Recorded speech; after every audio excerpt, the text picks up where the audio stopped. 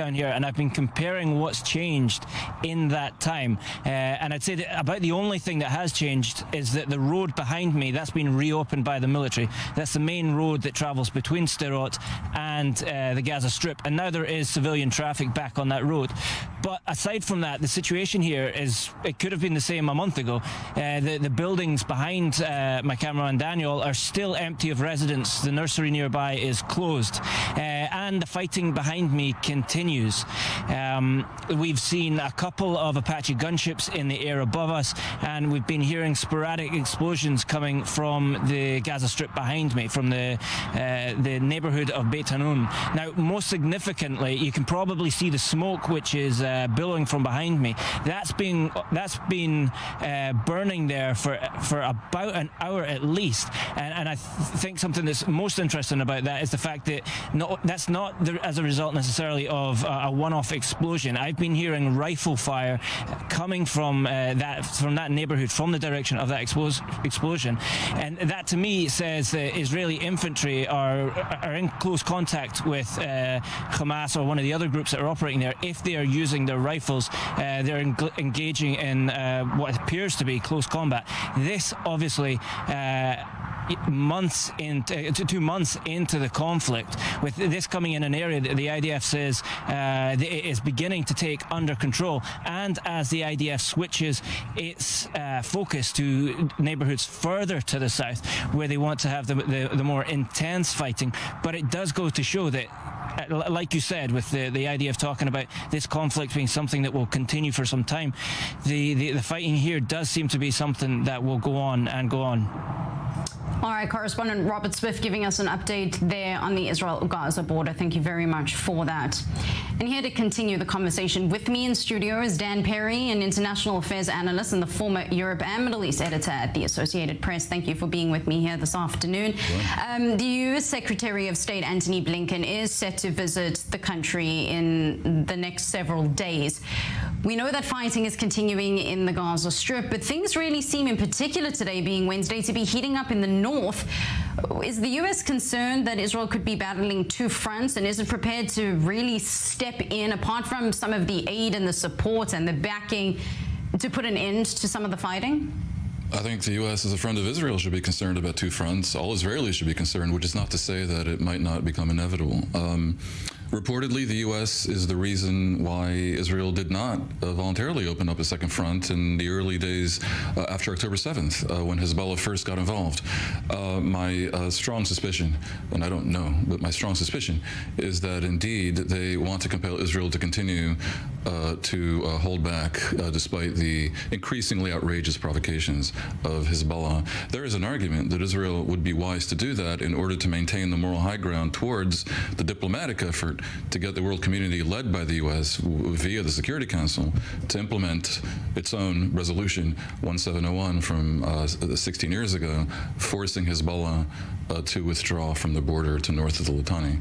And the U.S. also clearly is concerned about the numbers of civilian deaths in Gaza. They've made no secret of that.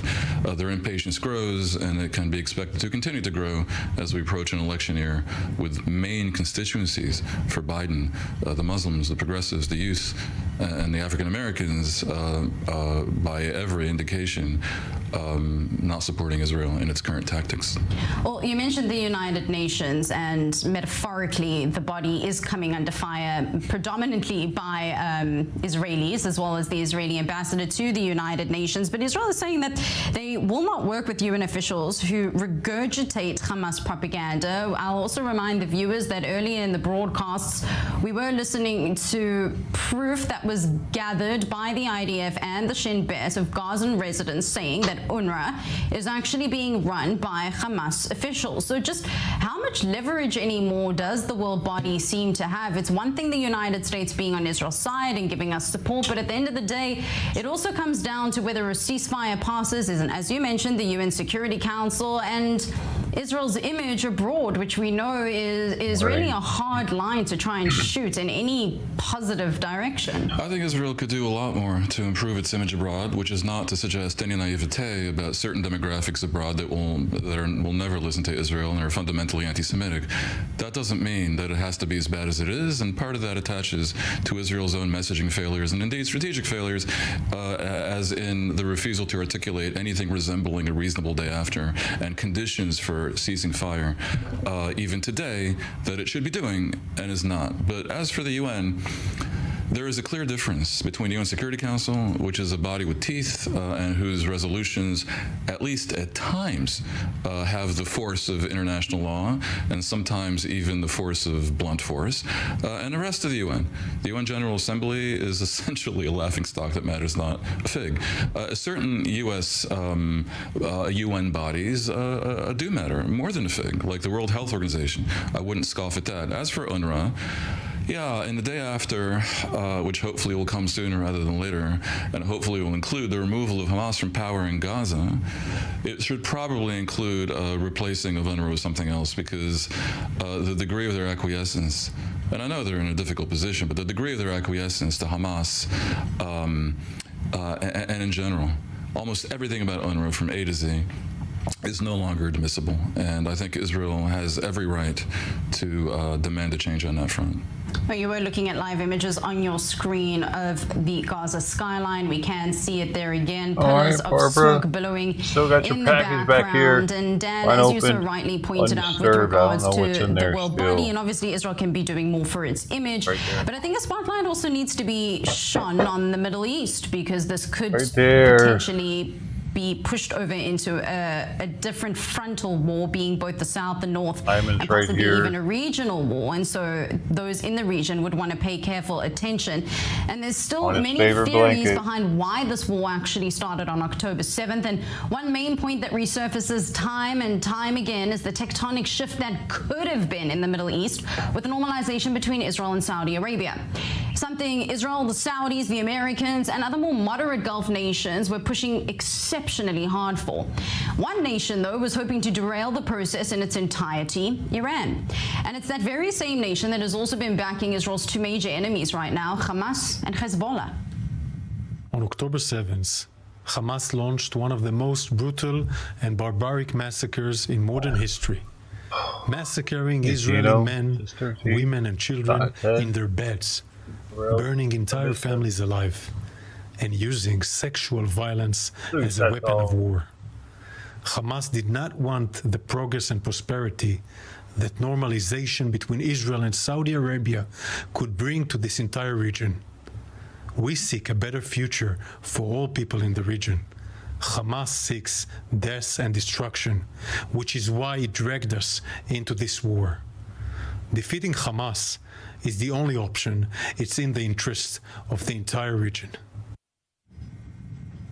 Some argue that while the Dude, talks my may be neighbors- sidelined, that doesn't mean that my they've been neighbors taken don't pay off the attention. table They don't- completely. Israel in They particular put their trash is still things hoping out. They're not that once the supposed fog to. of war settles, This is my the normal talks will trash day. resume. Dan, do you tend to agree with that? Do I you looked think it that up Israel online, should be though, and it focused says right now on if Christmas still or trying New to push Year's for falls on a the weekday, extension of the Abraham Trash Accords and making Day peace with the so-called big fish gonna in the be region, Saudi Arabia? a day Or late is there more pressing problems to deal with at home until and on Saturday. our more immediate borders? I've never been a believer in That everything's hyper-focus where normal you do again. one thing at a time. And the still got reality their is trash as cans out there. interesting as Israel's that would be reckless to do. Of course, Israel should be hoping for that. The real question is whether the stars can align in a manner that might enable it, because of course, as Israel continues its war in Gaza, the mounting civilian casualties foment on the Arab street. Again, not that these governments are democratic, but they're not indifferent to the street. It's awkward for Saudi Arabia. I have Oh, this guy? I don't know, he's excited. in writing that parts of This guy? Or this guy? should include Oh, he wants to park there, and the camera guys are telling him to move it. I think.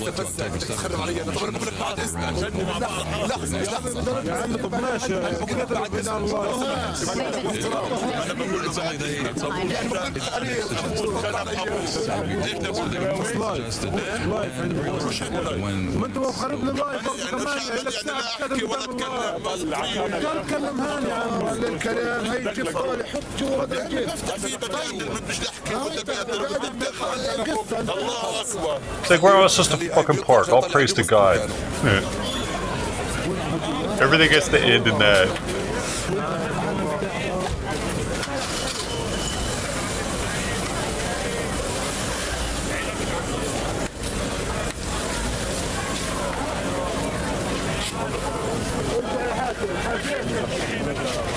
Oh, that's what a Palestinian plate looks like. Yo, that'd be kind of cool to have one. Get one of those on the wall.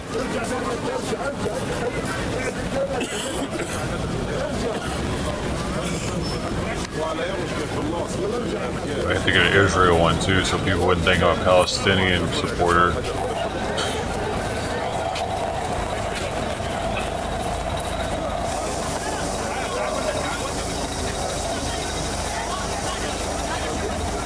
زي ما انت ضلك راجل زي ما انت تقدم احنا واضح مين الشهر الشهر اول مره تشوفه ما عدا واضح هذاك كان لي استفهام بس هذا اول مره تشوفه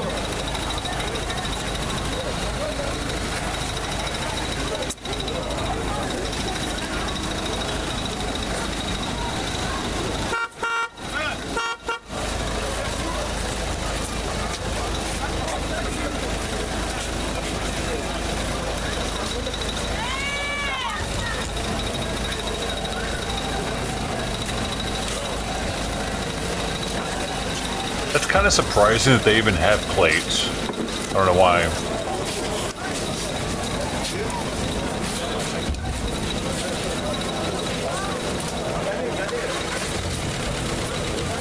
Like, it's interesting that they actually have a society, like a government that has license plates to me.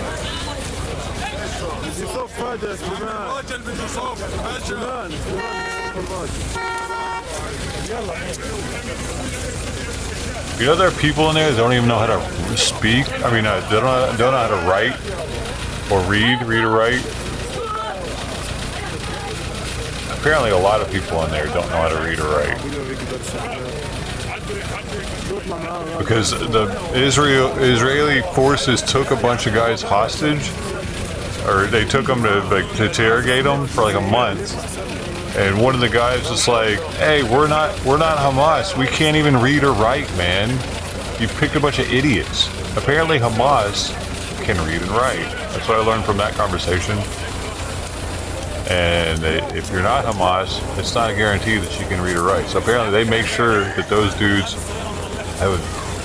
they're not the low IQ people of Gaza, is what I'm gathering from that. They don't just take anybody into Hamas. Because why else would he say, we're not Hamas, we can't even read or write?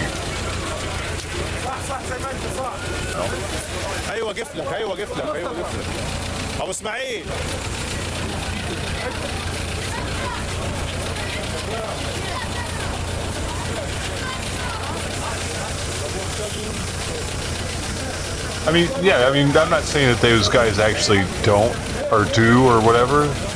It was just the fact that all I'm taking from that is Hamas aren't like they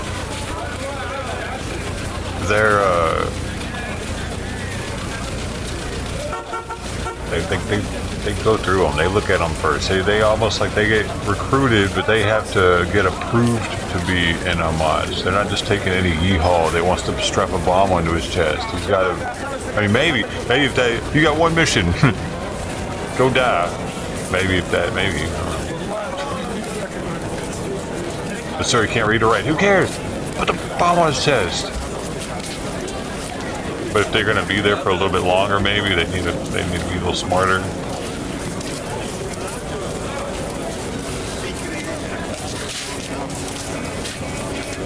I think it's some kind of Hamas ASVAB test.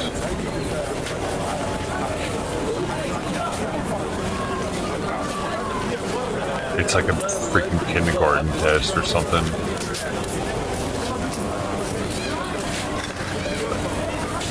Like 5th grade.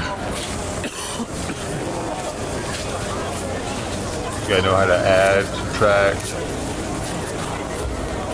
Yeah, know how to read basic words.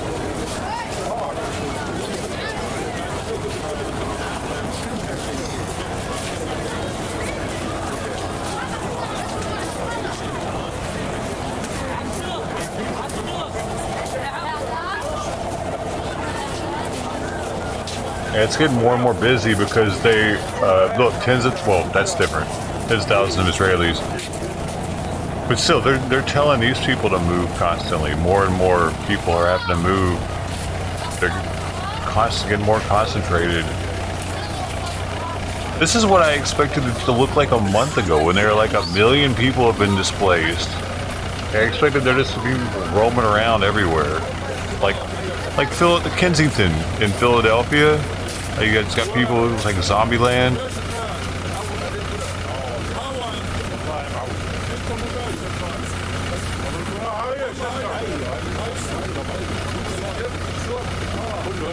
This guy's trying to park there too, man.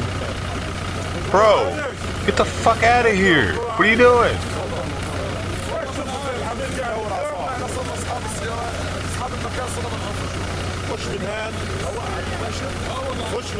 These motherfuckers like to argue with the camera guys, don't they?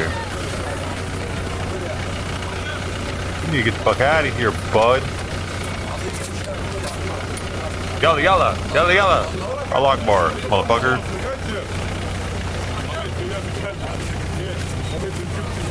We told that shithead. What are you doing? Oh, he's actually gonna back into here? No! I don't like him.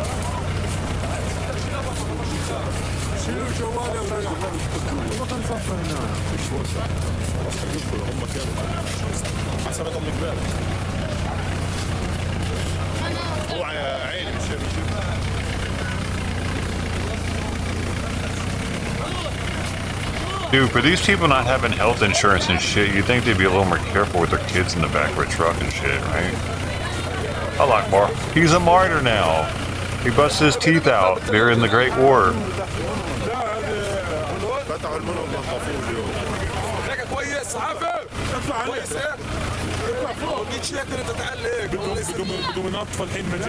I don't think I would let my kid that age stand in the back of my truck like that. Because all it takes is having to slam on the brakes. Even going that fast, slamming the brakes causes...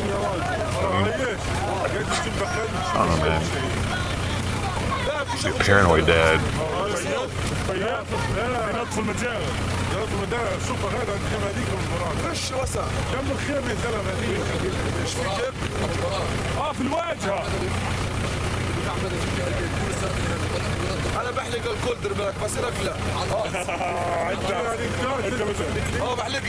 And yet again, their clothes are all still clean.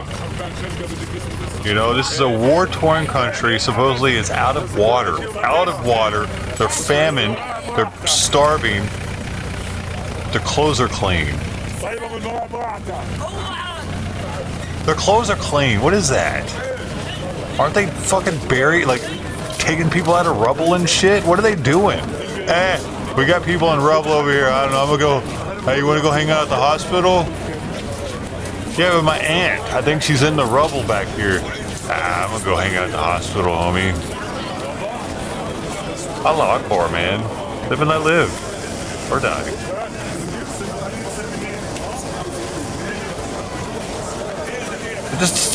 It's surreal. Like, there's supposedly all these people that are dying underneath rubble, but yet they all got time to just lackadaisically walk around talking on the phone, chilling.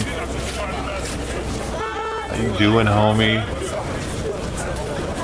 I don't know, dude. I feel like there should be more craziness going on. It just seems like another day. Like this is outside of Walmart. And this is the homeless crowd.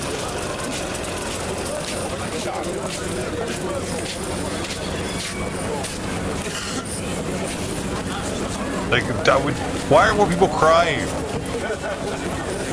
Why are more people like holding each other, sad, depressed looking? We're just chilling. This guy's riding a bicycle. Do some tricks for us.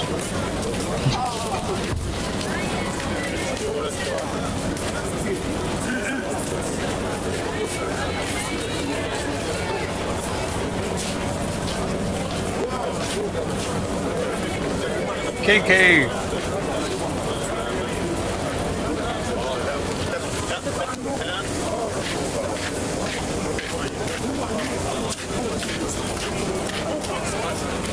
Oh, he's got a mask on. I don't see that very often in here. COVID mask. Dude, if I was there, I would be wearing a fucking mask on me. You know what I mean? Shit. That dude's smart. This is mask wearing time right here.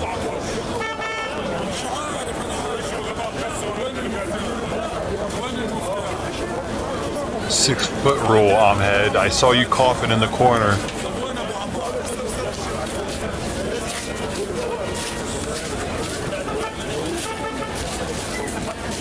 God, remember when everybody was tripping out?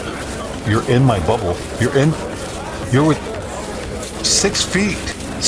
Dude. So it's hard to hear that shit from people, like on videos and stuff when we were covering the Antifa stuff. And like they love being able to tell people that 6 feet.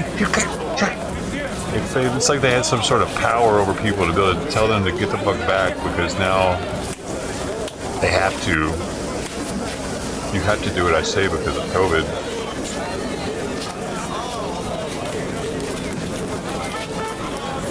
That dude's missing a leg. He had the biggest smile on his face of anybody out there. These people want to lose limbs. Did you see that shit? He was like, I'm a martyr. I lost my leg. The women are gonna love this story, huh? I Akbar'd it to the fullest. Leg's gone. What's up, baby? Yeah, I'm a martyr, but I'm still here. He's like the luckiest one of all, the ones that lose limbs, because then people can like give them pats on the back for the rest of their life for losing a leg to the Great War of Israel. I'm serious, dude. These people think differently.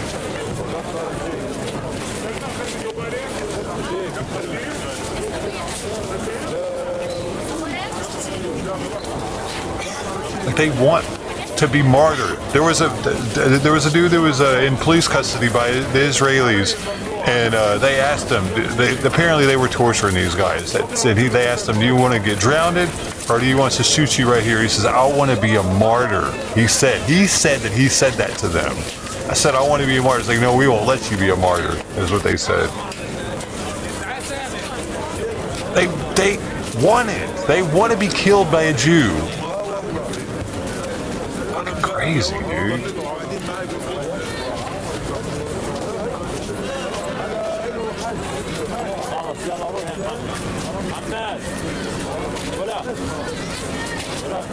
Because they get more presents in heaven if they get killed by a Jew. Then they're a martyr, and that makes them something. They get a golden crown when they get up there, and that one extra virgin for the road.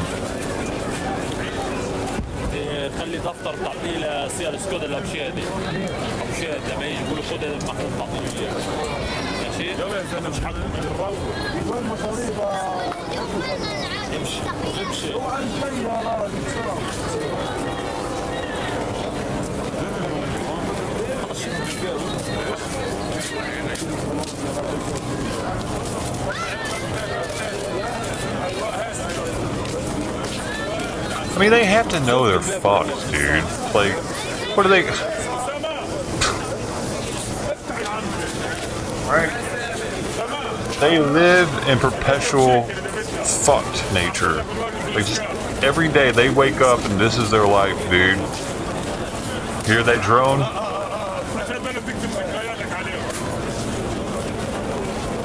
What a weird existence, man. I can't imagine waking up. This was my. Can you imagine what kind of nightmare that would be if you just randomly woke up in this world and this is you now? You go to bed as you wake up in Gaza as one of these people. That's frightening.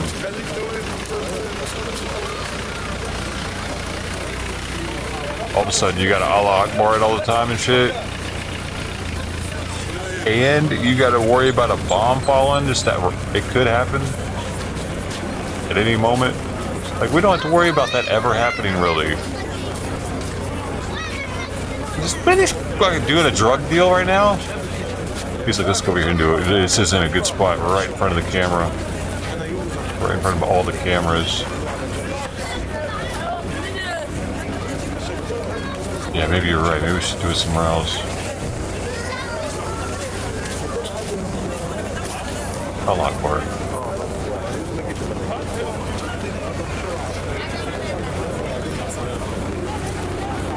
Gaza small? Oh yeah, I mean that's what it's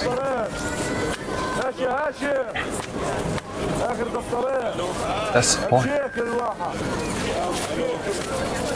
And it's not only them.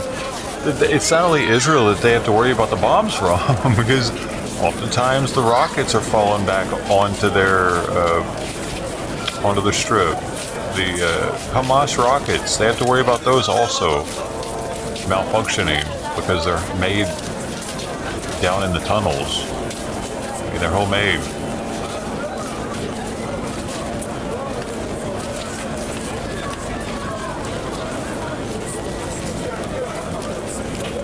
Plus the fact that Hamas is look, this guy with 2 bottles of water. Hold up. Hamas is supposedly keeping their aid from them and then divvying it out to them. It seems by the looks of it, though, that they're getting divvied out enough. Because if they weren't, I'm pretty sure there's enough people there to take over Hamas if they really wanted to. Yeah, some of them would die. But they could take them. They just had to take their guns from them and start shooting them.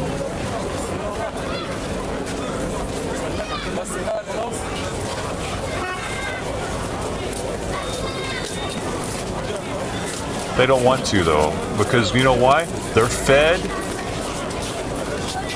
and they're happy with the situation. If they weren't, they would take over Hamas.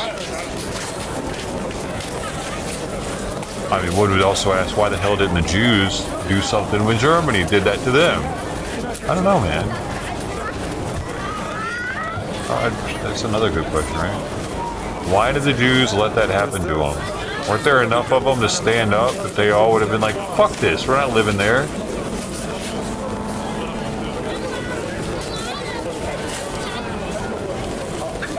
Yo, look at this. Tennessee. It was created in Tennessee? I didn't know that. Damn, man. From Tennessee. Did you see how many KKK members? Oh my God. I didn't even know that was ever a thing. Look at this. The extremist way. Look at that shit. That's insane. 1865, but when did that happen?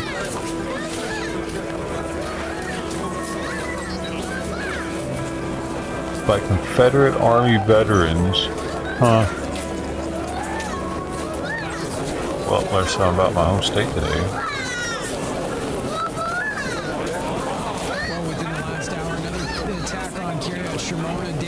Buildings. It does not appear that there were any casualties. First responders still on scene assessing the damage. Again, no apparent injuries in this latest strike. It did look like a healthy launch of rockets targeting the area. We're still waiting for the IDF to confirm just how many projectiles were fired on Kiryat Shimona, intercepted. Why does that always happen to you, do you know? Through, or potentially the that happened to anybody else? The interceptions hitting put you back some 5 of these minutes. homes and buildings. that we're seeing reported in the city behind me. This is the 6th attack of the day that Hezbollah has claimed responsibility for.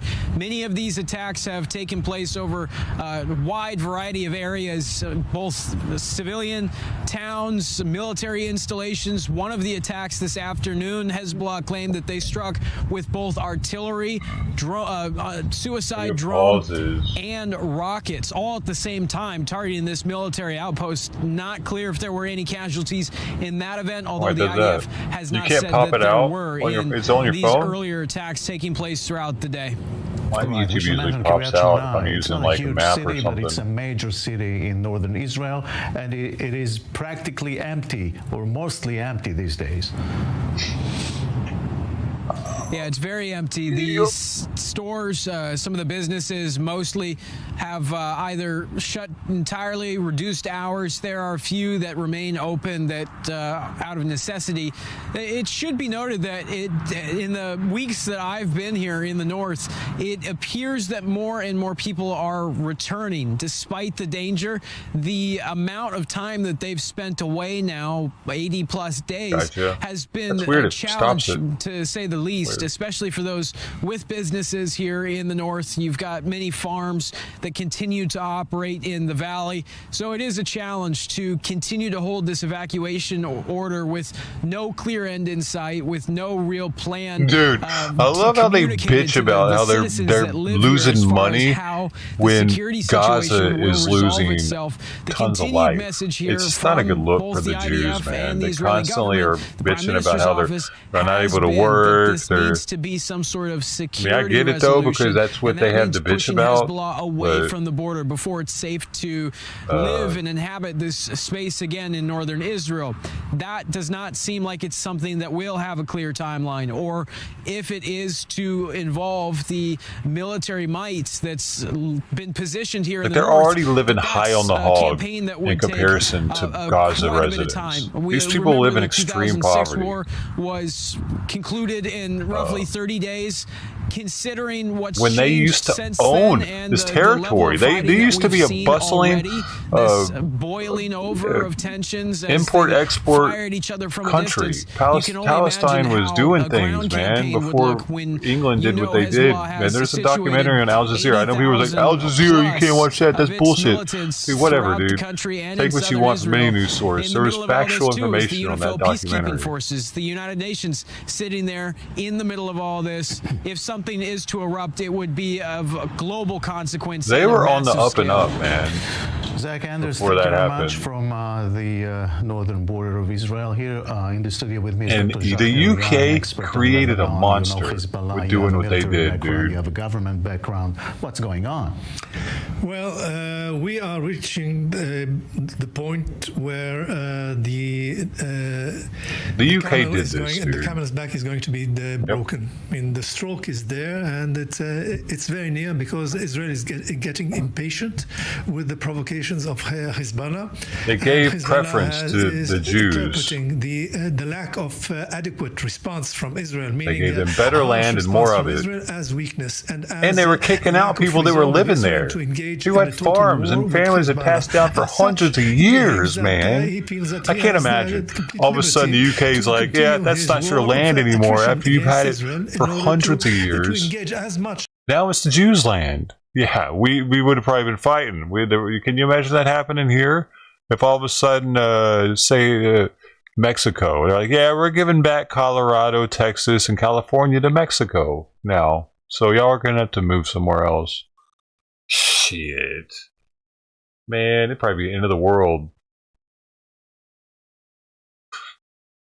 You know what I mean? Like, they'd find a way for that to be a world war. Hezbollah is going to commit suicide, certainly not, and certainly not Iran will ask Hezbollah to commit suicide.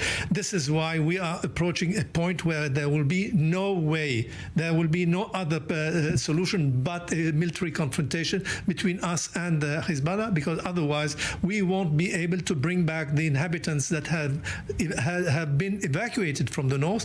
This would be something that, I mean, unless we will ask them to stay for 2 or 3 years outside the houses.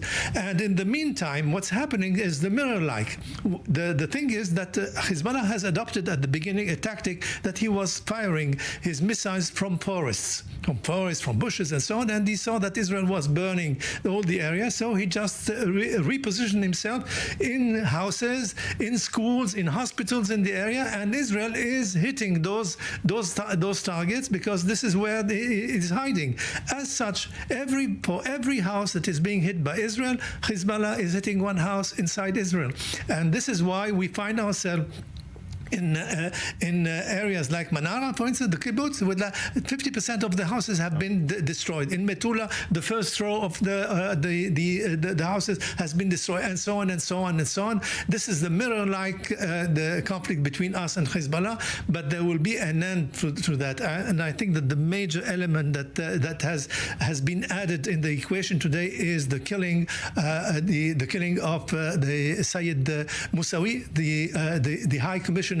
These people are fucking delusional if they think that killing commanders is going to end this. Some dude's like, oh, I'm up for promotion, actually.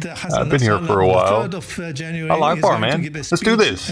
On commemoration of the killing of there's a never-ending stock of people that are willing to be freedom fighters. To hear something very, very dramatic in this speech. All right, let me bring in Dr. Eli Carmon from the Institute for Counterterrorism at Reichman University. Thank you very much for joining us.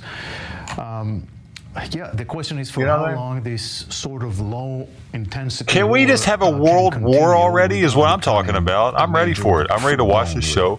Get my Redenbacher, orbital Redenbacher. Oh baby, who's ready? I'm ready to watch the rockets. Red glare, bursting in air, whatever. The third phase, in the sense that part of the military will leave Gaza, and most of the activity will be commando units. It's all going to be Transformer wars anyway. Pew, pew, pew, pew, pew, pew. Good shit. Also, this part we're going to be out there droned out of our minds. In case there is a conflict with Hezbollah in the north. There is also the visit of Secretary of State Blinken in the first days of January. And I'm ready to see American missiles. Some cruise missiles? Oh, yeah. Will be what to do with Hezbollah. Since flight for like 100 miles or something. President Biden said, don't. There's a max raise on a cruise missile. How much time we have for don't. Right. Because there is pressure from our public, especially those which live in the north, that want to return to the border. 1,000 kilometers. Also, I think some part of the at 500 miles per hour. More aggressive in the case of so 620 miles. Oh my God, that's crazy, dude. I want to also take in consideration what my colleague Jacques Leria mentioned before. And then it can fly into a window. Or the targeting of General Musawi, I don't want to fuck with that. Very important member of the Quds Force. Have I went over my F-bomb quota for the morning? That influenced Hezbollah. Hezbollah declared that this is a red line, and there will be some reaction, some retaliation for it. This separately from what the Iranians threatened us. At the same time, I must say that part of what we see in the last days is a kind of ping pong between us, or our army IDF, and the Hezbollah. For instance, the attack on Kiryat Shmone this afternoon, or this morning, is a result of an attack against militant or member of Hezbollah in Bin Jbeil, in which two of his family members were killed also. So they decided to try to kill people in Kiryat Shmone, although they know that it's quite empty, but still there are people there, and there is also damage, material damage. Right. So we know also that there are some attacks of Israel more in the northern Lebanon, some 20 kilometers, and possibly if we attack a very important target, which by the way was not declared by Israel, this can also influence the decision of Hezbollah how to retaliate. All right. Please stay with us. I'd like to get an update from the south. I-24 News' Robert Swift is near the border with Gaza with what's happening there today. Robert. That's right. There has been less attacks here than there is in the north, but that's not to say that there has been no fire from Gaza. Today there's been 3 separate launches, 2 of them targeting the Israeli village of Nahal Oz, and the fighting has continued inside the Gaza Strip. We've been seeing some indications of fighting, including what appeared to be a gunfight or rifle fire a little over an hour ago. So it does appear that the fighting continues even here in the northern part of the Gaza Strip, but it is taking place to a larger scale further south within the Gaza Strip. The neighborhood of Khan Yunis is where the IDF is focusing its efforts presently, and it released information and photographs a little earlier showing an arsenal that it had seized, which appeared to be mortar rounds. Now this will go to reassuring some of the communities that have been under those rocket attacks, because it is weapons like this system that the IDF sees today that villages like Nahal Oz have been targeted with. Right, Robert, thank you very much for this update. Jacques, back to you and to the Hezbollah questions. We saw that when there was a ceasefire in Gaza, Hezbollah stopped as well. How is this connected when the current phase in Gaza ends? What's going to happen in the north? Let's begin from the beginning. Now, on the 7th of October, Hezbollah was taken by surprise. He did not imagine that Hamas would attack on his own without coordinating his timing with Hezbollah. Had he done the same, I think that we would have met the Ridwan units inside Safad and other places, maybe even in Haifa. Anyway, so the decision to enter the war was taken on the 8th of October, and from then Hezbollah has declared a limited war, the low-intensity war on Israel. This is what's happening, and in order to meet the critics that say, "Well, you just promised to take part in the war against Israel," he says, "Well, look at what we have accomplished. We have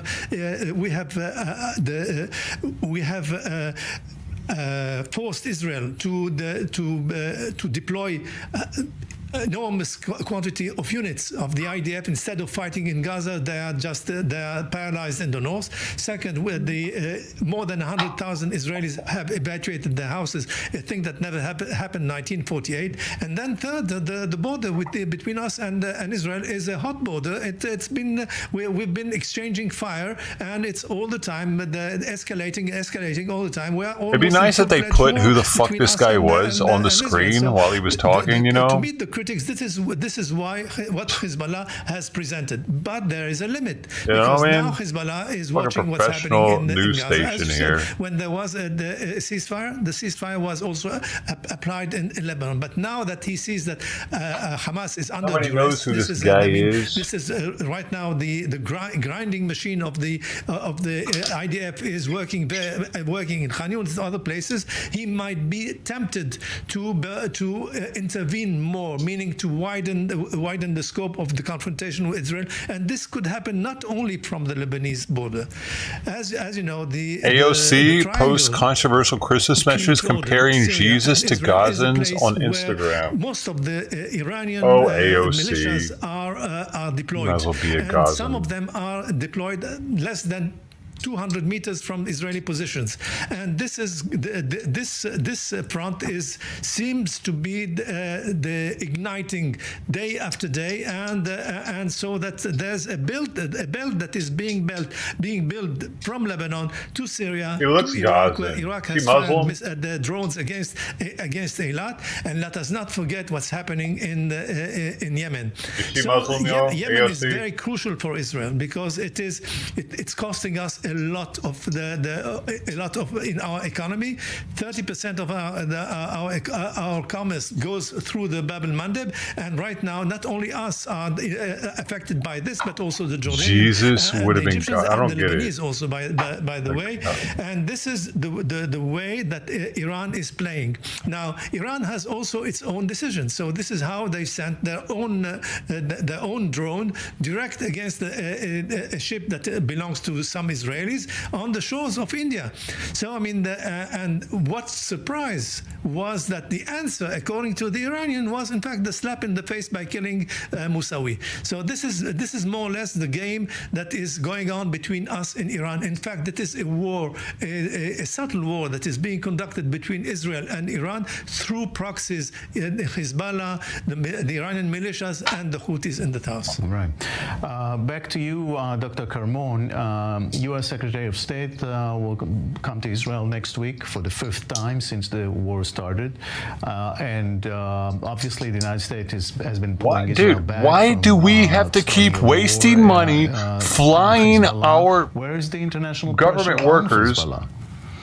to Israel? Can't they do this shit on a fucking Skype? Yo, we're spending, what, how many, probably $100,000 to send them out there with security detail, the hotel, the flight. Much about what is going on the ground, perhaps. For what? What does it do? What does it do? Us seeing our people out there, does that make us want to be in the war more as a whole?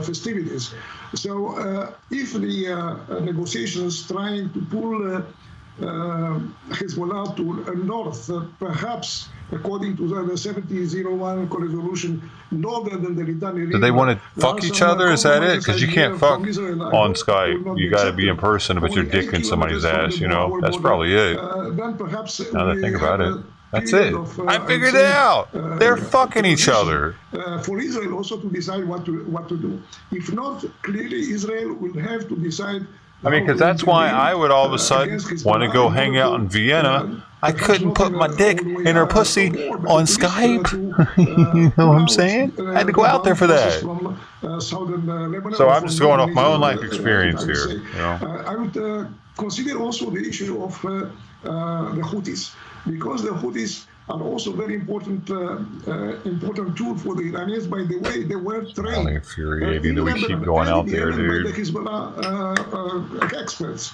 And this guy just making the whole world see that we're tied up in this thing, you know? Yo, look, a donkey. To attack very much the Israelis, but that's Jesus' donkey. An embargo. Now, if the Americans, we see that there are also negotiations on this issue, I think, with the coalition of the United States. He's not if the Americans decide to really attack the Houthis, this will also dissuade, deter. The kid is driving the donkey, dude. So we have in the next weeks a kind of regional play, and the decision, much of the decision depend on the and they grew up young out there, don't they? Administration. And because the American administration is entering you gotta be a man early in Gaza. Period, we don't know exactly how President Biden will decide might not live to be 18. Assertive, or I would say aggressive, against the Hezbollah and perhaps the Iranians, because the Iranians also,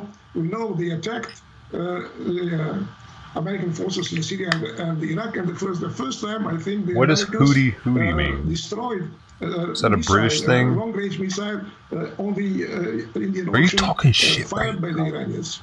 Right. Yes, sir. France was involved in Lebanon since ever. Of course. But lately, let's say since the explosion in the port of Beirut, they have tried to impose reforms on the Lebanese system, the Lebanese government, to no avail. Now, since October 22, there's no president in Lebanon. They have tried all the efforts. Macron, Le Drian, and Colonna have the same government that publicly complains about giving a few billion to allies waste close to $1 trillion a year on experiments like making monkeys gamble for drinking water. There's no prime minister. There's no government. Everything is transitional. So what can you expect from France to bring you an agreement with Hezbollah, to whom they don't speak? They speak only going in, fellas. Intermediary. So this is something on the French. The Americans are meeting, let's say, the Lebanese government. They don't talk to Hezbollah. They talk also to Mikati, the prime minister, the transitional prime minister. And are they talking to the Iranians? And then they are proposing things that are, according to the press, that are unacceptable to Israel. 13 points that are on the border. We have to give back to Hezbollah, to Lebanon. We have six villages that were abandoned in 1948, and these also have to be given back. And according to what? To the border that was drawn in 1923, 100 years ago. This is what they say. This is the official and international border of Lebanon.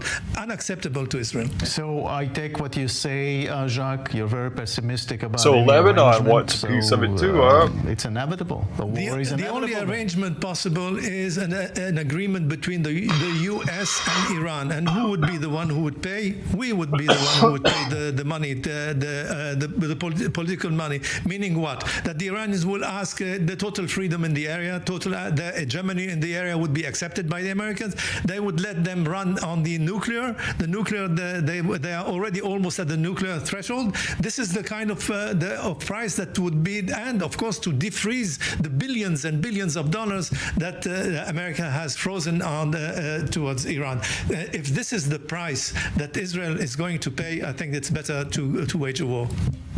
Why can't we just annihilate Iran? US ships shut down 12 one-way attack drones, 3 it's like anti-ship 500 cruise missiles with nukes on them. and Bop. 2 land attack Later, cruise Iran. missiles that were fired by the Houthis. In other words, it's Tuesday in the Red Sea. So with us now is Benham Ben Talbot from the Foundation for Defense of Democracies. Little nuke warhead on them bad boys. Joining us, which makes you wonder, before they have Western nuclear forces in the capability, Gulf, we should take them out, right? in the Red Sea there in order to play tag or to tackle the problem? Well, it's a pleasure to be with you. They're already messing around with depleted uranium at like an alarming rate. Maritime coalitions in and around all of these bodies of water that feature Iran or Iranian proxies: the Persian Gulf, the Strait of Hormuz, the Gulf of Oman, the Indian Ocean, the Red Sea, the Bab el-Mandeb Strait. These are all maritime corridors smack where them the Iranians like we did Japan back in the day. have been able You to see how that worked out, huh? Japan got right largely, into but not line. exclusively. If you look at that Red Sea Now they got coalition, the best cars in the country, in the world. I mean, 153. The they're the best cars in our country. By denial, not deterrence by punishment. So they're playing one version of tag where they're just trying to thwart away the ball and not actually respond. So far, these vessels that have been brought into the region have not launched strikes back at the launch points where the Houthis have fired drones, cruise missiles, and ballistic missiles, let alone anti-ship missiles. So long as this continues to be the case, insurance premiums will go up, less ships will there's transport something through this about corridor, and the getting Houthis will smacked with a nuke that causes society to Sooner or later, flip the script a little bit, not flip the script, will get hurt. change it up. No, that's reality. And It's the question time is, to- what would be the red line for the Americans to It might be time to chill out a little rethink bit, their y'all. policy there? The problem is there is no real clear red line. In general, when you see the U.S. statements driving this, again, there was already a task force in the area, Task Force 153, but the U.S. tried to broaden it, internationalize it, multilateralize it to try to tackle this new Red Sea problem. There were, issues between the French and the Americans, more recently, reportedly between the Spanish and the Americans. The fact that you don't have the UAE, Saudi Arabia, and the Egyptians involved, despite 2 of those 3 countries having I feel like we could defeat all these people if we would be willing to use nukes again. So there is a major issue between means and ends for the Americans here. And so long as this is going to be unclear, you can expect Iran's proxies, whether in the maritime domain or on land, to try to continue to play salami tactics and take an inch. We used to think that blocking shipping, But they would lanes probably like hit this us with a is terror attack at unacceptable, home. Totally unacceptable by the A West. dirty bomb or some shit. What is the message to the neighborhood? There would be a retaliatory attack. The message is here. unfortunately one where Washington's actions has vindicated the statements of Probably in Washington's LA. major adversary in the region. In 2021, for example, a month after the U.S. left hate us the most. Afghanistan, the head of Iran's IRGC said, "This is not the same America of 10, 12 years ago." And you see that today exactly in what you said. The fact Because that we're the there is most major west of the blocking West. of these shipping lanes. There is They major hate the West, harassment of commercial and we're the traffic. West-West. There is a newfound geography for the Iranian threat, not just on land, but at sea. And the U.S. is at best responding only through interceptions and not kinetically. That is a major problem. So you can expect more, not less, of these maritime harassment attacks affecting the U.S., affecting the Arabs, affecting Israel, moving into 2024. Got what? All right, Benham, thank you very much for that. Back to you, Dr. Carmon. We have like 2 minutes, so a short reply I'd appreciate. What do you think will be the end game over there at the Red Sea? I think that Israel must retaliate against the Houthis. It was a casus belli for Israel in 1956, the War of Sinai, and the Six-Day War in 1967. It is a huge economic problem, but also the image and the deterrence of Israel. So I think even the Americans decide not to respond only passively. I think Israel has to do something more serious and can do it. All right, thank you very much for that. Again, briefly, Jacques, the list is getting longer now. I think my colleague Dude, I got a thing in the mail that said that I can take out a loan for $500,000. I've been pre-approved for up to $500,000, and I could take like 20 years to pay it back. I got that before Bitcoin pumped. I wonder how people took out huge-ass loans just so they could help it pump it. Took out like shit tons of. Thank you for that. We'll take a short break now, and we'll be right back. It says respond by 10:15. That means I got it probably in August or September, so it was before Bitcoin really did its little pump it did right now. If I would have taken that, put it into Bitcoin at the time, I could have probably paid off the loan already with what I had made from it. It's interesting. I got a couple right before Bitcoin pumped. I got like it's almost as if the banks are trying to either tell people or entice people to help pump it. I don't know. I bet they do. I've never heard of this company before, BHG Money. But yeah, it's like they knew that I had been into crypto, and they knew that it was about to do something because they were about to help it do it too, or something. It was interesting. It was them and a couple more that I got right before it did it. That's not the first year that's happened. It happened last time too. I think because they know that I was in Coinbase, probably. They see how much money I unloaded into Coinbase and how much I offloaded through Coinbase. I bet Coinbase sells their records.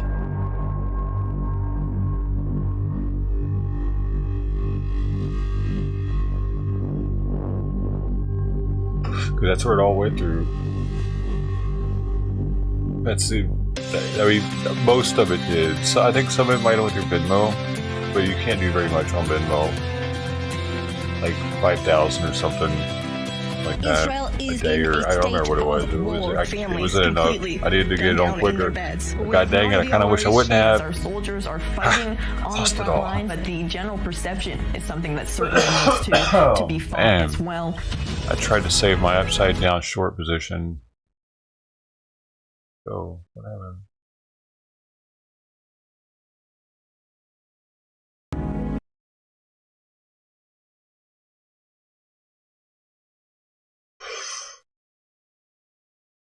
They were quick on giving me that $25,000 loan though. I almost got it paid off too, man. Like I got like 6,000 left. How much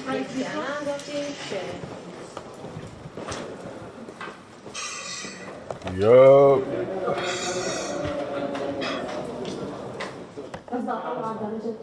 So at least I know I can get a $25,000 loan. Now I'll probably be able to get like a $50,000 loan since I paid this one off, or once I pay it off.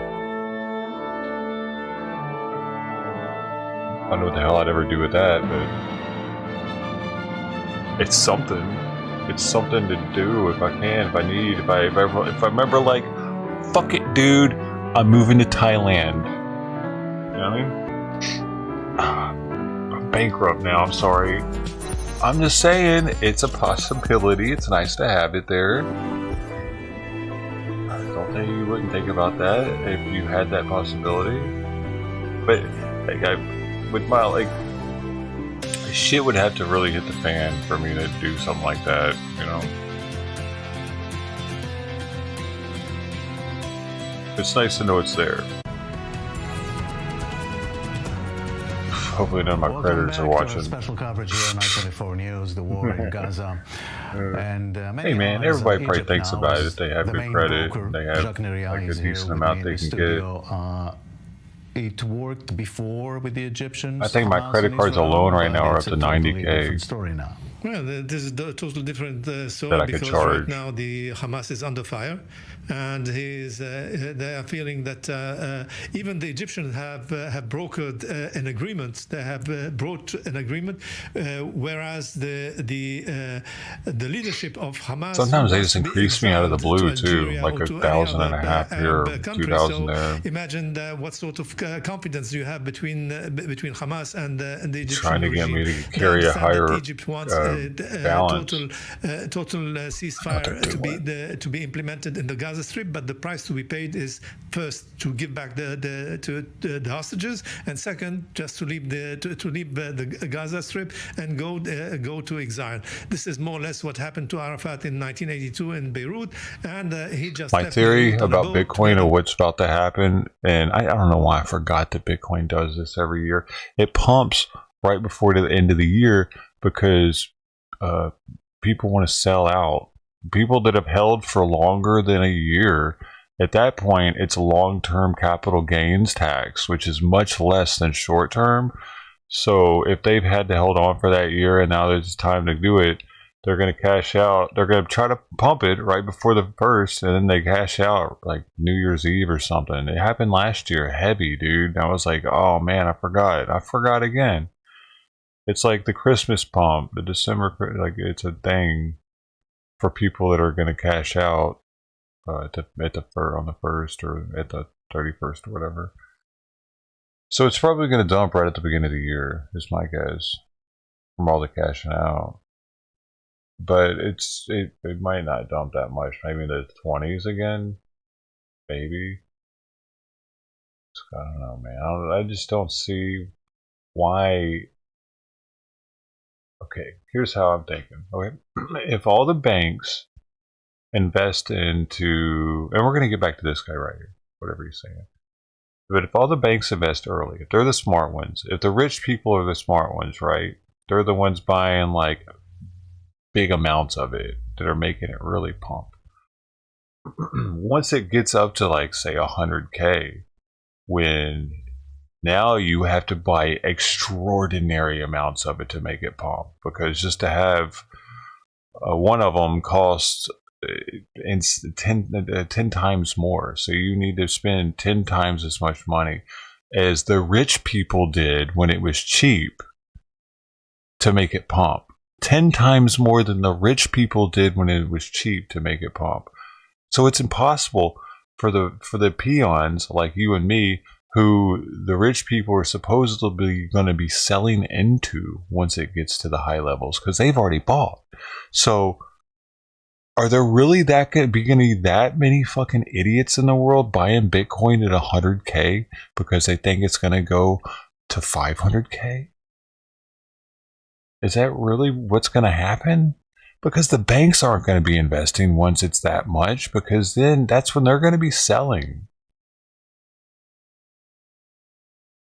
Like all these numbers that it's hitting right now don't really matter, because nobody's hitting an all-time high. The reason why I say that is because when you look at the chart, hold on, we're putting this on pause for a second because I spent a lot of time with crypto. When you're looking at a chart and you look at the history of something and you see, and this goes for stocks too, you see that it's went up to a certain spot. You know that there are bag holders all the way up to that point that haven't sold, but are have a much higher likelihood of selling once it gets to their number that they bought for, because then they got wives that are like, just get our money back. You know, it might not keep going up. And people that get cold feet and are like, yeah, I don't know, I just want my money back. You know, I got shit I got to deal with, some life thing, you know, the death or moving or losing a job, anything can make someone want to cash out right when it hits their number that they put in at, because then it doesn't feel like they took a loss. At least they got their what they put in, or they might push it a little bit higher. But once it hits an all-time high though, and it keeps going higher, that's another thing. Because someone, and again, you also have to look at BTC value. If you're looking at an altcoin, you can't be watching it in USD value. You have to be watching it in BTC value. What is exchange rate is for that, because that's really what matters in the whole scheme of all the crypto world. Once you're in the crypto world, BTC value matters the most, because they all fall back on that. Don't look at USD value, because they can drain you dry, because BTC will be pumping while your coin is dumping. Next thing you know, it's not worth as much in BTC value. You can't even exchange it for that, right? Like, so now you're just, it looks like it's a way to trick the person to stay into their altcoin, because it looks like it's making as much money as BTC is, but it's actually losing a little bit at the same time that BTC is gaining. It was a whole hard lesson I learned the first time when I first got into altcoins. I had a bunch of them, and I was like, the prices were staying pretty even, but they were all actually losing BTC value. But BTC was gaining USD value, so it made it look like they were doing all right. But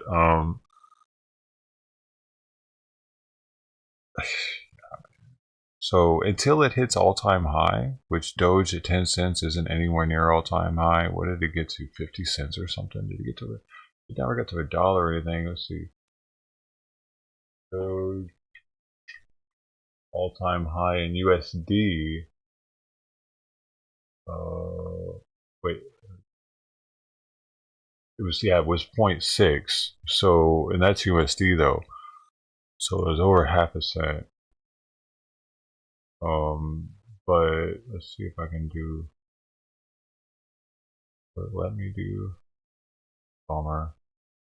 Doesn't have Doge, doesn't have and BTC. Okay, here's a chart for that. So BTC value Doge 0.000011 BTC. Right now, and if you look at the chart here, it actually hasn't risen hardly at all in BTC value over the past little while here. It's only rising in USD value. So if I go to 6 months, it was actually higher in BTC value back here in July when BTC was lower. It's been dumping as BTC's been pumping, just like what I was just saying. That's what's happening. It's they're bleeding you of BTC value right under your eyes, like under your nose. And now you can't exchange it for as much BTC, while BTC will continue to go. Like, if you would have been in BTC this whole time, as you can see, or this, you just inverse this, and it would have been going up in BTC value, and you could have traded that for Doge later and actually had more Doge than you would now. And then once Doge actually does pump, because it's not right now, until it's increasing in BTC value, Doge isn't doing shit. It's actually bleeding in value. Had a little minor pump there, but Elon Musk might have said something in November. So yeah, that's some things to keep in mind, man. Don't let them bleed you at BTC value. It'd be very deceiving.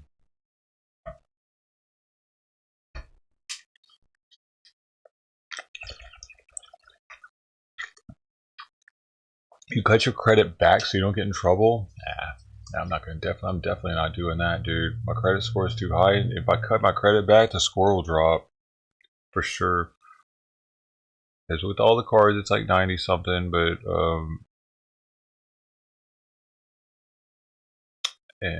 it's pretty locked down too. So that's why I talk about it every now and then on here, and I'm not too worried about someone trying to get me, trying to go after me because I have good credit.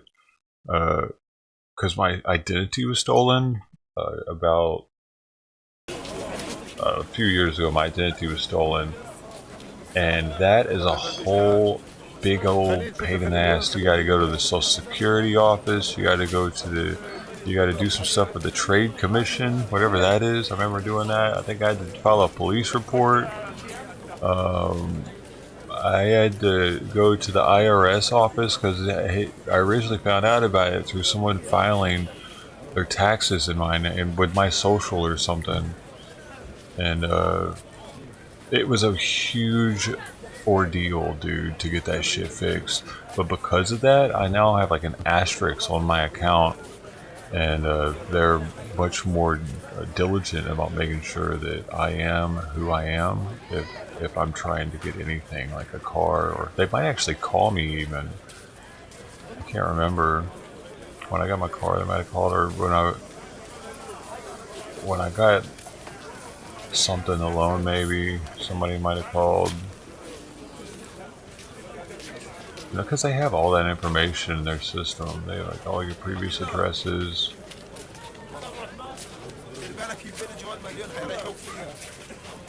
I had to verify certain information. But I mean, I guess thing is with this live stream, what if they have that information now? They've been watching for years and they finally got it.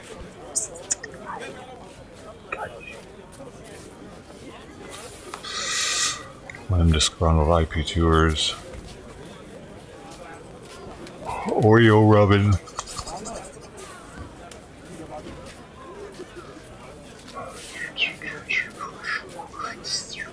Damn, actually Doge has been bleeding BTC value bad, dude. Over the past year to date, dude, it was worth 0.000045, and now it's 0.000021. It's half its value. So if anyone would have sold Doge in January and then bought back now, you would have twice as much Doge. If you'd have sold a Bitcoin and then bought back, because that's what I did with my Raven coin that I mined. I waited till it got me a lot of Bitcoin, so it'd have been like right now, it would have like, and then I traded into Bitcoin, and then I waited.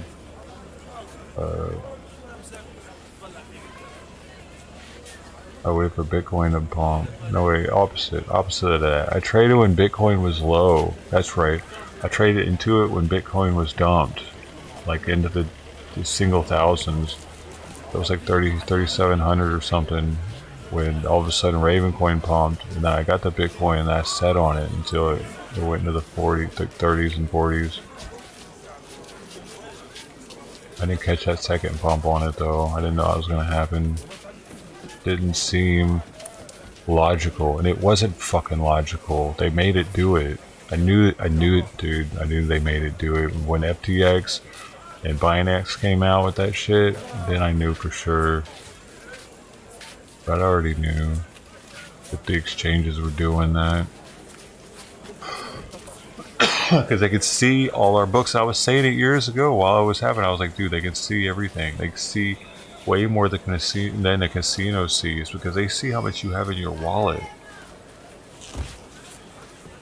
And they know how long it takes for you to go to your car.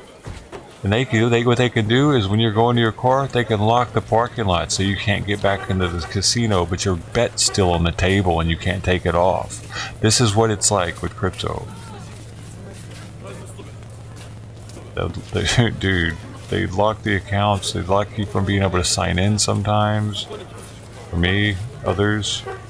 Right when it's at its worst, like when it's dumping or pumping at an extreme rate, like 1,000 per 10 minutes or something. That's when everything fucks up and you can't go in. Little stuff like that. I knew that they were doing something, man. They would blame it on their system being overwhelmed, but dude, they were a multi-$100 billion whatever company. Their system shouldn't be getting overwhelmed. Their servers should be like the size of a Bitcoin farm. Make sure nothing happens with as much money was on the line. They were letting it happen. They wanted it to happen. Now it all came out. What a fraud. Lost everything because the motherfuckers frauded me.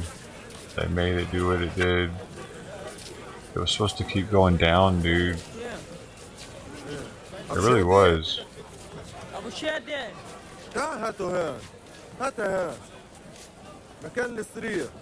بعدين بتحطها هون. اسمع والمصري خلي المصري يرفعه. They made a lot of people lose too that bought in at 60.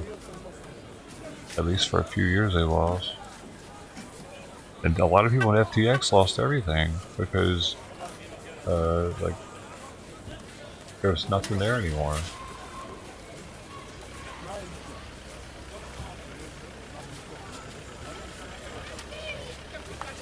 I just can't imagine there being that many people that are willing to blindly lose everything after FTX and Binance, where they think that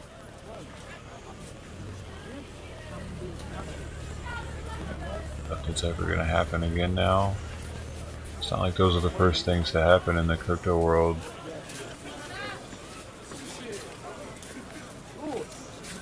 With all his fighters, with all his terrorists, and just found refuge at a safe haven in Tunis. Right now, the safe haven seems to be in Algeria and not in other place. So this is why, I mean, and still Egypt is very powerful and has a strong influence on Hamas, because it is the one that sits on the border that allows entry and exit from Gaza to Egypt and outside it. This is the door to the international, to the world. That's right when you should have sold, that the Gaza Strip was not under siege by Israel. End of in 22. fact, it was open look through at this Egypt massive to pump the that Rafah had. crossing to the world. And then anyone who wanted to go buyback out now was supposed to go through this gate and so on. So this is the image right now. I don't think that Egypt has much to do right now in order to broker a deal, because as it seems today, there's no way we can just bridge between the positions of Israel and Hamas on the hostages. All right, more of this. Let me bring into our discussion Ruth Wasserman Lande, former Israeli diplomat who served in Egypt before. Thank you for joining us. And also journalist Just Sheffers from Cairo. Let me start with you, Ruth. Will they both, Jordan invest and in the dinar? Thanks, Egypt, take part in the future of Gaza? So I'm smart. asking this because King Abdullah of Jordan is meeting Egyptian you're President supposed Sisi in Cairo to discuss the future of Gaza. So very obvious to me, there are vested interests both for Jordan and for Egypt regarding whatever agreement and whatever roadmap will be drawn for the region in the day after the war, and including the current situation. They are both very afraid and very concerned about the potential of the instability leaking into their own borders. Jordan, God knows, has over and above number of refugees already from Syria. Its infrastructure and economy cannot take anymore, and they're afraid of the Gazans flooding towards either their own territory or, of course, first and foremost, Egypt. And it is determined not to have even one Gazan enter Egyptian territory simply because they feel that this may rise and become an issue which will destabilize the actual regime. That's how the Egyptian regime sees it, as an actual threat. So whatever happens, they have to have a hand and a foot inside the arrangement. Foot and mouth disease needs to be done is the rebuilding of Gaza in the day after, provided that the Hamas will be destroyed to a position where it is no longer in power and or is able to exert power or have military power, and that will take a long time. The Egyptians and the Jordanians should be allowed and incorporated into the rebuilding. In other words, to have them win over the tenders for the rebuilding of the Gaza Strip into an industrious, substantial, prosperous place. And again, that only depends on the success of Israel regarding the destruction of the extremist Islamic forces within the Gaza Strip and the reconstruction of the entire educational system. Otherwise, there will be nothing to reconstruct. Just in Cairo, tell us, what's the talk of the town like in Cairo these days regarding the war in Gaza? We ask about the Doge total is pretty time low you're right out now on on the street. BTC It is value, all though. very much So pro-Palestine and it's very a much kind of anti-Israel, and everyone is condemning time to the buy Doge if bombardment you're and trying to what they call here. I'm talking about see the it average pump later. Egyptians on the street. My social media is flooding by Egyptians sharing images of children being killed, of women being killed, and all the civil casualties in Gaza. And they are hoping that the world would take a step to do something about it. However, President Sisi has other worries to be afraid of. As was just explained, Sisi absolutely does not want to have a single Gazan enter Egypt to resettle in Egypt. Egypt says it's our territory. We will not allow any Palestinians to come here. And as Sisi said in his speech recently, Yeah, they're kind of stingy, aren't they? in Egypt What's up for with that? 9 years, and I've never seen Sisi so emotional in the statements he made. He said, "We do not want to cooperate with the Israeli Nakba that is currently going on in the Gaza Strip. We don't want to cooperate in that. We're not going to house Palestinian refugees in Egypt. Those Palestinians belong in Gaza, and we want them to stay there."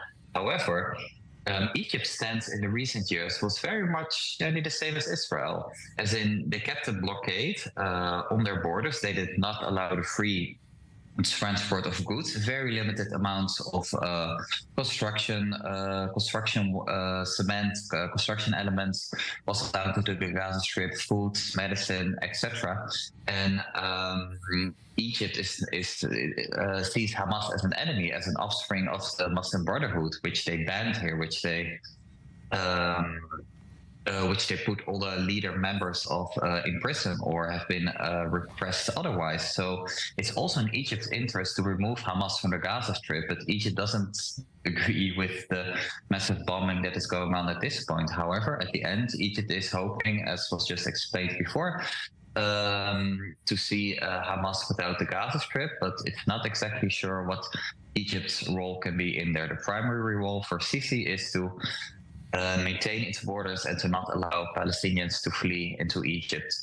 Right. So it's one way now for Palestinians going into Egypt, but the other way, Ruth, in Israel, they think too much was getting into Gaza through Egypt. And the question is, will Egypt take more responsibility, do you think, in ensuring that Hamas or others there don't get the weapons and equipment to create yet another monster in Gaza? So this is a very sensitive and brilliant question. The Philadelphia crossing and the border is very significant for Israel and for Egypt, and of course for the Hamas, because it's the only land transfer, the land gateway for the Hamas, and for that matter at the moment for the Islamic Jihad anywhere in the world, because Israel has closed the air, the sea, and of course the land crossing towards Israel very clearly and very legitimately and very obviously, because they said very clearly that if they just get a chance, they're going to kill, murder, massacre, rape people again and again. So it's all very nice that the world, including Egypt, doesn't want or do not want to see what is happening. However, by the way, we don't want to see that either, but we also don't want our civilians to be killed, murdered, massacred, burnt alive, and raped. And therefore, the issue of the Philadelphia crossing stands to be rethought, renegotiated, revisited, despite the sensitivity. And why do I say sensitivity? Because Israeli-Egyptian strategic relations are key. They are important. They are vastly to the benefit of both countries. And Israel has been extraordinarily cautious on every single word and letter said in that respect, and rightly so. I'm a very big proponent of those relations. But that border has not been hermetically supervised. How do we know that? Because we've seen what the Hamas has gained in terms of military capability, whilst we were not hands-on on those tunnels / illegal smuggling from via the Philadelphia crossing. And we cannot allow this to happen because, again, very simply, very black and white, we don't want our women, children, elderly, and civilians to be killed, murdered, raped, and carnaged. That's it. If this did not happen, we would have absolutely no problem. But it did happen, and it will continue to happen. So the Philadelphia crossing needs to be revisited with eyes wide open, with hands, put on the table, and we need to figure out how it will be perfectly supervised so that no more weapons go in and out. And by the way, certain people will not be able to be smuggled in or out, whether those are senior Hamas operatives or hostages and or others. Jacques Noria here in the studio. I have some remarks. Well, as far as I remember, the Sisi was the head of military intelligence at the time of the revolution. The what they call the Arab awakening, and it was in 2011. And Hamas took part in the activities to topple the regime in Egypt, opened the prisons, and let thousands of detainees who were there to just run away. Hamas trained the jihadists in Sinai and carried out actions against the Egyptian army. So on his third mandate, which we congratulate him on his election lately, I think that the Sisi is well aware of the danger of Hamas being invading Sinai. So this is one thing that we have to remember. There's no love between Egypt and Hamas. Certainly not between the leadership and Hamas. Second, on the day Sisi took over the power in Egypt, there were about 110 tunnels between the sea and the border with Israel.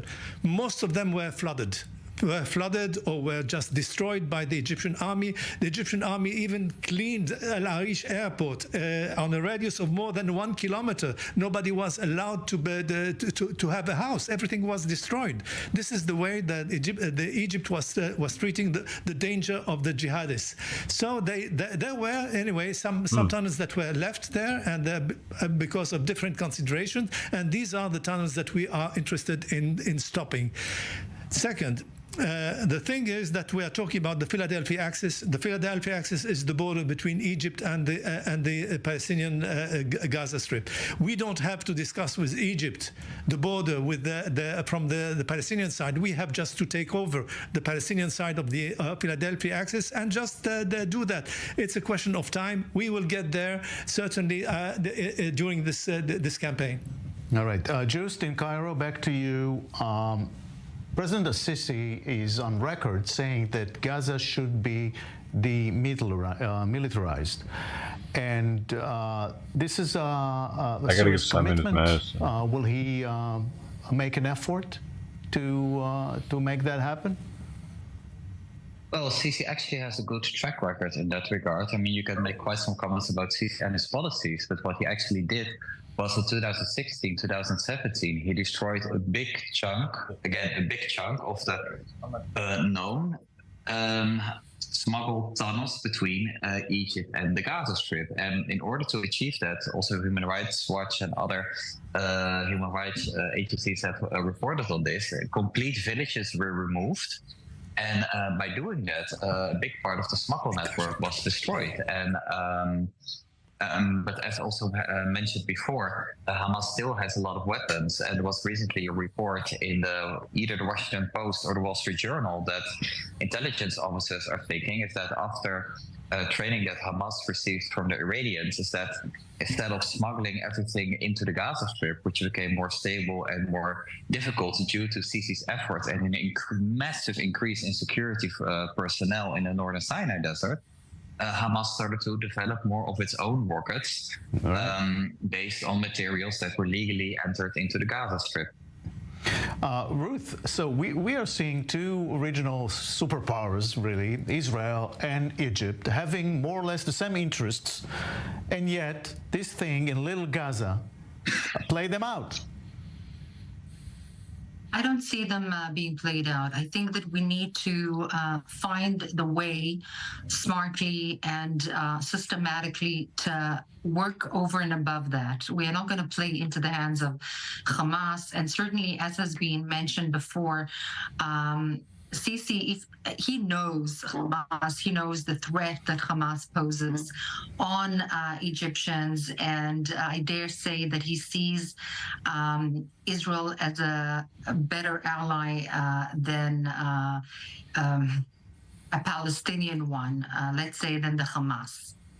For propriety's sake, we need, and it's important geostrategically, from the security point of view and the strategic point of view, to find the middle path. I agree with what has been said, that we can take over the Gazan side of the Philadelphia access line, and yet better cooperation needs to be reached with the Egyptian regime as well. Again, Sisi had made a huge effort with the tunnels, really going straight forward, overflowing them with the water, moving out whole villages, as has been said. But the fact that this has not been done hermetically, plus supervision has not been high enough on dual use materials like cement, for example. Where do they go? And we see UNRWA sacks of cement being used for attack tunnels. What can we do? If this is the enemy, this is the kind of supervision measures that need to be taken. Egypt understands this now. Finally, Israel understands this, and this needs to be coordinated in a manner. It doesn't even need to be spoken of, because the Israeli street understands, but the Egyptian street doesn't. There's a huge par between, not a par, actually a difference between the Egyptian street and the Egyptian regime as per the understanding what is going on in Gaza and who is responsible for it. The regime understands, but it plays into the pressures by the street, and the pressures by the street are created in origin by the regime, because there's a lot of incitement still, and apart from the fact that elementary schools did change their syllabus to be a little bit more tolerant, less anti-Semitic, less anti-Zionist, still middle schools, high school curricula, newspapers, rhetoric, think tanks, etc., are very anti-Israel. And this can be moderated, and after 40-odd years of peace, must be moderated with all respect to the delicacy and to the importance of the relations. This is key. Slowly, no problem, but it needs to be changed, because this is exactly the pressure that prevents Egypt from doing what it needs to do for its own interest, let alone for Israeli and regional interests. Jacques, the Egyptian proposal gives Hamas still some sort of a role in the future of Gaza. Well, supposedly the Hamas accepts the fact that to exile itself from Gaza to Algeria, for instance, I think that basically we will not see the end of Hamas. That Hamas will continue to live, to survive, and Sinwar from Algeria will conduct operations against Israel. This is not going to end. This is definitely not going again. But the thing is that the fact that he has been taken away from his birthplace, from Khan Yunis, this would be in itself a picture of a victory. But to come back to Egypt, I think Egypt doesn't have only the Hamas in mind. I mean, Egypt is busy today with a huge problem with Ethiopia. They haven't reached an agreement on the waters, on the Renaissance announced dam. 97% of the water that comes to Egypt comes from the Blue Nile, and this is one that is blocked by the Ethiopians. And the negotiations that have been taking place for years now have ended now without any result. This is one thing. Second thing that Egypt has to take care of is what's happening on its west border with Libya. Libya is still a country that is divided in two, and it poses a problem to Egypt because 3 million Egyptians work in Libya. So this is something that Sisi doesn't have only the Hamas on his mind. All right. Thank you very much, both of you, Ruth and Joost, about this discussion. Thank you. Let's move to the Gulf and see the perspective from there, because Bastian Boria, our man in Dubai, is with us now. And this is bringing us, Bastian, closely to the Red Sea question and what's happening there and how is this being perceived in the neighborhood. Well, I mean, let's remember that these the Houthis attacks that we're talking about are not large scale. They certainly make the headlines when they happen, but for the moment, they have targeted a tiny handful of ships compared to the hundreds of boats that pass through this area every month. So this ongoing confrontation in the Red Sea remains very psychological for the moment, and each player in the region, including Yemen, including the Houthis in Yemen, including Iran, has very little interest in things getting out of hand. When the Houthis send missiles and drones, their primary intention is to send a message, not to sink ships belonging to major shipping companies. They want to play on Washington's nerves. However, yes, these attacks will continue because the Houthis have reiterated their position of not engaging in negotiations until Israel halts its war in Gaza.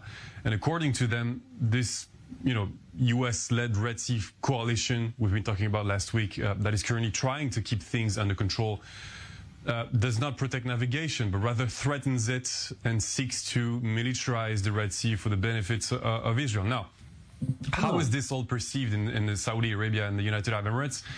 Well, these two countries have refused to take part in this alliance because they want to protect their peace deals with the Houthis. The Saudi-led peace negotiations are in their final stages, so any participation in such a coalition against the Houthis would torpedo these negotiations and the peace that Riyadh seeks to achieve. The Gulf countries' development cannot happen if the region remains eternally associated with the idea of conflict. So Saudi Arabia understood this. They were a bit late, but they finally did. Okay. About the long-term effects, we're seeing the land corridor being somewhat established right now, and maybe things will change in terms of maritime shipping in the area, and that will have impact on business in the future. Well, what's certain, Jacob, is that these attacks have already prompted several major shipping companies to avoid the Suez Canal and be diverted around Africa. And these companies have been actually sounding the alarm about the safety of the Red Sea for several years now. There's, of course, the presence of the Houthi rebels, which dates back to well before October 7. There's also maritime piracy, often carried out by assailants from Somalia. There is also human trafficking in African migrants heading for the Gulf. And this is, of course, not to mention the illegal shipment of arms, of ammunition, of explosives from Iran to Yemen. But before October 7, the situation was, let's say, managed or manageable, and managed jointly by the American, the British, the French, and the Saudi navies. But today, piracy is on the increase, obviously, because of the war in Gaza, which is inciting the Houthis to, and we're seeing this, to stir up trouble in the Red Sea and divert the attention, or at least try to divert the attention of the forces engaged against Hamas. And the Saudi and Egyptian navies are actually much less keen to react than before. All right, Bastian Boria in Dubai, thank you very much. 129 hostages, Israeli hostages, remain in captivity in Gaza, and volunteers from Israel and from around the world come to visit the place known as Hostages Square in the center of Tel Aviv. I-24 News' Owen Alterman spoke with them. Day 82 of the war, and the somber routine continues here at Hostages Square in Tel Aviv. I'll step out so you can get a sense of the scene here on this pleasant winter day in Tel Aviv. People coming through, enjoying the weather, not just to have a good time for themselves, but also to come here to Hostages Square to show their support for the movement to bring them all home. We have seen people here not just from every part of Israeli society, but also many, many people here from the Jewish diaspora. It is, of course, the Christian holiday season. Things may have slowed down back at home, so many, many diaspora Jews seem to have come here to Israel to volunteer and to support the cause. We've met people from South Africa, from Switzerland, and of course from the United States. Here's one volunteer and his story coming here from Brooklyn. I'm here to support my brothers and sisters in Eretz Israel. I've come with matanot of garbayim, socks, with Degel Yisrael, kachol velavan. I go from army base to army base, from bus stop to bus stop, handing things out to soldiers, wishing them luck, letting them know that they're not alone, that we, in America and abroad, are with them together. B'yachat Naseach is not just a saying, we are together, and together we will, as one, we will win. And beyond that, the activists themselves, the Israelis who have been coming here for weeks to help show support for the families and for the hostages, coming here and giving of their time. We spoke with Anat, one of those volunteers, who talked about what brings her here and also about the types of people she has been encountering here over the course of the day in hostages.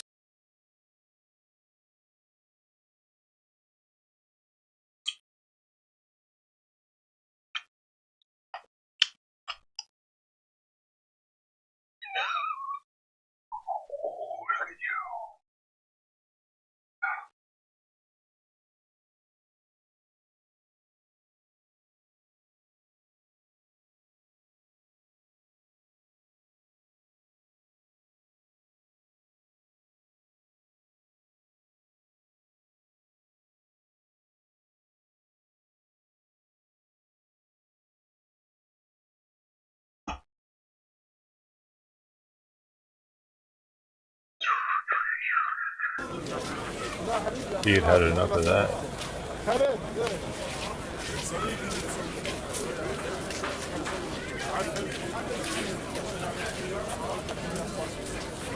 Now being recycled.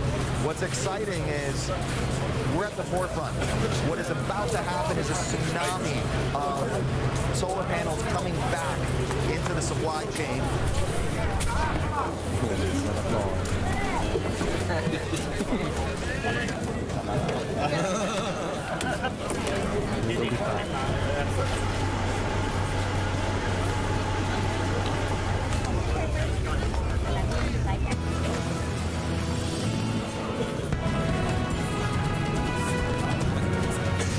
Welcome back to I-24 News special coverage. Let's go to the northern part of Israel where I-24 News' Zach Andrews is standing by live with the latest from there. Another busy day. Zach. As busy as this hospital parking lot. Hezbollah has released footage from the attack yesterday that injured several IDF soldiers, and it does appear that it's coming from their point of view. You see the rocket fire, the guided missile, what appears to be another ATGM in frame as the lens must be zoomed in quite a ways at this location of the church Look yesterday. at blue The elderly shoes. man had been This hurt guy in an styling earlier with his attack, little vest. and then the IDF arrived attempting little to bag. evacuate him when they came Little under fire again bag. by this rocket. 9 of those soldiers were injured, one of them severely. What is remarkable in this video is seeing a kind of the reality of what it is that these IDF soldiers are dealing with in the north, because they do not appear to react until the very last We moment can do to whatever the sound or we want, the Bubba. buzz, the high-pitched whir, whichever it is, Talking of the rocket, the incoming rocket. This is we another case got study the in how bombs. exposure here We on got the the northern border missiles. and a line What of a fucking sight is one of the more dangerous elements here, because Hezbollah is operating Who's going to with say something? weapons that It's our primarily depend OC on line of now. sight. They're firing with personnel on the ground, trying to go undetected, move around in civilian vehicles. That's how that appear to be works, civilians dude. as they walk across roads and Dude, streets. we are and then Captain set up these Sabaho positions for the that entire can see planet, these northern communities actually. on the Israeli side, fire upon them, then get in those vehicles again and attempt to flee. We are the white knights of the remarkable again, world. the last 24 hours with 10 Bum, bum, Israeli bum, casualties, one of bum, those bum, soldiers bum, severely bum. wounded. And Superman. again, continued rocket fire throughout the day. Today alone, Back is Hezbollah here. taking credit for 6 separate attacks. All right. right, Zach Anders up in the north. Thank you very much for that. As fighting in Gaza continues, so are IDF military operations in the West Bank. I-24 News defense correspondent Jonathan Regev reports on the latest one in Tulkarm. Thank you. The images look like those from Gaza, but the location is different. The West Bank city of Tulkarm and the adjacent refugee camp of Nur Shams are the focal point of an extensive Israeli operation for the past week. Along with the war in Gaza, IDF forces are acting day and night to thwart terrorism in the West Bank and are doing so with great success.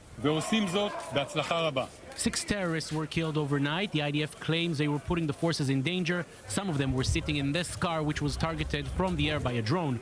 Various other people were arrested and illegal weapons were confiscated. Tulkarm, which sits right on the green line separating the West Bank from Israel, has become a hotspot for terrorism in recent months. This is a terror lab found a few weeks ago and taken care of by the army. Boom. Most of the elite units are now fighting in Gaza or waiting for developments in the northern border, but the other arenas are active as well. The current operation in Tulkarm and Nur Shams may have ended. The next one is probably just around the corner. Let's talk now about the Palestinian Authority Hey, and the future man, of Gaza. replaying Studios this. Ambassador Avi Pasner, thank you very much for coming. They're replaying And also with us is Summer. from last hour. We are not the problem of each other. We are the solution to each other. I We know have this guy, been though. existing in this land together for thousands of years. There is historical. Who is this guy? Such an example developed. They replayed by the but this Palestinian is people like and maybe probably by the United States and maybe Israel as 3 well. minutes ago. Well, I prefer instead of talking about who will be the day after the war, I would like to say something about what will be, what should be in the day after the war. I think when this war erupted on the 7th of October, there was something important happening in this region. There was a lot of diplomatic effort by the American, by everybody else, trying to bring the Saudis and the Israelis into agreement, into a normalization, expanding the Abraham Accords. I think this war should stop and we should bring back that track of regional stability. Maybe we should now try to expand it to include Gaza and the Palestinian issue inside it. Maybe we should call it the 2024 Middle East Security Initiative. Maybe we should focus on security because I know now what concerns every He just Israeli, mooned the camera. every Israeli, from the left to the extreme Going right, on is and on. security. And we need to base everything on silly security. Our billies. strategies need to focus on providing security, the feeling of security, the real security to the Israelis. And then the Israelis should start thinking in a way that their interest should depend on providing the human dignity and prosperity for Palestinians. They should go parallel. If the Israeli security and the Palestinian prosperity goes parallel in a path, let's not now fix Dude, what are these kids the about to end bust their result. Let's mouth not on the say one-state curb or solution, something? two-state solution, What are they autonomy doing? plus Oh my the state God. minus. Let's forget about the end target. Let's try to bring again the environment of cooperation, of trust, of Playing with the confidence among trash from Palestinians and boxes or Israelis. something. I that think we need to thing work that goes very around hard on a lot of things. We need to work Sad. very hard on the narrative because we are addicted to two narratives that are This kid's fighting just gonna each start other. hitting 'em. We should work very hard on the media. Hey, I wanna The play media too. that from the Palestinian side is showing only the bad things on the Israelis, and the Israeli media is showing only the bad things from the Palestinian side. We should fix the education system. We should look wherever incitement and hatred exist on both sides. Maybe it is 90% obvious on the Palestinian side, maybe it is 10% obvious on the Israeli side, but I think there is a lot of hatred and incitement in both society with differences. I agree. We should fight all these things. So the kind of leadership that we'd like to see on the Palestinian side, a leadership that has this straight me DNA, out there. that believes that maybe we and the Israelis, we are not the problem of each other. We are the solution to each other. We have been existing in this land together for thousands of years. There is historical rights for Jews in this land, but they have never been alone. There was others, the others is us. So it's Historical destiny. It's rights? our I don't destiny see that, we have this dude. common future. And You don't definitely get we your can- fucking we have land this common back history, after your and shit was definitely we taken will be over able to have 1,000 common years future. ago. So I can see that the change Talking about, bro. in leadership on both sides. Obviously, there will be a new leadership in Israel, because Israel will Mexico can't have their land back, can they? We're not going to do that. Security and military failure to go without, examining who is responsible. And imagine if the world was like, no, you guys got to give it back to them. There would be a world war, probably. Maybe Netanyahu has been in office for so long. And Palestinians too. They want to experience democracy. And Palestinians are telling the whole world, are telling the Americans, please don't take us hostages of your fears. You don't want to see a change. You are afraid on seeing a change on the Palestinian side. But the threat is in the existing leadership. Any change will be better. All right, Samar, we got the point. I'd like to thank you very much for your things. I just wanted from you, put a wig on. Ambassador Posner, Samar hit on the Palestinian leadership. Not this guy again. What about the Israeli leadership? I mean, they seem to not be able to decide what they want in Gaza. I think we should decide. I think it is impossible to conduct a war for so many months without seeing what happens the day after. I know that it has been postponed because of problems in the coalition. I mean, everybody knows that. But I think we have now to go forward, and Netanyahu has to impose a decision on what is going to be the day after, because the army cannot fight in a vacuum. The army can fight better if he knows what's in the day after. All right. Israeli defense minister said yesterday that Israel is fighting 7 different fronts, and guess what all morale would be higher, have maybe. in common. Iran expert Dr. Meir Javanfar is with us now from the Reichman University. Thank you very much.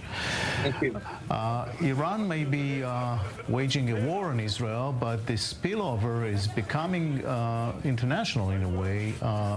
Will this deter Iran from expanding its operations? No. The Iranians right now, they're in a dilemma. They're growing, man. Business they're is very booming. worried about Israel's assault in Gaza. They're worried that it could lead to the overthrow of Hamas, and that would mean losing Gaza as a member of the Axis of Resistance. I would like to remind your viewers that Iran runs its own version of NATO, whereby it runs a number of proxies in the region as kind of a defense pact. And Iran is the leader of this defense pact, and they call it the Axis of Resistance.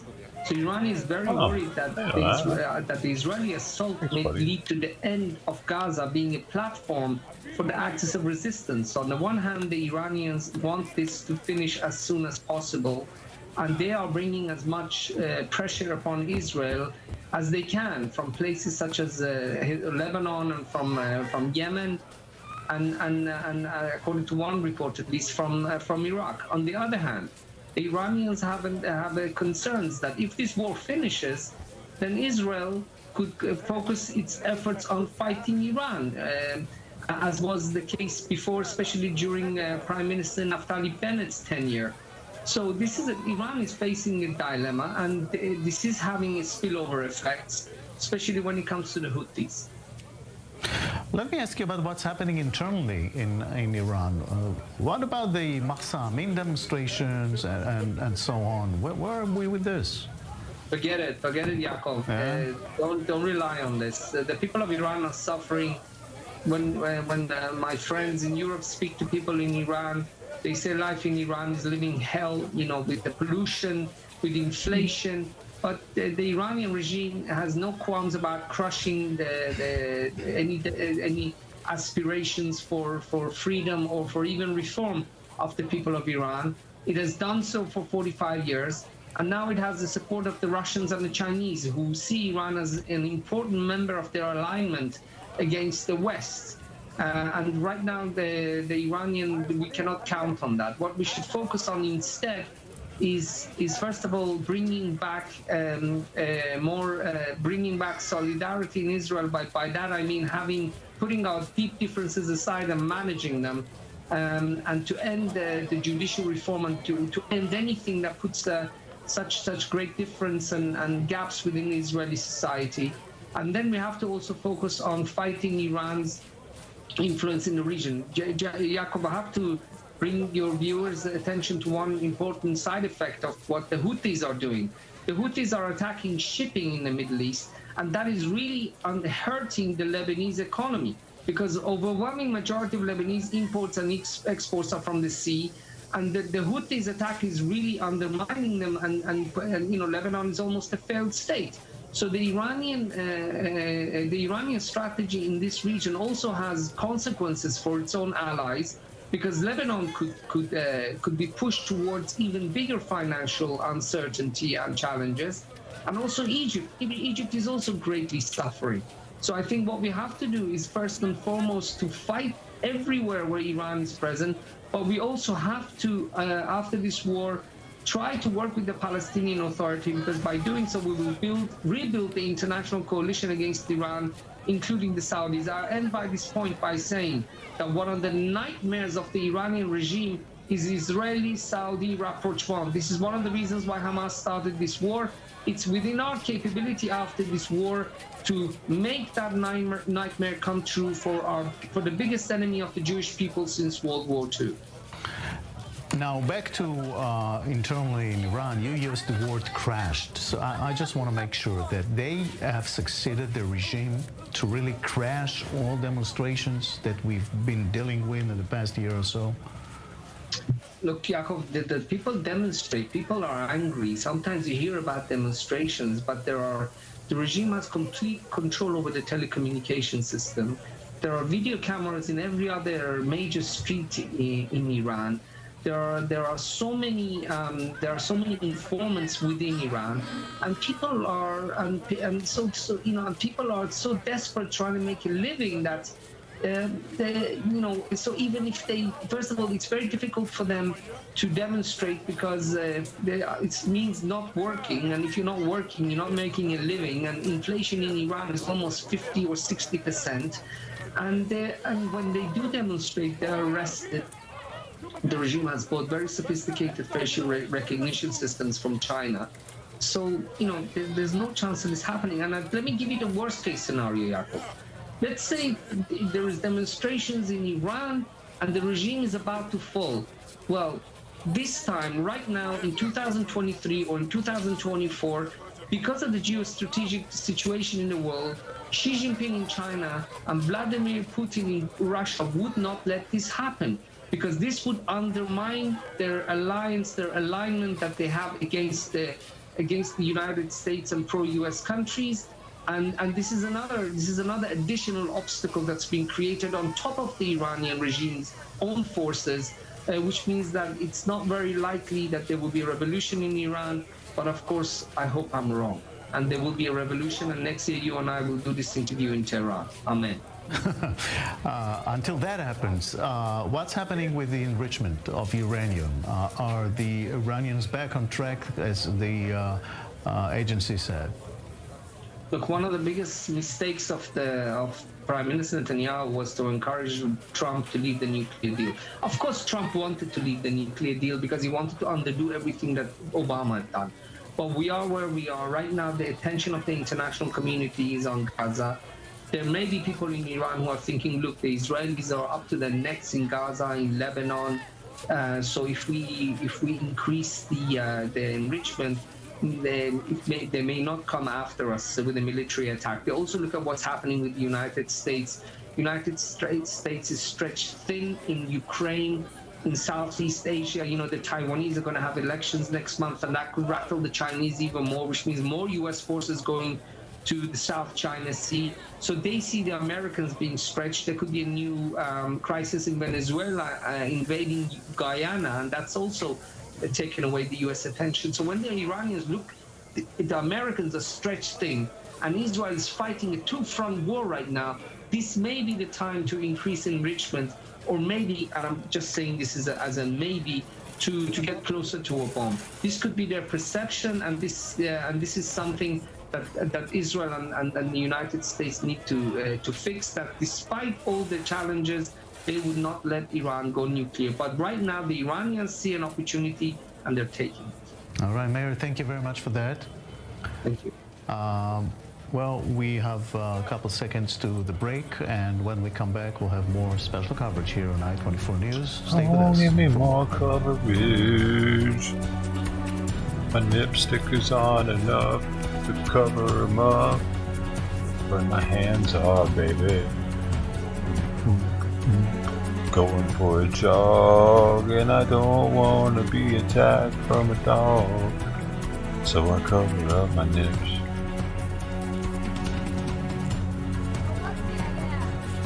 Going for a jog, and I don't want to be attacked by a dog. So I cover up my nips.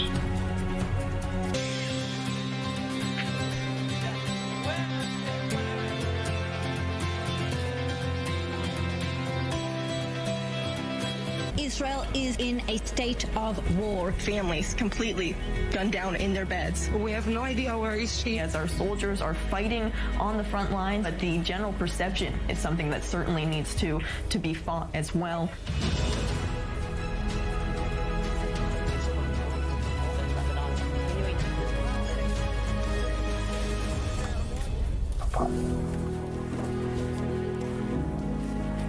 Go news team. You're awesome.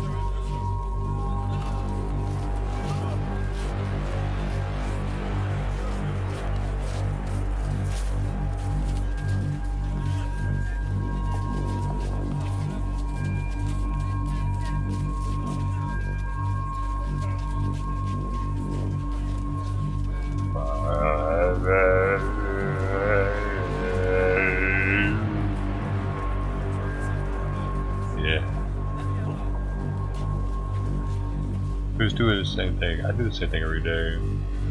I expect the same results though, it's all never gonna change.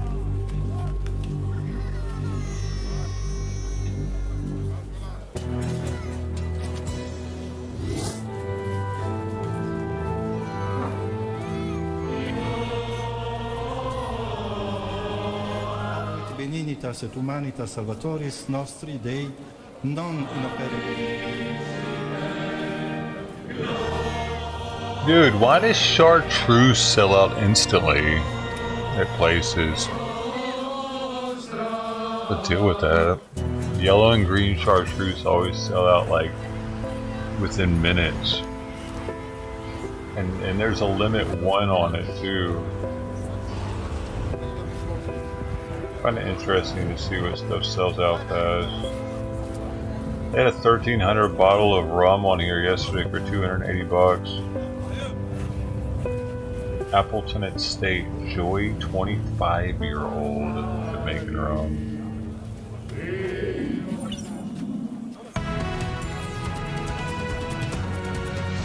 Welcome back. We'll go to I-24 News. Robert Swift near the Gaza border with Israel with the latest from there. Give us the update, Robert. Jacob, we're in one of the kibbutzim Brussels which are Reserve. along what is known in Hebrew as the emblem Barrel of the pixel communities nose. outside of the Gaza Sold Strip. out for sure. This, Fast. like many of the communities around here, is being used as a base for the Israeli military. Yo, and a group of that's volunteers cool. have come here to set up a barbecue to do what, in their words, is an effort to boost the morale of the soldiers taking part in the operations inside the Gaza Strip. Now, the troops Having a that are party here in have just Gaza Strip, recently dude. returned from Gaza. Whoa. They've been conducting a rotation, and this is an opportunity for them to eat, to rest, and to recuperate their morale What if they before they can go hear back it? into Gaza. Many of the soldiers that get these short breaks, it's just for a few days that they have to see family, to see friends, before they go back into the Gaza Strip. Now, a little earlier in the evening, we have seen the fighting inside Gaza taking place. It's predominantly the IDF's efforts are in the south around Khan Yunis, but we've seen for ourselves that in the north of the Gaza Strip, it continues at pace, and we've seen exchanges of fire taking place there earlier in the evening. All right, Robert, thank you very much for that. Thank you. Now to Turkey and Erdogan. This is an unusual statement from Erdogan, even for Erdogan. It was in Gaza, right? Garip garip bahsederler. They are going to make us long for Hitler too. Is what Netanyahu doing any less than Hitler? No. As of now, Hitler was not as rich as this one. This one is richer compared to Hitler. He's receiving support from the West. All sort of support comes from America. And with all this support, what did they do to more than 20,000 Gazans? Bakın bugün Almanya Germany is still continuing to pay the price for Hitler today. That's why Germany does not make a peep. Its head is bowed forward. But we don't owe anyone anything. başı öne eğ. Yeah, comparisons to Hitler do not go well in Israel. That was Why condemned doesn't Germany make a by peep? the entire political echelon in Israel, including Israeli President Herzog, who condemned this just a few minutes ago on Twitter or X. Journalist Ayla Jinyakli is with us now from Istanbul. It seems that Erdogan is pushing it even further, and he tries to concentrate on Netanyahu personally. How do you see this? Yes, it does seem as though Erdogan has been working up to this insult, having previously called Prime Minister Netanyahu a war criminal and a butcher. This time, Erdogan, really didn't hold back, using what has to be one of the cruelest insults. But in many ways, the war in Gaza has been a perfect opportunity for Erdogan to cast himself as the leader of the Muslim world who's able to stand up to the West. And for one thing, this resonates with a public that's pretty much across the board sympathizing with the plight of Palestinians.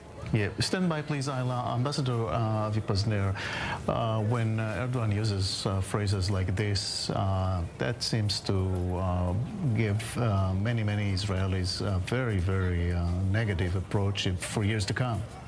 Absolutely, I think this is unforgivable. When he speaks against Israel, I can understand it. He hates Israel. Erdogan, even when he met 3 months ago, not later than 3 months ago, he met Netanyahu at the UN. He shook his hand.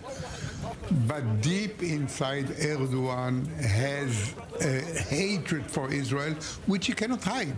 By the way, comparing Netanyahu to Hitler will help Netanyahu in Israel. When Erdogan compares Netanyahu to Hitler, he helps Netanyahu here in Israel. I think that Israel has to consider what to do with this man. We still have a diplomatic representation in Turkey. And the question still business. A lot of business. I don't know. We have recalled the ambassador. They have recalled their ambassador. Still, we have ties with Turkey. I think we have to consider seriously what to do. Because as long as Erdogan is the boss in Turkey, there will not be true good relation between Israel and Turkey. The man is anti-Semitic, hates Israel, hates Jews, and he's at liberty to say whatever crosses his sick head. Sorry to say. Ayla, you see, I think you got a taste of the feelings here in Israel towards this kind of rhetoric from Erdogan. So did he give up entirely on restoring relations with Israel? That doesn't seem to be the case. And as you mentioned, commercial ties are still robust between Israel and Turkey. Data I saw for November showed a small dip of about 1% in exports to Israel. So in many ways, it's business as usual. I can't say what calculations went into using this, ultimately, horrific insult in comparison. But, it's important to keep in mind that Erdogan feels like he is portraying himself as somebody who's not afraid to stand up to the West. He benefits from that because he can also say that the values of the West, which include oftentimes criticism of Turkey's human rights record, are clearly shallow. So this actually serves more than one purpose. I'd also like to point out one other issue, just to give it context, why Erdogan might have chosen to make this statement today.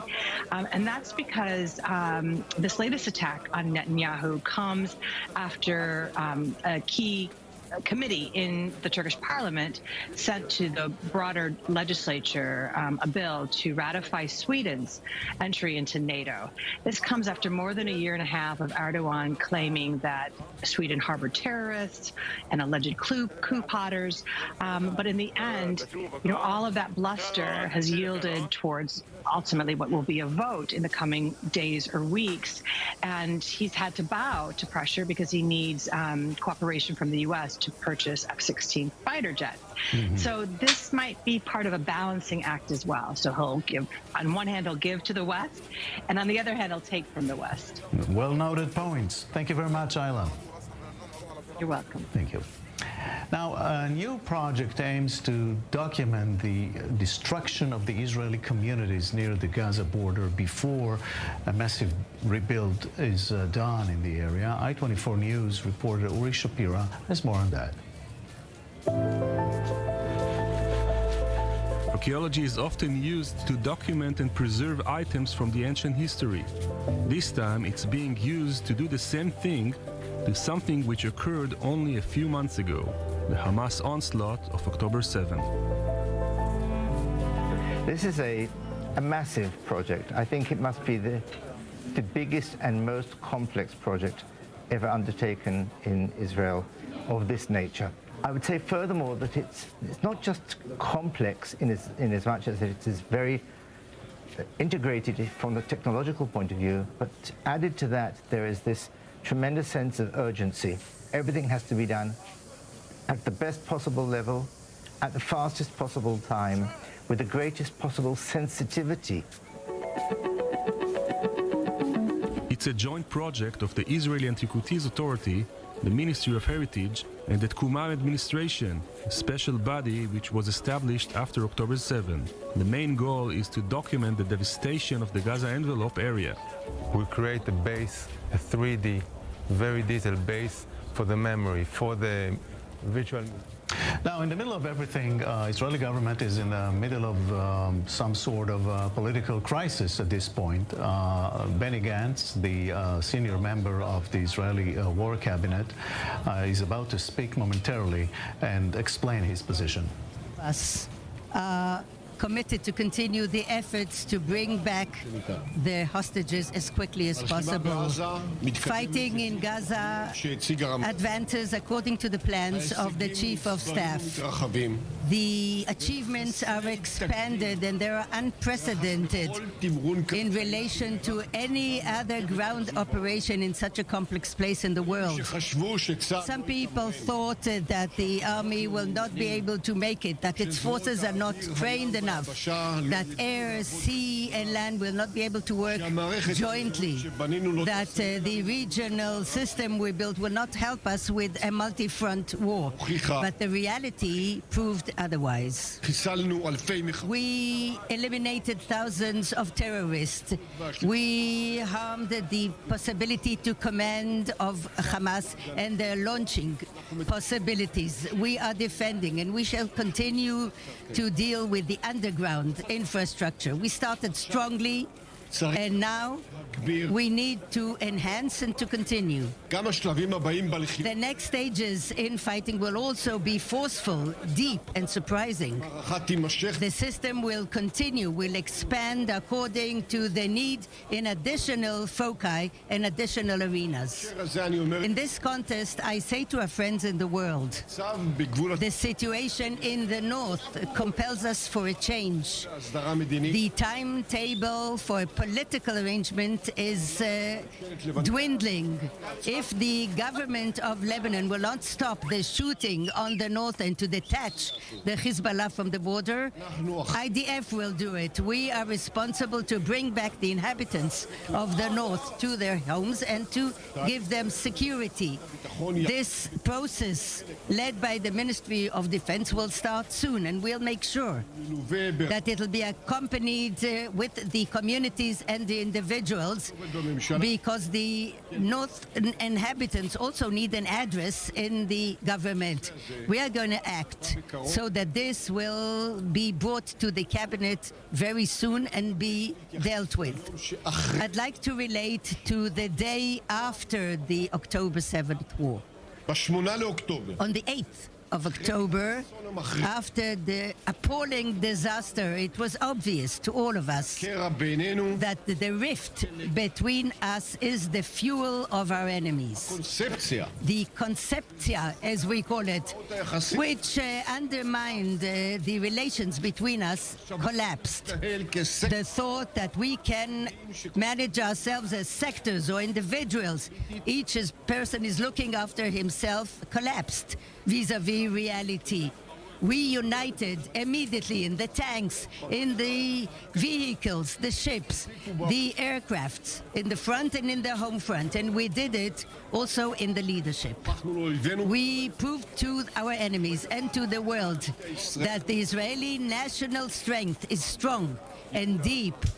Jews, Arabs, Druze from all the political arenas from all over the country. But unfortunately, in the recent days, some people allowed themselves to go back to October 6th. Some people are condemning the commanders of the IDF who act day and night in order to guard us with the two generals, which are high generals in the army, and I want to strengthen them. Instead of embracing the families of their hostages, they are blaming them for harming the war. People sit in their cabinet for days and nights, but then they disperse poison in the media. Instead of strengthening and giving backing to the government from outside and inside, they are dismantling it while tens of thousands of combatants are in the front. It's also true for people who think that you can just exchange people, commanders during the war while harming and jeopardizing the security and the victory. The situation of the state is one of the most challenging that we ever knew, and it will continue for a very long time. We are required to have a routine emergency kind of contact and to do it together. Some people think that I and my colleagues should resign from the army, from the government, but I'd like to iterate and say we are not in the government in order to remain there, but in order to win. The combatants that are in the front and the civilians who supported them so forcefully, they understand that for them and for the state only. My colleagues and I are in the government, in their privilege to win, and due to the determination of the Israeli society, reality gave us as a leadership the biggest test of our generation. The Israeli populace are united, and the Israeli society will know how to make the accounts at the time with those who will not be up to the test. Channel 11, why don't you resign from the government? We are in the government, as I said, in order to ensure the continuance of the war in the right way, in the right places, to act in order to bring back their hostages and to advance the targets of the state. And I think we're doing it correctly. And we came here not out of political partnership, but of a fate partnership. And when we think it's advanced enough, as far as we're concerned, we'll reconsider. together. But at the moment, the combatants in the front and people in the home front, the families of the hostages, Judea, Samaria, the north and the south, everybody is expecting us to stand together and materialize the reason that we are in the government. When the reason goes away, then we will too. You signed an agreement. The agreement was signed, the way it was signed, it reflects the need of the state of Israel to hold itself in the right way in a state of emergency. My expectation, my demand is that this agreement will be honored. Channel 13.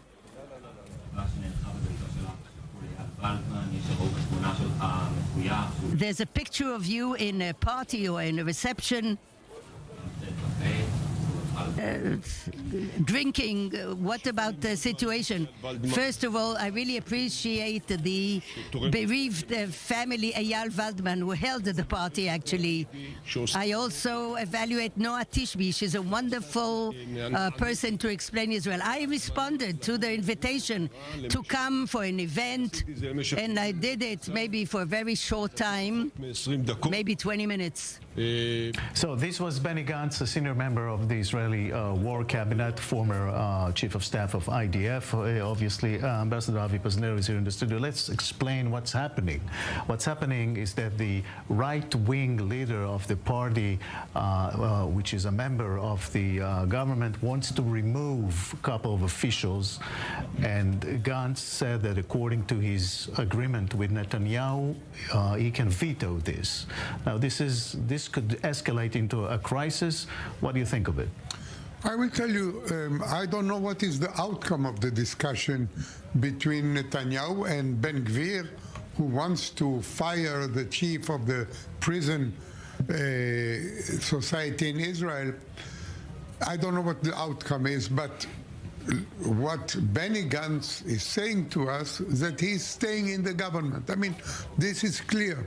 He explained the needs, that the situation needs now to have a unity government or a government of all parties, and that he is staying until the end of the war. That means they have reached some kind of agreement in that discussion, because Ben Gvir wanted also to end the tenure of the chief of police. So it may be that there was here, okay, you want to fire the chief of the prison, but let the police stay, maybe something like that. And he was quite apologetic, but I think in the end, he, for the time being, stays in the government. Yeah, that would be the second time that Netanyahu did not honor an agreement with Gantz, which is pretty amazing, because last time he left the government after Netanyahu did not fulfill the agreement, and we went to elections, and who knows what's going to happen. This time, yeah, he's not yet leaving, that's for sure. That's for sure. Okay, let's go back to what we started to show you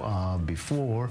In Israel, the home front is always part of the war front, and that's brought one photographer to document the wives of the fighting soldiers.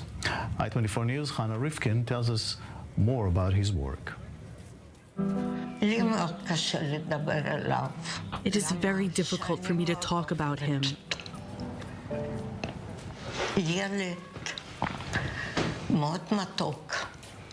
Because I love him so much. A very sweet boy, very cute, likes to help everyone, has hands of gold, but lives within himself.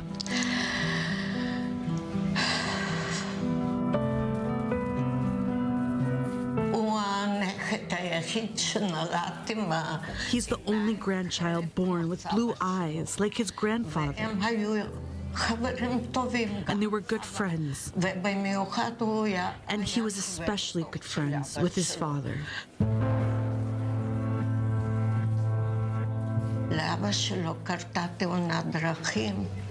His father had a car accident, and his mother was always by his father's side, and he took care of his younger siblings. When did he move in with you? His father came to need total nursing care, so we hired a foreign worker for him, and a foreign worker needs a room, so Bar moved in with me.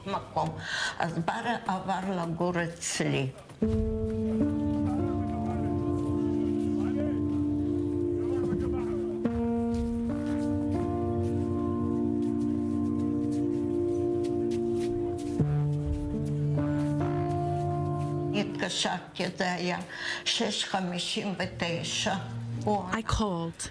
It was 6:59. He answered, and I said, Bar, what's going on? He replied, Grandma, are you okay? I said, yes, we are fine. But there was someone next to him shouting, look how many barrages, how many rockets are coming. So I asked, Bar, where are you? What's going on?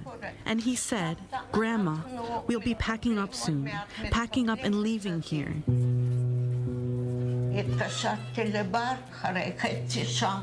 I called Bar again after half an hour.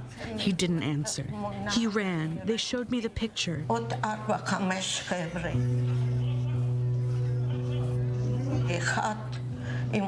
I saw 4 or 5 other guys, one with a torn shirt, another bleeding, and Bar lying on the floor shouting, Bar, Bar.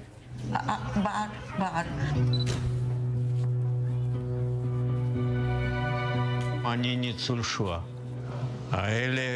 am a Holocaust survivor. These are worse than the German fascists. Worse. To this day, we are not calm. Because we don't know.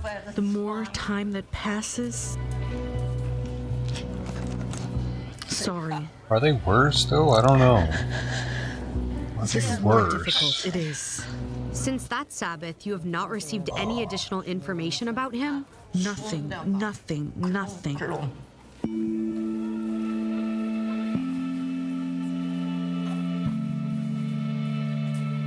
How do you feel these days with the fighting resumed and the swaps ended?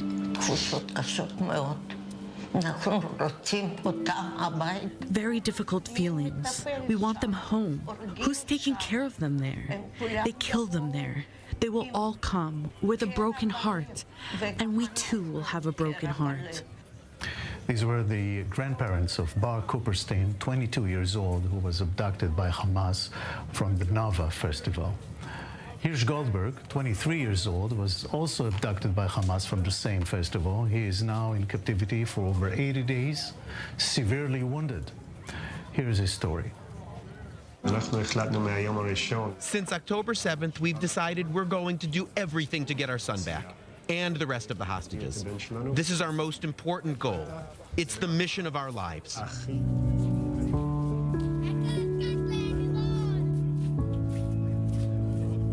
Talking about Hirsch is very easy because that's one of our favorite topics. Hirsch is a curious, funny, sarcastic, loves music festivals, has been obsessed with travel his whole life. He actually has a ticket for 10 days from now to go start traveling the world for a year or 2. And the perfect son for me.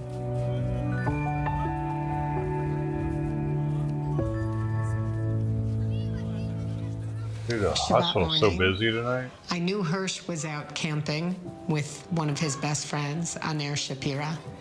So even though I don't usually use my phone on Shabbat, I ran to get my phone, and immediately 2 texts popped up from 811. The first one said, I love you, and the second one said, I'm sorry. So I knew right away my throat closed, my stomach, clenched up, that something terrible was happening. I tried to call, he didn't answer. I tried to write, are you okay? He's never seen those. Hirsch and Aner and 2 other got to a migunit. Hamas came and started shooting initially and was throwing in rimonim, and Aner was in the doorway picking them up and throwing them out. Oh, it's that video. Eventually, a few of the grenades did make it into the migunit, and 3 of them exploded, and they told them to get up. They were put on a pickup truck and headed in the direction of Gaza.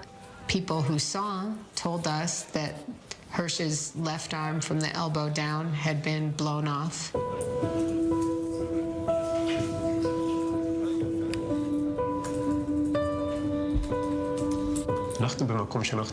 We really try to stay optimistic as much as we can. I watched the video. I saw he's able to walk on his own. He's able to sit on his own. It gives me strength. I know he can handle this, and I hope he still is handling this. Well, if that would have been a Nazi camp, you'd be dead already. You said those people were worse than Nazis. I don't know about that. Definitely has time running out. I don't know.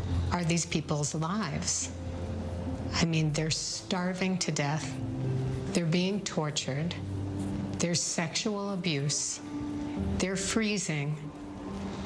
They're getting hit by accident by bombs, and tragically, sometimes by our own bullets. The Jews want to make this out to be worse than the Holocaust, and that is fucking weird. I think we have to just it cheapens the Holocaust, kind of. Which might be really hard. What happened to them on the 7th wasn't anything like the Holocaust. Our goals are, and then be honest and give the time that's required to both. They a little silly, they just want us to feel sorry for them as much as possible, cause that gets them more money. People care more about money than they do about life. That's how I see them now. And the other side cares more about land than they do about life. Because of land. And so does Israel.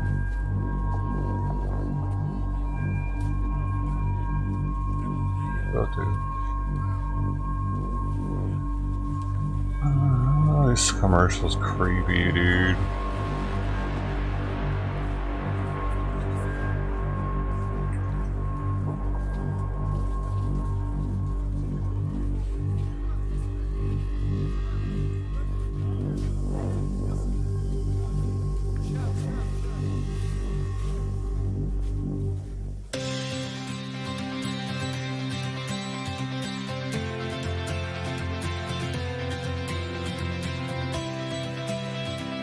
Israel is in a state of war. Families completely gunned down in their beds. We have no idea where is she. As our soldiers are fighting on the front line, but the general perception is something that certainly needs to be fought as well.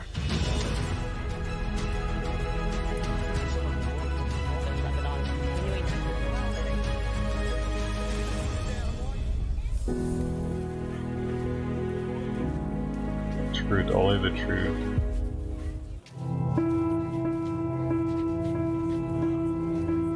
And they have a lot of those commercials. Tell me where to call in case there's terrorists.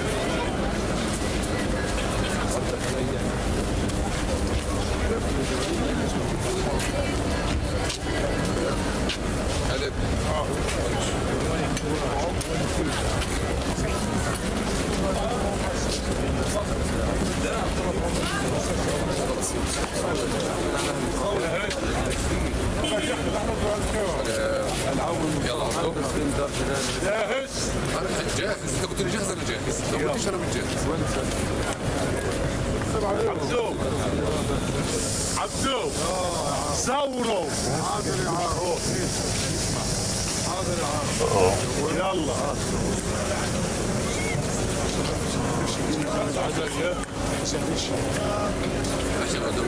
ليش؟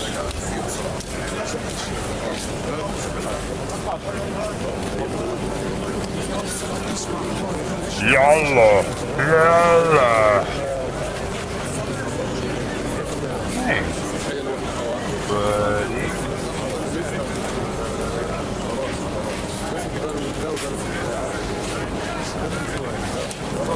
I'm gonna put something in the oven. Click on it.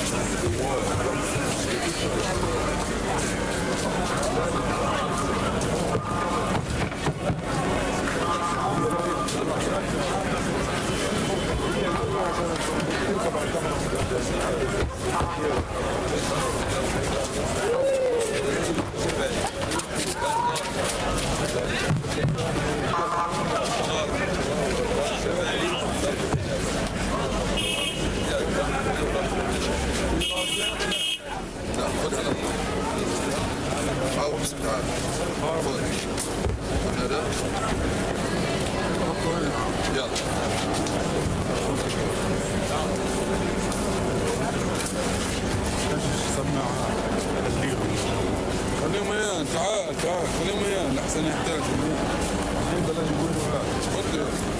خليهم فيه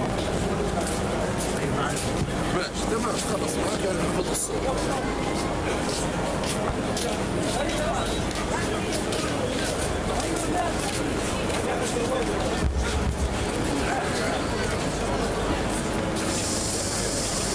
I got some Mediterranean flatbread. It was made in Turkey. Had to move Simon though to his spot.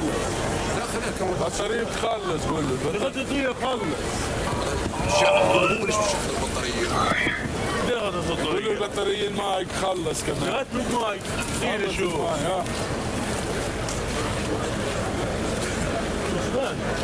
هيدا خلص تقول له بيحكي قبل ما تخلص ما بتخلص احكي عن معه لا ليش هات السوق عرض عليك هات عليه بس شوية طبقة عنوانية احكي يا عم يلا احكي يلا هات الصورة يا اخوي The Yalla guy. Mediterranean flatbread from Turkey. It was actually made in Turkey. What's possible?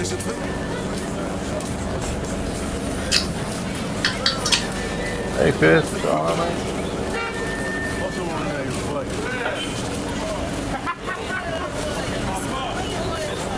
First time I've had this, so it's kind of trippy looking. Looks like a canoe. I burnt it a little bit.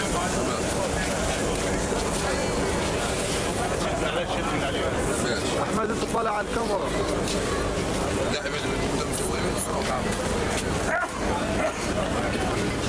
خلي هذا يبعد وقف انت مكانك ليه؟ هذا خليه يبعد وانت قف مكانك ايش وقف بيسوي هذا؟ ايوه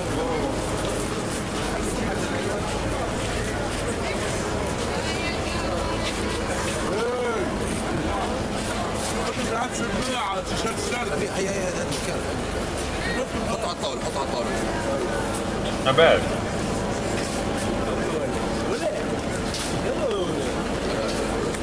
هذا هو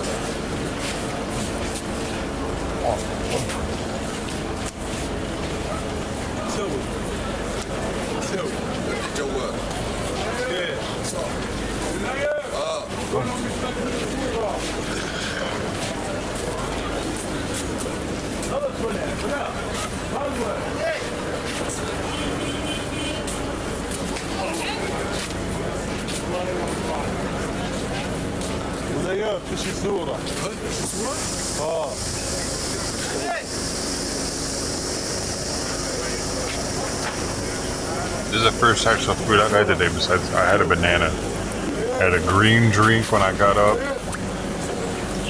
And a green drink and a banana.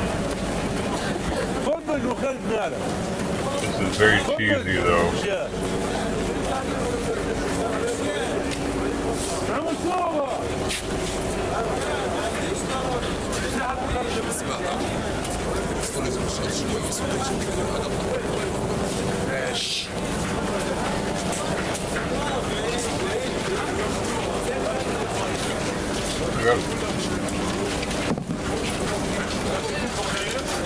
Got a gurney.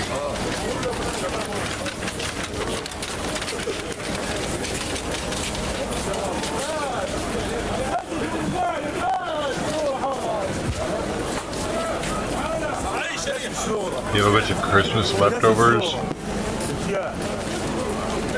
Breakfast casserole. Where's that?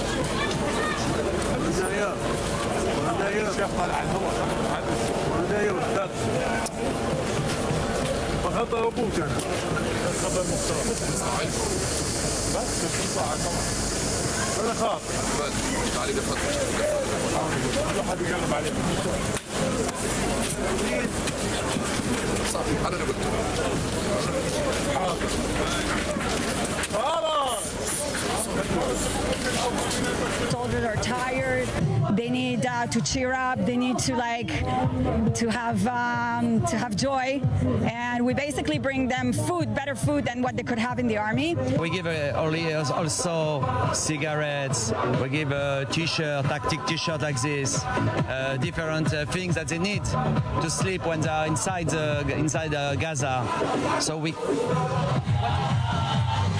Now, events like this, they're not a one-off. There are numerous sorts of these types of activities taking place here, whether it's baking pizzas, which are then sent into the Gaza Strip to the soldiers, or events like this welcoming the soldiers. Just about 10 minutes ago, there was a group who arrived, and it looked like they had just returned from the Gaza Strip, but soldiers like them, many of them will be returning back there into the operations in the coming days. Right, what a juxtaposition. Maybe the party wasn't in Gaza. Or is this a different party? In Gaza, but events like these underscore the point we've been talking about in the studio. This is going to be a long military operation. These soldiers are going to need breaks like this. Absolutely.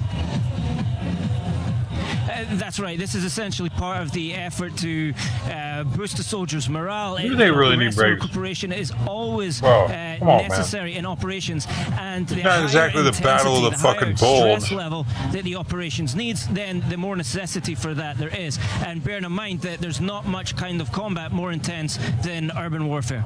All right. Whatever. You're such badasses, you guys. R&R for how do you do the it? Israeli soldiers who are fighting there, and it's increasingly, as I said before, an extended operation, increasing the burden on a lot of those young people. We should note Israeli universities scheduled to start next week, and actually in just a few days. A lot of them are going to be missing school, and there's been a lot of discussion about that here in Israel. But let's get back to the point we were talking about before. Half the time, the tanks that are getting hit by RPGs aren't even getting hurt because they have active defense systems on that shoot the rocket as it's getting close to it. That the civilian leaders increasingly going to have to deal with, especially questions from the U.S. And it does seem as if the U.S. Is starting to pick up the pace on wanting to get some answers from Israel. What's next in Gaza? Already in places like North Gaza, where Israel is basically more or less taking control of. I think there's also a third timeline, and that's the hostages, which is kind of up in the air, and it does touch to both of those main timelines that Yossi outlined. And I think if we're talking about a pending visit also by Blinken to Israel and also Dermer to the U.S., I think all three of those issues are going to be top of mind. And as far as Israel is concerned, it needs the U.S. to pick up its to get its game together regarding this round of hostage release and trying, because the only way Israeli leaders say that the only way to bring upon a hostage release deal is through military pressure, but in fact, that could be true. What is for sure what brings the hostages home is American pressure on Qatar. That we did see in the previous agreement. We are seeing, in terms of the diplomatic activity, not as amplified as it was back then, and I think that is going to be one of the main messaging coming out of Israel regarding this. I will just note that I think the government is starting to speak in two different voices regarding the hostages, because if we're looking at indications to what Netanyahu thinks about it in his recent op-ed to the Wall Street Journal outlining the three preconditions for the day after, if we're talking about the day after in Gaza, those three preconditions were complete annihilation of Hamas, was the taking out all weapons from Gaza, and the de-radicalization of the Palestinian people. The word hostages was not mentioned once. And right, and that was certainly noted. Well, one of the other things Benny Gantz had to say a few moments ago was another warning to because the hostages that it's going to risk a much wider escalation, wider response from Israel if it continues its firing into the north. Let's go to our correspondent Zach Anders in northern Israel. And Zach, it doesn't look like today that message was getting through. They're always martyred. A flurry of rockets there, especially in the town of Kiryat Shmona. Yeah, you have to wonder if they're paying attention to these strong statements that keep being made by Israeli officials, because just about every time we do see a really firm stance or a red line painted. Check this out. I imagine nearly everyone that lives that close to Gaza is extremely left-leaning. Like, they are the ones that are like, they're people just like us, man. Hey, yeah, man, I saved a ton of money living over here. Yeah, man, it's cheaper living here. Or what if it's not even cheaper? They're just so like, we are the world, we are the people. That they're just like, yeah, it's the same price out here. But yeah, I believe in Gazans being humans too, dude. You know, the right aren't doing that. They're probably like, no, man, I'm living in as close to away from all that as possible. You know what I mean? So the right doesn't care that the left got hostage. No, that they're hostages now, though, right? They didn't care from the beginning. They let this happen. They knew it was going to happen. They were being warned that it was going to happen. And they're like, nah, man, it's not going to happen. They can't do that. They won't. I still think they want it to happen to those people. The militants in southern Lebanon, be it Hezbollah or some of these other factions that are operating here, choose those moments to fire on Israeli settlements. Because now, look, see, we can't trust them, can we? You were wrong. They let the intelligence slip so that those people could be proven wrong about it being safe there. Apparent injuries. This is according to the organizing relief groups up here that are coordinating together, attempting to stay in touch and help evacuate more people out of this area, because they see this trending in the wrong direction. They think that this, the civilians groups here feel that this is turning into an unsustainable conflict, one that has already forced them from their homes. But now they're trying to find more permanent solutions, because the hopes of diplomatic talks that could lead to some peace here seem to be dwindling in their eyes, at least, and they're thinking long term now about being away from their homes and businesses in the north for a long time. Right, and the question, of course, is, and we spoke about the U.S. wanting Secretary Blinken coming to now really looks like it confirmed Secretary Blinken coming to Israel next week. One of the things the U.S. does not want to see is an escalation, a widening of that conflict with Hezbollah, drawing in other regional factors, players. At the same time, Israel is threatening to go and take the fight further into Lebanon, something certainly the U.S. would not like to see. Yeah, exactly. Everything that we're seeing out of D.C. and New York is a very clear indication that the U.S. wants Israel to find some other means. They've been sending diplomats to Beirut as well as France, attempting to find a way to address this, to get Hezbollah into a tough enough position where they pull themselves away from this border. But it does not appear that any of those talks have netted any sort of quantifiable progress. So as far as things stand in that arena, with diplomats attempting to, again, get a terrorist group to acknowledge a UN resolution and abide by that, it does not seem that has been likely. Of course, the full history of Hezbollah being an old group in Lebanon, Nasrallah's son dies fighting Israel here in southern Lebanon, not far from here. It doesn't appear that they're simply waiting or simply attempting to create some sort of peace here. Their entire mission statement is to destroy Israel. So it seems like it's just waiting for the opportune moment. We have seen them targeting military installations, and they themselves are claiming that they've been striking some of the intelligence gathering points, the radar sites, the communication towers, and that this has been what they're attempting to disable before something larger kicks off. So maybe appears maybe a little bit of insight into their mindset of what they're attempting to do, because again, they have this arsenal of 100,000 plus long-range missiles, according to the Israeli estimates, that are sitting hidden in stockpiles all throughout the country. So this current state of war that's existed across the border but has not seen large engagements with ground forces seems to just be this staging period, this waiting lobby, and until something larger does kick off. And of course, the diplomats in the meantime are doing their very best, attempting to find a way to stop that. All right, Zach Ann is there in the north by the Lebanese border. Thank you for that.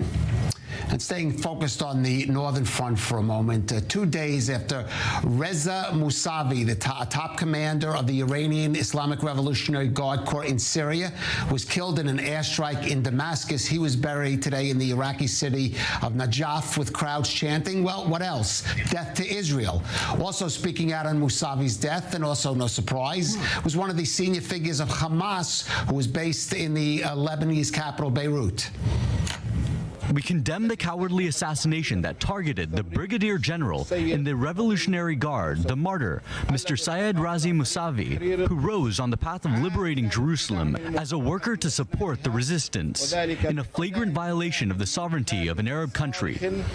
We also condemn the American aggression that targeted the headquarters of the Popular Mobilization Forces in Iraq in an attempt to prevent the Iraqi resistance to carry out its duty towards Gaza, in violation of the sovereignty of an Arab country. Now, Mousavi's death was seen by many as a warning shot of sorts from Israel to both Hezbollah and Iran in response to this continuing fire against northern Israel from South Lebanon. A warning of another kind came today for Hezbollah, and specifically its leader, Hassan Nasrallah, from Israeli Foreign Minister Eli Cohen during a tour with foreign diplomats along the northern border. Nasrallah should understand that he is next in line. If he does not want to be next in line, he should implement the Security Council's resolution and remove Hezbollah from the north of the Litani River. We are working to exhaust the diplomatic option. If this option does not work as far as the state of Israel is concerned, all options are on the table in order to ensure the safety of our residents and return the residents to the communities on the northern border. Yes, the interesting contrast of statements there, to say the least. But let's look at whether these warnings by Israel, be it verbal warning or allegedly much different kinetic kind, as in the case of the death of Mousavi, have any impact on Hezbollah and the actions it's taking there in the north? No, it doesn't have any effect on Hezbollah. I don't like this bravado rhetoric by both both sides. I understand why Hamas is making these declarations. I understand less why our foreign minister had to say Nasrallah is next on line for being targeted, or that Israel would launch a massive attack on Hezbollah. If you want to do something, do it, don't talk. Right. Now, Moussaoui was a very important figure in the triangle relations between Hezbollah, Syria, and Iran. He was almost like in KGB language, he was a resident. He was a local that was sent by Tehran, and he has been there for nearly 30 years. And he was coordinating mostly the shipments of precise weapons, which are of major concern by the Israeli military. And most of the attacks against pro-Iranian Shiite militias and even Iranian bases in Syria were against this shipments. Well, let me just ask you, before you go on, just one question. Is this somebody that Israel could have taken out earlier but decided not to for different reasons, and the opportunity arose, or was he someone they could have, this was a decision to be made right now, and to say, to warn Hezbollah, to warn Iran, in fact, we may go after these types of figures, maybe not Nasrallah, if this situation continues? Well, actually, Israel tried to kill him in the past. Okay. So it's, always there's the decision whether to hit a senior operative or a senior leader relies on three elements. One, do you have the intelligence? Secondly, is it feasible operationally? And thirdly, what are the overall consequences of such an operation? Now, Israel, I assume, had the intelligence. It was feasible, as we know, because he was killed. And thirdly, Israel decided to send a message to Iran. We're going to come back to this, Yossi. Daniel Hagari is starting his briefing. Let's take a listen. The chief of staff had a situation meeting in the north. He approved plans for the continuation of the war, and he focused on the fact that the forces are well prepared to the expansion of war in the north. Our first mission is to bring back the inhabitants in the north with a sense of security, and that's going to take time. In the south, our forces are fighting in a few fronts in Gaza. One in a place that's called El Burej. It's the central camps, and we are on the third day of attack, and we kill a lot of terrorists and also liquidate infrastructure. The second one is Khan Yunis in the south of Gaza, is a focused terror area, and we expanded our actions. We added another division to this area, and we continue to act there while using new war methods, underground and overground. We expose infrastructure or terror and kill terrorists. We are towards the end of the attack in El Burej, which is in the north of Gaza. We killed a lot of terrorists in the last 24 hours, and we started an additional effort in Chibet Hazea, that is close to the border of Israel, and that's where the murderers of the massacre in the 7th October came out of. We completed the elimination of the infrastructure underground the hospital El Matisi. The last month, the forces of IDF saw that there was a lot of fighting there. A lot of terrorists were hit, and also our soldiers. It was a very important area for Hamas. We located a whole underground infrastructure of a few kilometers, and it connected many locations in Gaza. The forces discovered 3 shafts. One of them came out of a school. The outline included headquarters, waiting rooms, a lot of weapons that were underground, and additional intelligence materials we are using to expose additional infrastructure. This happened in the beginning of the week. It takes a lot of time. You have to to do it with determination. This is one of the central capabilities of Hamas, the underground infrastructure for the terrorist attacks. Channel 12, we published an updated picture of Muhammad Def. What about the advancement of the hunting of this guy? I do not want to relate to Muhammad Def. We have to find him and to kill him. As long as it takes, this is a mission that we have to perform. In our operational activity in Gaza, we located a lot of intelligence, especially in the tunnels underground. There are a few rooms there, really rooms, with security cameras. And we entered quite a few of these rooms in the north. We dismantled these cameras and these devices, and we take these materials, we produce a model, all sorts of intelligence, all sorts of products for the intelligence, and together with that we really hope to come to higher results vis-a-vis Hamas. Simon? Agari, Channel 11. All right, that was a fairly brief briefing by Daniel Hagari, Daniel Hagari, the IDF spokesperson. He was asked about Mohammed Def, considered one of the two senior figures of Hamas in the Gaza Strip. That's because there has been what is said to be the most up-to-date photo of him. That is by Nir Dvori, the reporter from Channel 12 News, saying this is an up-to-date photo of Mohammed Def, the mystery man.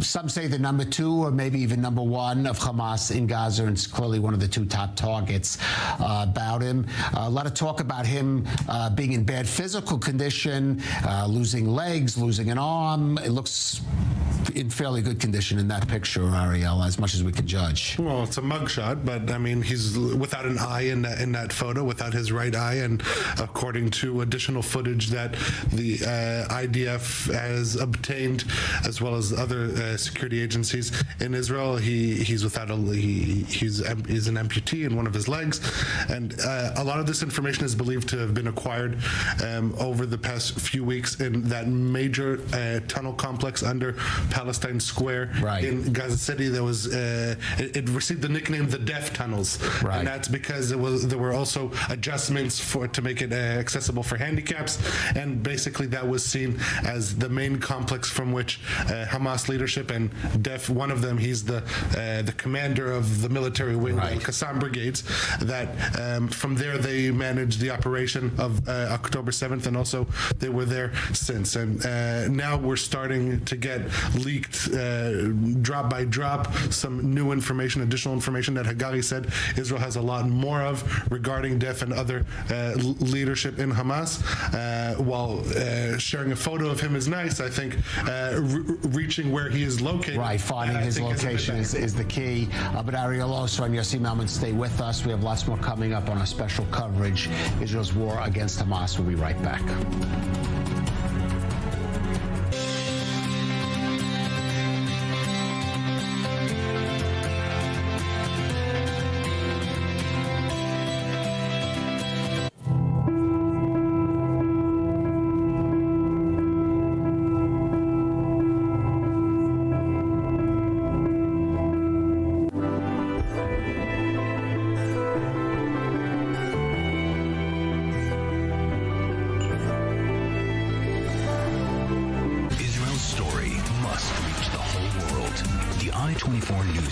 Broadcasting from Israel, with dozens of correspondents throughout the world, brings the truth from Israel to hundreds of millions of people in scores of countries. Completely gunned down in their beds. De la frontière qui sépare Israël, the state of emergency and war in Israel. Bringing Israel's story to the world. I-24 News Channels. Now on Hot.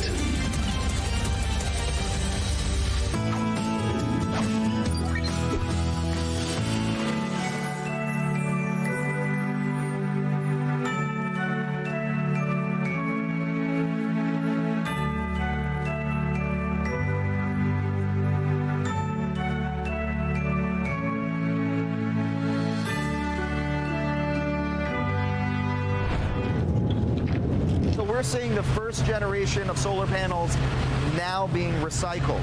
What's exciting is we're at the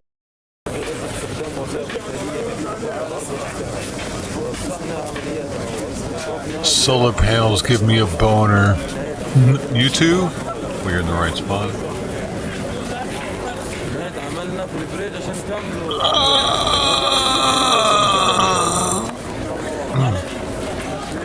It just went back in me. Hurts when it goes back in.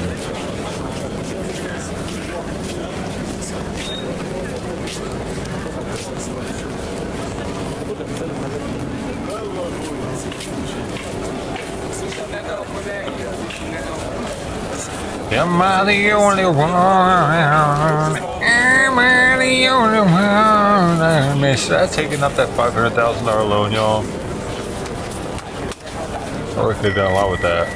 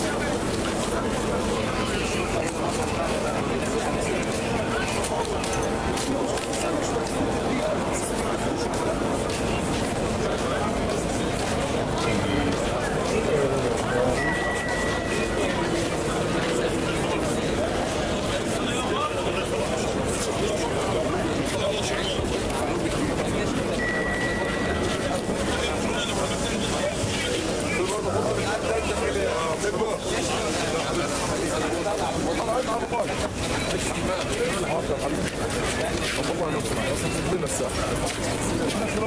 likes it here more than up there. يلا يا استاذ يلا يا معلم انا مطول بالي على الاخر والله على الاخر مطول بالي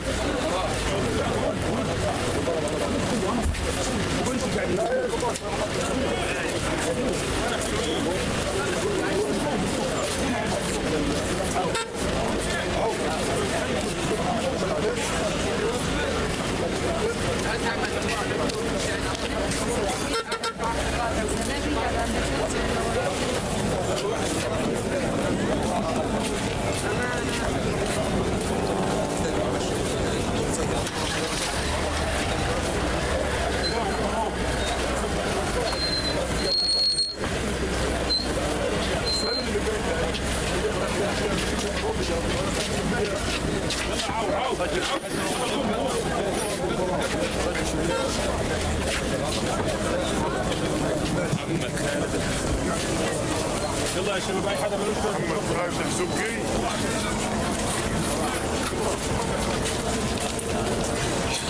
هذا هو المروه يا شيخ يعطيك سعر مين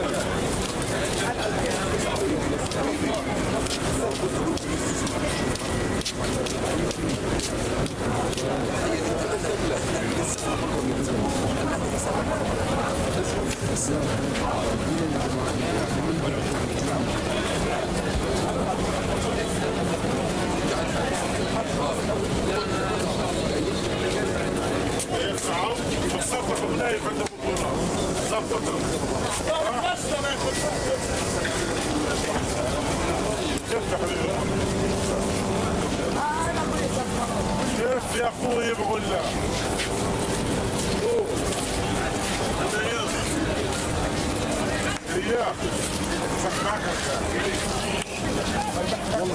in the morning, there were a group of men just in the ages of 17 and 29 who were just stood here. They were watching the raid, and then an Israeli drone strike came in from that direction, hitting the ground over here. You can see the crater here. That's where the drone strike hit. You can see the shrapnel over here on the wall. Now, we've just been speaking to a paramedic who described what he saw. He was the first person on the scene. I arrived at the place after hearing the first bombing. It was the biggest crime. Where the explosion occurred, we found the men lying everywhere. They were all our friends and brothers. The injuries were from shrapnel from the missile.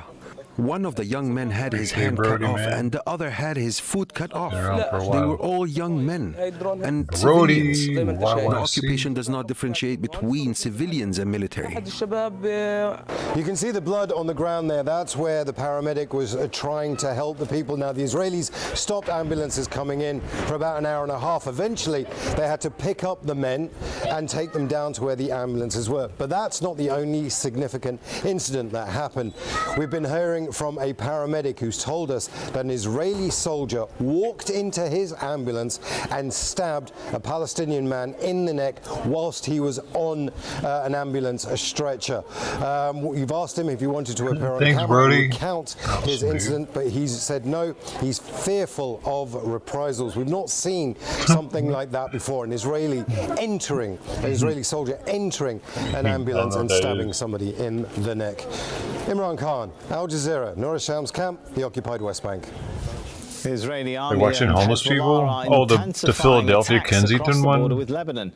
An Israeli airstrike has killed at least 3 civilians Philadelphia in on the other side of the southern planet. Lebanon. Hezbollah and Israel have been exchanging fire across the border since October the 7th. 126 Hezbollah fighters and 11 Israeli soldiers have been killed so far, as well as 27 Lebanese and Israeli civilians.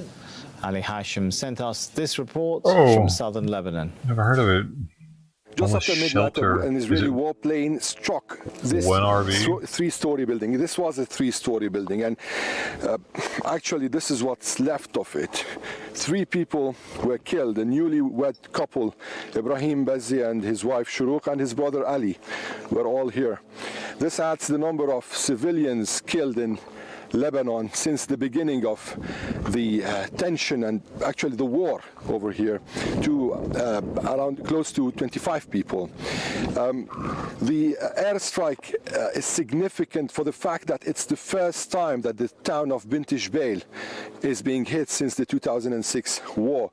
In 2006, Bint Jbeil had an important... Dude, I'm so desensitized to them getting their houses blown up. In the context of the war then. The fact is that but now if that happened in America, it would be like... Israeli warplanes are targeting residential areas in different Lebanese villages and towns close to the border. So as we can see, if our cameraman can show us, this house was in the middle of a residential area.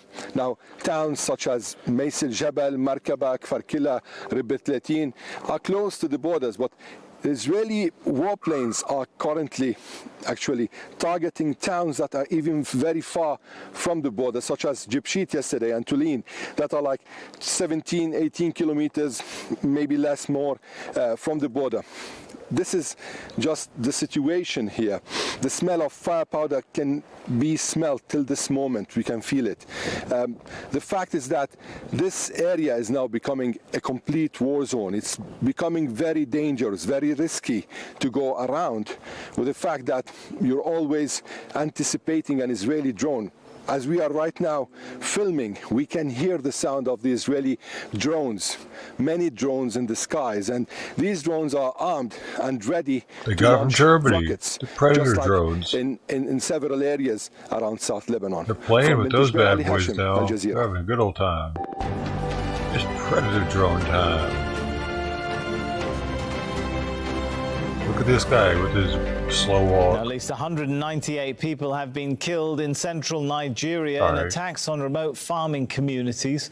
Another 300 were injured when gunmen torched houses and destroyed property. Funerals have been taking place in Plateau State. Thousands have fled their homes following the worst violence in central Nigeria for 5 years. Fidelis Mba reports from Bokos. This is Tahore community. This community came under attack Sunday evening about 5 p.m. local time, and it is one of the several communities that came under multiple attacks by gunmen. And in this area, it's relatively quiet. I've visited some other communities. It's been very quiet, just very few people. And in some of these communities, you only see young men who are just keeping vigil and trying to salvage what is remaining of in the community. And then their women and children have been sent out for safety reasons, so that only the young men are able to either confront any form of attack coming to the village, or to help salvage some of the things, that are remaining. And here in this compound, you can see people's houses have been burnt, the roof is down, and also other valuables in the house. We can't really see anything that has been salvaged in this particular compound. Again, man. And right here, you can also see somebody's car that has been actually burnt down, as a result of the attack. This is also repeated in several other communities that we visited. And in some of the communities, it's so quiet. In fact, we had to make a detour in one of the villages, because shortly after we arrived there, we understand, we were given a security signal to leave. And shortly after that, we understand that some of the suspected attackers invaded the village, so we had to leave. And right now, government is saying that they're going to deploy more security to ensure that safety, returns to the area, to enable residents to be able to come back. But some of those who've spoken to, who've been taken to other towns, are saying that they're not too sure how safe it is to return anytime soon. Fidelis Mba, Al Jazeera, Bokos, Central Nigeria. Thousands of migrants continue to march through Mexico towards the U.S. southern border. Tens of thousands of Venezuelans, Cubans, and other nationalities have been pouring into Mexico in the hope of crossing into the United States. Secretary of State Antony Blinken is scheduled to visit Mexico this week to discuss the ongoing migrant influx from Central and South America. U.S. Secretary of State Antony Blinken left Washington for Mexico City. Blinken will meet with the Mexican President Andrés Manuel López Obrador. That's amid a surge in migrants seeking asylum at the U.S. border with Mexico. More than 10,000 migrants have crossed daily in recent days, largely into the southwestern states of Texas and Arizona. Well, our correspondents are following the story from both sides of the border. In a moment, we'll hear from Shihab Ratansi in Eagle Pass, Texas.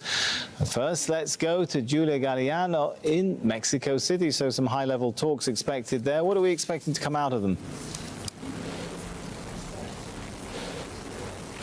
Well, for sure, the main aim of this meeting is for U.S. officials to further pressure the Mexican government to keep migrants from reaching the U.S. border.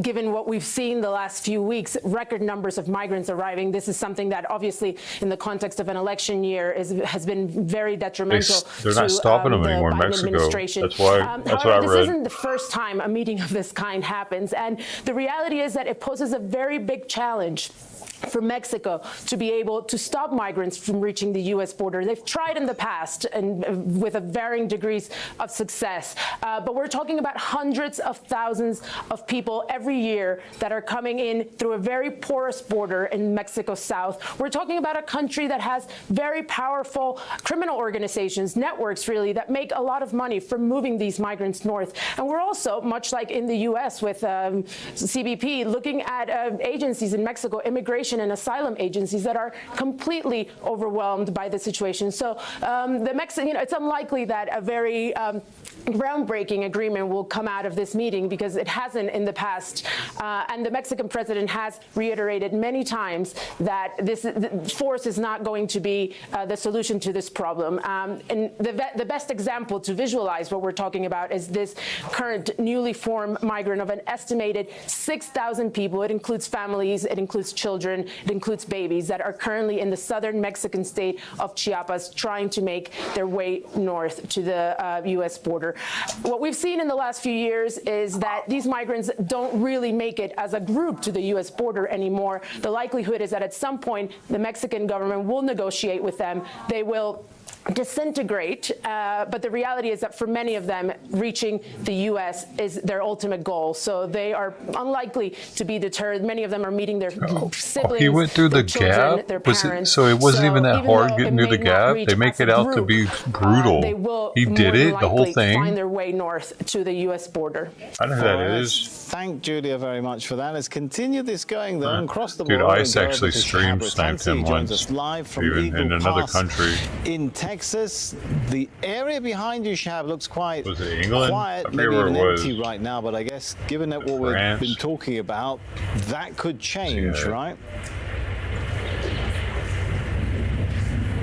Absolutely, in part because of some of what Julia was alluding to there, as the Mexican president keeps saying, go for the root causes. Sanctions on Venezuela, Nicaragua, Cuba. You're destroying the economies of countries. Just general U.S. policy in Central America. You're not allowing development. So of course they're going to keep coming. But there are also very specific reasons to do with the Biden administration, which is why the fences are still up behind me. Yes, it's empty now, but this time last week it was filled with thousands of migrants. Yeah, just a couple days ago. Men, women, and children, sometimes there for days waiting to be processed. It's very cold here now. The conditions were terrible.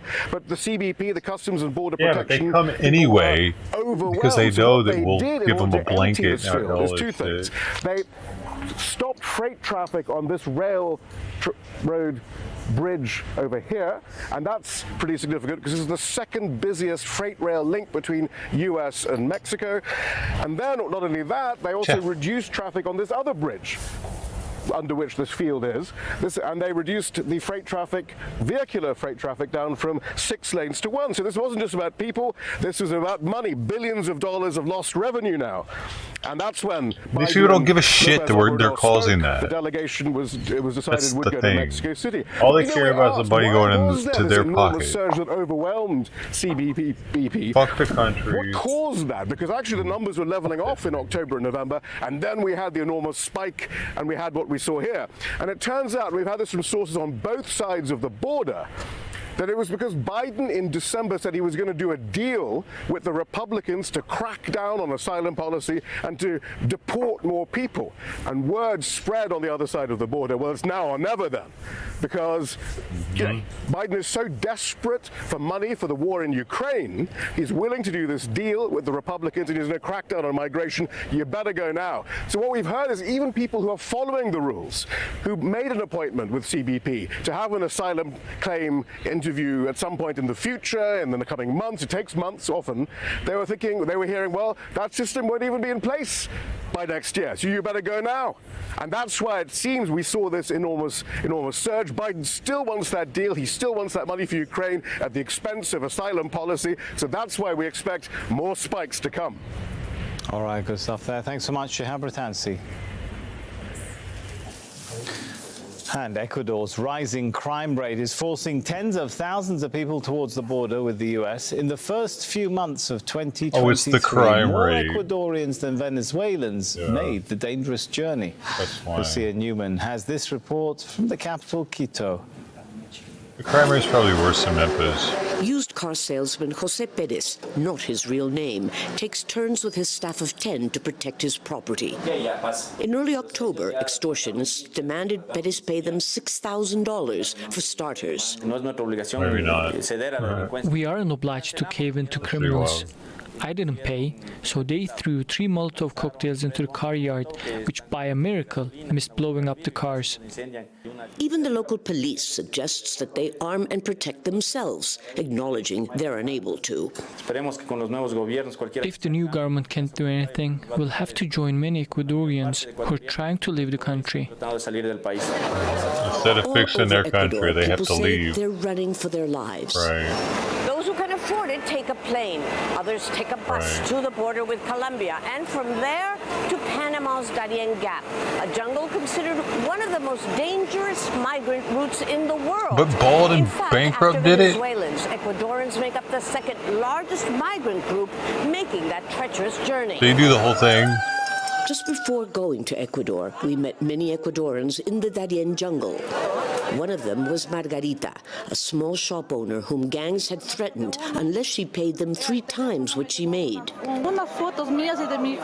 They sent me photos of my son with a message that they knew where he went to school, saying they'd kidnap him.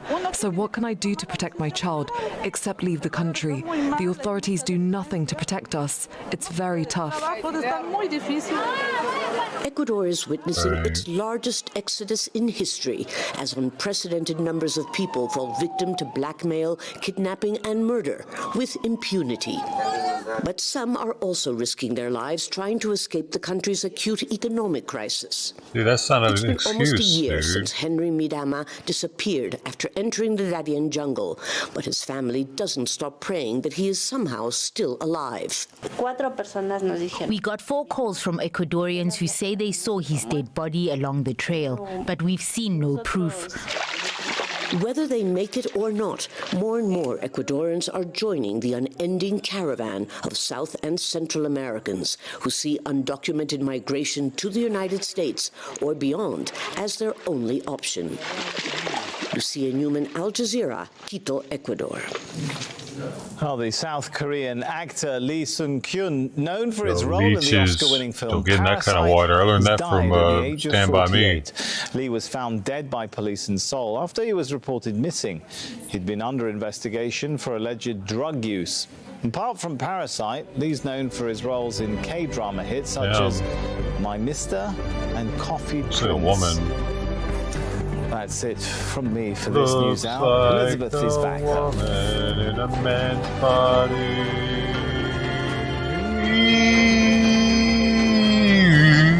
Wire.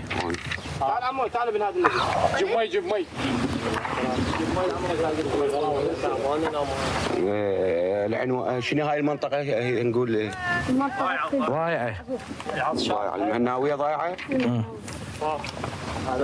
In addition to the inbuilt valves, which are part of the irrigation canal, farmers Learn have about the resorted to valves, external buddy. water hoses to pump water onto their fields, a practice the government considers illegal.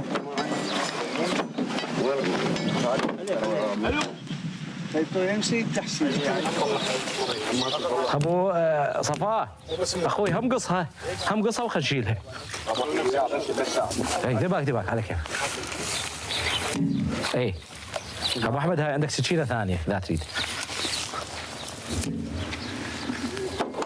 هاك ابو احمد هاك تسوي اي. Unique perspectives.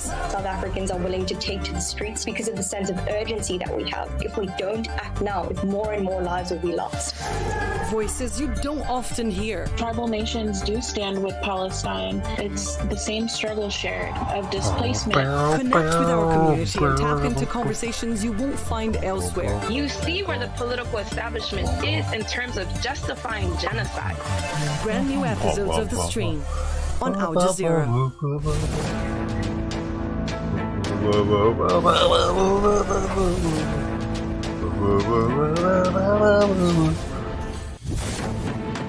I think it's got a song to it.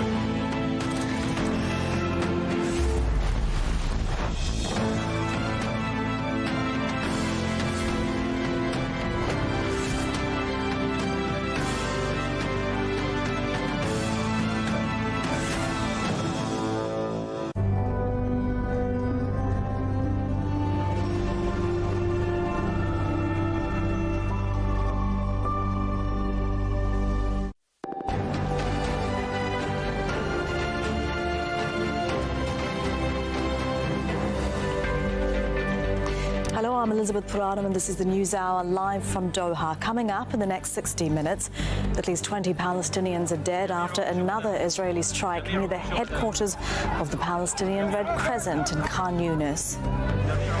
Forced to flee yet again, Israel issues new evacuation orders in central Gaza. A UN humanitarian team calls the strip a human chessboard. رموا المناشير وقالوا نطلع وقذفوا دروسنا وخبطوا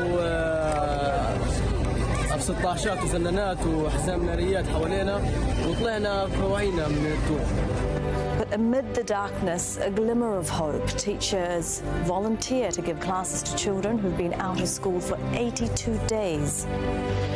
And U.S. Secretary of State Antony Blinken heads to Mexico to try and stem the tide of a record number of people attempting to cross America's southern border.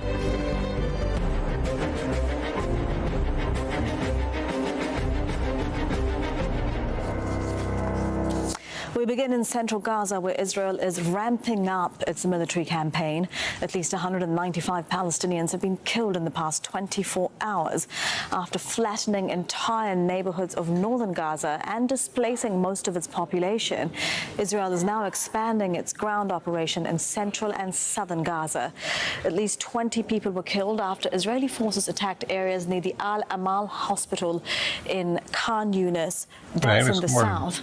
The hospital is run by the Palestine Red Crescent Society, and this is the second time in as many days that Israel has targeted the group's facilities. The injured have been taken to Nasser Hospital. In central Gaza, 5 Palestinians were killed in an Israeli strike on a school in Al-Maghazi refugee camp. Many displaced women and children were sheltering there. And Israeli tanks and troops have been seen entering central Gaza. It follows Tuesday's announcement by the head of the military, Herzi Halevi, that the war in Gaza could last for many months. Let's go live now to our correspondent, Tariq Abu Azoum. He's joining us live from Rafah in southern Gaza. And Tariq, another attack on a Palestinian Red Crescent building. What impact has today's attack had on the hospital?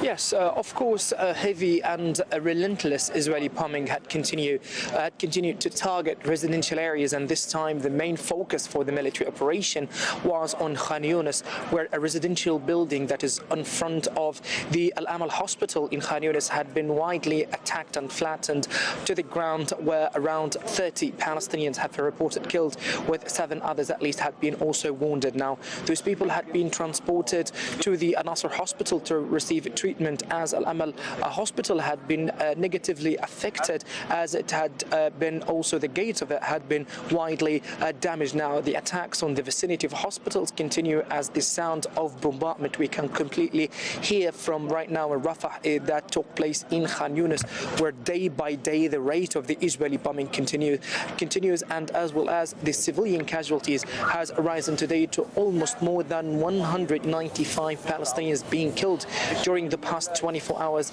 and the death toll in general had risen to more than 21,000 Palestinians have been killed, alongside with more than 55,000 others who had been completely injured. Now, these attacks completely destroyed as well the essential vital urban areas in Khan Yunis, as the military ground incursion against Al-Bureij, Al-Nusayrat and Al-Maghazi refugee camp had started with limited spaces under Israeli intense shelling for these areas. Yeah, all of those refugee camps are in central Gaza. What is the situation there? It has come under heavy bombardment in recent days, hasn't it? Yes, of course.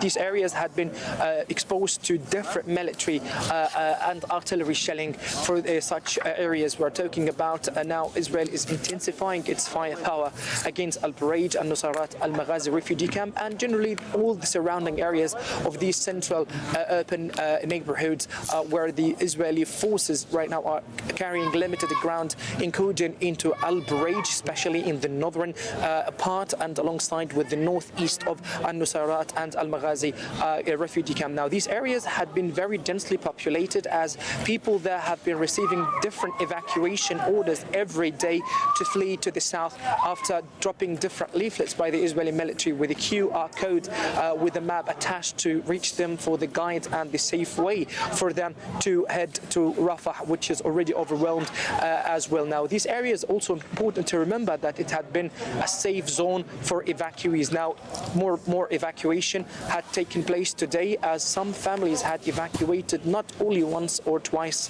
a time, but multiple times amid the Israeli unrelenting attack on the territory.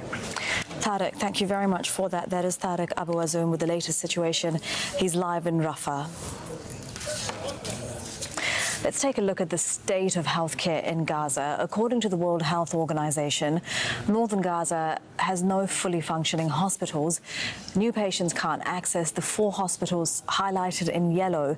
Those facilities are caring for existing patients but can only offer basic first aid. The WHO says only 9 are still operating across the strip, and most are in the south. But these hospitals are operating at 3 times their capacity. The Israeli army is expanding its ground offensive, pushing further into the central and southern regions. Earlier, my colleague Sami Zaidan spoke to Gemma Connell from the UN's Office for the Coordination of Humanitarian Affairs. She told him that the remaining medical personnel in Gaza are operating in impossible conditions. These heroic health workers who wake up every day striving to deliver the best possible services in the most impossible conditions are unable to treat everyone. And I've been to the north. I was in Al Ahli hospital just a few days ago, where the health workers there can't even do the basics anymore. So you have wounds infested by flies. You have people who will die of injuries that should not be killing people. And again, these health workers are appealing to the world, and I've promised to share that appeal back with the world for this to stop, because this is not about lack of medicines. It's not about lack of supplies. It's about the fact that this war and the sheer volume of people that it is killing and injuring is too much for anyone to take.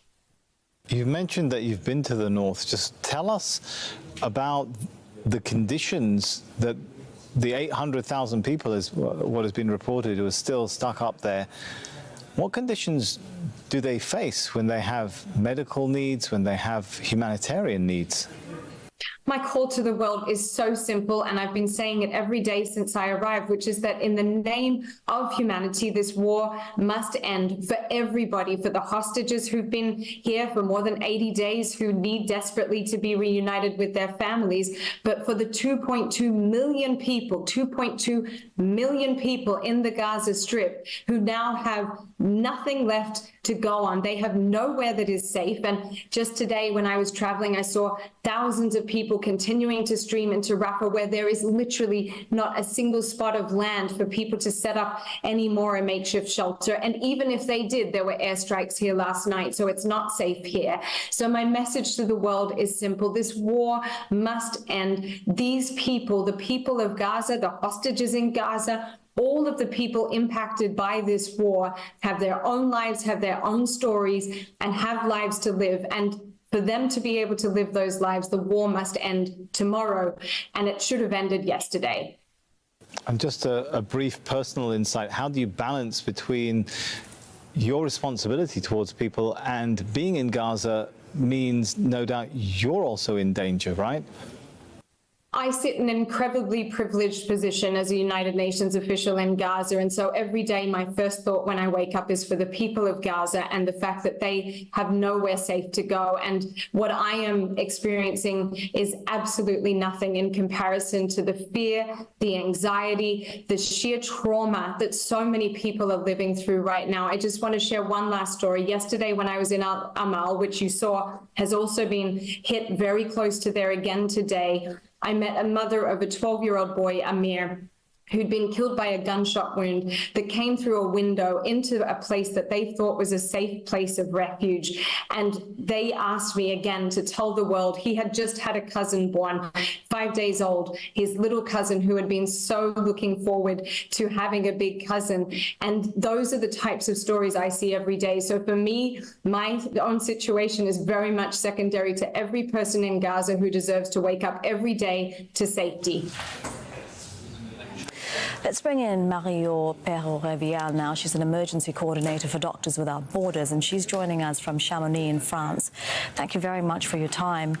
You know, we hear about the situation in hospitals in Gaza daily, but it's very difficult for us sitting here to really imagine the full extent of what it's like. You were there for most of the war. We spoke about a week or 10 days ago on the phone before you left Gaza. Can you tell us what your average day in Gaza looked like when you were there? What did you do? What did you see? It's exactly as you've seen it on the pictures, on the videos since the beginning of the war. It's just in reality you have the smell, of infected wounds, you have the noise, the constant noise of children crying, out of pain, out of finding out they're the only survivor of their family. It's the constant. The kids outside the hospital look like they're playing and happy. All around, looking for relatives, for family members. It's the constant influx of wounded. It's overwhelmed hospital who are just beyond any coping capacity at this stage. Which hospitals were you working out of, and what was the situation there when you left Gaza? Yeah.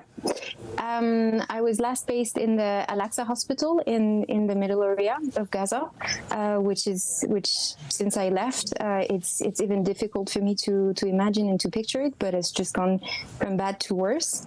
We've seen evacuation orders being thrown in the nearby areas. We've seen an intensification, and there again, I almost cannot picture what another intensification of bombings would look like around there. So more and more wounded coming through, more and more people being admitted to the hospital. The hospital before the war had a bed capacity of 250 beds. When I left, it had more than 700 patients admitted inside the hospital. So you can see it just doesn't add up. And some of these patients were patients that we could actually discharge, but just had nowhere left to go. And so we were faced with this constant dilemma of what do you tell patients? What do you tell a patient who's telling you, I came from the north, I was told the south is a safe area, And then I'm admitted in the hospital. Now I'm being told that I need to free up a bed for another patient that is coming, but I just have no place to go. Nowhere is safe in Gaza. And when that patient is a 9-year-old and she's the only survivor of her family, what do you tell her? It's really an impossible situation in the hospital now. You tell her, honey, your family were martyrs. They have extra virgins now. If you want extra virgins, you got to put this vest on when you get older, okay? You want to put it on now? You're the perfect age, lady. Nowhere is safe in Gaza. Girl. We're trying to provide. You know what I mean? It turns them into future martyrs when their parents are blown up. Some mental health, future martyrs of America. Activities, or no, but to Gaza. be able to run proper mental health programs, That's the most popular high school program, after school program situations. in Gaza. Our psychologists who were well trained, Future martyrs of Gaza. Before the war, told us, I just don't know how to deal with these patients. I've never seen such a scale of despair. Now we had psychologists distress coming to us and telling us, a 5-year-old just told me that they would want to die now. I just don't even know how to respond. See, 5-year-old says they want to die, and Hamas is like, oh, you do? Well, we got the perfect way for you to die. Yeah, you ready to all out bar that shit? To tell anything to your parents?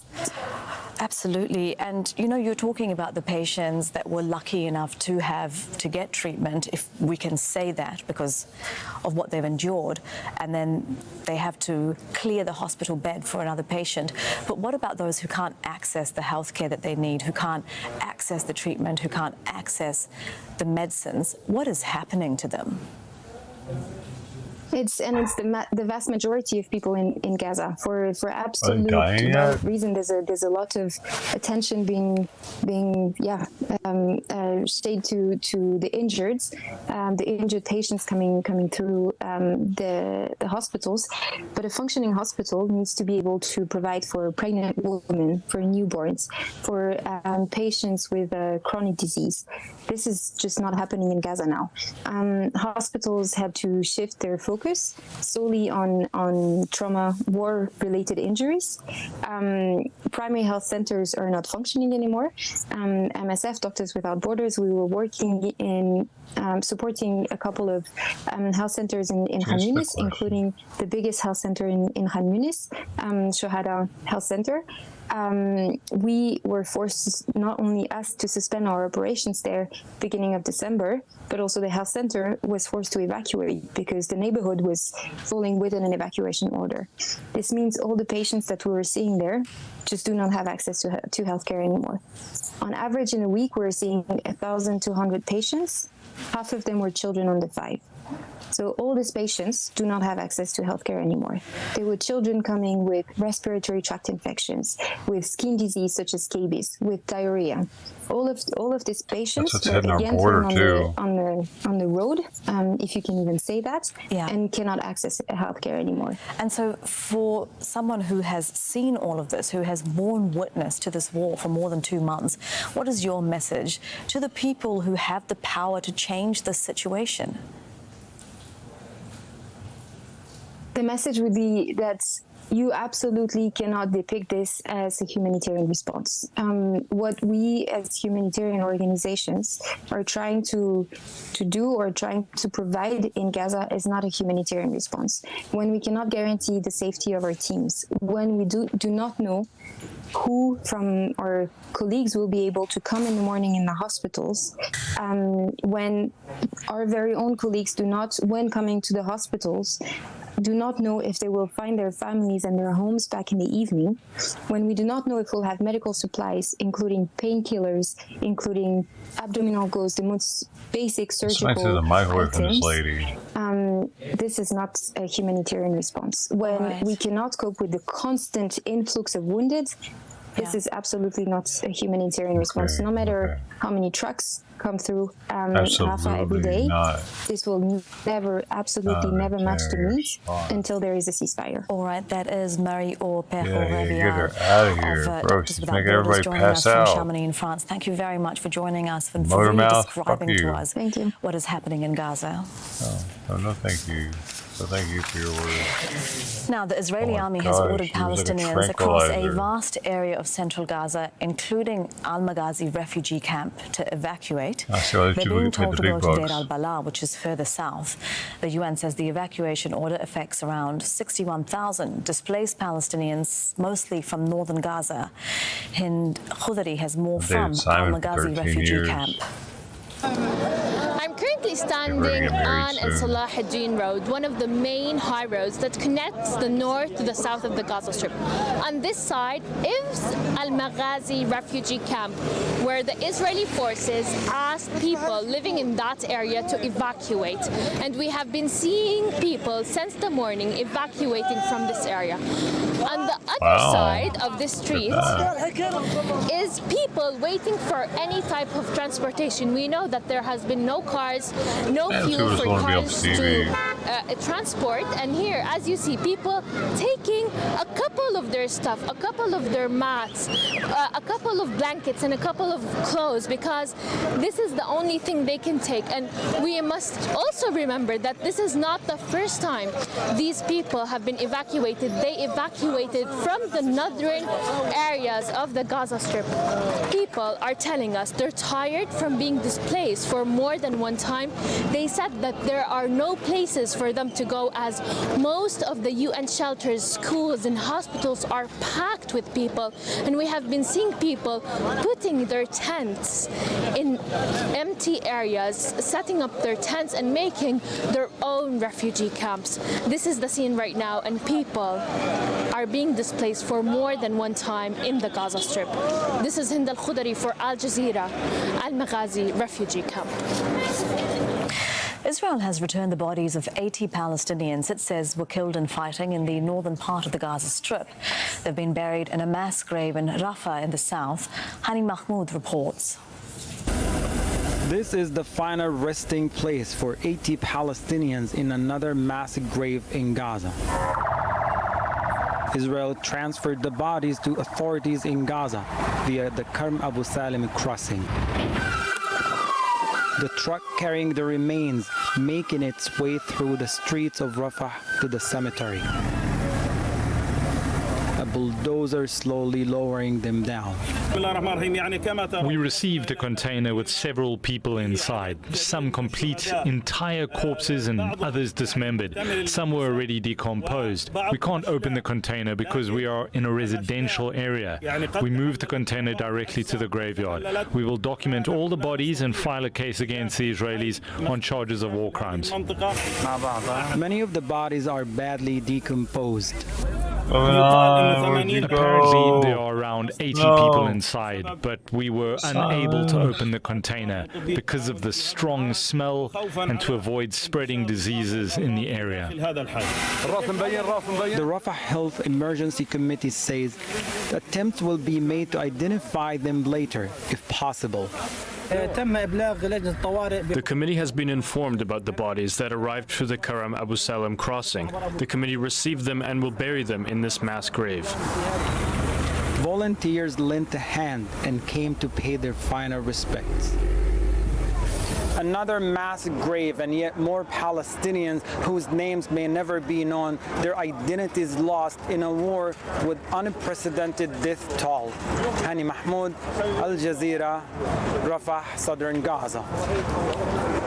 The Israeli military says another 3 soldiers have been killed in battles in northern Gaza. That takes the number of Israeli troops killed in Gaza to 154 since the beginning of the ground campaign at the end of October.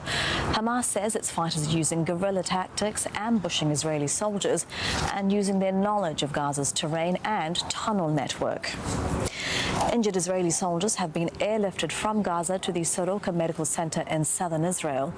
Since Monday, the facility has received at least 49 troops, 16 of them in serious condition after battles in northern Gaza. Sarah Khairat is joining us live from Tel Aviv now, and it's been a bad week for Israel, Sarah, with a number of soldiers who've been killed. Yeah, and those 3 that were announced as killed today, 2 of them soldiers, 1 of them a commander, all in their 20s, all killed in northern Gaza. And that just gives you an idea that even though the military and the Prime Minister are saying that they are almost have managed to take full control of the north, those deaths are still happening. That is a large number, and you're going to see potentially more of that, especially as they say that they're now going deeper into places like Khan Yunis in the south, and even fighting on the outskirts in an area that they said a lot of the fighters that carried out the October attack came from. Now, we've also heard from the military spokesman, Daniel Hagari, that's been talking about 3 tunnel shafts that have been destroyed. He's given more details, he said, of a network, he said, that was near to Rantisi Hospital that went down meters, those 3 shafts, several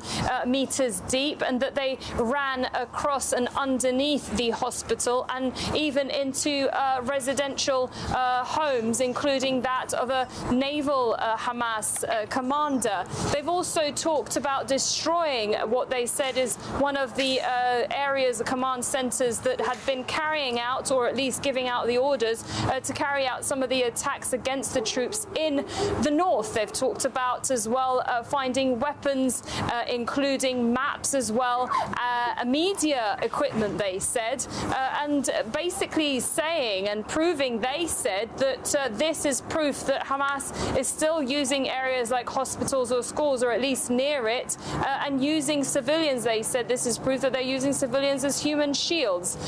Again, this is still an ongoing fight for the Israelis, and certainly the more they move towards areas that are civilian based, they're going to find that they will potentially find more deaths and casualties. And Sarah, Israeli Minister Benny Gantz has been speaking tonight about the situation in Gaza, also on the Lebanese border where you've been recently. What's he been saying?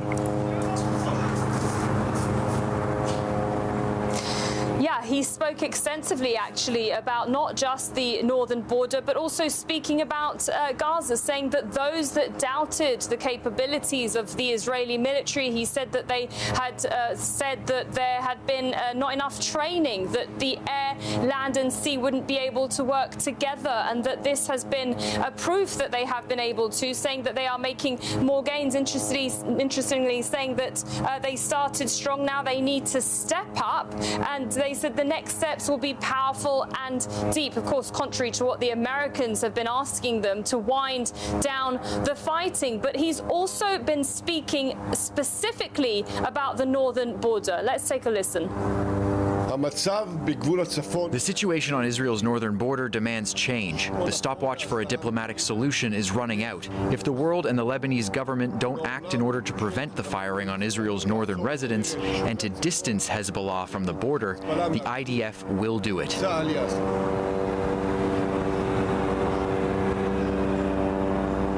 Now, this is the second time he's discussed. Initially, he said if fighting Hezbollah back as it has been in terms of really tit for tat, then the next thing would be diplomatic efforts. Well, now he's saying that diplomatics, if that doesn't work, he's threatening Hezbollah that they would take it further.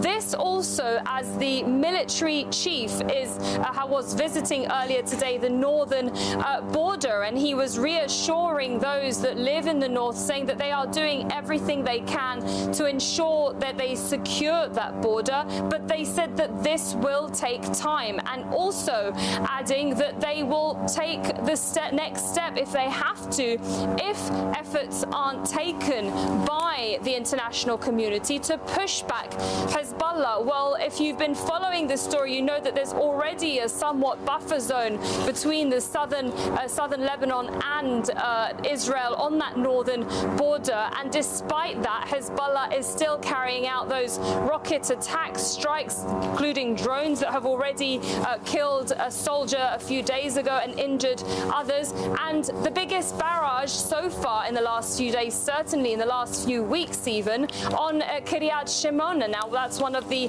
residential towns where the largest number of those evacuees that had to leave. Now, the concern that some of them had told us when we were there over a week ago was that they said they're used to the Hezbollah attacks. What worries them is an infiltration. And I tell you something, Hezbollah has much higher capabilities than Hamas.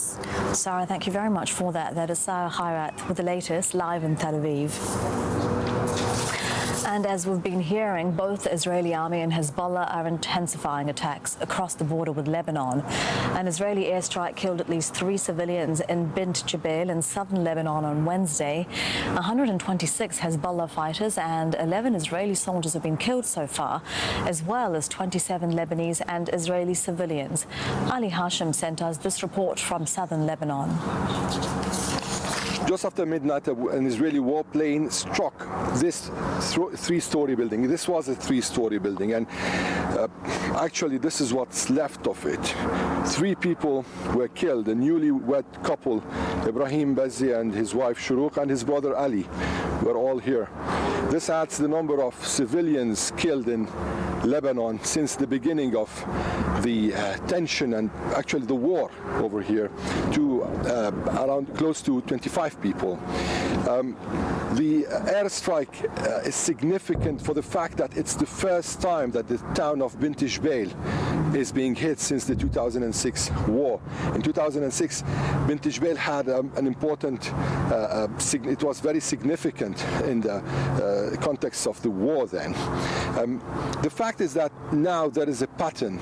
Israeli warplanes are targeting residential areas in different Lebanese villages and towns close to the border.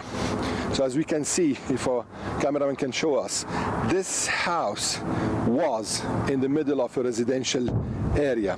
Now, towns such as Mays el-Jabal, Markaba, Kfar Killa, Ribit Latin are close to the borders, but the Israeli warplanes are currently actually targeting towns that are even very far from the border, such as Jibshit yesterday and Tulin, that are like 17, 18 kilometers, maybe less more from the border. This is just the situation here. The smell of fire powder can be smelled till this moment. We can feel it. The fact is that this area is now becoming a complete war zone. It's becoming very dangerous, very risky to go around, with the fact that you're always anticipating an Israeli drone. As we are right now filming, we can hear the sound of the Israeli drones, many drones in the skies, and these drones are armed and ready to launch rockets, just like in several areas around South Lebanon. From Bint Jbeil, Ali Hashim, Al Jazeera. Jordan's King Abdullah has met with Egyptian President Abdel Fattah al-Sisi in Cairo. Following the talks, the two leaders said they reject any attempts by Israel to expel Palestinians from Gaza and the occupation. Welcome back to this special broadcast on I-24 News, Israel's war against Hamas. Now, among the 3 IDF soldiers whose deaths were announced yesterday is Reserves Captain Shaul Greenglick, 26 of the Nachal Brigade's 931st Battalion. The Renana resident was killed in combat in North Gaza. But just 3 weeks ago, Greenglick successfully auditioned on the reality singing show Israel's Rising Star that picks the country's entry for the Eurovision Song Contest. He performed while on leave from duty in Gaza, still dressed in his army uniform, singing the hit song Blind Bat and winning approval from the judges. Of course he still stayed in the uniform. uniform. That's probably why it was.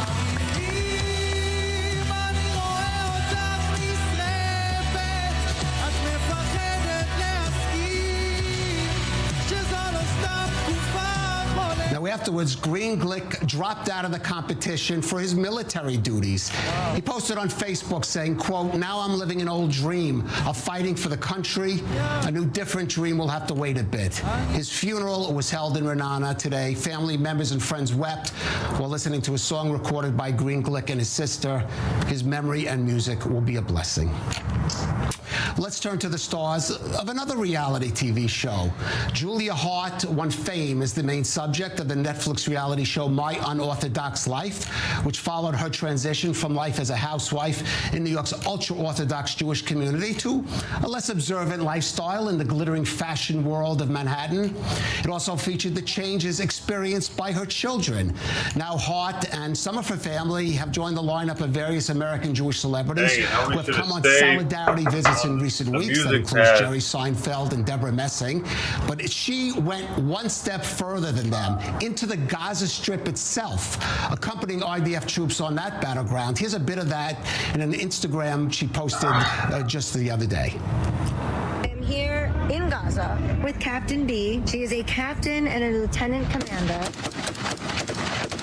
Are there any Jews here in the army? We have Druze and Christian. I have 3 Muslim soldiers who are in here in Gaza fighting for their country. And you want to know why they're pulling up the sidewalks and demolishing these houses? That house had a rocket launcher inside pointing into Israel. Should they blow the whole house up? Julia Hart, an American fashion designer and businesswoman, and her daughter Miriam, both stars of the Netflix show My Unorthodox Life. First of all, I have to say, I've not been in Gaza. I've been down south. I have not been able to get access into Gaza. Julia and some other journalists too, so we're very just. But we'll get to that in a minute. Let's just talk about, first of all, the decision, you, Miriam, your family, to come to Israel at this time. So, I think that for most of us in America, as much as we are really experiencing this incredible increase of anti-Semitism, people are afraid to go out on the street. My daughter is in NYU. There's all so the many women on this show show their titties a little bit. Colleges. Here on the ground, this is where, to me, the fight for humanity is taking place. And I didn't want to support from the comfort of my couch. Look at my cleavage. I wanted to come here, be with my people, and show my physical support by putting myself in harm's way, like every single 23-year-old who's sitting there who should be in college, who should be enjoying life, sitting there fighting for the rights and freedoms of every ethnicity and every religion that exists within the state of Israel. Right. Miriam, NYU happens to be my alma mater from a long time ago as well. You're a young person of that generation. She was going to close her jacket, but she was like, no, I'm not supposed to. I said, my titties got to be out. That, because what we're seeing... Look, she's even repositioning her a little bit down. She's like, too much my cleavage is showing, I can tell. It's been shocking for me too. I have no words. Honestly, I've lost so many friends through this experience. I never was faced with any sort of conflict in my liberal groups and my queer community where people were so divided because of what's going on right now. And so because of that, that's why I think it's so important for me to be using my platform to talk about what's happening in Israel, because there aren't enough young people that are saying that Israel is actually fighting for democracy above all, and that we're fighting for everyone's right to exist. Right. Now, you've been here. I see Israel's fighting for the gays now. For example, some of the hostage families, the Wenkert family, I've spoken to them too. Tell us about your impressions meeting with some of the people here, especially those people who still have family members as hostages, and some of them that have returned. Well, yesterday we went to the hostage forum. Yeah, and we met with a lot of families who still have hostages that are missing, that are stolen, that need to be returned instantaneously. And as you said, we went to the Weincup family for Friday night Shabbat dinner. And there's several things that really are so powerful. And I'll start with the Shabbat dinner. I sat around a table of people who have devoted their lives to helping others. They are nurses. There wasn't a single woman at the table who hadn't or wasn't currently a nurse, other than a woman who was a therapist. These are people who spend their entire lives helping others. And then we met with, I'm so sorry, I'm abysmal with names, we met with some extraordinary families. One of them was this young man whose grandparents were both kidnapped, and his grandmother was returned, and his grandfather is still missing. And here's what really shocked me.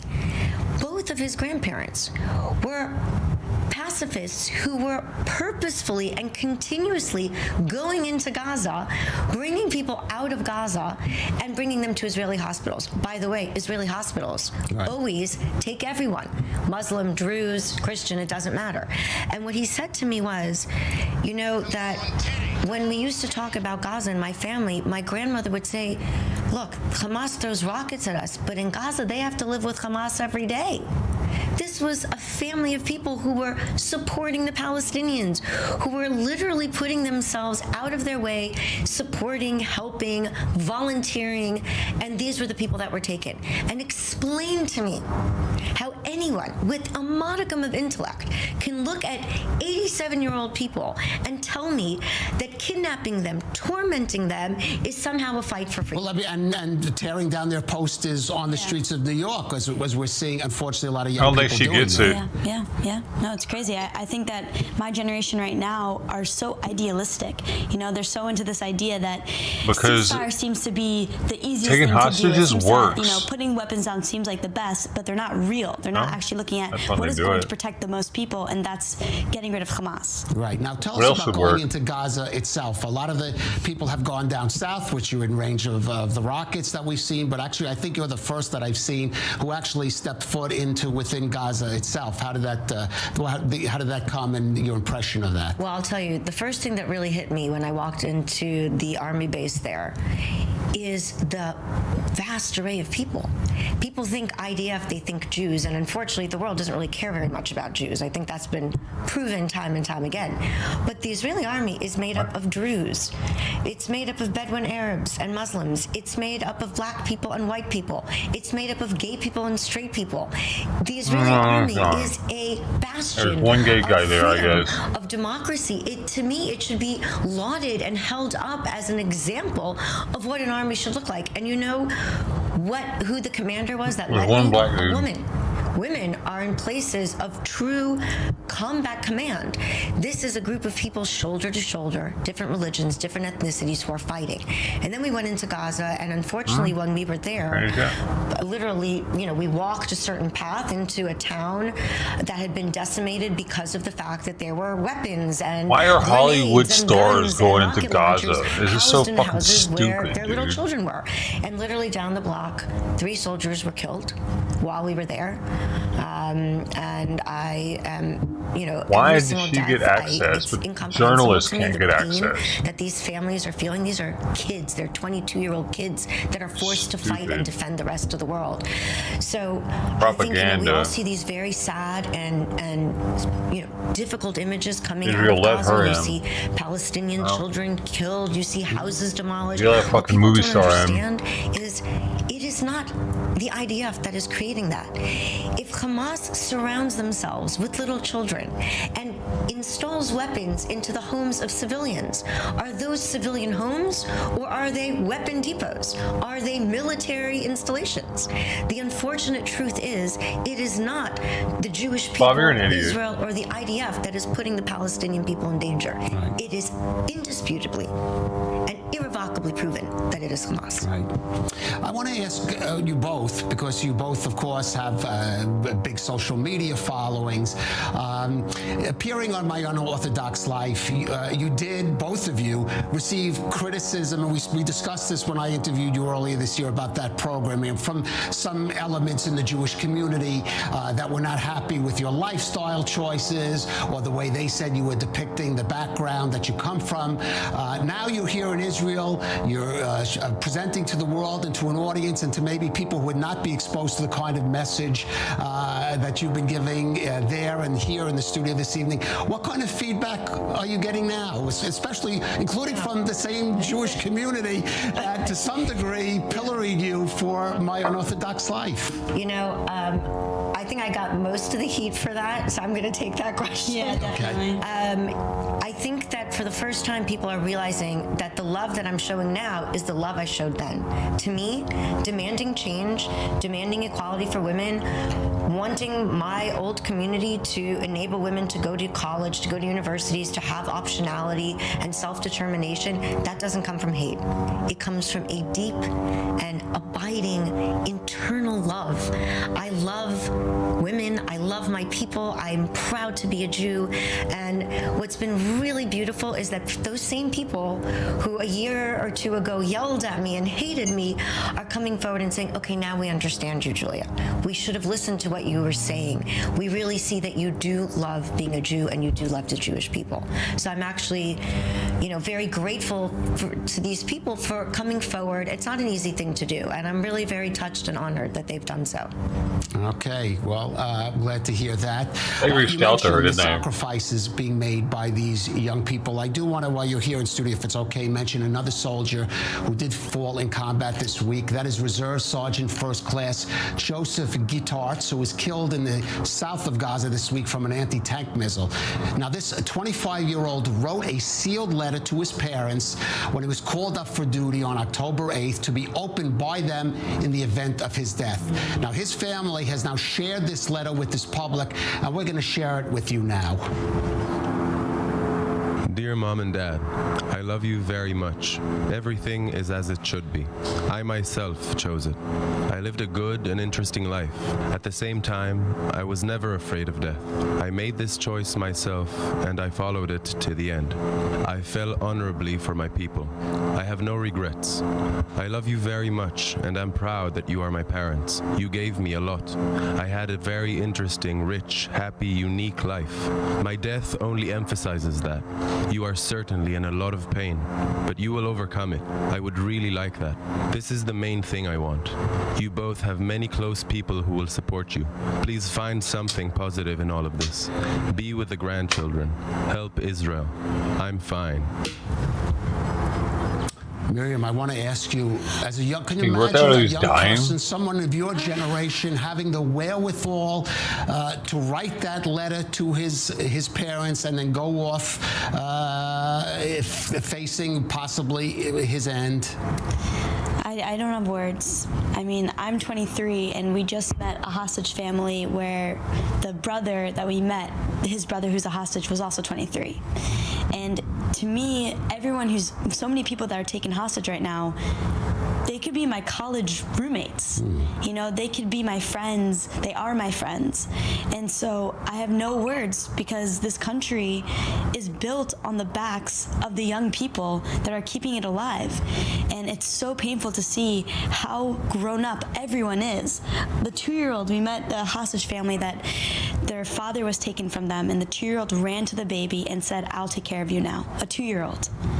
That is what being Israeli means right now. It means being an adult, being awake despite your age, and the world doesn't realize that these are good people. Right.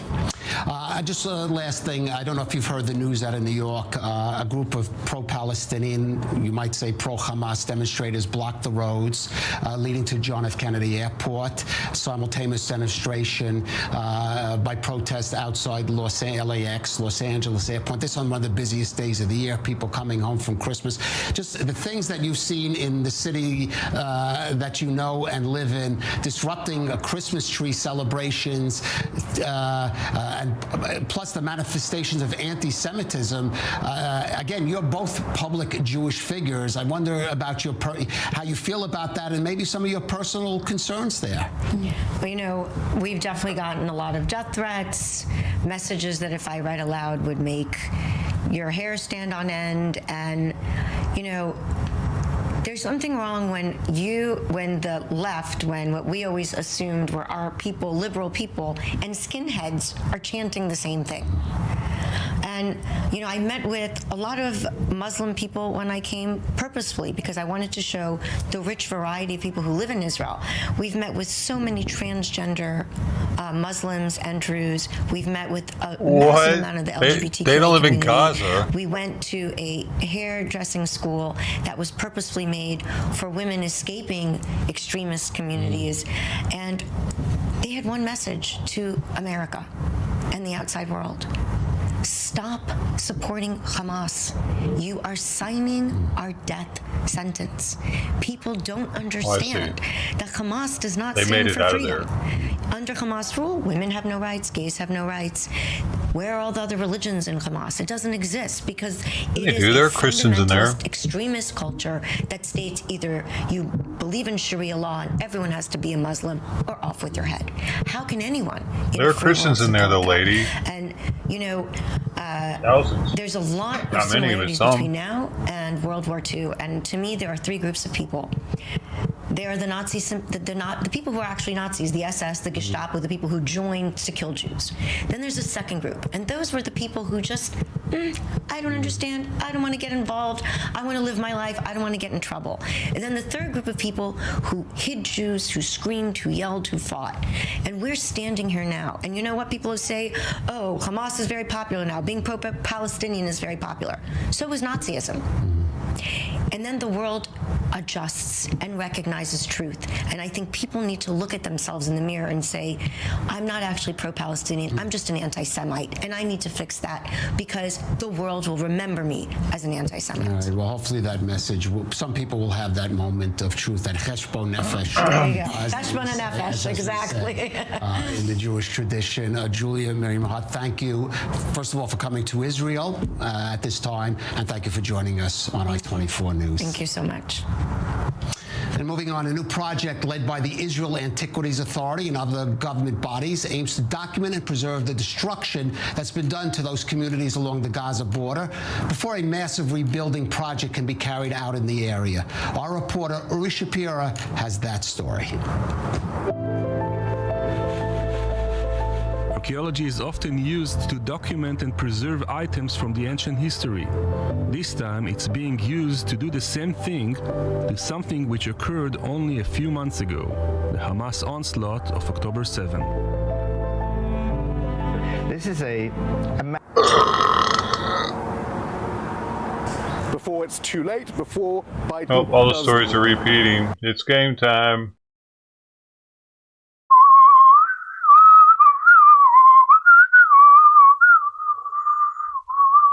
There comes a time when it's game time. Yeah. Oh man, it's fucking. They're literally all the same shit. This was on earlier. This was on earlier. The same exact story. They're just looping it. None of the rest of them are in English. Just those two. Arabian, Israelian, and no voicers. No moisture on this one either. It's dry of the moisture.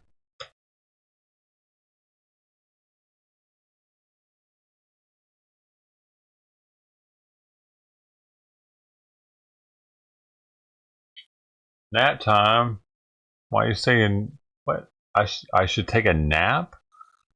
What? Why do you want me to take a nap?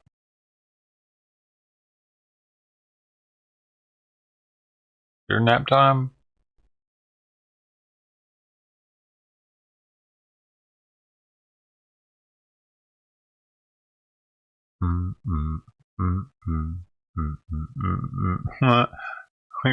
Oh, you were watching that? Yeah, they were replaying the same stuff from earlier this morning. That's no fun.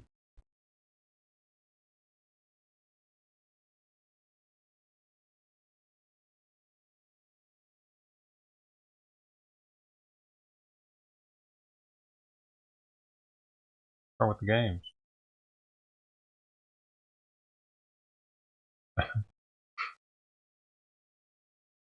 I'm not going to watch the same news stories over and over. Nope. Gotta move on now. And I don't feel like searching for anything. It's all the news for the day. I get it. I understand, Barbara. You're not a gamer. You're not a gamer, right? How it is.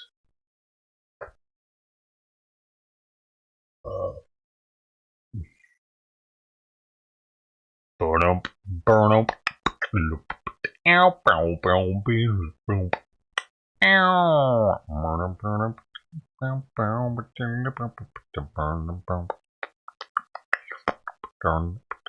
Oh, what's this over here?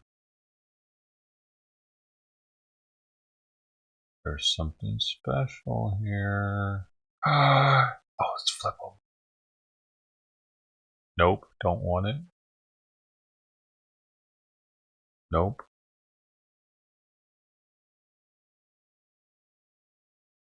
Definitely nope. Oh, those clothes are kind of sweet though. Nope, I don't think so. Mm-mm.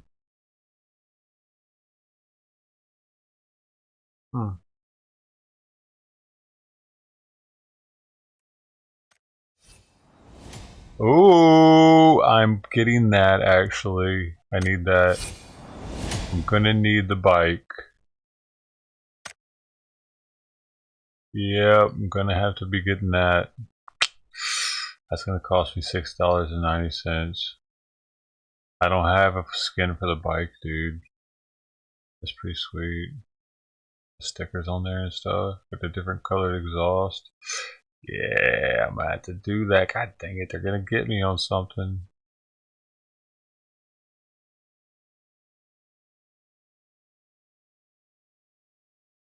I got a little while to think about it though. These are gonna be here for 20 days. What are these gloves? Let's see here.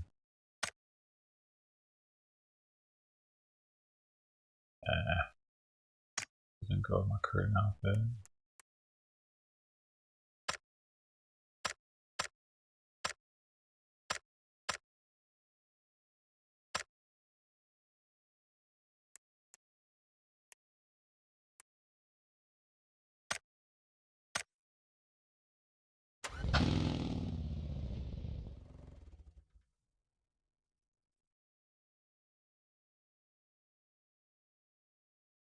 Everybody enjoy your naps. Seriously, I can take a nap now too. Easily. Especially Simon, he's been sleeping all freaking morning. Makes me even more sleepy. He's on my lap right now. Knocked out. On his side, knocked out. Like, he's knocked out as much as you can get.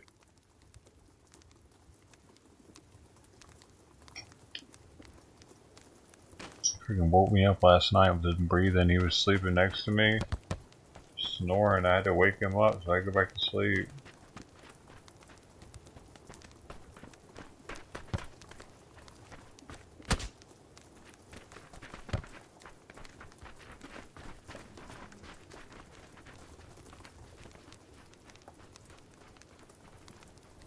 We don't see what you see.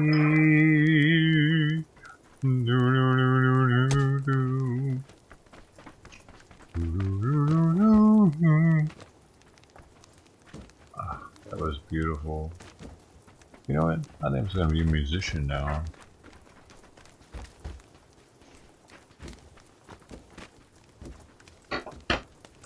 Break it back one now.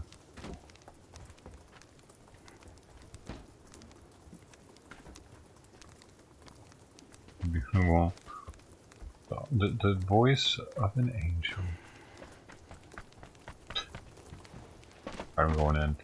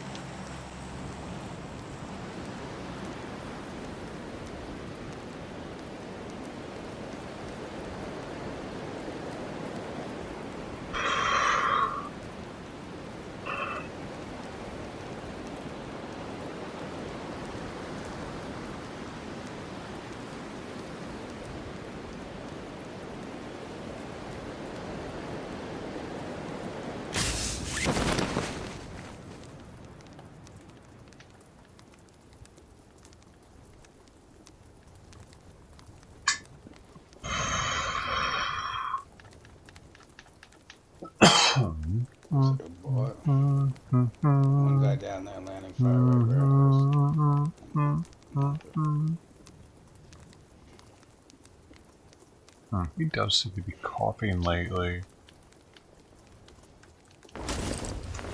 Interesting. I wonder what that means. He needs some heart medicine. She asked me if he was coughing last time. Give me a fucking gun. Oh man. Oh man. Fuck.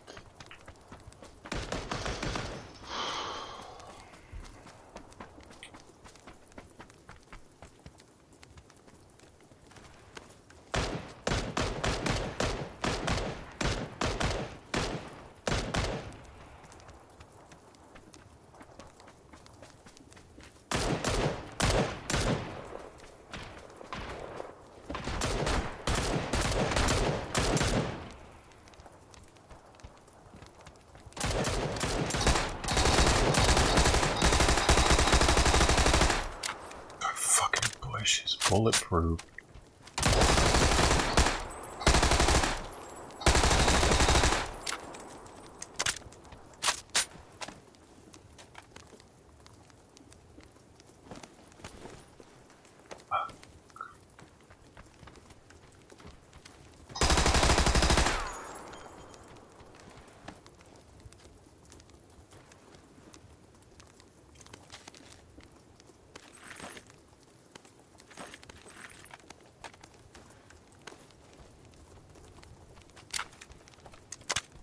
Yeah, where'd the body go? Fuck, they already both disconnected.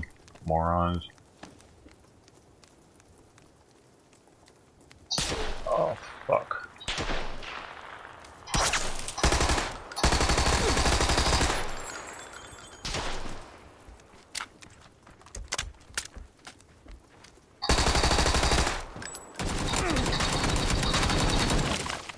Oh, I didn't.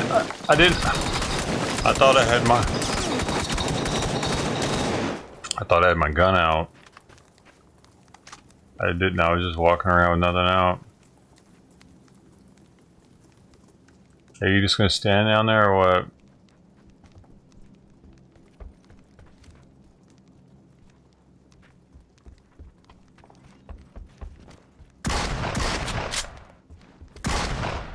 Oh shit. Bro. Ay ay ay. This died quickly. So beautiful. I'm not following anybody on the next game. I'm doing my own thing. Dude, I'm just not. I'm gonna get with this squad and then go off somewhere else. And if they don't survive, that's on them.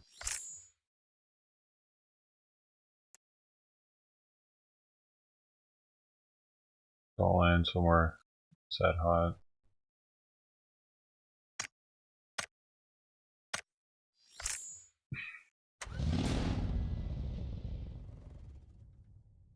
I just can't do it, Captain. I haven't got the power.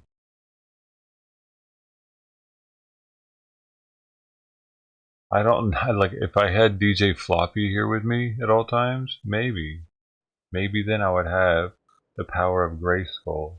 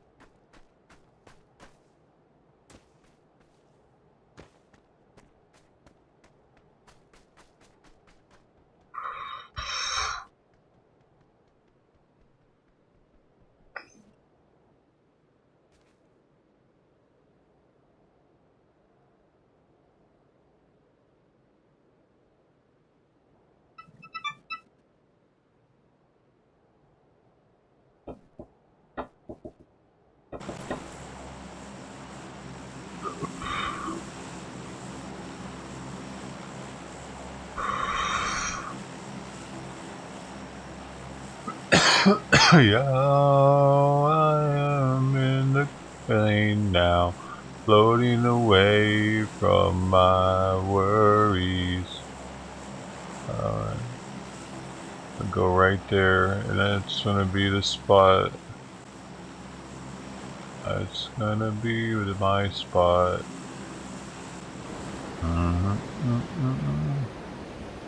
Definitely not floating halfway across the fucking map with those people. I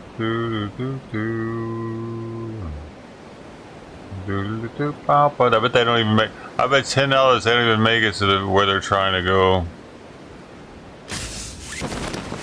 Sankarna.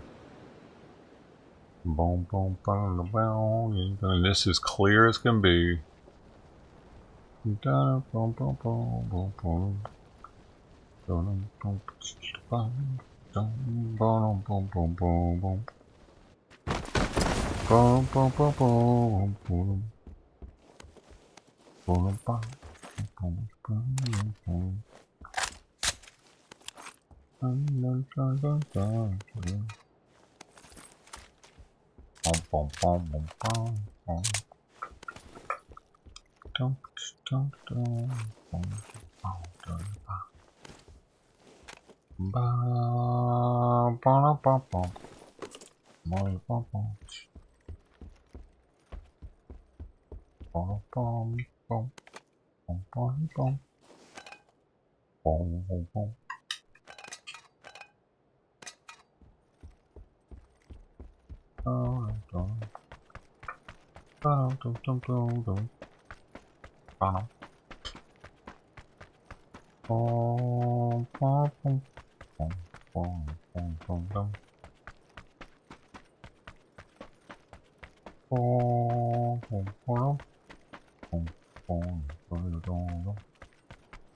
ba.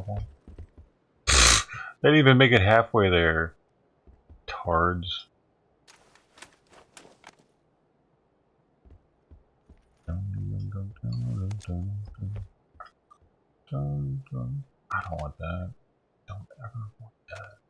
Oh, I want that though.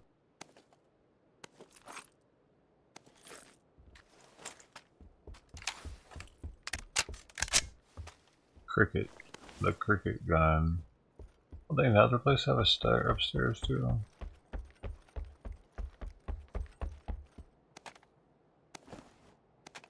All the goodies. Oh my goodness. Give me all the goodies you have. Oh my goodness. Give me all these goodies. I need all of it. I don't remember going upstairs another one.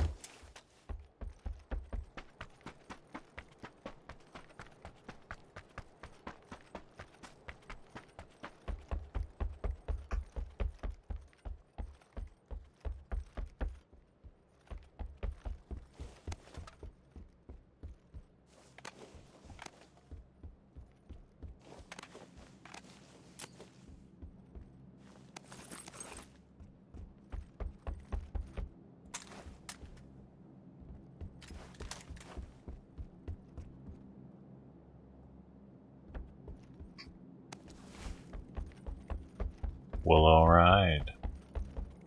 Could use some more 45s. Take these 9s. Case, oh god dang, I got too many 9s. Need to drop a couple of them.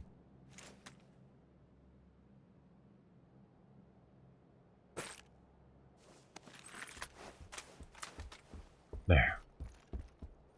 Alright, it's out of nowhere. Let's go up here. We'll have to get across that bridge eventually. I reckon so.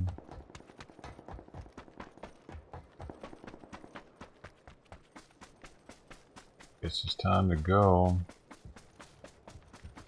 I mean, I don't have to go across the bridge. I have to get to them though, because they lovingly floated to the other side of the river for no reason at all. Great. I see you, you little shit. Leave me alone. There's more than one of them, dude. I think there's more than one. That's why I'm not taking any chances. Oh wait, if there's only one though.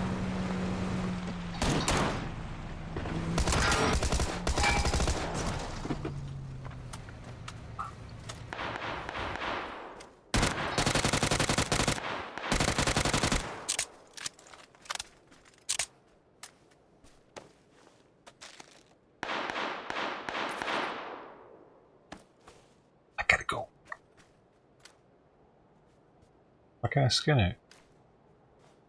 Dude. I can't apply a skin to it.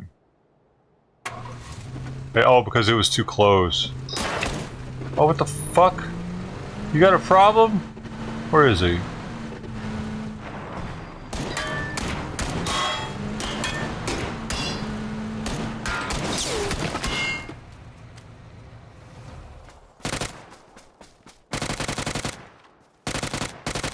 Gotta be a bot. What the hell was that?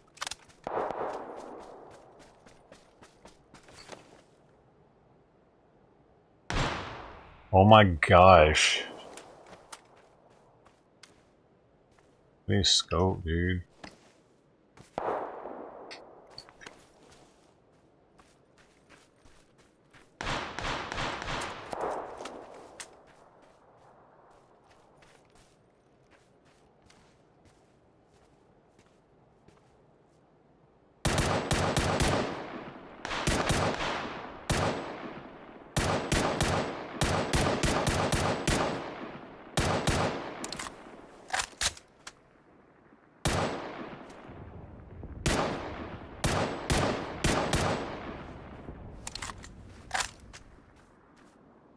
Guys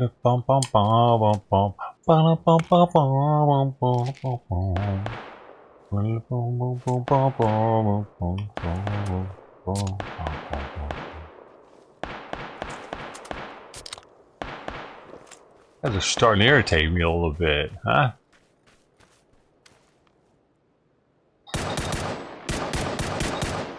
Oh, motherfucker.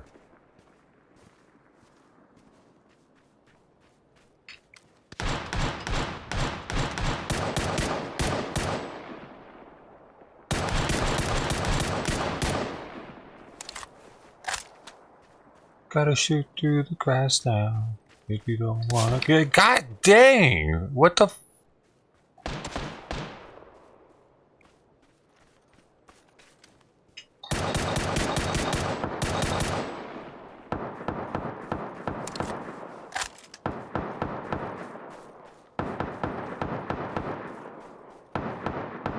Where is he? Oh, he's right there. Shit. How do you just not shoot me? He should be. Oh, there he is.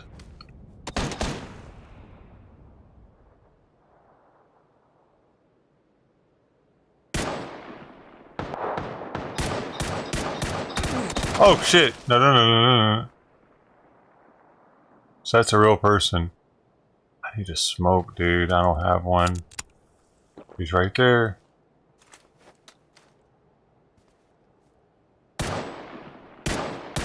Yes. I just have one. Fuck. I don't know if I had that or not. I'm at 100%. I can know if I didn't have 100%. I need to go, bro. I need to get this fucking ride. Or somebody steals my car from me. Somebody else shooting, bro. Oh no, I gotta. Oh, who the fuck is this guy?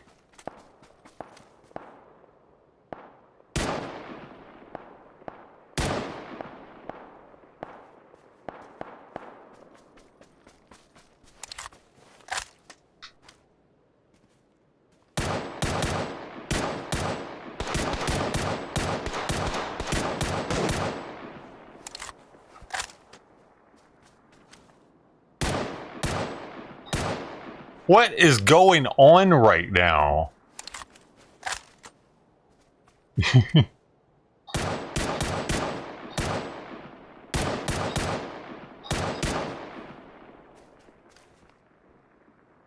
Where'd the one go? Oh my god, there's...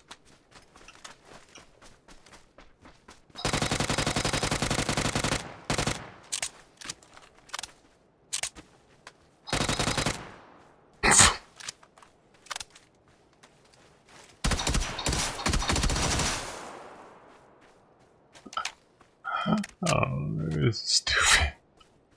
I'm like, dude. What?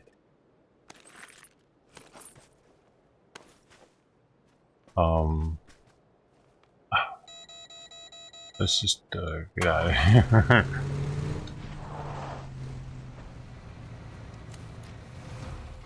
Hey, Huckleberry. Oh, there's a tree there. Alright. Somebody had dropped what's gotten picked up. I thought there was more than that. Oh shit.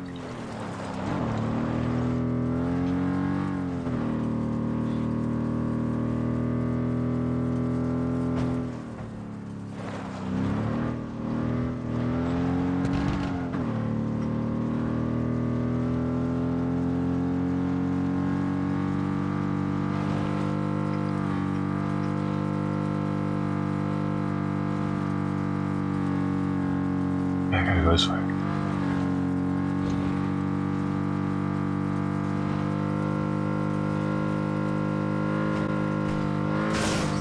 Oh!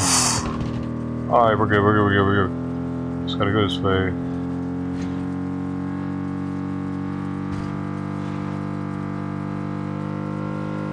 Okay, nice hill, yes. Top speed. Oh shit. Don't hit a tree.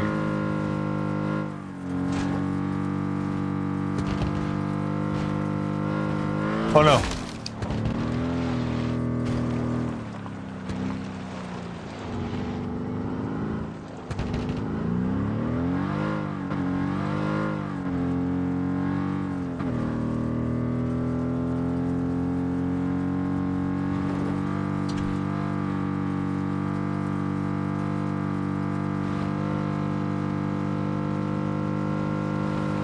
Oh my gosh, this thing's really making me go.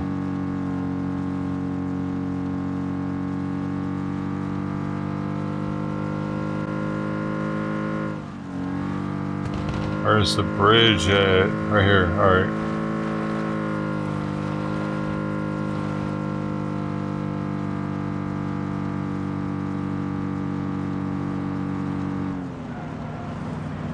Oh no.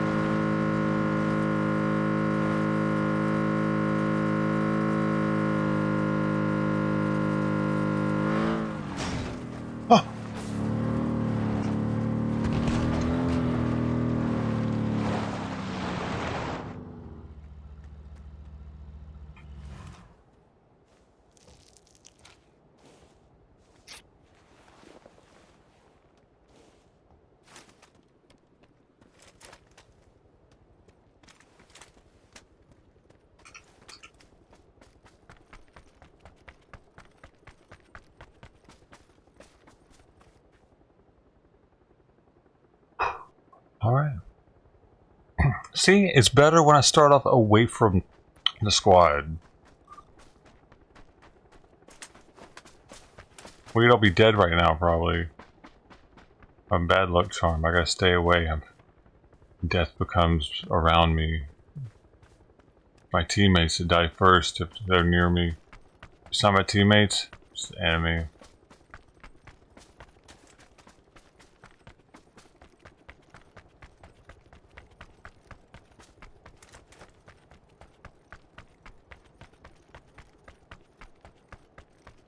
I don't know why I'm following this guy now, though. How far do we have? Not too far.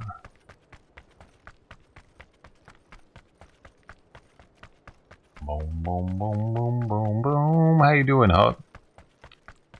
You're my Huckleberry. You're my Huckleberry. I spread you on a piece of toast.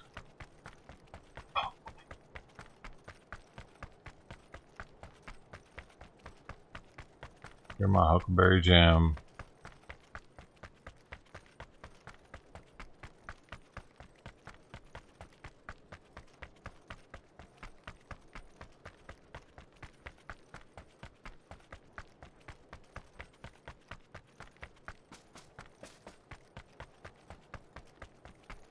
Strawberry, yeah, but more huckily.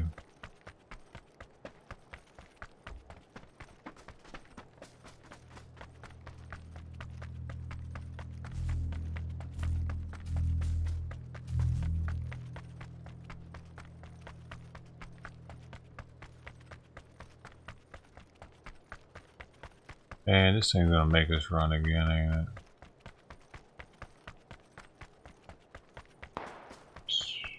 It does probably.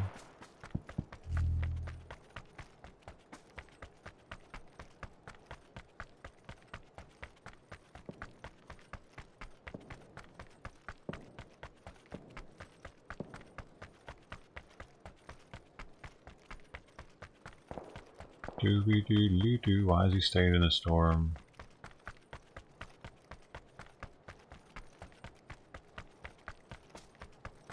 Always doing that thing. Well, he's gonna land right next to me. Didn't he? Oh, he better not land right next to me.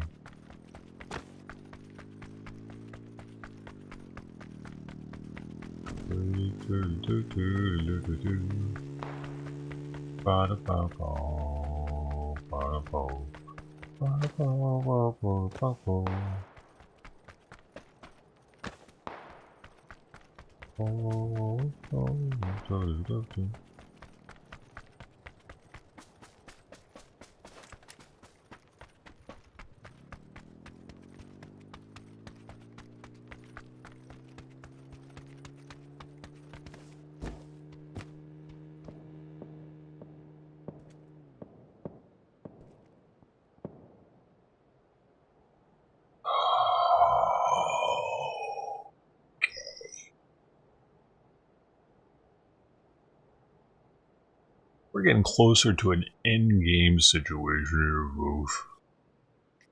There's only 19 people left, besides our team.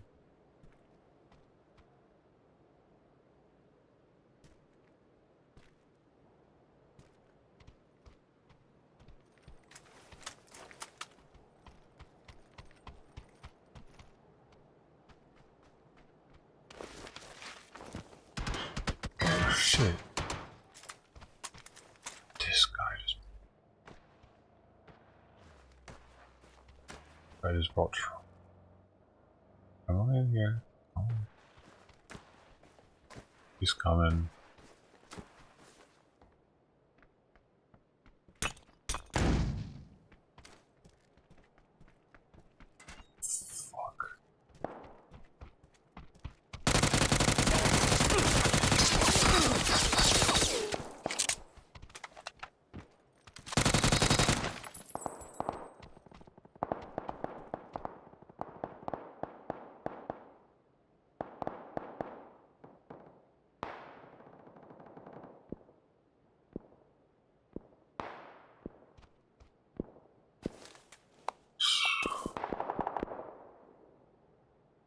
That was close, dude.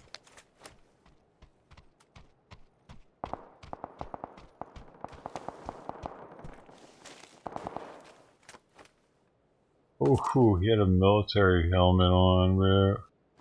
Yeah, I need those. Shit. P90. I gotta drop.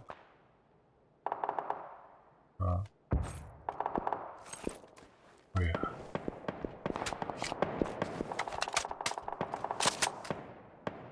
Fuck, this is about to get real. There's only 9 people left.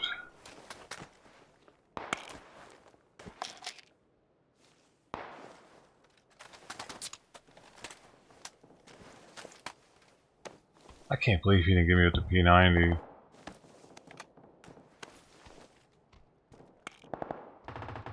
About that to get out of here.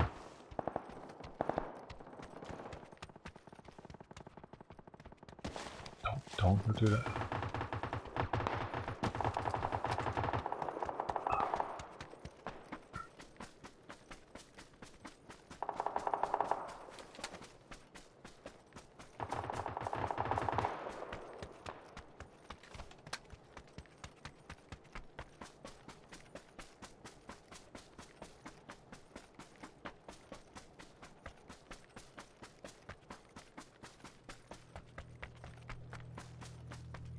Higher, trying to get higher, closer to orange. I don't know if he's going to be able to overwatch us or not.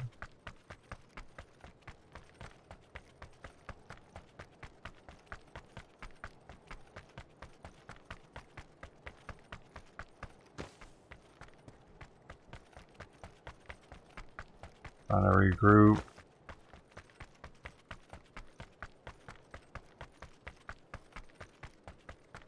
Here.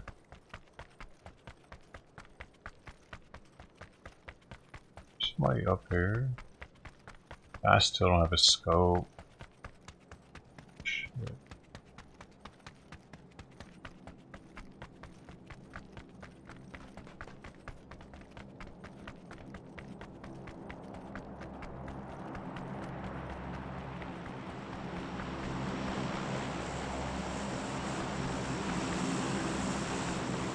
That's right, where you just came from, ain't it?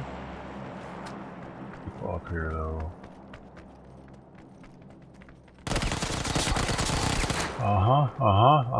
I knew it.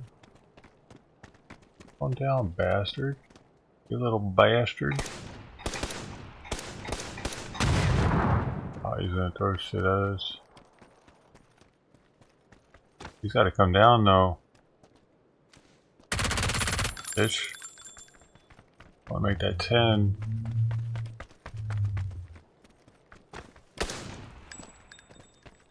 Alright.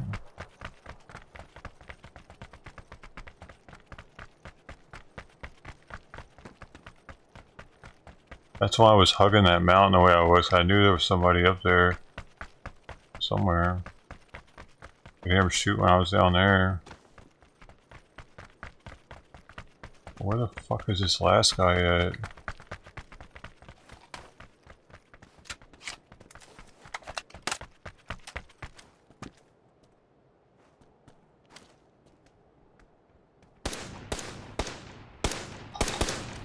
Oh, nice.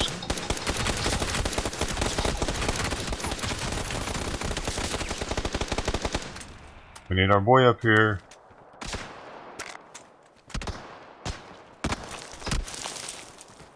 What? Oh, there's somebody else. Oh shit!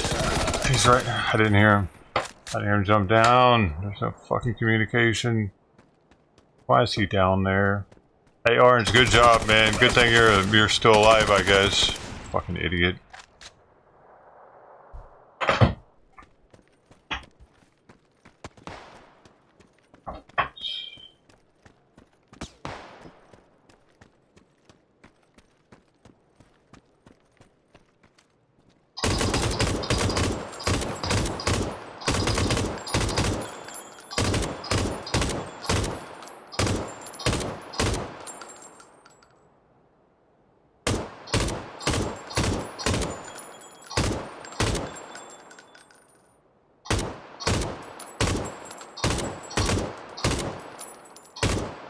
Oh my fucking god, dude.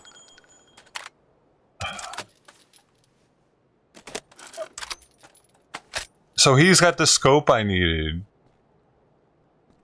Huh. Glad to see it didn't go to waste.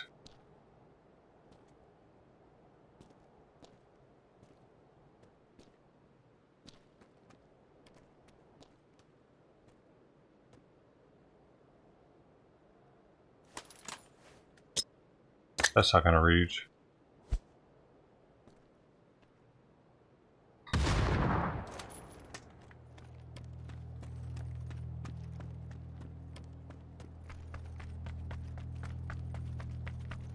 There's only one other person left that's alive, that's walking. That's him. Just make sure he knows that, and not to be scared of anybody else popping up, because ain't nobody else gonna pop up. Him versus him. Pay attention to that dude only.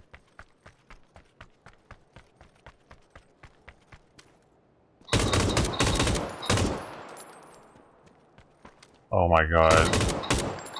He's not gonna get it. Holy fucking shit. You pulled that one out your ass, man. Out. Congratulations.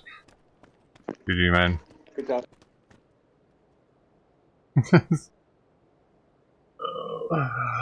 Oh my god, dude. We could have... I don't know, whatever. That's not how it should be done, actually. I don't condone that behavior in a squad member. He just went down there by himself to that other area. If he'd have been with us, we would have probably all still been up at the very end instead of just him. Because that, like, dude, that was a pretty easy lobby. I can't believe it took him that long to kill that one guy.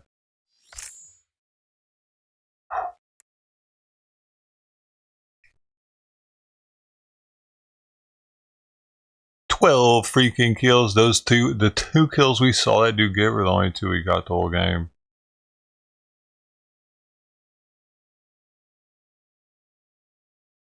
Oh yeah, I'll even give them a skill master. They're both skill masters.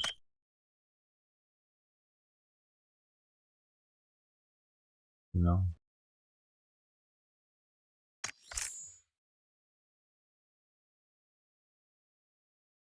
Man, that's not many survivor pass points. I think I should get more than that, man. So sweet of me, yeah. 60 points, heck yeah. Good dudes.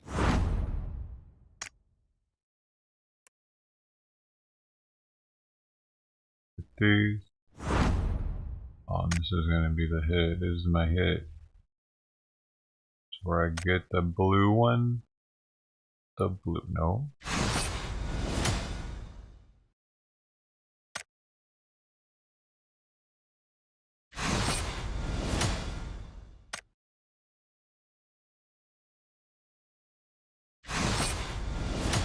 That'd be a negative on that one, buddy.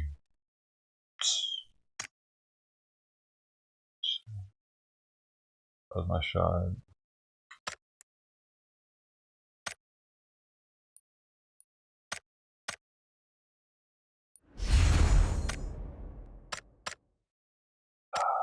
Nothing to write home about.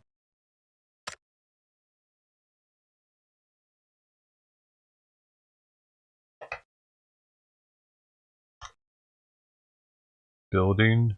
What do you mean?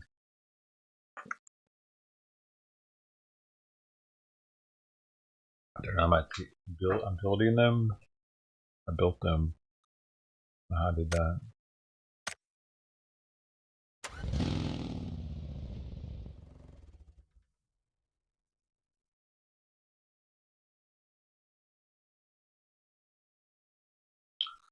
Now we're not on the same team. Now they're my enemy. I see them.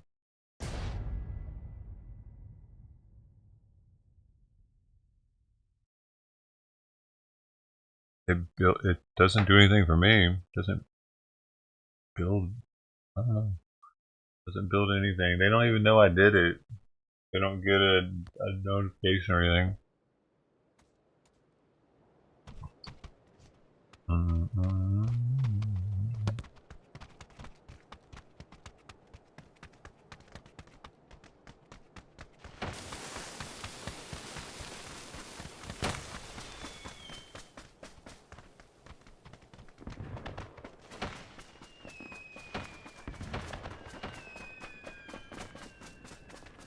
Simon, I think it's time for you to get up there. How about that?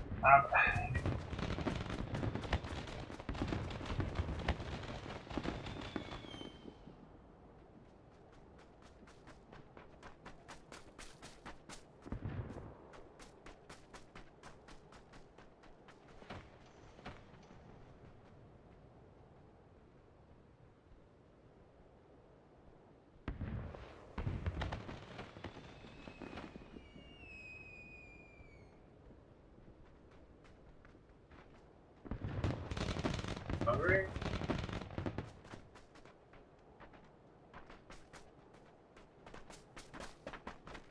Oh, he's hungry. Probably getting hungry. I'm mic'd up.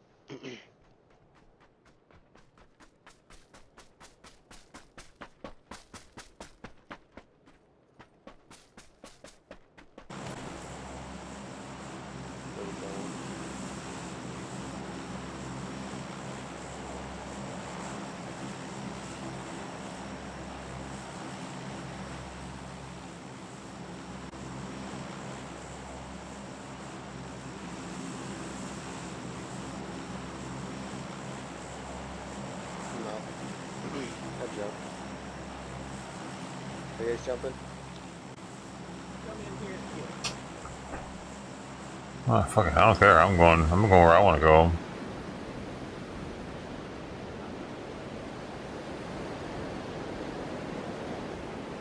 I don't give a shit where they go. I'm going where I go, baby, baby. I don't give a shit where they go. I'm going where I go. Only I know where I go.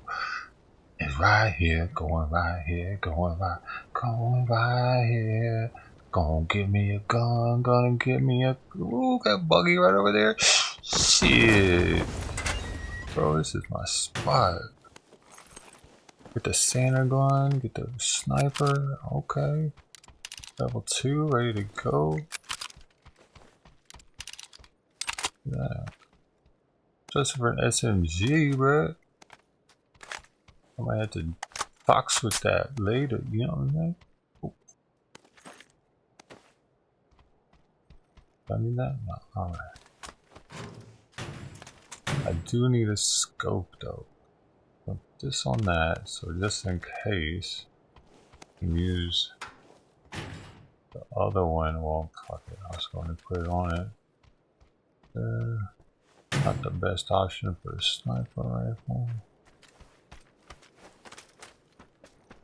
Doobie doobie doobie doobie doobie. Are those shotgun shells just sitting there? Alright, so this is what we got so far. It's what I got. Well, it's the best I can do.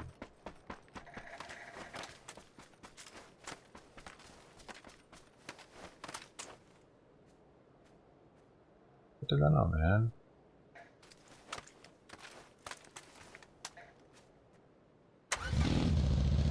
Got a little retarded there.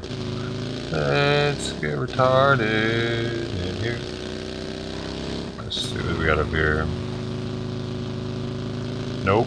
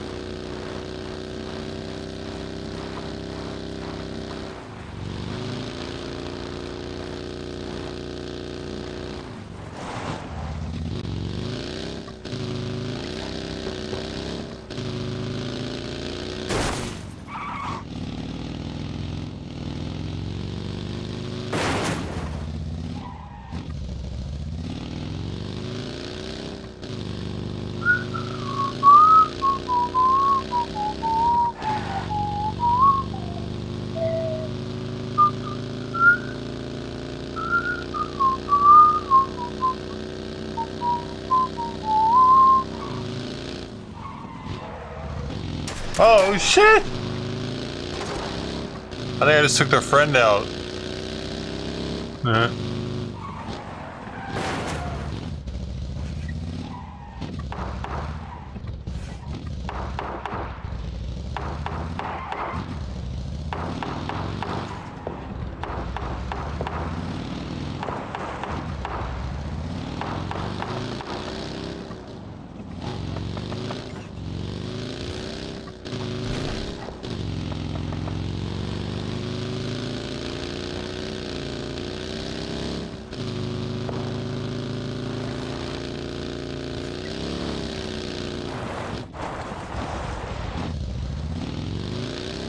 Where are they?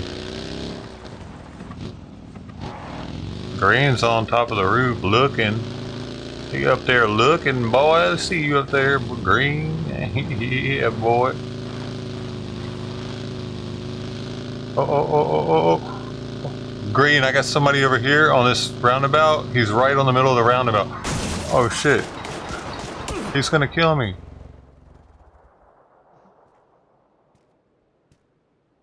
You got the Overwatch on him, right? Can you see down here? Can't even fucking hear me.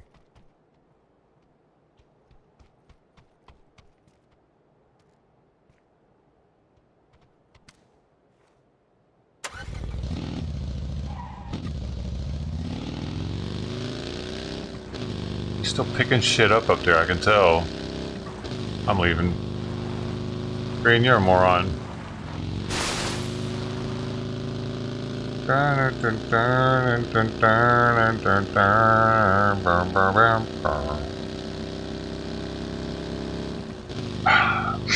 could have gotten that dude easily together. I ain't fucking trying to push that dude right now.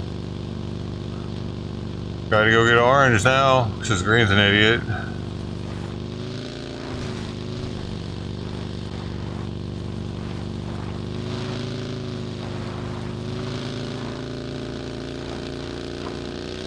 Oh shit! Ain't that some shit? I kinda need to look at the fucking map first and see where I need to go, and then go there.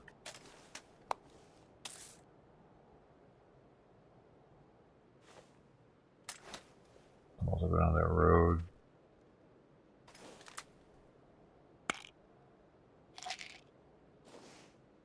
You'll see, it seems like he found a car now, because he's going to the road.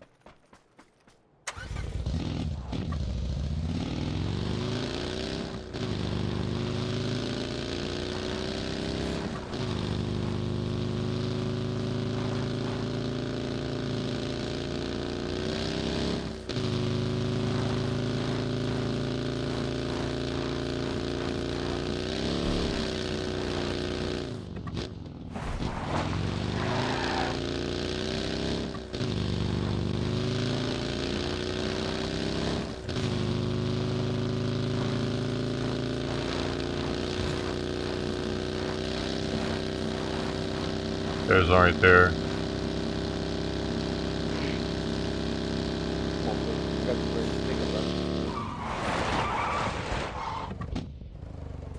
Why is that an emergency pickup? Well, not me. I don't want to do that.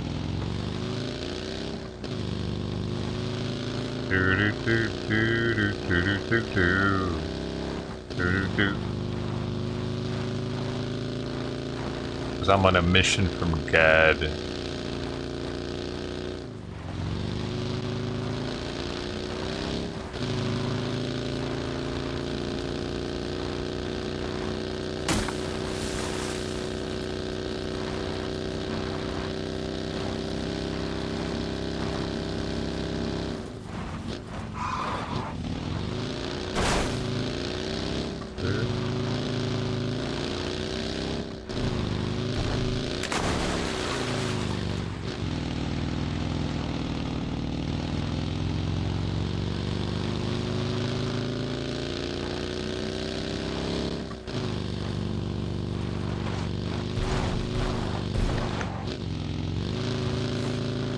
Heck yeah.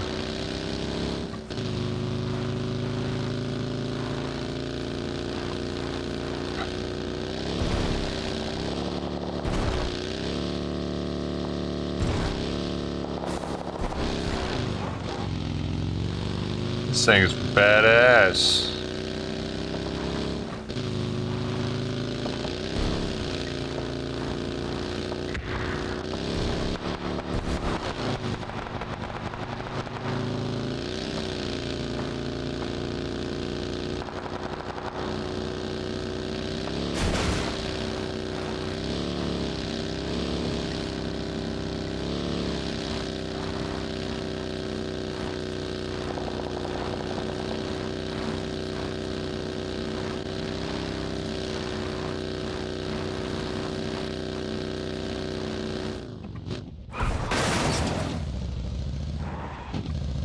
Guy outside my house, blue. Guy outside my house, blue.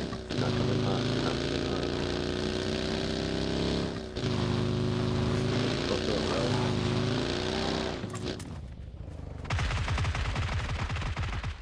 bro? Oh, I saved you. Big Poppy saved you, homeboy. You didn't save shit, you fucking idiot. On this wall if you want to thirst him. You didn't save shit, motherfucker. Talking about. No hate, dog. I saved you, man.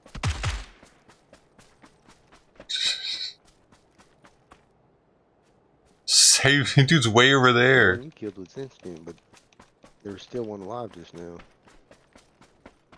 Yeah, he didn't even have an eye on me yet. I know, I was just talking shit. Need more 45s if you see some.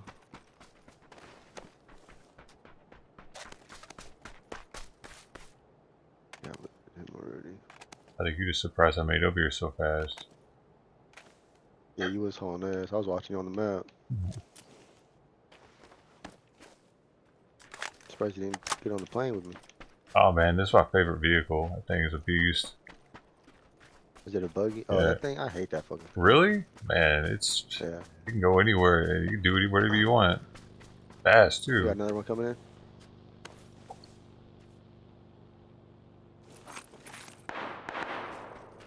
Well, those were close. I don't have a scope yet for none of that shit. I'm still Oh, reading. she's right here. Yeah, right here. Right there by the rock, huh? Yep, right on the rock. Oh, you went inside. No, what? He was on the roof here. There's another one, though. Oh, shit. Running across the street. Oh, he's picking him up inside. I think he's picking him up inside.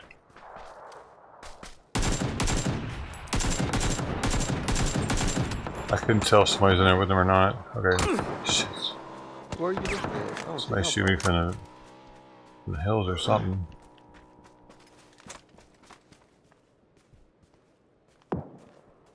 Oh. What are you talking about? Hit. Oh, he's dead.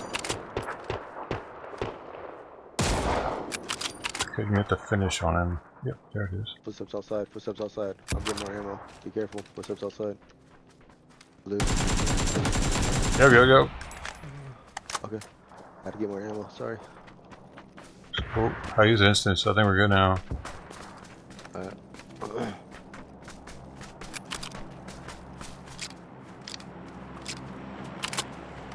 Got eyes on that care package above us? Huh? Right above us, I can't see shit. No, I didn't drop. Need a sniper gun now. Oh, fuck the circle.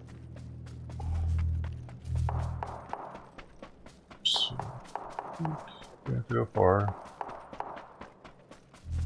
To the next one. Oh, there's the drop way the fuck out there. Oh shit, there's people right here. Not really, because I could see people already. Oh fuck. Ah, one of them saw me. One of them saw. Did you buy a scope? I just got 3 times. I'm gonna give it to you because I just got it on the bison. Oh, I got one. Let's see if you had one. There's a guy, man. There's like a whole squad at this hill to the north. You wanna get in? No, I'm playing with the squad right now, man. I'm trying to kill them. A whole bunch of them. Gotta heal anyway. Got one knocked.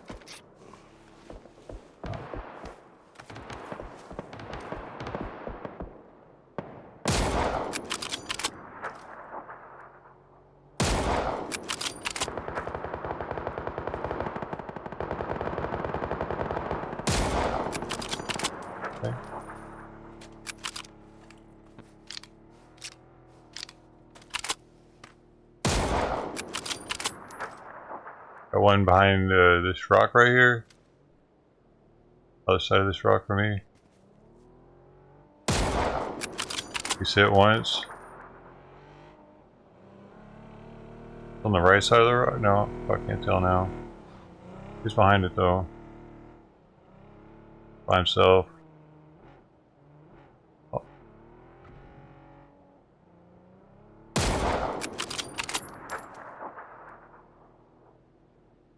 Going back there, man.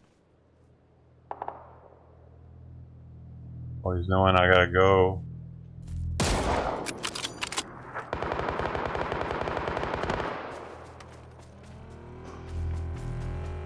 Knows I gotta push.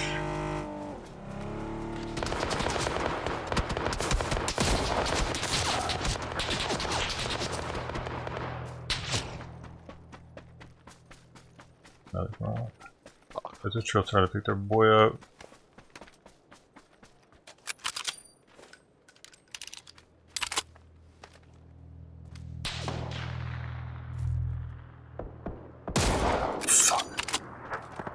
Come on, let's get out of this thing.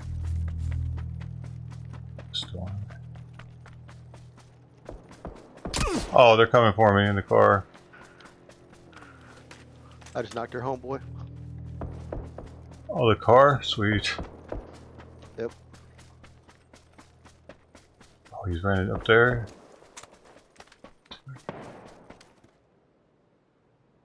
Oh, god damn. Damn it.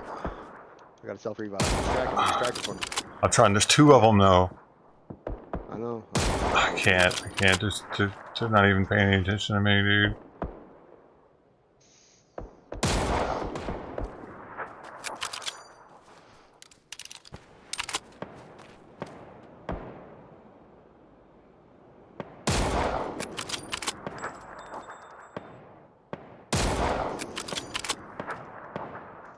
Did you die? No.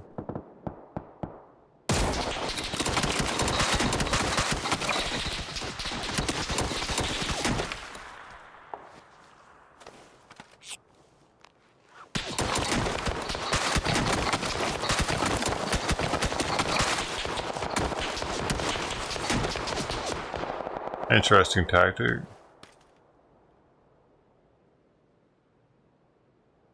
You shot it from somewhere else or something? God damn it. No. Yeah, from your Oh, he touched me and I'm dead. They touched me and I'm fucking dead! Alright. Jeez, dude. But my health is like at 1. Yeah, they're up there, right there where my yellow ping is.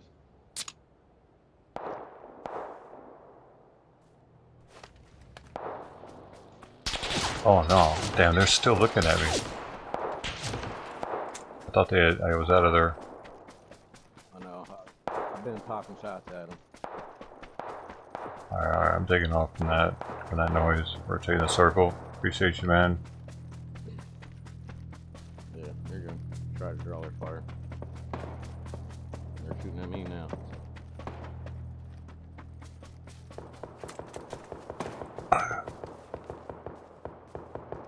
Oh, green got hit. Yeah, there's 3 of them over that way where green's at. Alright, that should have been a hit. I think it was, I'm not sure. I hit one. Dropped him. Yep, now he's out.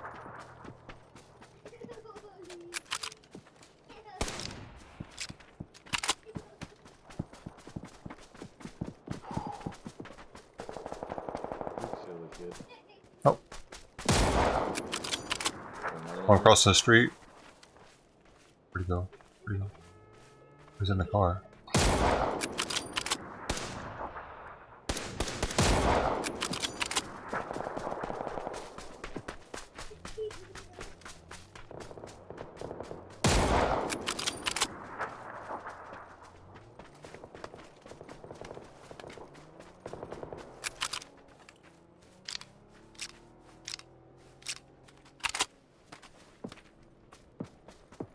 So we head up the hill here.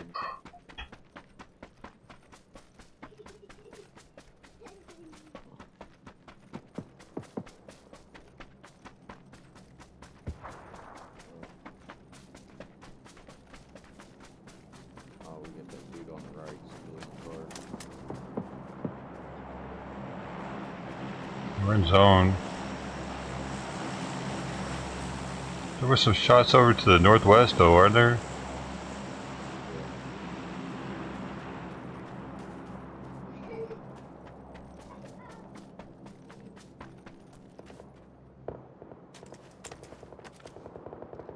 Oh, we got one in 345 up on the ridge too.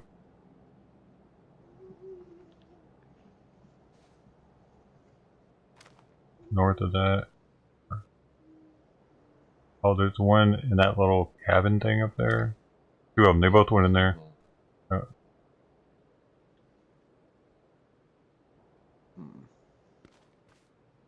they're gonna go for that box probably. Let them. Oh, so is everybody else though.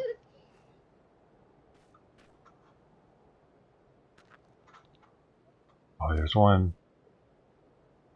Oh, there's one back here. Right there at 110. One of them's there now. I can't get it. I don't have a good angle though. He's behind the tree. I don't have an angle. Are you tagging him? I'm putting this down. Shit, as I do from the northwest. I see him too.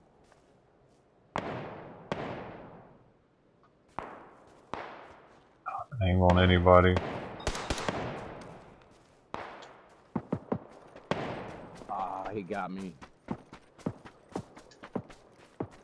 There's somebody at the box. Somebody at the box.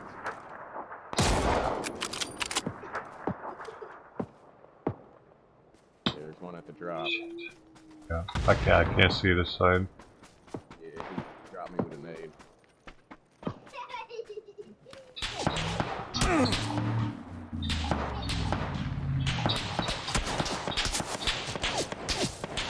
Oh, they're all on me now.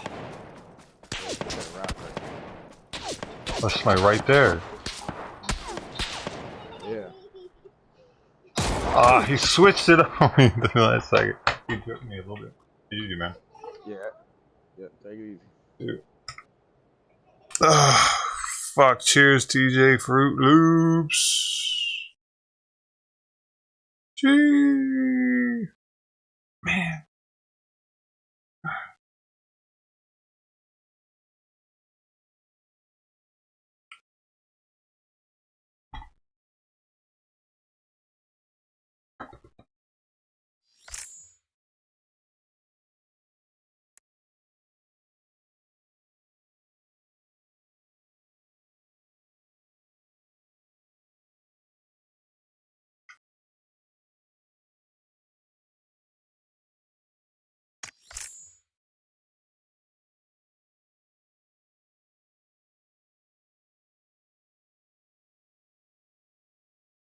Oh, I gotta use a gas can.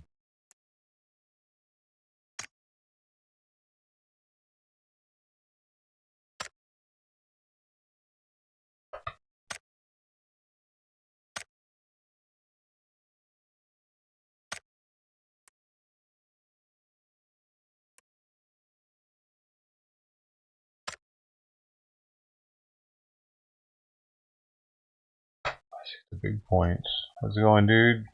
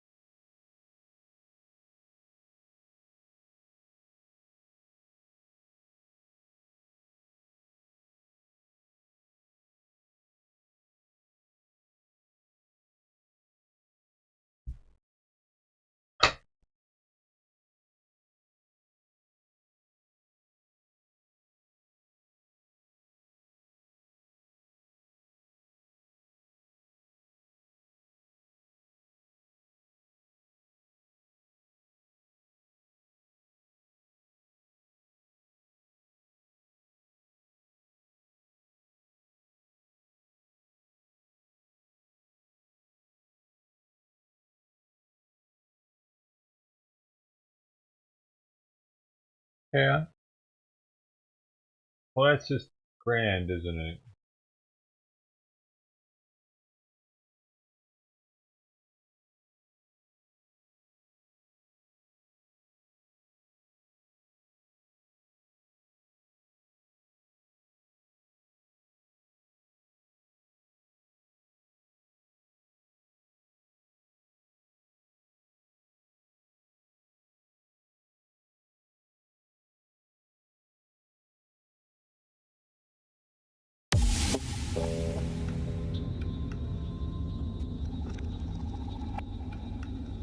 Only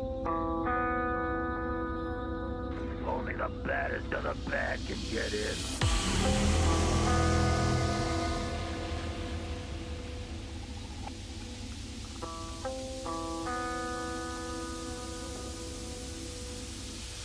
Wow.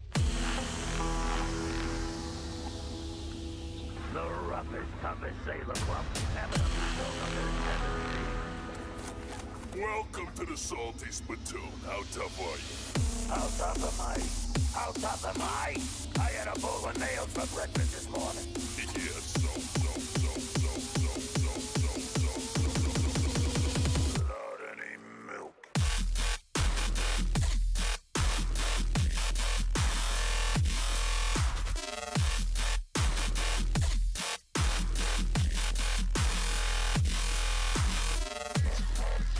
Don't you think that's a bit much? Come on.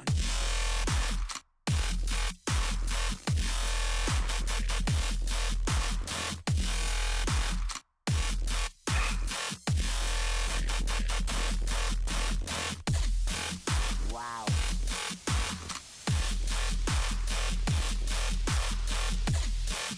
Wow.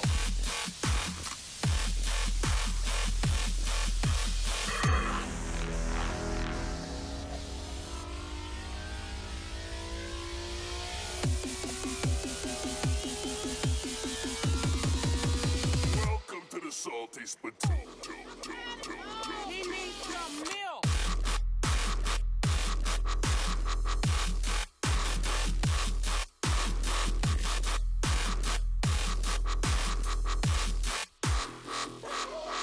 Wow.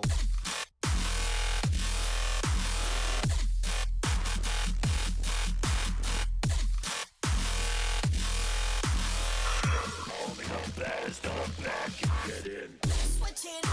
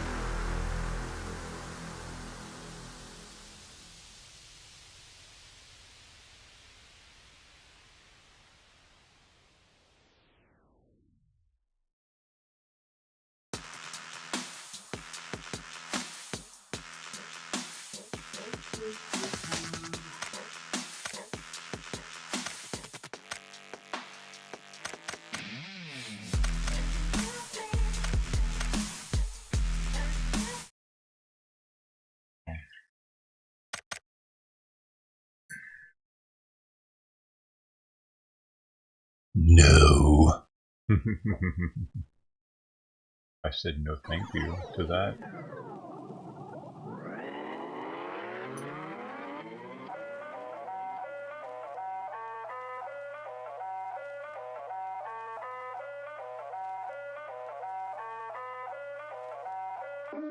Wait, what?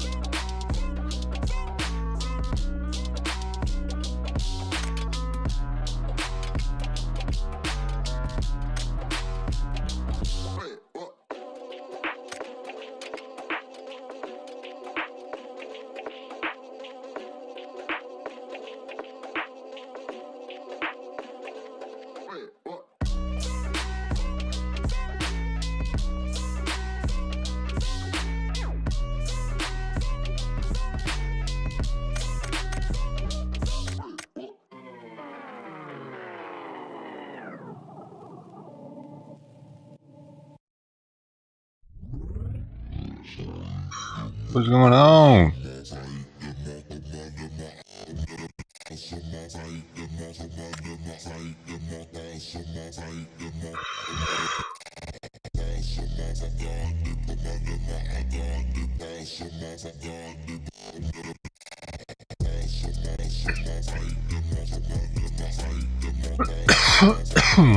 Heavy man. What? There it goes.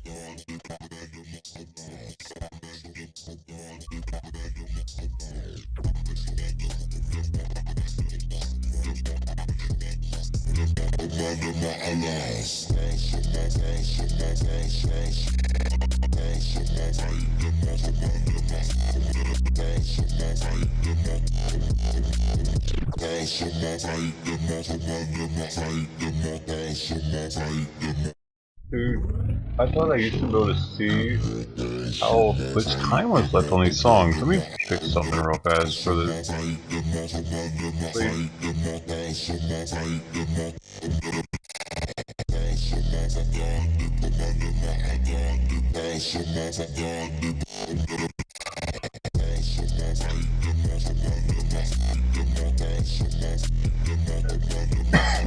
One over here.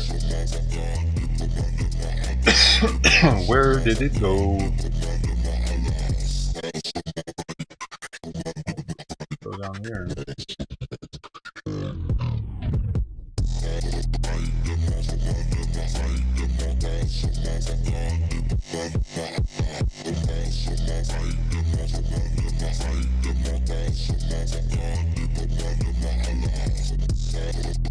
No, I guess it never did show. I was subbed to the song.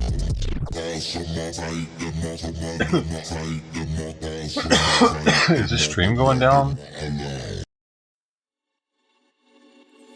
the stream go down?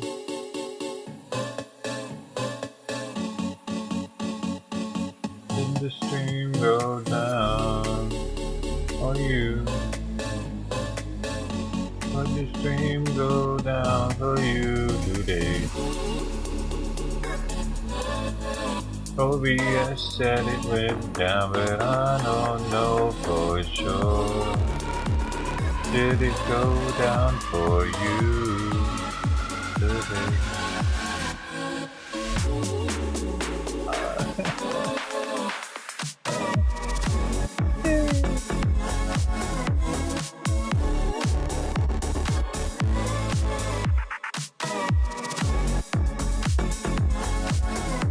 Go down for you today. Good afternoon, Jack. Jackie, baby.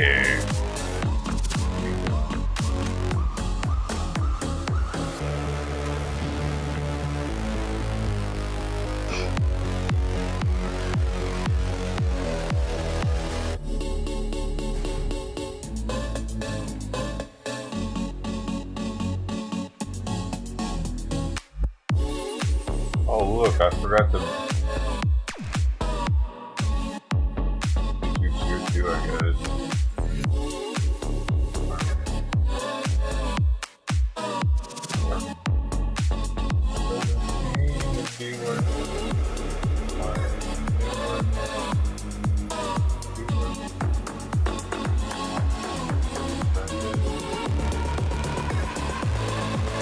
Oh, bro. They don't want you guys here.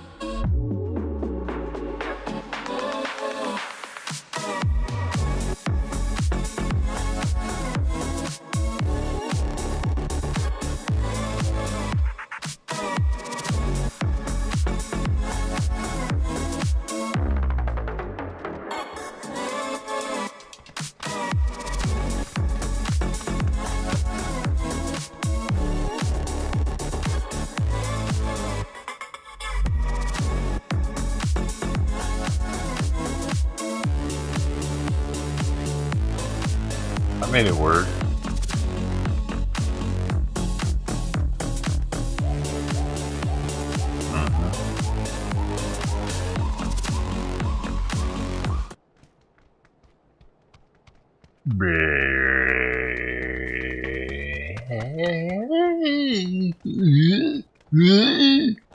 Okay, ready? Who's not ready? Don't follow me. I do my own thing. Because I'm crazy. I got tired of doing the regular thing. Now I just jump off like I'm a Navy SEAL. That's what I do. Good luck.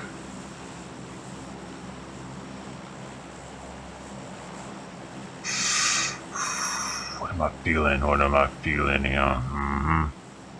Yeah. Yeah. Don't fucking follow me. I am a Navy SEAL. Trained for this. Not gonna be enough gear for all of us here. Follow me here, you're gonna be fucked.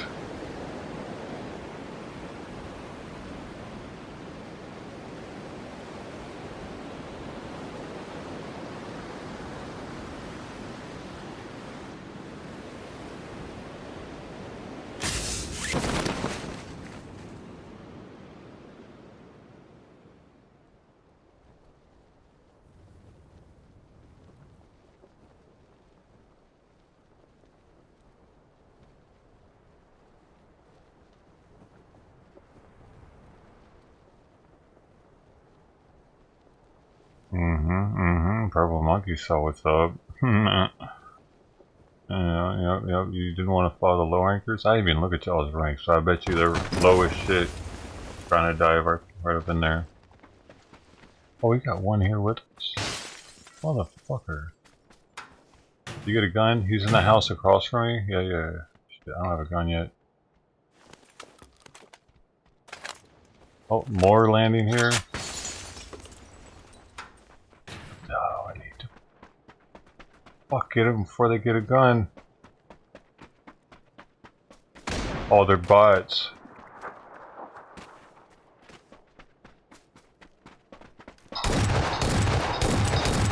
Oh! Ah. One of my shots missed.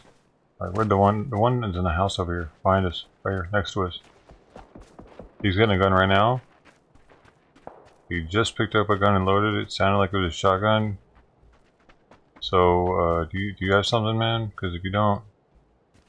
This guy's pointing his gun at me. I think he's an actual person.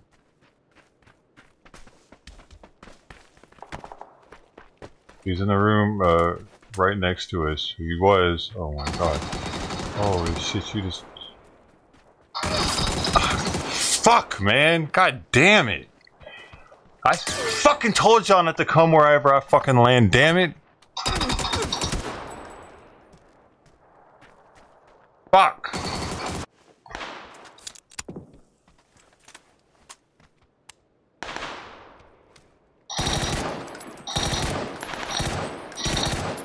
This guy's shooting at it.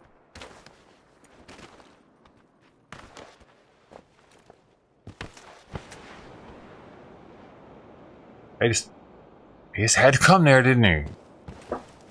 I would have done better without him, actually. I rushed that door because he was there. I thought maybe that the guy was reloading.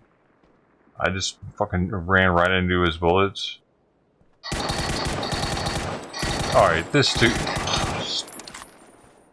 fucking making me go deaf for no reason.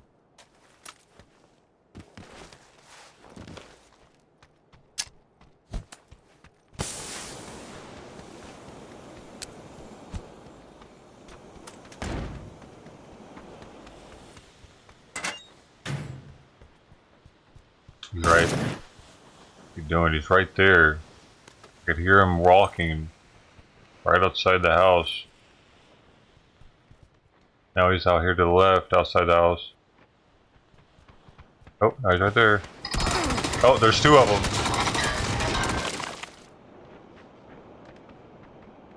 Over there. Now he's running up.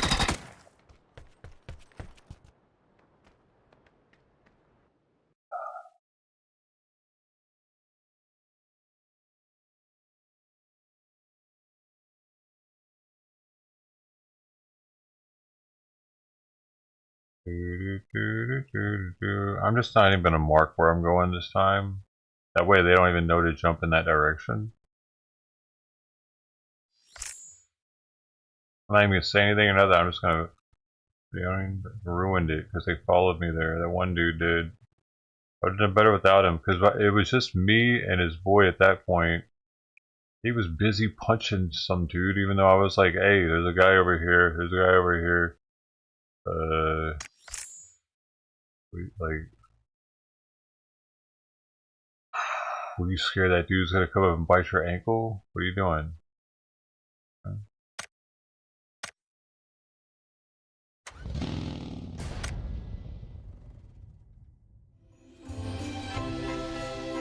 No.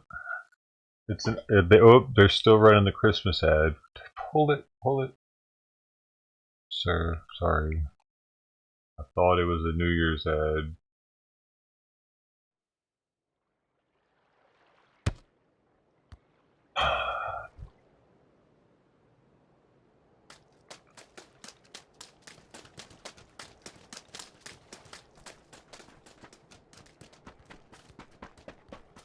Oh, am I supposed to take this jacket off now?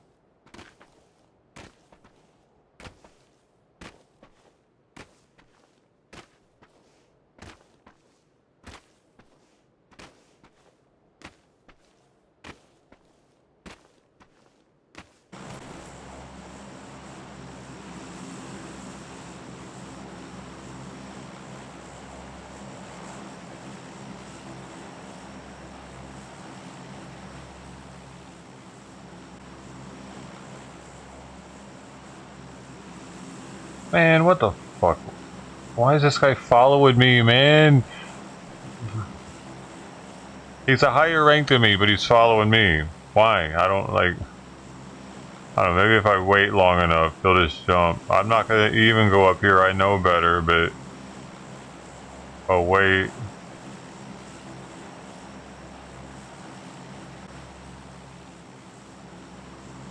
He's not fucking...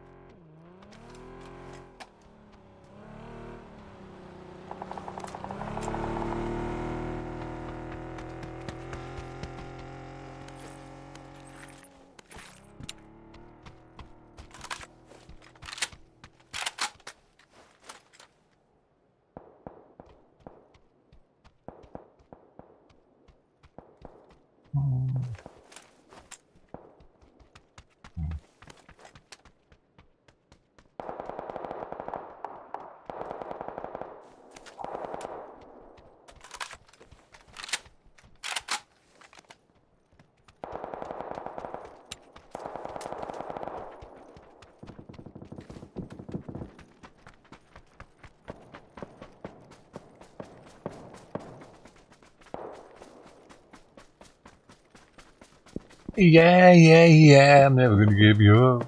Never let down now. Never give up. Ow. What's going on over here?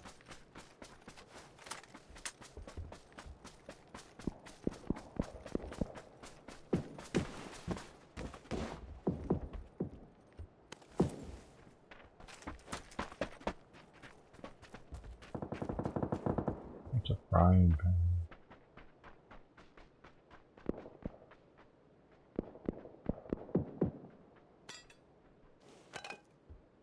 Gotta get my phone on.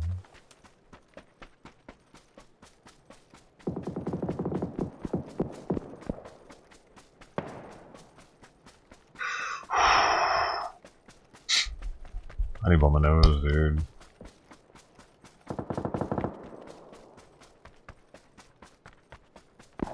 So I got quite the assortment right now, starting with a holstered.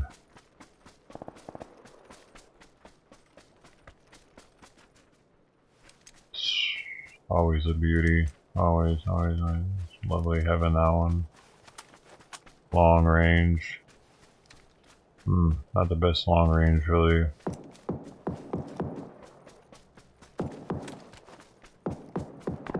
Range. What we got here? Alright. This one.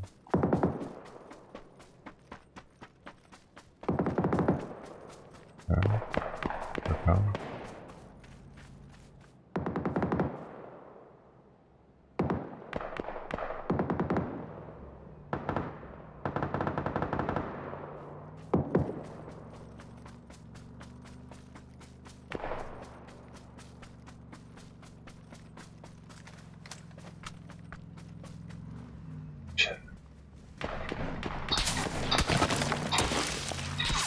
Really? Why, dude?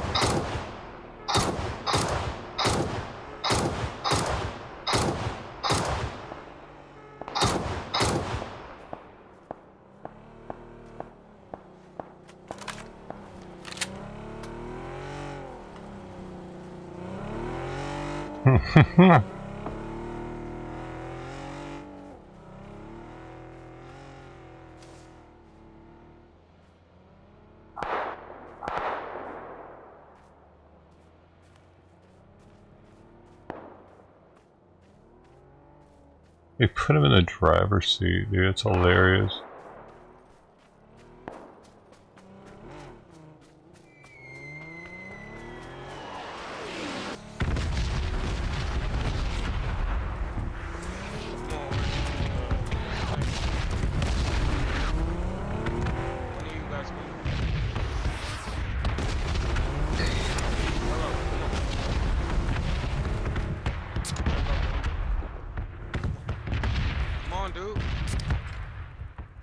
Gotta wait till this fucking shit happens, man.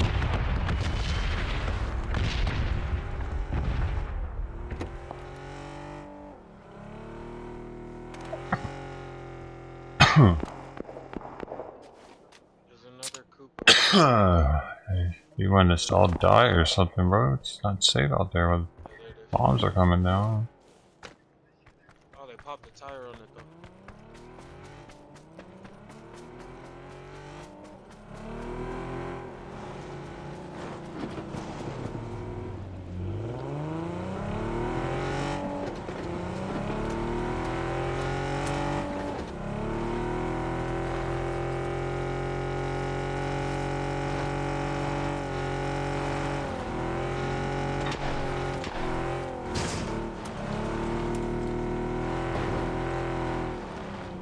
I'll see him. He's down there. Oh shit.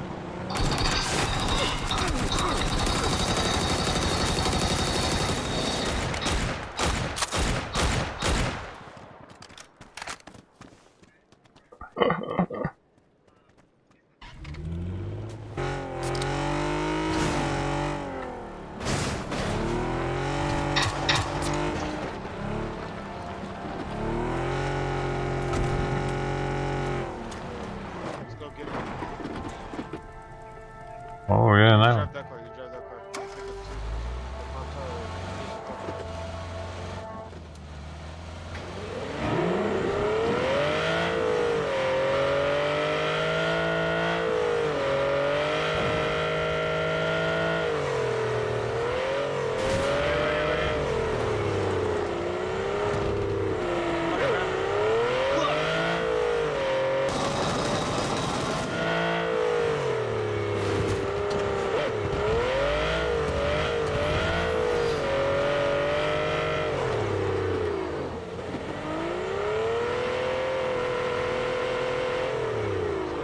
Parachuted in on my left behind this rock formation.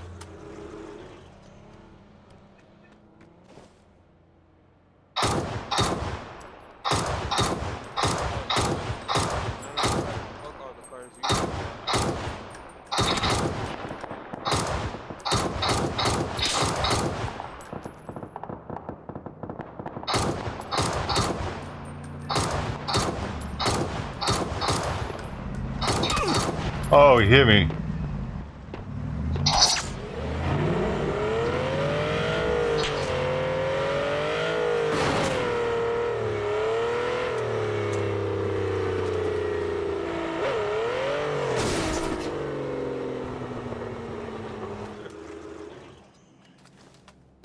Oh, forgive me, I gotta heal, and now we go. Get the hell out.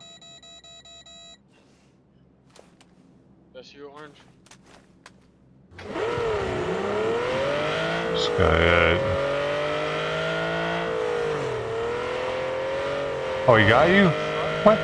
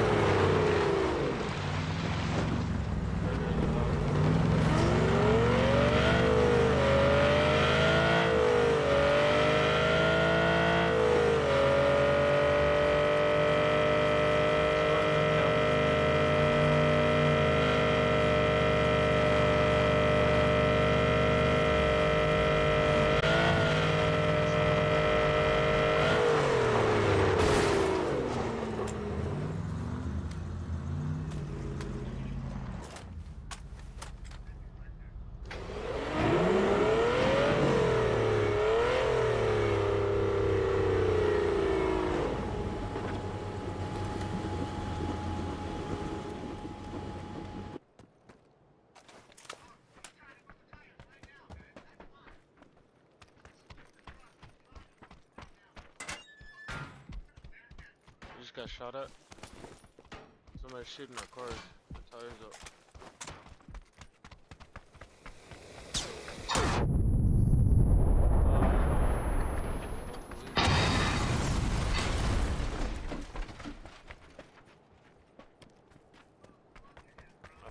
I don't know exactly where he's at, but he's up on the hill somewhere.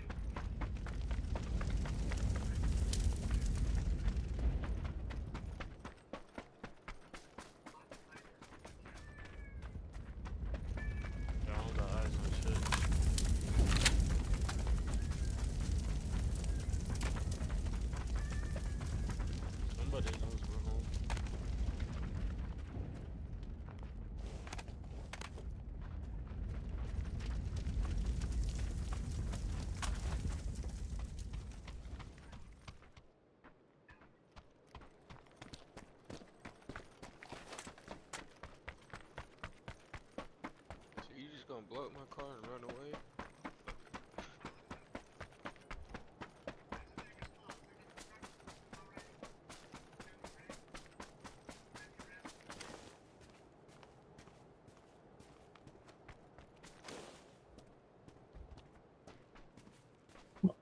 Oh, we got scouts. 3 of them. North 320 up at the ridge. Looking right down at all of us, dude. 3 of them. Boom. See them up there? Yeah. They're laying down too. You got a sniper on them? I see him. I got a dragon up. I'm gonna let him know that might make him. Oh, they're jumping down? Nice. Alright, this one's trying to flank us to the southwest.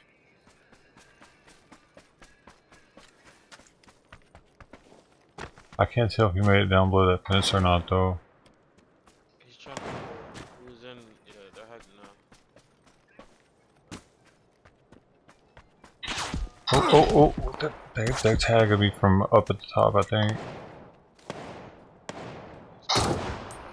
Okay, left side, yeah. Okay. They're gonna have to push out of there, but so am I, so I'm gonna do it now. Oh shit. Oh shit, I need to suppress the fire. Holy fucking.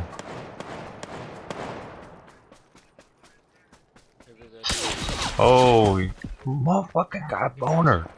He wants you. Oh, you need to get the car. That one car, we got one car left, man, but we don't really need it. They gotta come to us. It's a 2-seater, we're good. Yeah. That's what I'm saying. Dude. Okay, so they're there.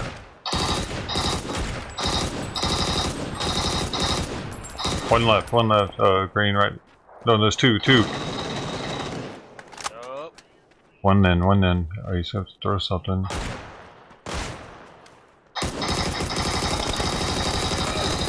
Oh, it needs one more hit. Nice. Okay, we got it. Shit! Ladies and gentlemen, got it. Oh, they got us too.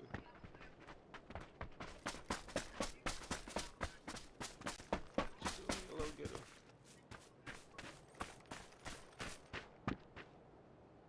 Thanks, man. Ow, man, I should have got a headshot on him with it. I couldn't get any of those kills, though. Nothing.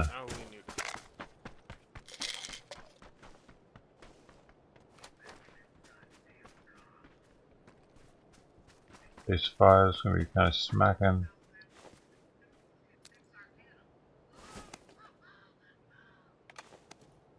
Who's he working with?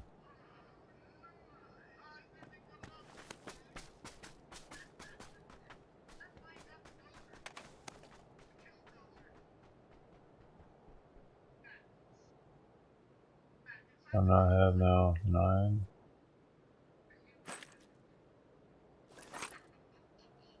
Oh shit, that was scary. This fucking breast is broken. So I have 5 seconds. I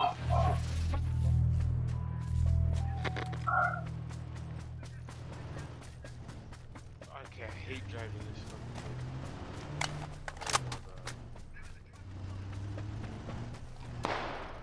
We go get sniped at? So, I'm trying to run, man. I think I was not. Oh shit! Alright.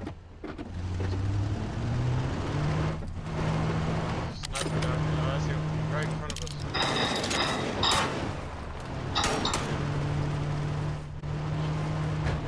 Alright, where are we going? To the trailers?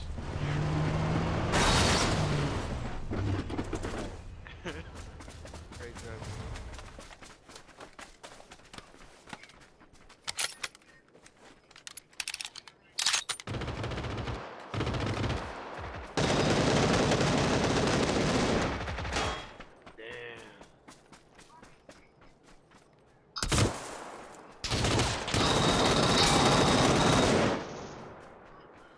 Orange, somebody. Orange cover, because they're gonna rush us. I hear them. They're near. The second I get up, I got a BZ grenade. I'm gonna throw this shit.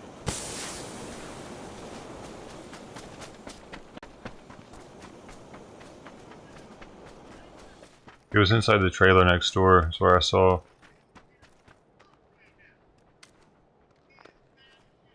They're running up now. through the smoke side. If my bees can stop him.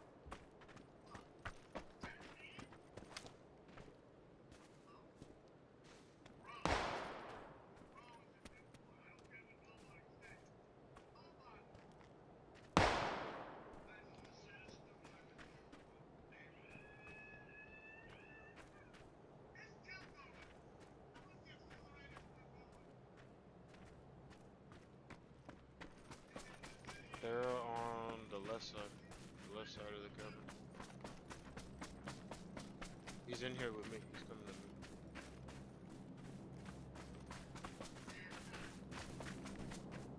Two of them.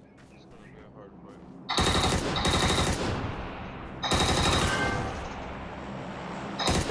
One down. Still.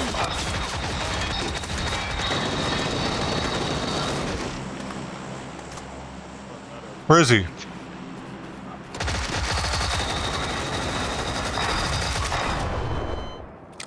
Oh shit! He's picking himself up. Where is it? Who's picking himself up? Alright, this is gonna hurt. I don't know if we got time. Yeah, I know this is gonna hurt too much. Come on. Oh, you gotta get in? Alright. One tap. I'm one tap right now. Oh, we're all one tap.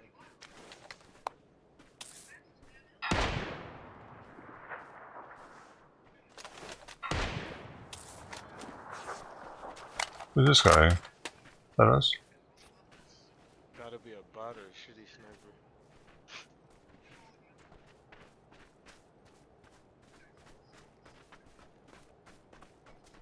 Oh, he's down by the truck. I see him.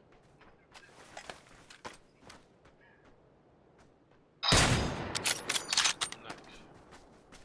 I mean, he was shooting at the airdrop. Mm-hmm. Also made over there too.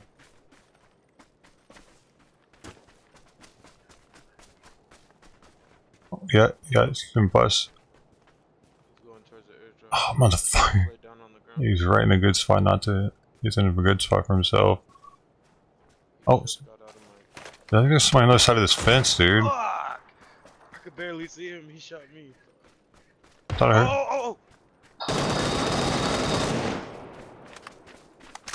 He could have lit my ass. Yeah, I knew I heard something over here. That's the last guy.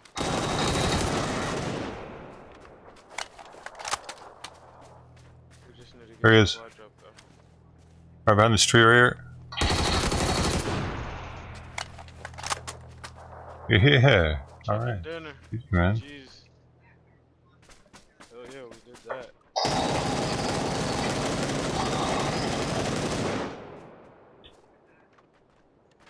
That's number 2 for me. Come here.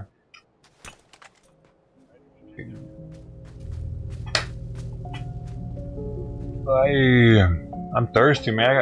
I need water so bad just then.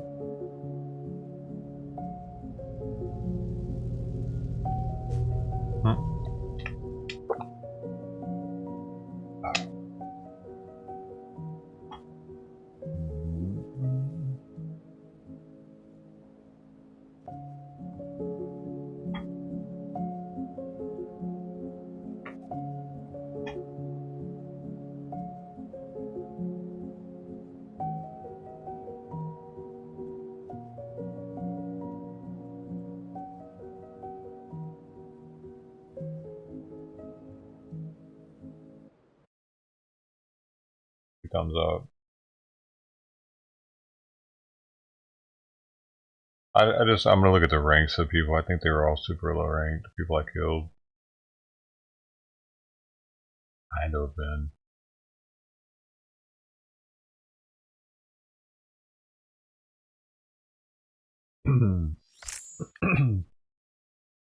Put me in the easy lobbies or something. Let me look.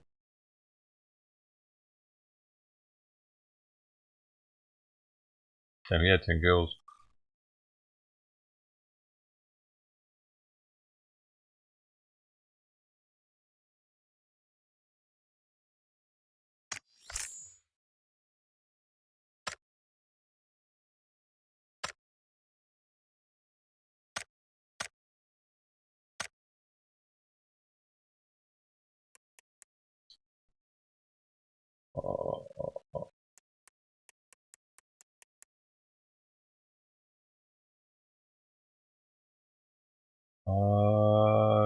Yeah, well, no, dude, I killed it. The first person was a 246 silver.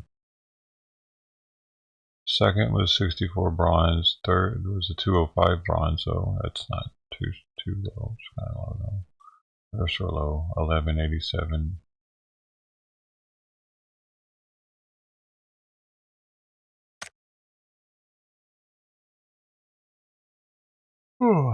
Tooltip.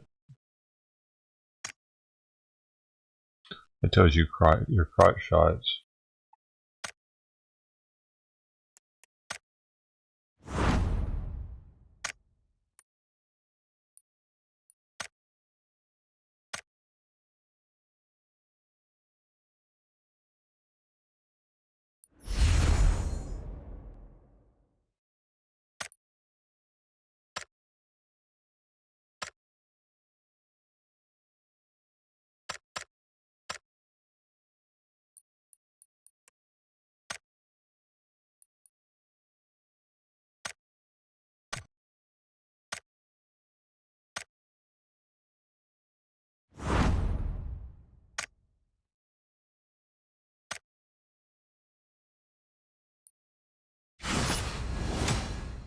Blasted.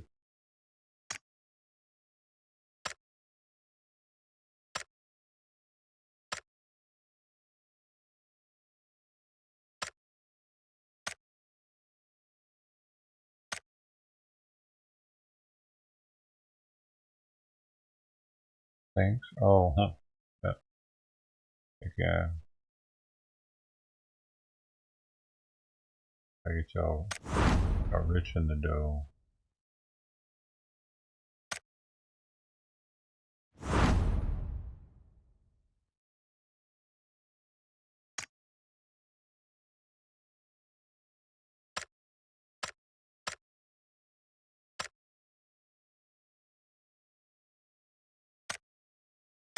I still forget to use gas, man.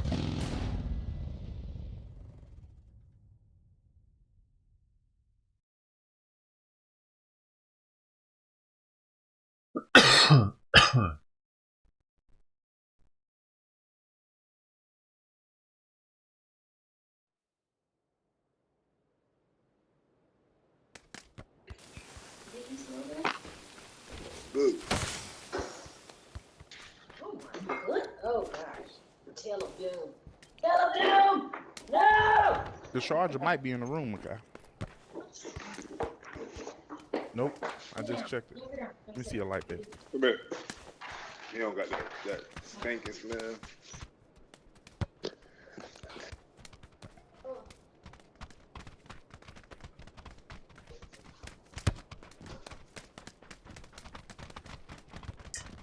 Now you smell like a dog. Should I change my banner now from the snow globe down since Christmas isn't here? I need to change my outfit, huh?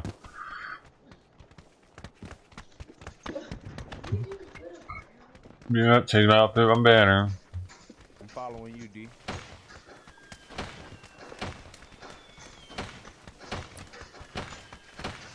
smell good. Now you can find all over. Get down. Get down. Get down. Dude, I'm just realizing that medal that I have, it's got the second one. I very rarely see that on anybody's banner. I don't know if I've ever seen it. 1,000. That's 1,000 games that I've lasted 7 minutes or more with randoms. 7,000 minutes or more. Whoa. 7,000 minutes, man. Are we jumping? Tail even smell good. Are we fucking jumping, bruh? Feel better. Do your new outfit. That's right. Not time yet, though. I still got some whiskey left. It's Party John time still. Yippee-ki-yay, mother trucker.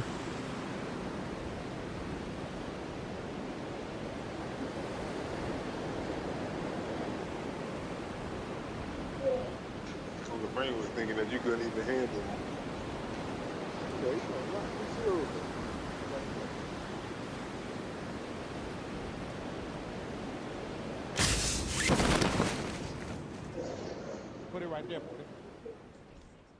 You see, it looked like I was behind them on the map, and all of a sudden I shot in front of them.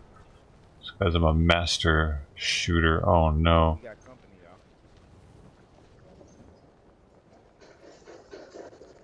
I'm actually a master shooter.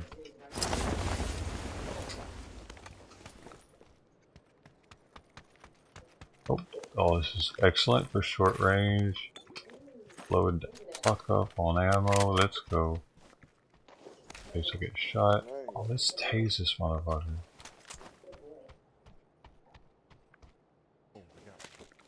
How did I not get any of that fucking ammo?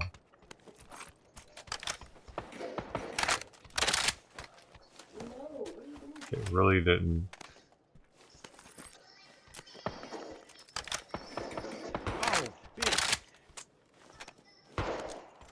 My fault, bro.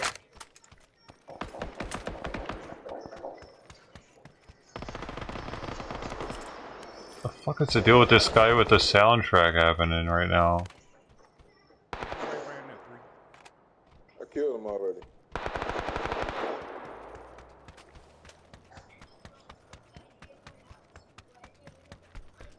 I mean, that dude. He over there crawling. You. Enough of that. My pleasure. I actually hear the game.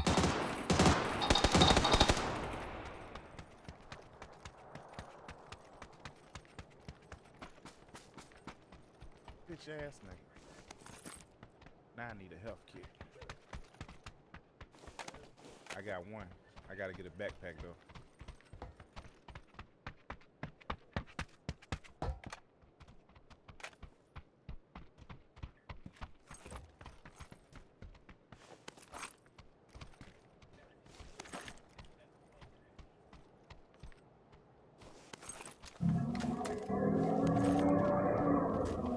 Oh yeah, what else do you need? Tell me everything you need. I just wanna know.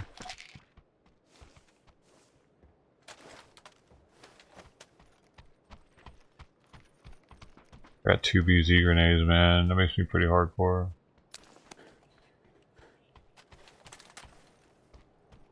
I don't really want this gun. I think I might switch over to this MK. This MK Ultra series. Ultra. Like. Here go a scope right here. 6 time. I should have marked that. Ah, I fucked up by not marking that, man. My bad.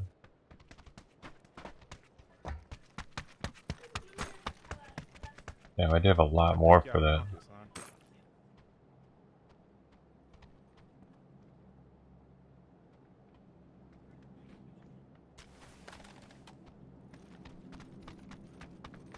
Oh, the dragon off, bro.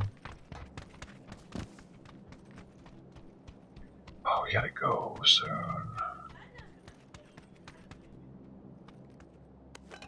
Alright, we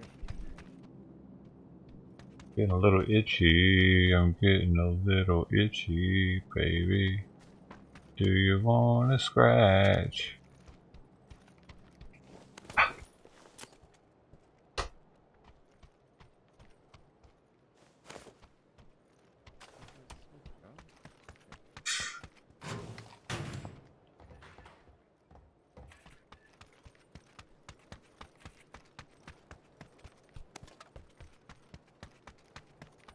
Man, ain't no backpack nowhere. I'm finna cross the street. Oh my god, I should have given him the level 2. I thought he had one by now. Oh, I got a jammer pack. Thank goodness. Thank the goodness of the world. I just picked up the jammer pack. I'm really gonna try to taste somebody, or should I use? I should get smoked just for the. Let's just be safe, man. Oh, they would just do that to me, wouldn't they?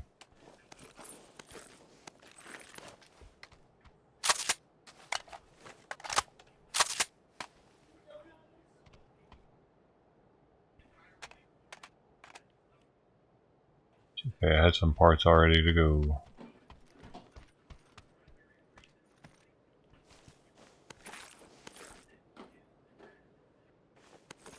Should have I need ammo. Got the long range gun. Maybe we should take a little bit more. Yeah, that's good. Long range gun, the short range gun. Could use some more attachments. Oh, another BC grenade. Oh yeah, I remember that. I do have a C4 though. That's good now. That's good to have. I don't need any of those anymore. So BC grenade in my pocket. Oh gosh, I got 3 BC grenades. They go a backpack, you ain't got one.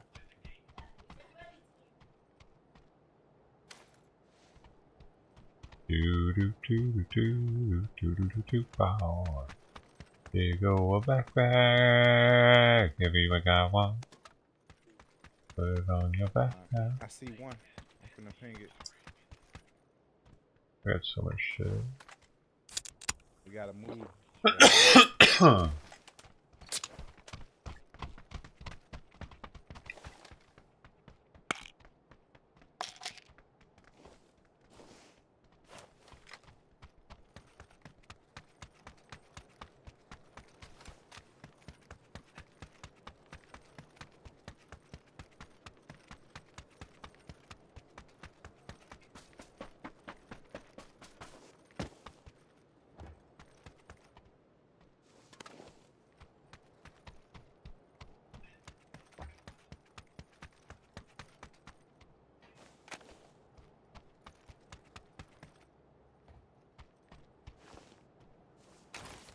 Gosh. I'm getting the whole kit and caboodle. You don't need that?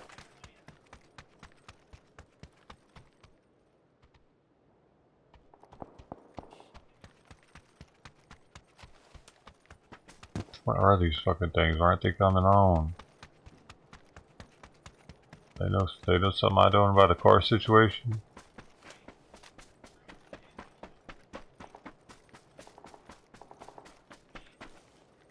There's one. Do they know? Because they didn't seem to know.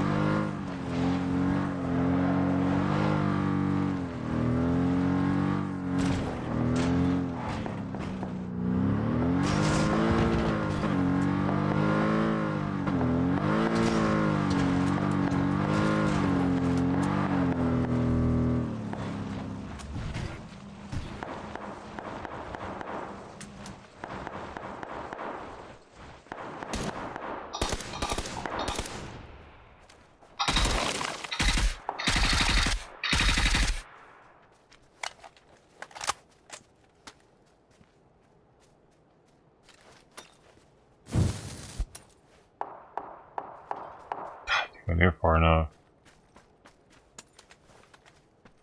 Where'd he go? Somebody back here?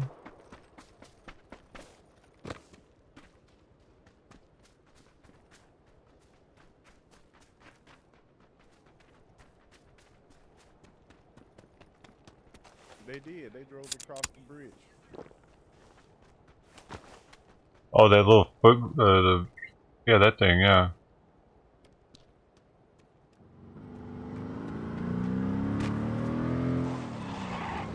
Oh, now you want to drive, huh?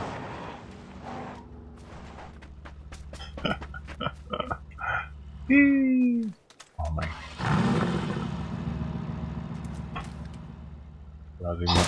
Are we going?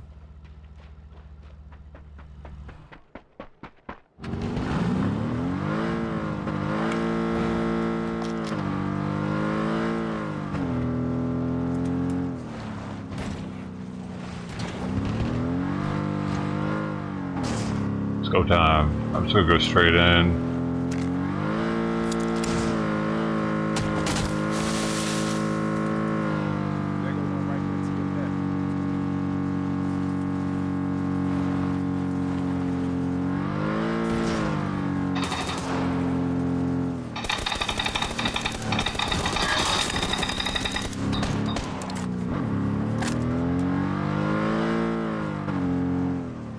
What's the, oh, I thought I heard another shot up here.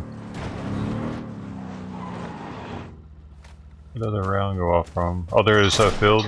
Oh. He down.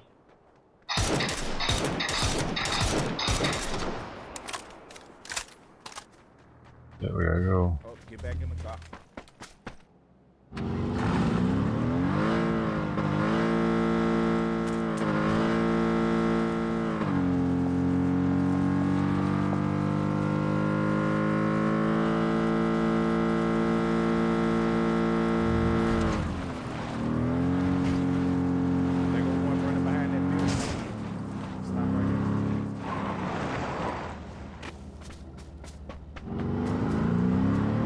See something? Oh shit, good.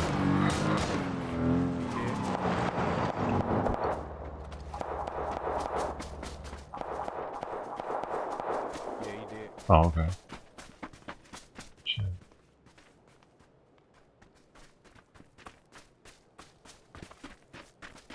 Nice shot. I could have sworn I had me a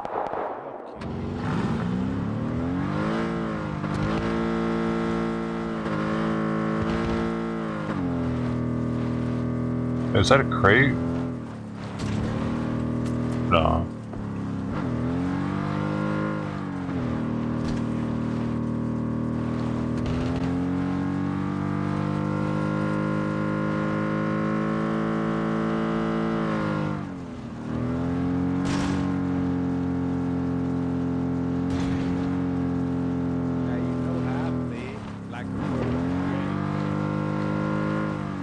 Here's one though.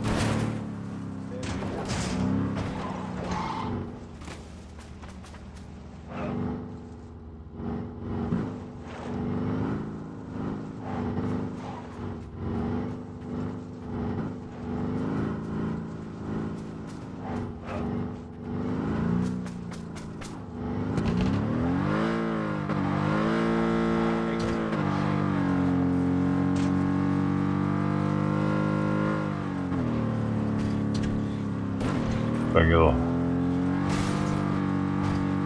just want to get up a little higher.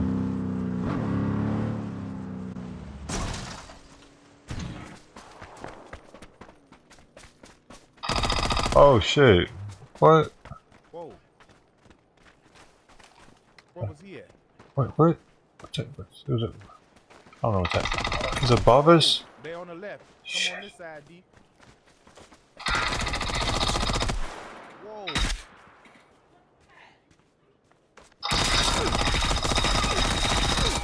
Damn, I just couldn't get a good angle on him. Look.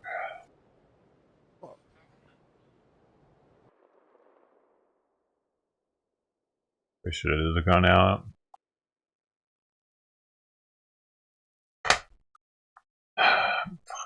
I didn't, dude, what are they doing up there? I didn't even know you could be up there. Unless you parachute in. Maybe they did that. It's annoying. That was my fault for parking there, but it seemed like a safe spot.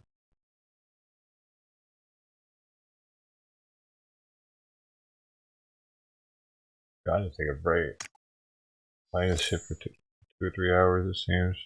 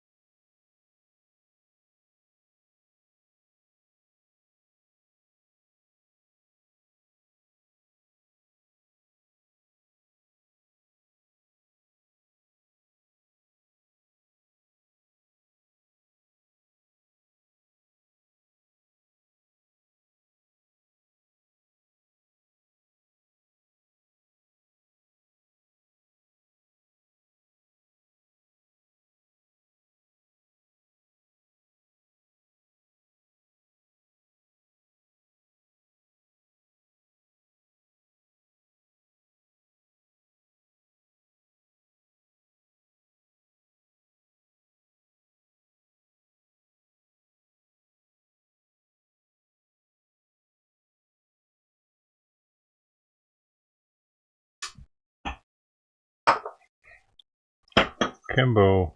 Hi, Kimbo.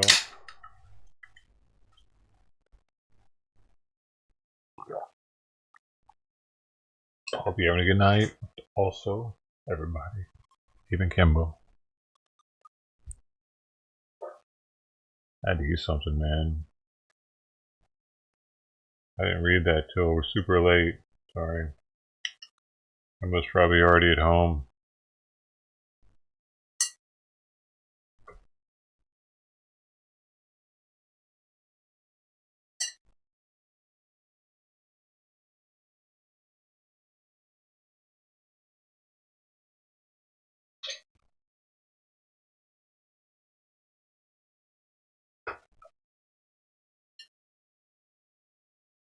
Man, it feels like a weekend the whole time from Christmas to New Year's. Kinda that whole time.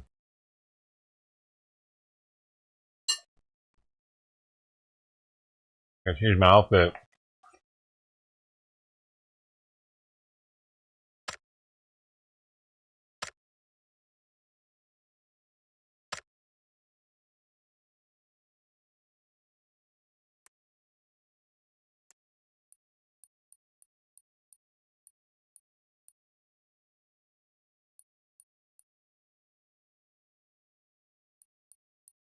Torso. What does my torso need to look?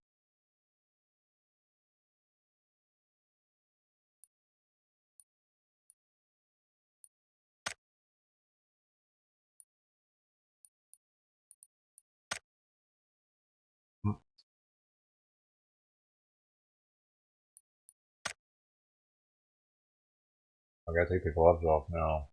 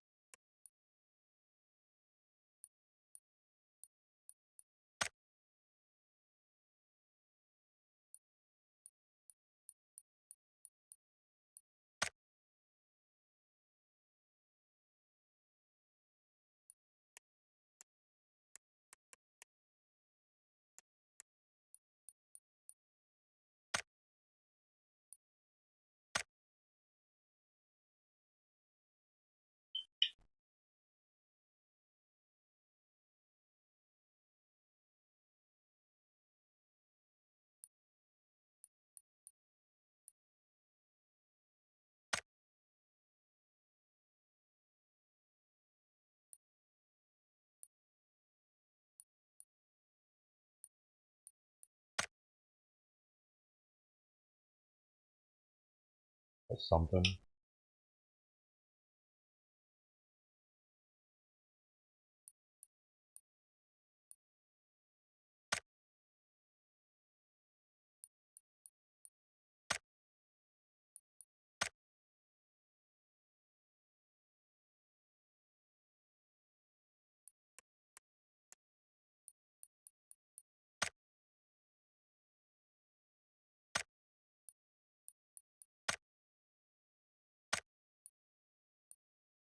Oh, yeah.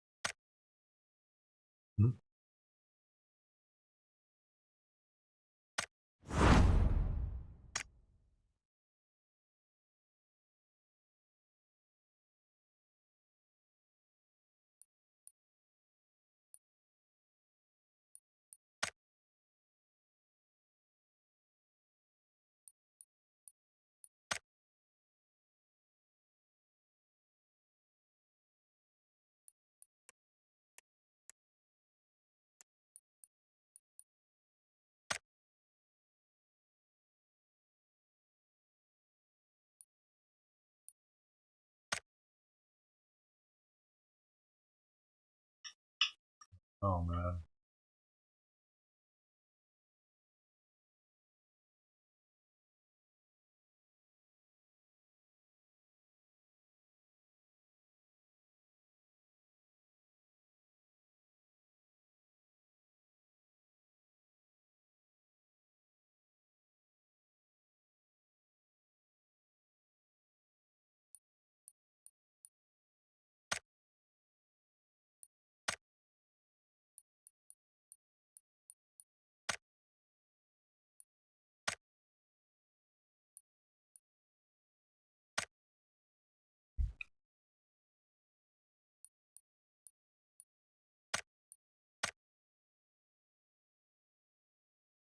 That's kind of fancy.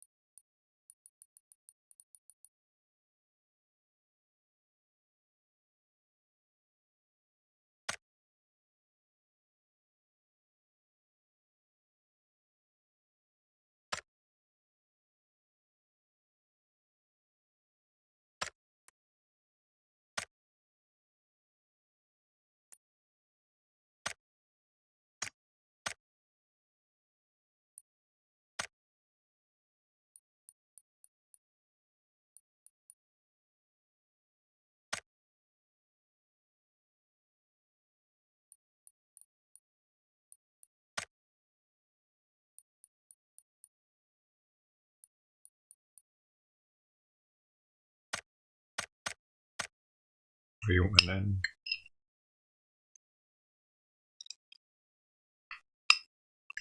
Who's winning?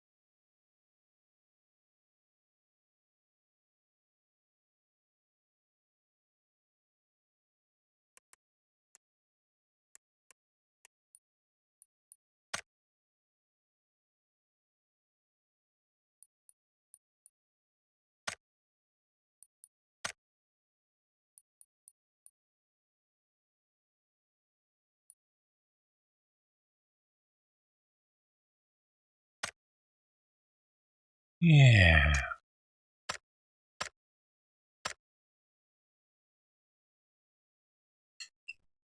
That's so fun.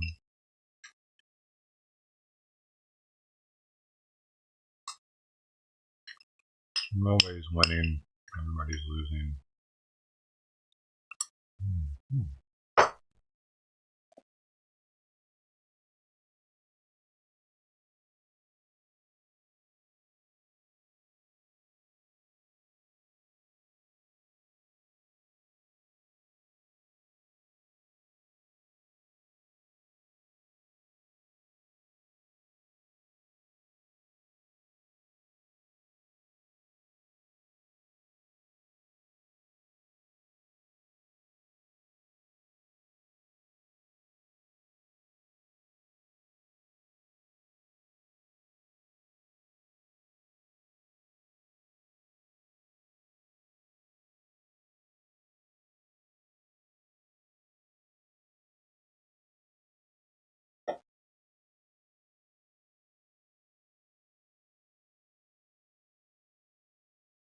Yeah. Heck yeah.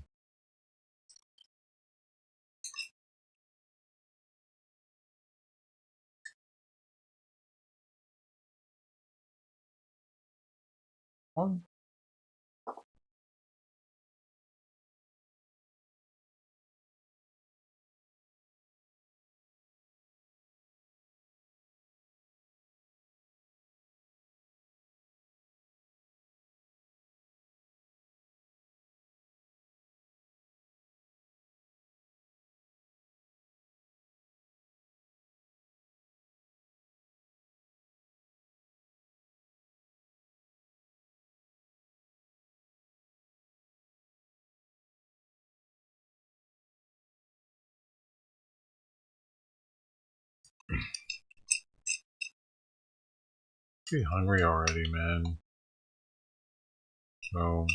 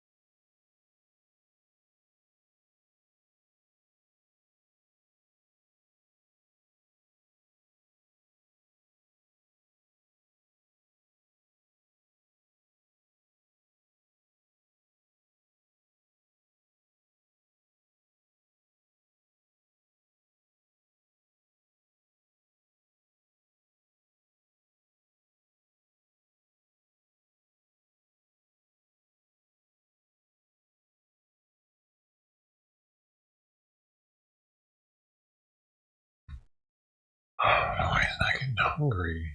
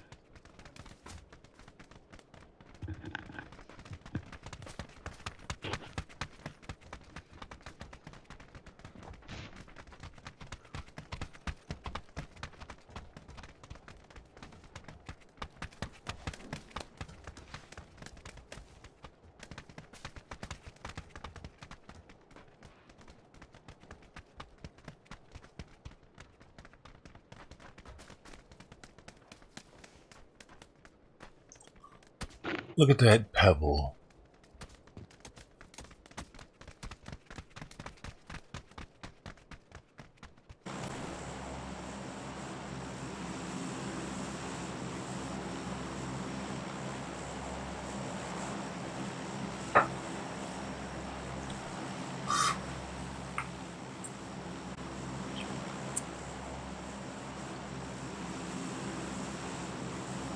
I'm not going there with them.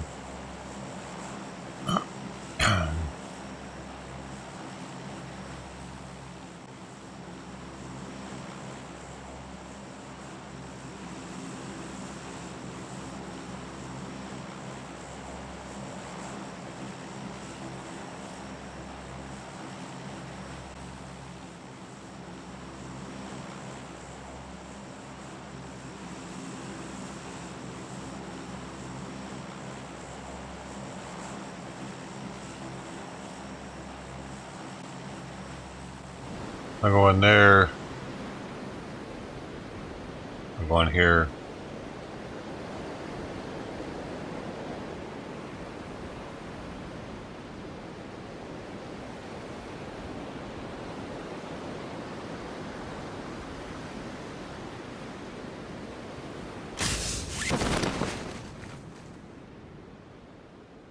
Oh, they're going up there. It looks like I'm alone. Car? That down there. Oh, everyone right there too.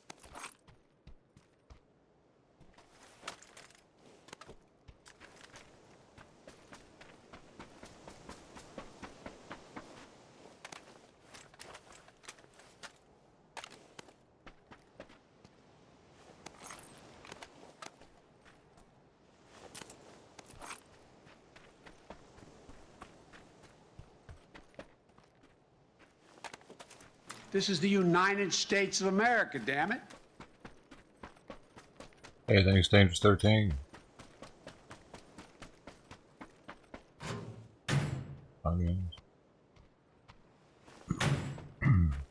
This is the United States of America, damn it. 2 times. Double the United States.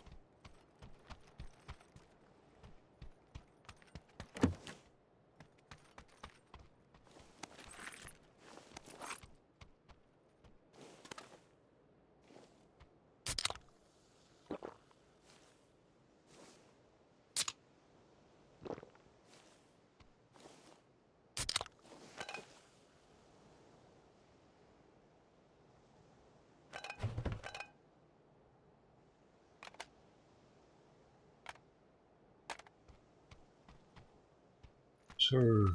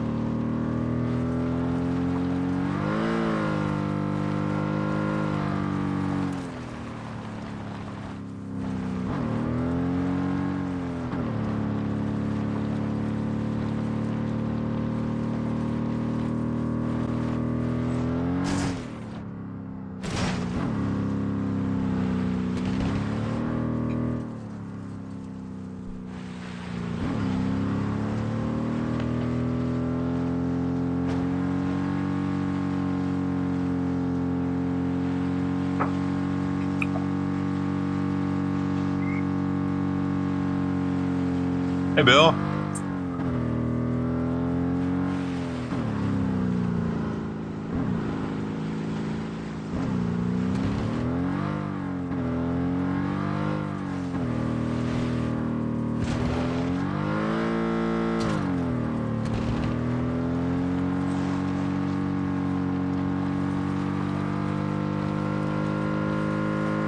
going on, man?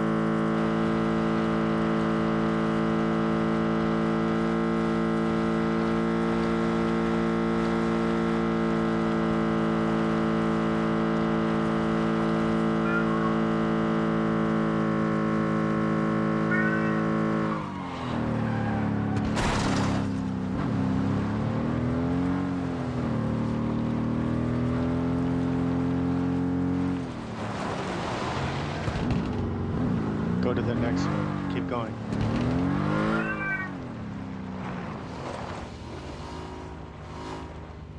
Right there.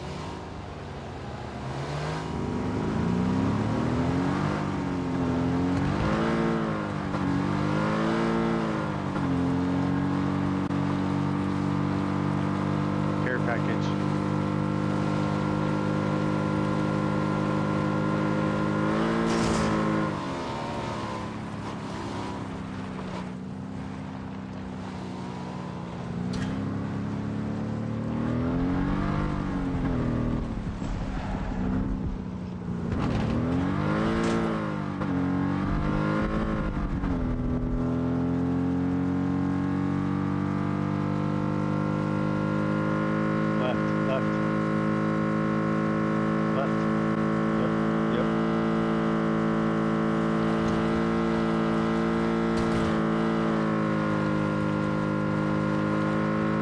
Right in this meadow, take a right.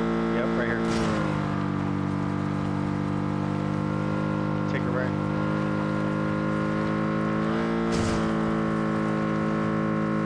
Right in there is where the care package should be.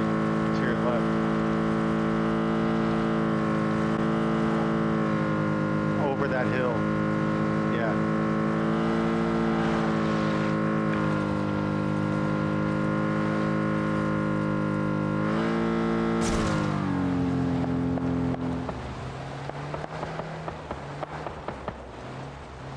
Told you. Alright, I guess. They're shooting at it.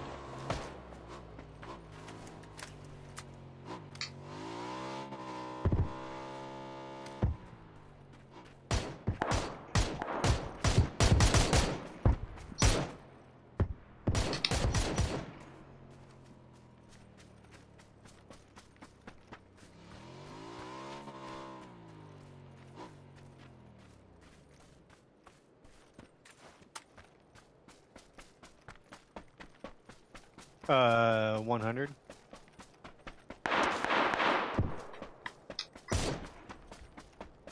And 105. 105 behind the tree.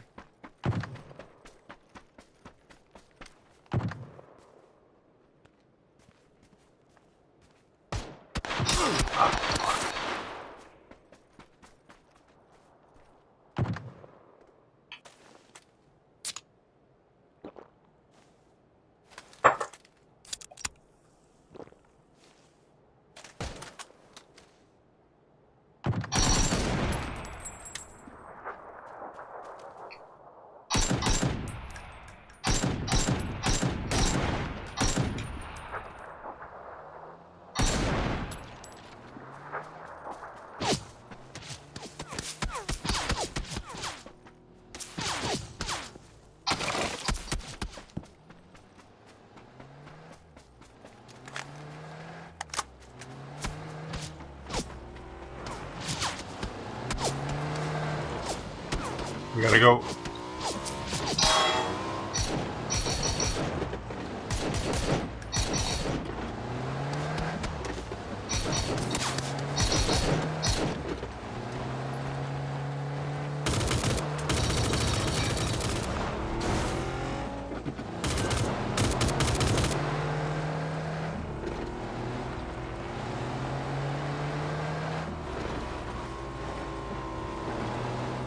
Another car.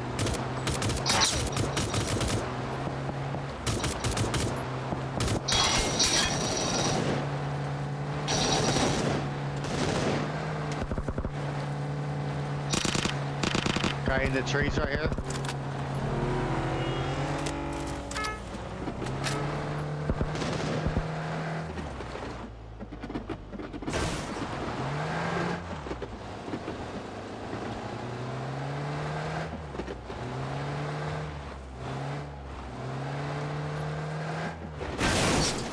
Oh, what?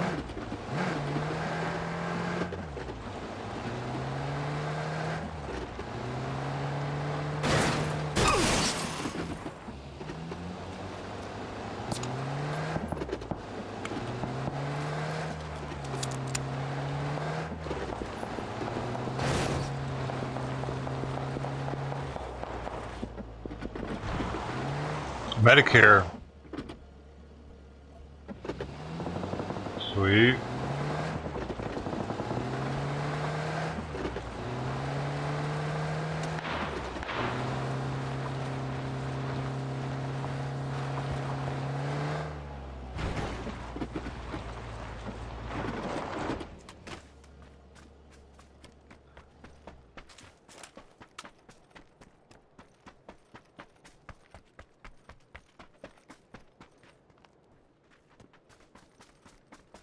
I think that shot came from over here.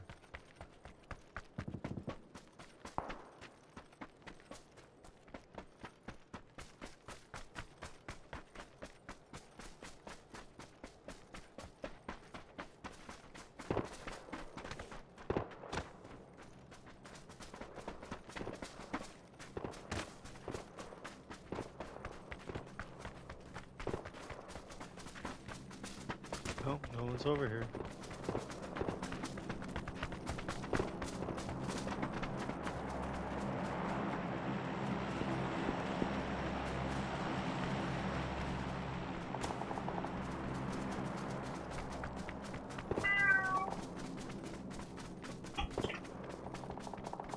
Good boy. Meow meow. Eat some. Meow. Meow. What? Meow meow.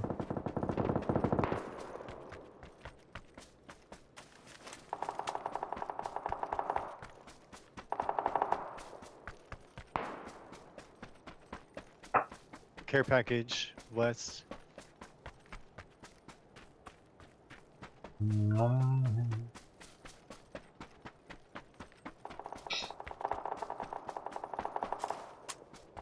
It's got loads of care packages.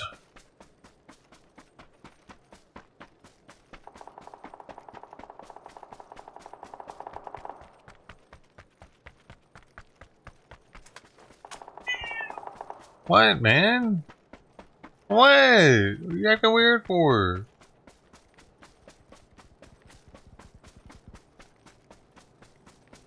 Car coming.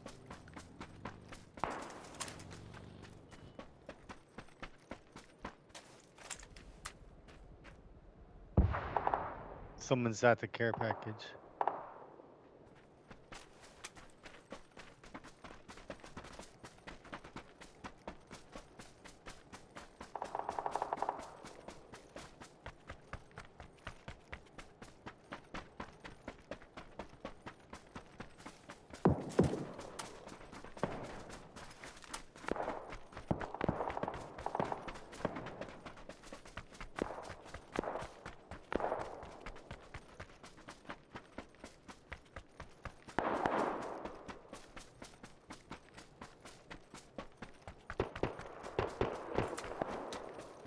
Watch your left.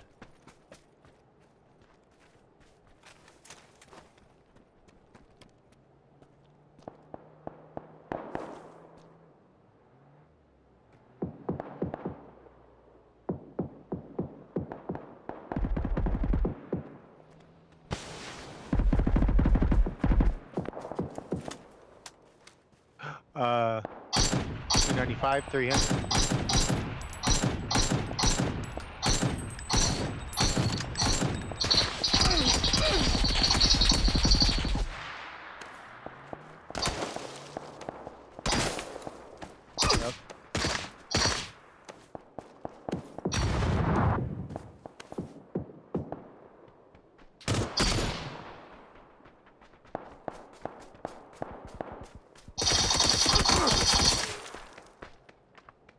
My teammates really suck. They should have had an eye. They should have been able to down him right there. Like, look, like, why couldn't they just down? He had a clear shot of him right there. That dude, whatever. They're not paying attention to their squad members. I can notice that when they left the other dude behind. And he just parked it out there and didn't pay attention to it.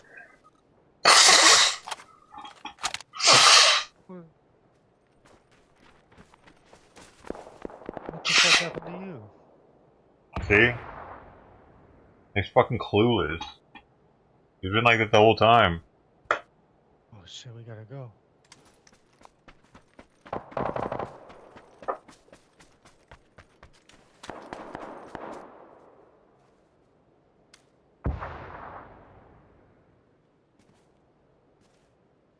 Like, what's he looking at?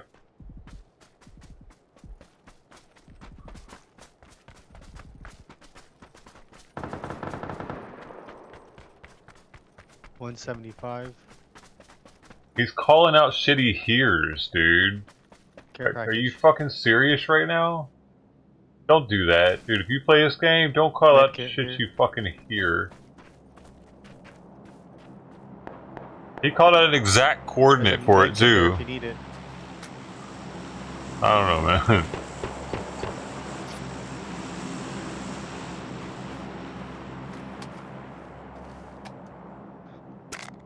It's like footsteps. It's right next to you, and you know your partner can't. Everybody can hear. That was over there, right? If they're not wearing headphones, I can't call out everything for them. I'm sorry. No, they shouldn't. They should just go get some headphones.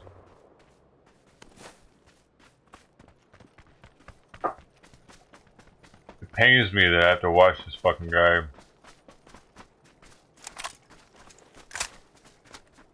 Car to the left, 125.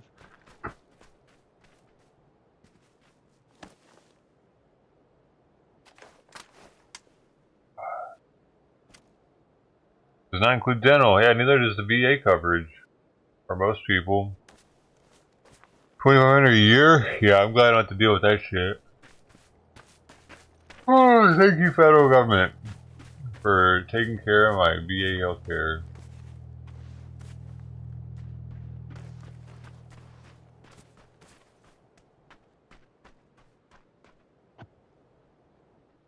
Okay.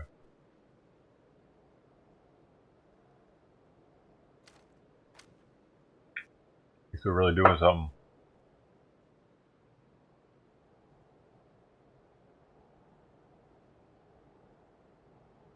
We gotta take that hill.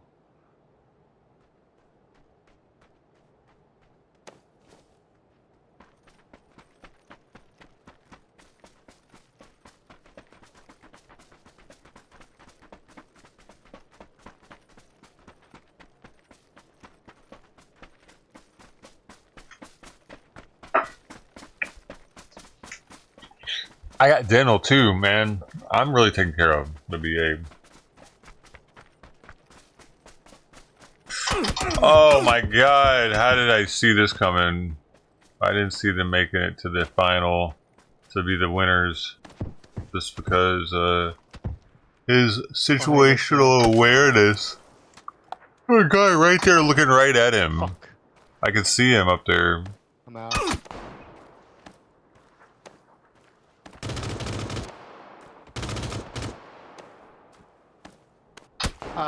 Right here. Damn, right to your right of me. I'm pointing right at him. My body is. Nah. My body. Oh no. Nice. There's a guy right there. Oh, he's reloading that? Okay.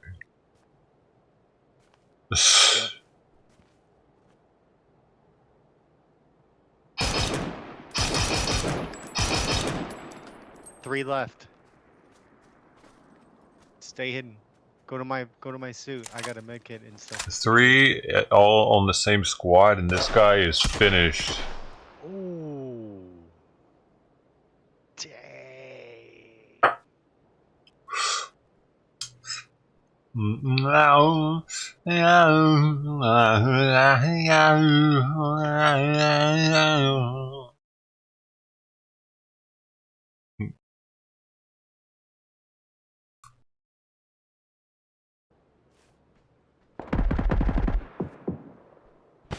Why is he pointing at his friend?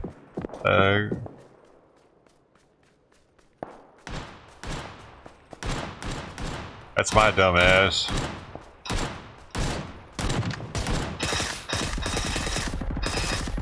Ow! That's what I did when it happened. Oh, we got third, so there were 2 teams actually out there. Are they still fighting it out? Probably not. No, there's no way.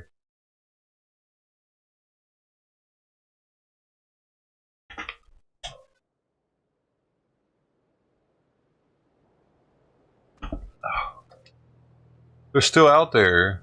Dude, there's 1v1 right now. Let's check this out.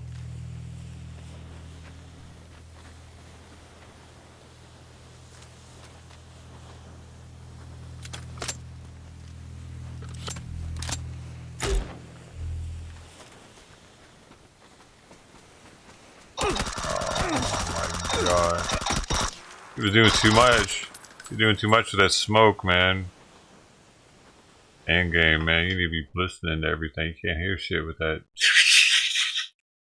Can't hear any footsteps. He was looking right at him. He gave away his position with how loud he was with the smoke. So the guy didn't have to find him anymore. But he still didn't know where the guy was. And couldn't hear his footsteps because how loud the smoke is. Fucking stupid.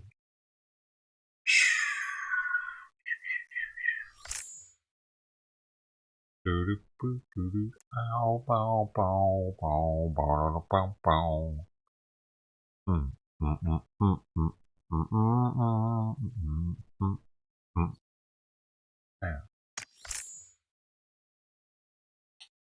I must have tried to get too fancy on that one.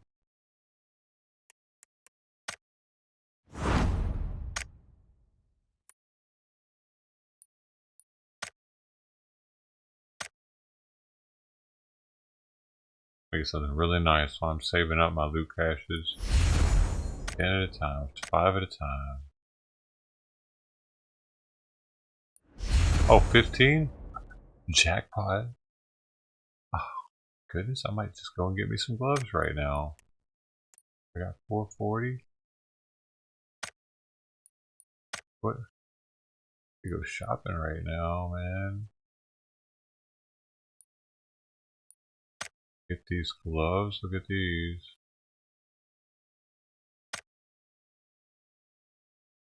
They actually go better, don't they?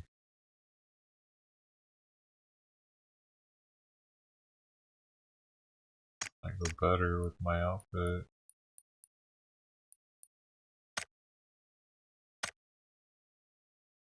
Oh. That would be black gloves right here. Yeah, we're gonna get the manhunter gloves. Cause I'm a manhunter.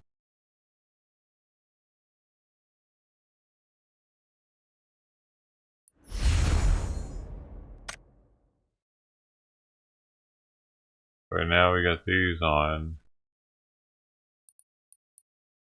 Boom. Oh yeah, they a little shiny too. That's nice.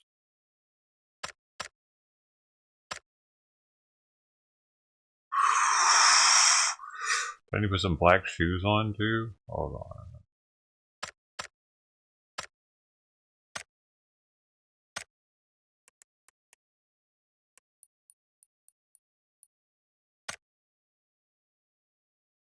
Oh, with the, oh man, what boost gotta do that?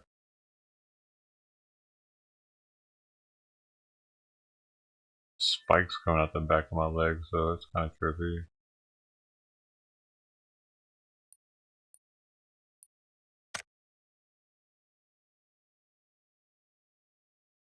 That's fancy, but they're not the right color.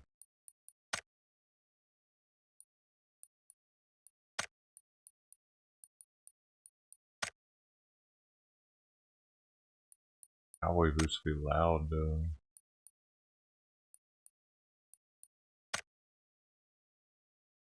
Oh, those are fancy.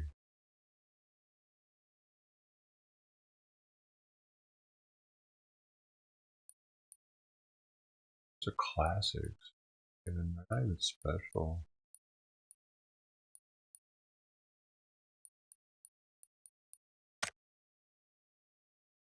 Put my wraps back on, my mummy wraps. Not many shoes on.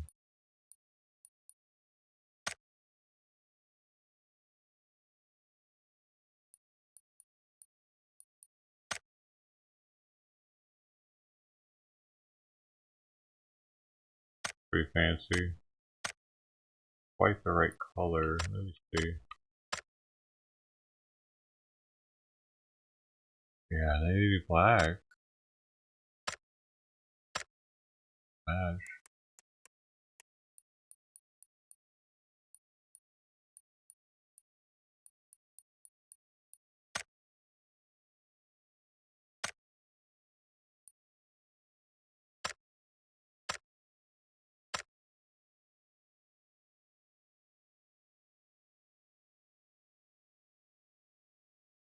Going off my legs though, dude. I can't be walking around with my boots all doing that with my fucking legs, man.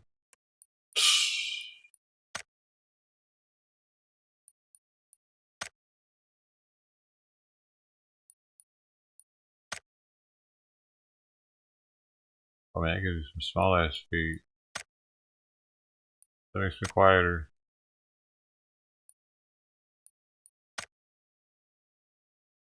A boot scooting boogie. Are you doing your boot scooting boogie with me? Alright, now this is gonna be the look right here. Oh. God dang, I'm a badass.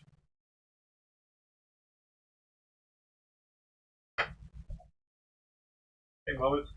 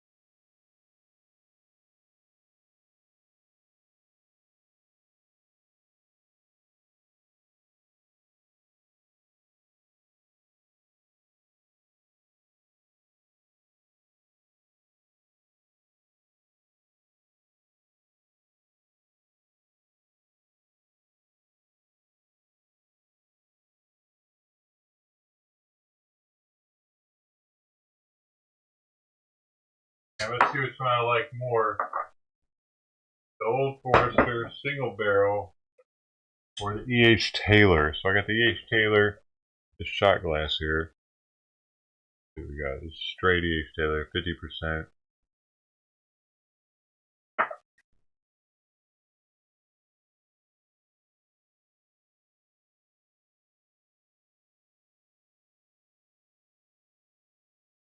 Pretty good.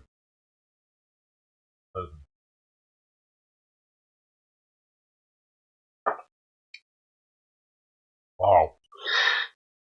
Of course, it is upped in the percentage at 64.35, but wow, way more flavor in that than the other one, the EH Taylor.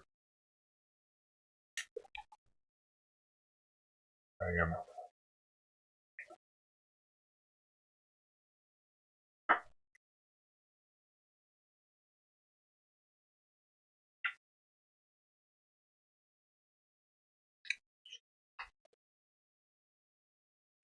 I mean, it's not bad. It's really good.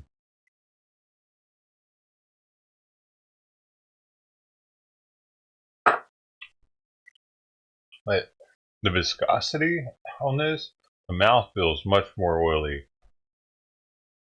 And it's got a lot more flavor in it. Yep. I think Old Forces Single Bear wins over EH Taylor small batch.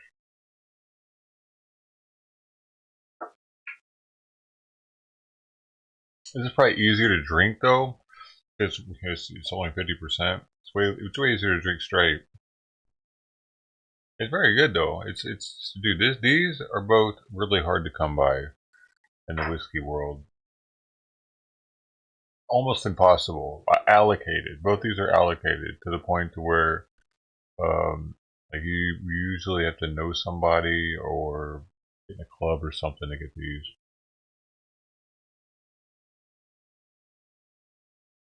I've never seen either one of these in a store. Blue Label Old Forester or any. Oh, I think I've seen EH Taylor once at Bevmo, but it was before I knew about it being one to get, so I didn't get. I'm pretty sure though. I'm not 100% sure, but yeah.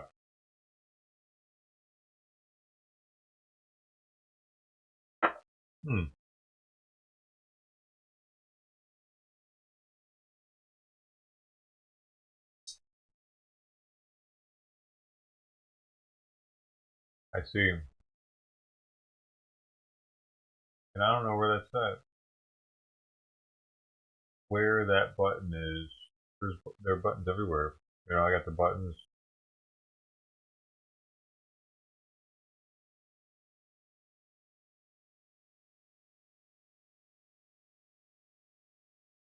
I got the buttons.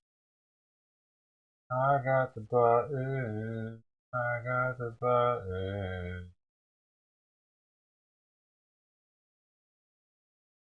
Oh, well, this is one. Old Force Single Bear. About empty. EH Taylor. About empty. I wanted to put them head to head before they were empty. I just want to save some of this one for it to have with this one.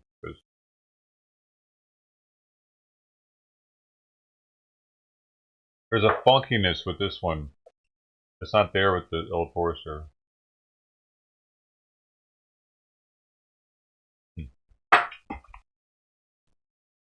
Plus the viscosity of that Old Forester. Much thicker.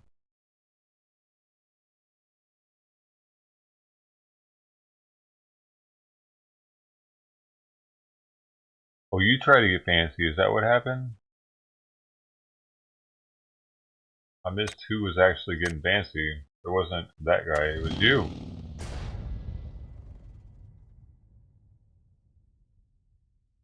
It's like a tobacco note, a leather note or something that's here with a varnish.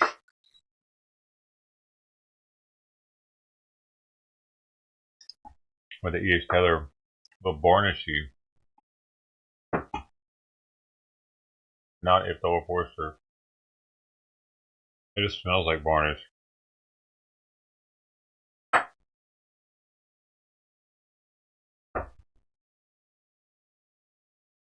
Soften up a little bit.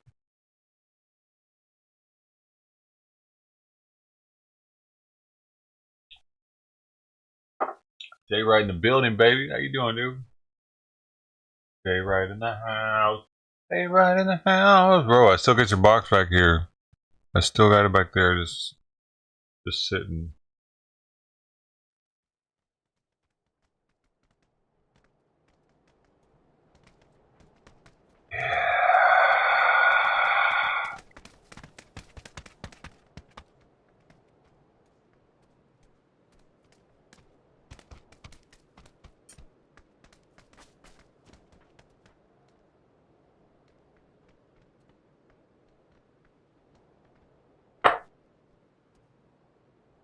Well, I guess since I prefer the Old Forester, I should go ahead and cash out the E.H. Taylor first.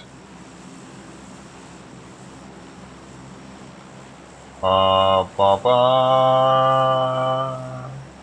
Ba ba. Jump in hot, man. Get this shit over. See what these niggas talking about. What? Baby J said, I hope he don't thirst me. I hope he don't kill me. Nigga, you dead, nigga.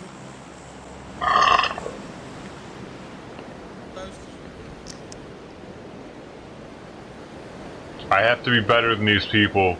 I must outdo them. I must be the MVP because they're all together. You see that 1 HBC? I have a mission now, motherfuckers. Look, I'm already the first one here. Come on, get on down there. Oh no, they're beating me. They're beating me. Fuck! Get down there, bitch!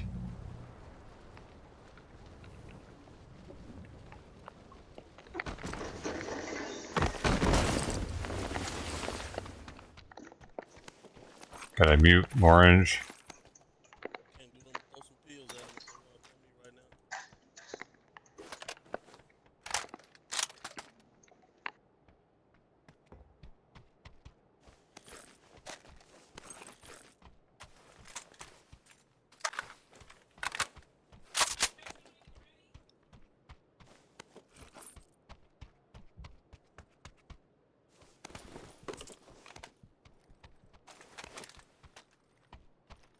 And I gotta defeat him, baby. And I gotta defeat him. Yeah. Yeah. I'm ready now. I just had to get that out.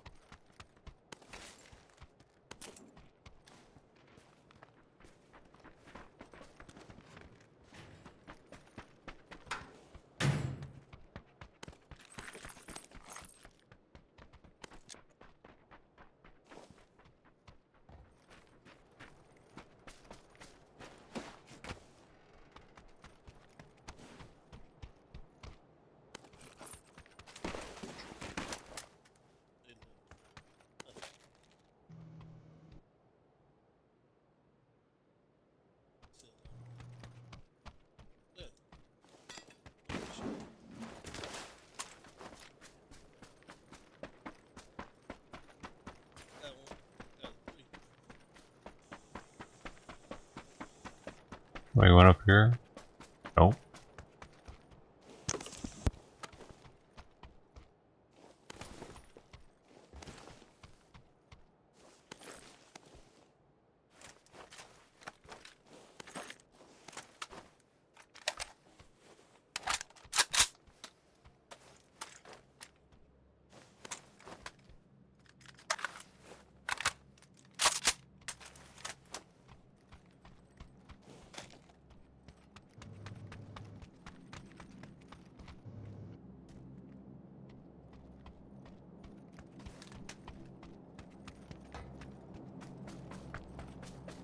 Any of those rounds that were over here.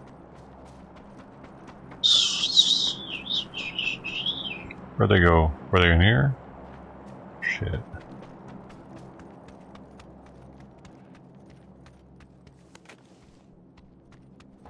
Oh, now they're gone, probably. I think they're in this one that he's in.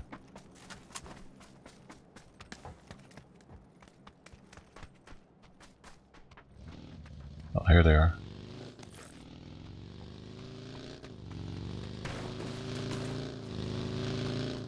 Do do do do do do do ba ba.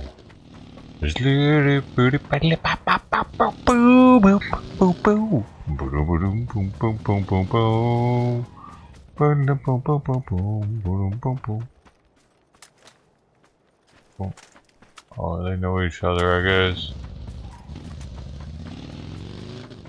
They both, yeah, they know each other. And be with one another. Da da da da ba ba da da ba ba wow wa da ba. Am I fucking running right next to me? Who is this? Oh, I thought I got in with him. Bruh, what the heck? Maybe they don't know each other. They're all the same clan.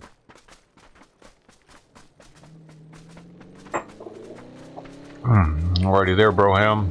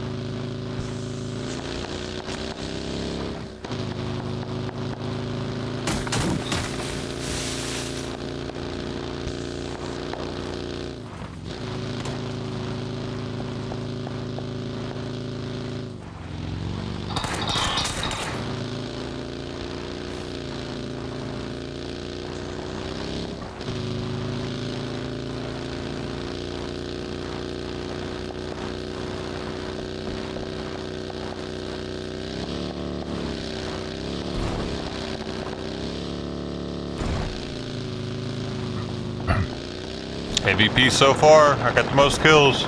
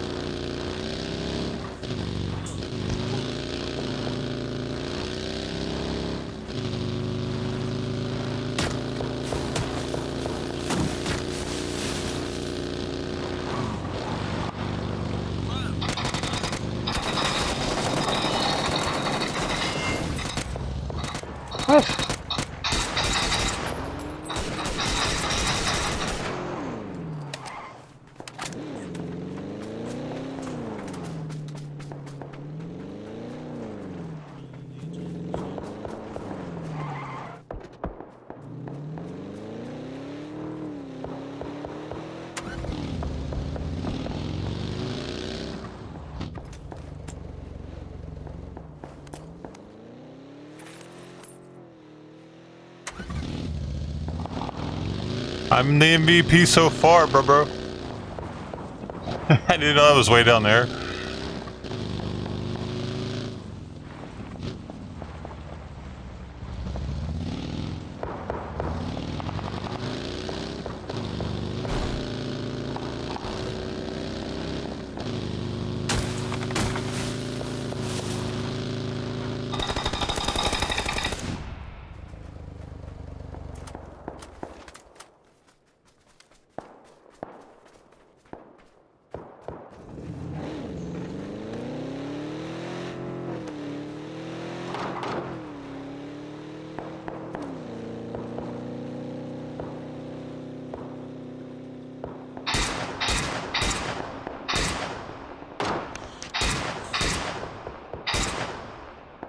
Come on. Motherfucker, what is this?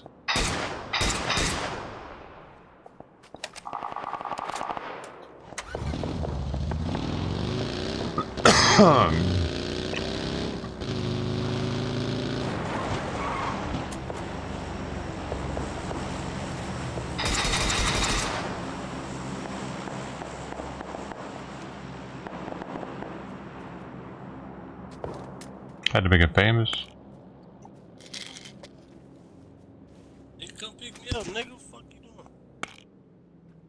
Oh, fuck! Damn, wow, I ain't even gonna count. We'd killed about 3, 4. We'd killed about 3, 4, 4. I thought you was in the car. Okay. I thought your ass was in the car the whole time. Hit the back. Hit the back. Straight ahead. Straight ahead. Straight ahead. Straight ahead. Straight ahead. Straight ahead. Straight up on that hill. Bamboo shit. It's up there too. Left a little bit. Left a little bit. Left a little bit.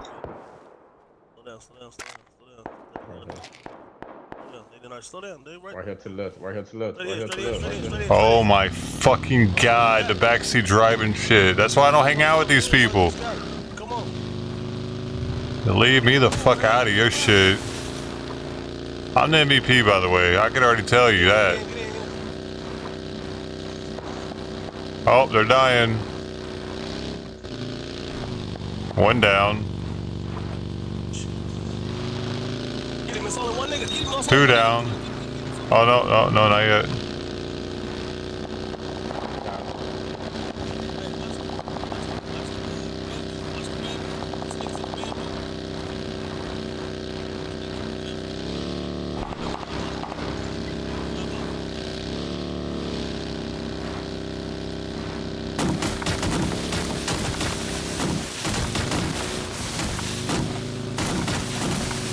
Holy shit.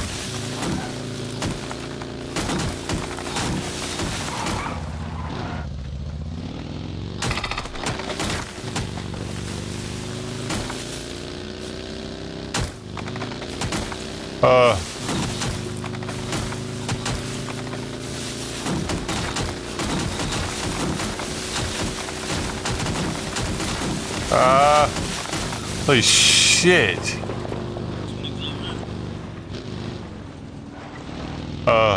That's interesting.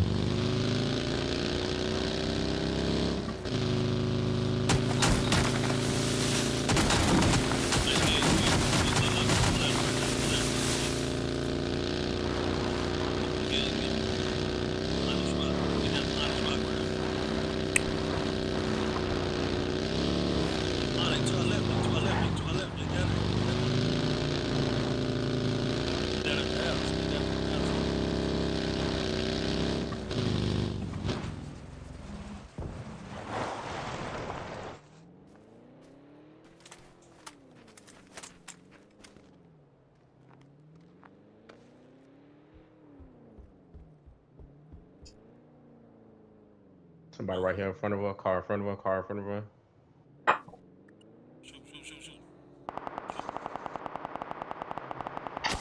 Oh my god.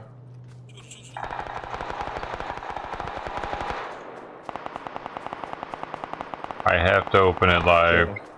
That's how you do it. Come on, man. I know how to drive, nigga. I do have to. Still some niggas in the house. It's still. Hey, look. No. It's some niggas in the orange car. Yeah, I'm finna say somebody in the orange car.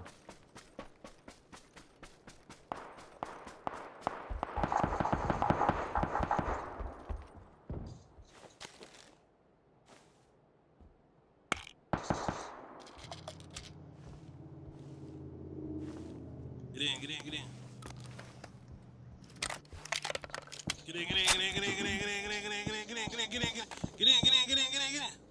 Bro. He heard you the first time. Y'all niggas better get in this motherfucker. Alright, I'm gonna mute him. I don't feel like it anymore. I be hitting the gas pedal, nigga. I be hitting that motherfucker. You better get in, nigga. Shit.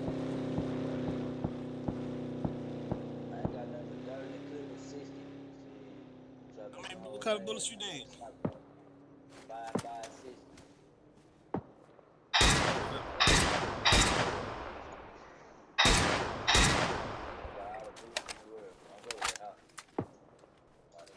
Where? You can go.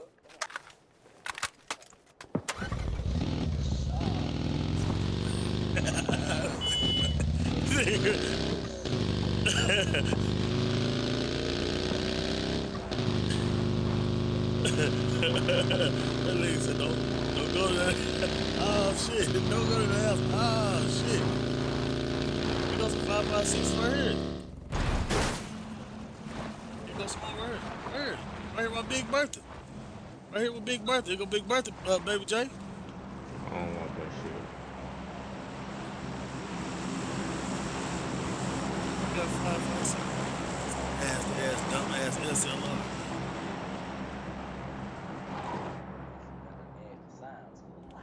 Yeah, Oh man, where's my gas can? Shit, I dropped that shit. Damn, man. I actually need it now. Get that vector, man. Who rocking nines? Me? I got it. I got the VSL. Shit. There's some more knives in their room right here. 3 boxes.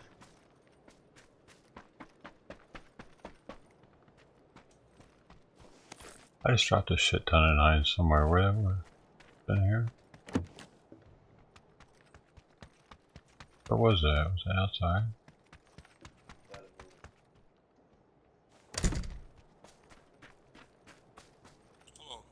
Where did I do that at? It was right here.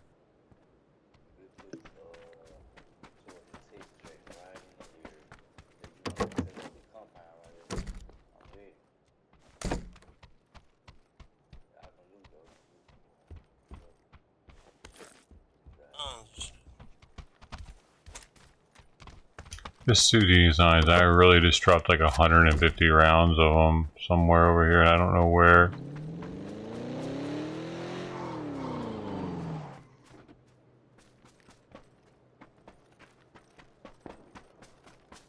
Enough. Tripping, man. That's out of gas.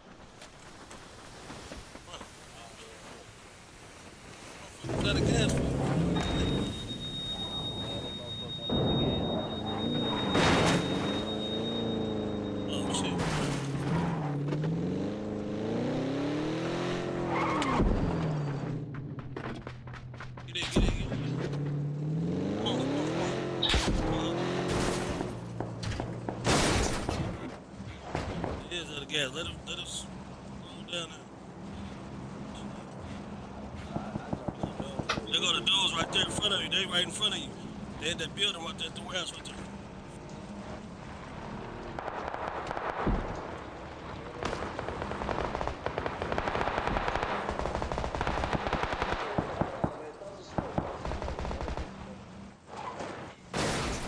They in the blue, man. They in the blue.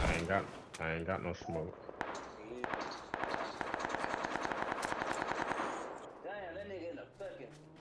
Yeah, the blue. In the car right there.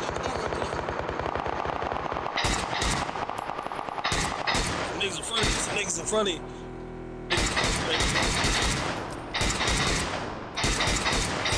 Niggas right in front of y'all at the warehouse. At the warehouse, see him running. Heal up, heal up, heal up.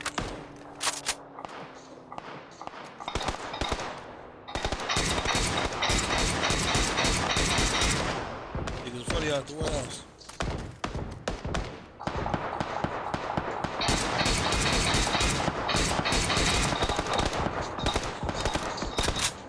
James, what you doing? Right in front of you. I told you the niggas in the orange right there. Right in front of the orange. Get that nigga right there, T. Get that nigga right there behind the wall. Right there beside the wall. No, the nigga beside the wall, look. Right in front of you. Right in front of you, T. Orange. Oh, he right across there. the field. Oh, okay. Yeah, right there, orange. Say the orange building right in front God of you. damn, I wish this guy would shut the fuck up. Holy Well, y'all was shooting at that. shit. How do they play with that? Like I'm on the Jerry Springer show. I do repeated shit so much.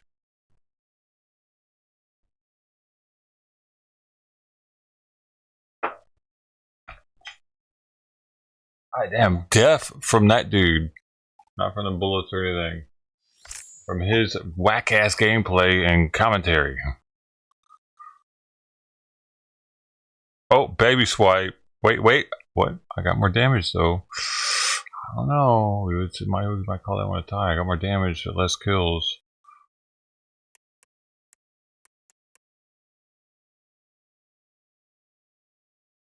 No, I don't know.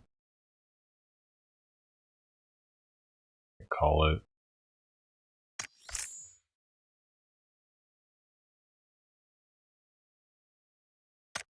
Okay, we have another chance to be with a team that isn't that team at least. And that's a good thing. I had already muted one of them from the very beginning because he had a bunch of background noise and his mic was all loud and janky.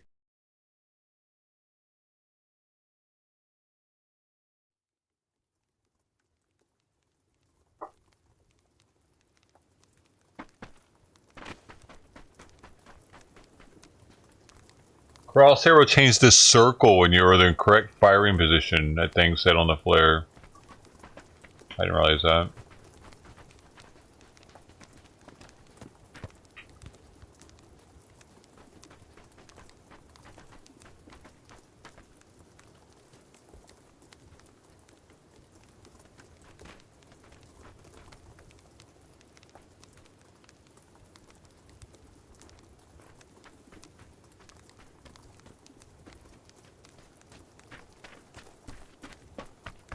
The thing is that, like, I got all those kids pretty much by myself.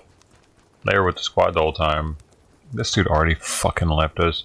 See, I can't win this in-game. I need the rest there. I need at least 2 other people there. I can't do this with one dude. Duos, regular, normal mode.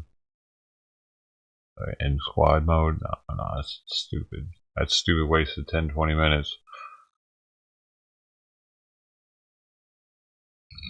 You changed them and I missed it. Yeah, that's right. I was butt naked. Even changed underwear.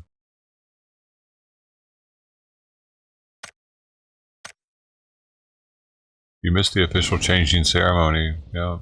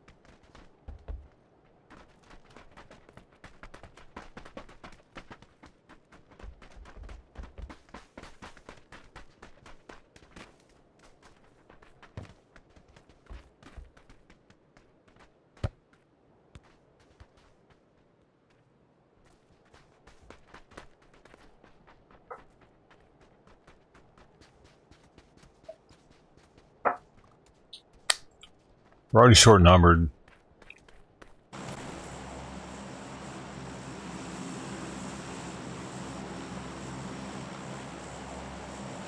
What? Did on purpose so she would leave. What the fuck?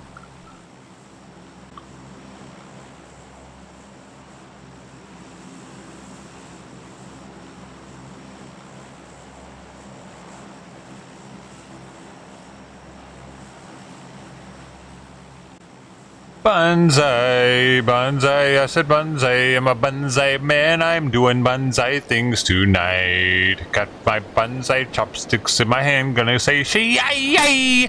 Gonna karate chop you in the forehead with my chopstick in the other hand. Eating my sushi, drinking my sake, I'm a banzai man.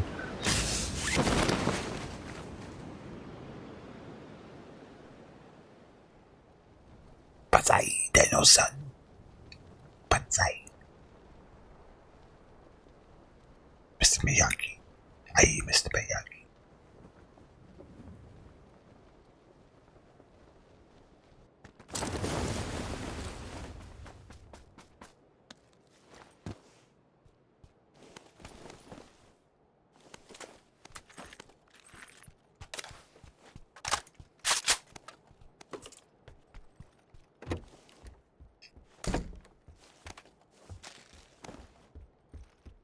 Max off, Daniel-san.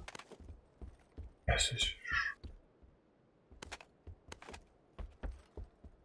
I need... Oh, actually, I'd rather have this. Switch all this to over. Pop. Pop. Go ahead and drop that bad boy. Oh, ho, ho. No, they didn't just hook a brother up. And this gun? Oh, for my secondary? Psh, balls. Fucking balls, man. Tell you what.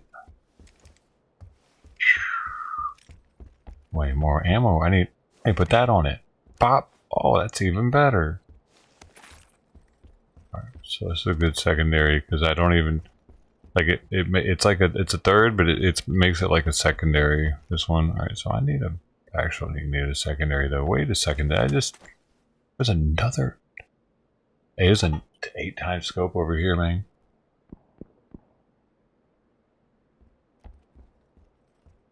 Gotta tell somebody about that one. All right, you know what? I might even run this. I might even run this for the secondary. With the 2x. With the tactical stock. Wait a second, I can't use that? I better believe it. Never gonna give you up. Never gonna let you down. Never gonna give you up. Never gonna let you down. No, never gonna give you up now. Let you down, never gonna give you up. Penis.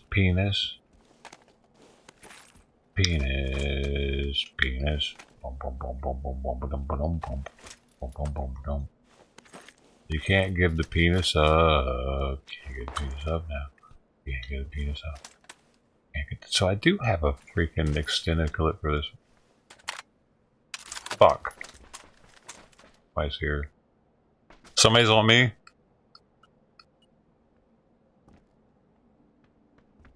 It's definitely on me. The heck, it's a bot. Never mind. Ah, I got lucky. Either a bot or an idiot.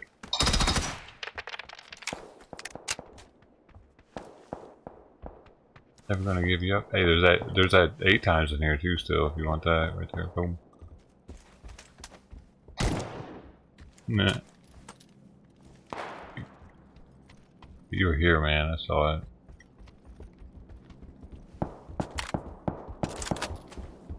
Damn, somebody else outside?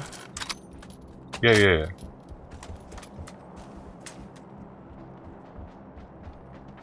Oh, he's right there. Good shit. Oh, wait. Oh, he's gonna kill me. I thought you had him.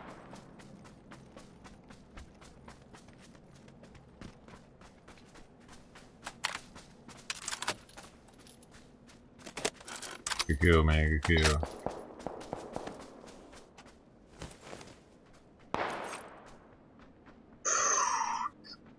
No, gotta go with dog. I gotta go dog or take a dog. You know what I mean? I gotta go dog. Take a dog. Oh, somebody else back here. Oh, it's you, maybe. Maybe that was your footsteps I was hearing. Oh, pitter patter.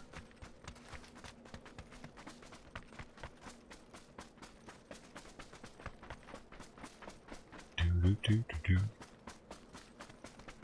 do do bo bo bo loo loo loo loo loo boo boo doo. You notice anything different about this gun? The scope skin. You know how much that cost me to get that scope skin on there? Stupid. But I have one more level on this gun and it's completed. And it'll be my completed progressive. It's got one more level and it's gonna have all the bling on it. I have all the schematics. I just need to get some more polys. That's it. Unfortunately, it costs a lot of money to get that gun to look like that, and most people won't even appreciate it.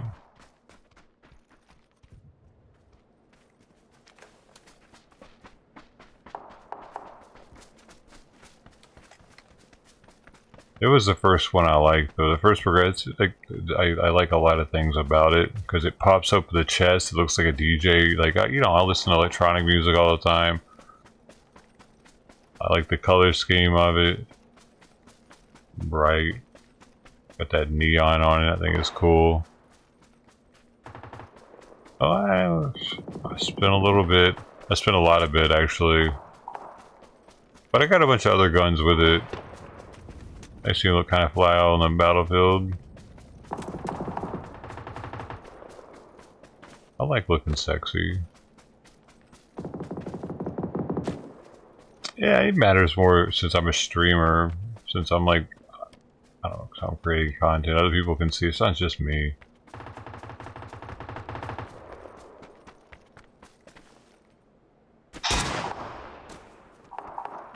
Look at this guy.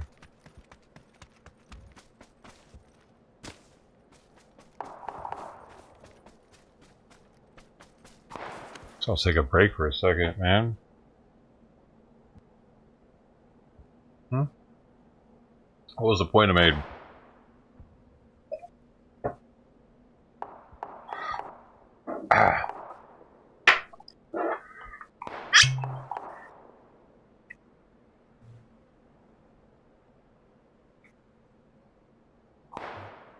Oh man, I poured that way too high.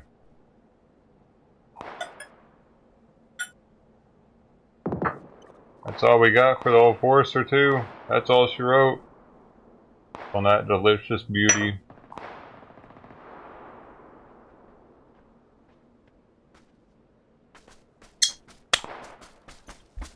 Ah, two heavy hitters, man. Sad to see them go.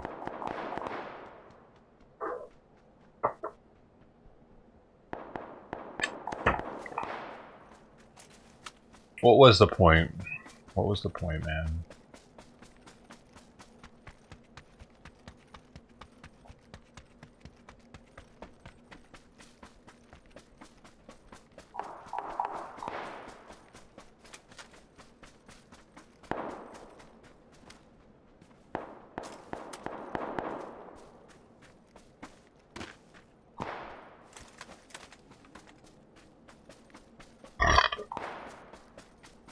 No, don't die! Get out of there!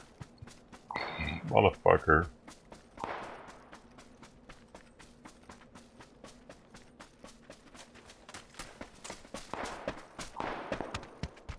Right there.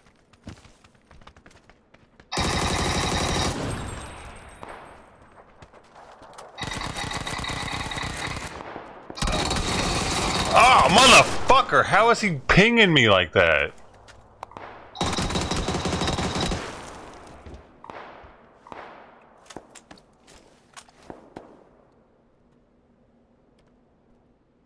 really wish. Is he still behind the truck? Oh, this is gonna hurt. God damn it! I didn't finish you, my stupid fucking teammate did.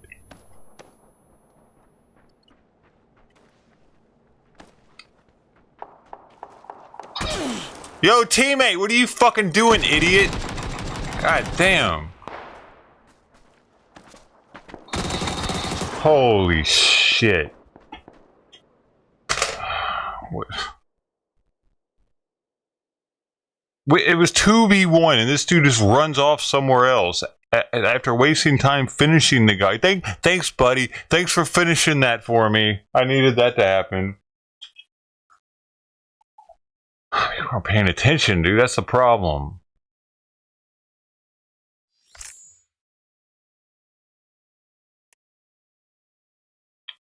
I play with scrubs consistently. That's why I got that special emblem on my thing. This one is for playing with scrubs, actually. That's what this this medal is. Where is it? This is the playing with scrubs medal. Look at that. I'm doing pretty good on that one. In this together. Survive 7+ minutes in a randomly made duos or squads. I've done that for 1,000 matches. Seven, at least minimum 7,000 minutes. I've done that. I played with random people and owned it probably. Comparatively.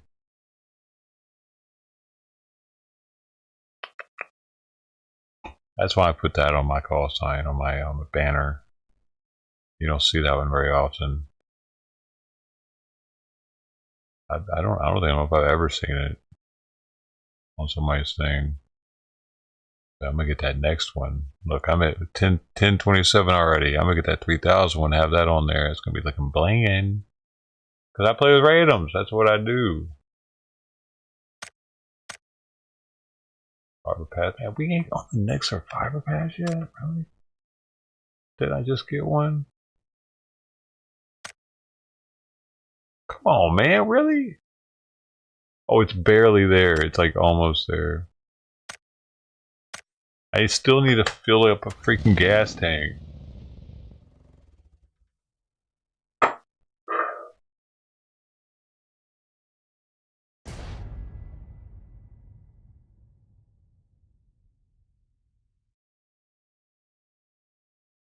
Right? Am I right?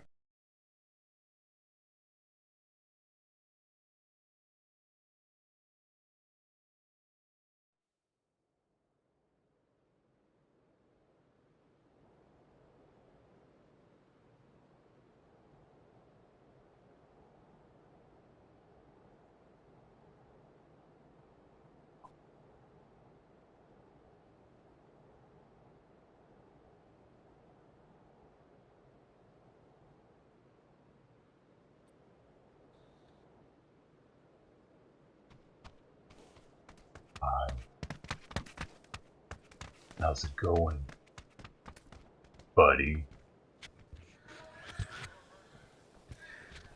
How you doing, guy? I'm sorry, I assumed your penis position. You might be a phi. That's a female guy. Weirdo.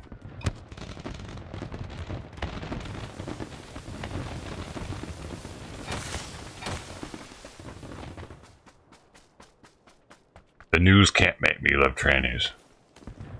Tell you that, boy. Boy, girl. Get off me. Don't be punching my balls, bitch. Fuck you. You would go straight after my balls. You man whore. You probably like the men, too.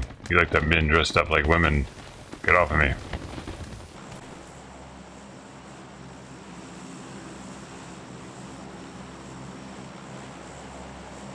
Oh man, you're always supposed to follow me. I go to my own thing, do my own shit. Because if you follow me, you end up dying. We all end up dying. I gotta do my own thing, because I'm dangerous to be around. Death follows me in the beginning of the game.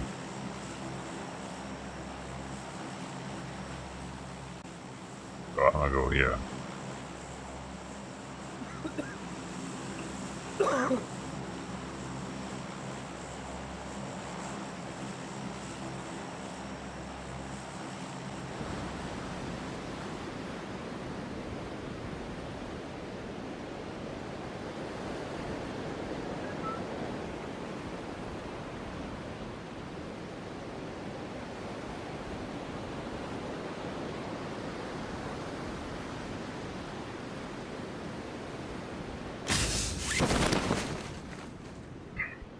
Remember?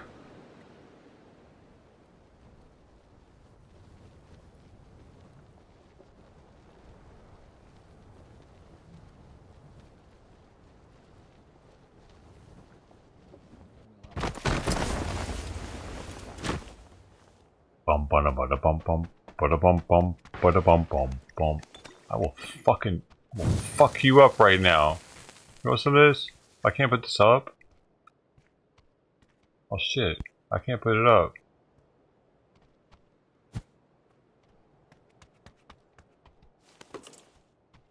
I guess because I didn't have anything else to switch to.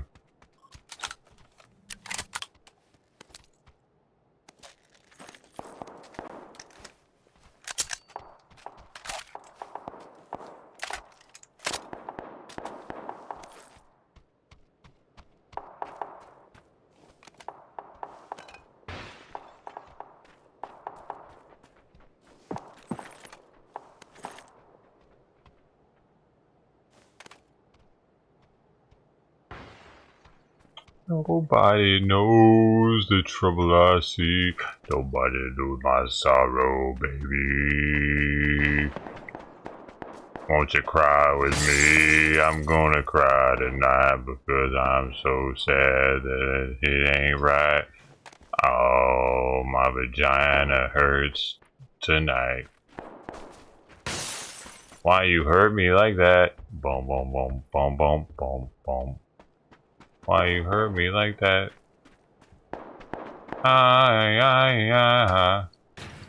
You hurt my vagina. Boom, boom, boom, boom.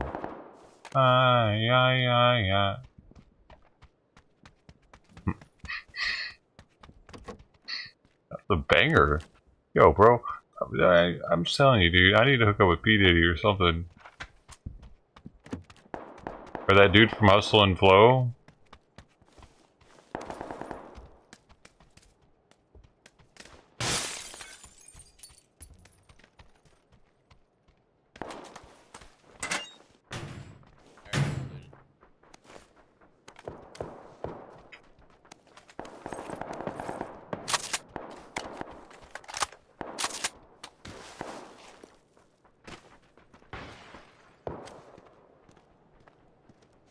Oh, my gun's so colorful.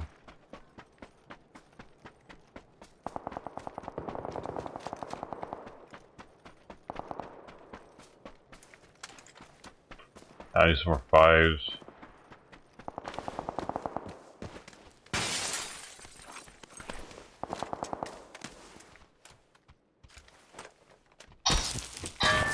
What are you doing?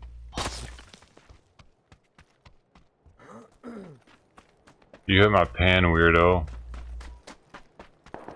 Get off of me, what are you doing?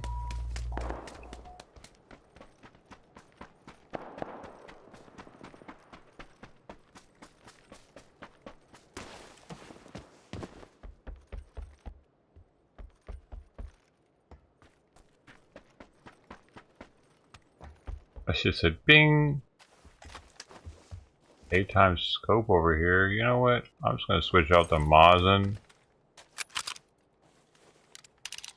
Got this 8 times over here.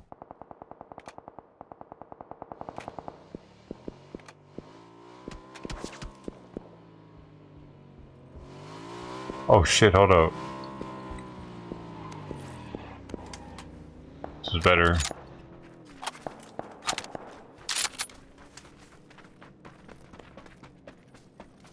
Boston kind of sucks.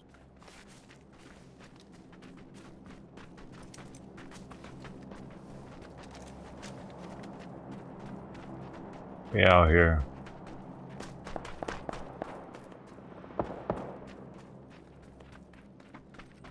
I'm out here.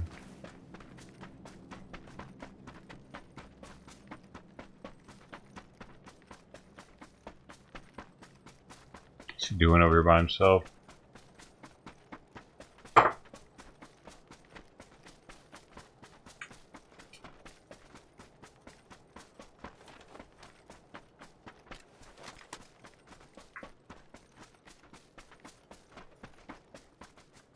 This 3, 155 over there.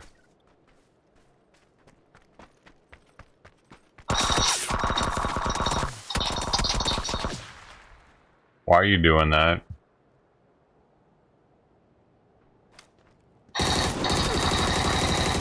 Fuck you, dude. You're an idiot. Homie just started team shooting at me for no fucking reason. Fuck you. Have a nice life.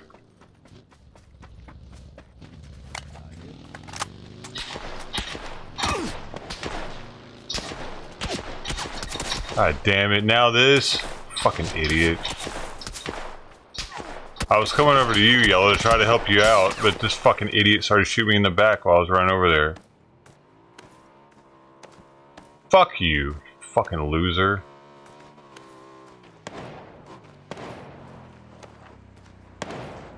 Watch out, Green. There's somebody else that took me out, dude. I don't know where he's at. Yeah, he's up there. He's up there on the ridge, like, south.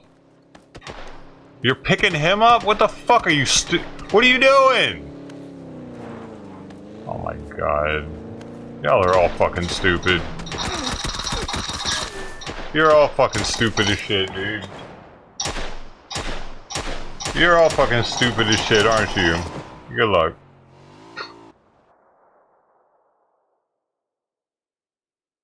Oh, what the fuck, dude? It's the waste of time that pisses me off, dude.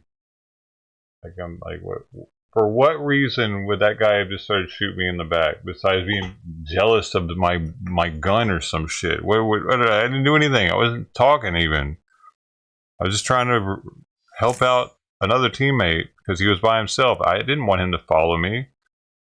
What the fuck, man? This game's some stupid shit sometimes, man. And the fact that the other dude came over and picked him up, I don't get it, dude. Let's see if any of my squad members are on, because I ain't got to worry about that type of shit.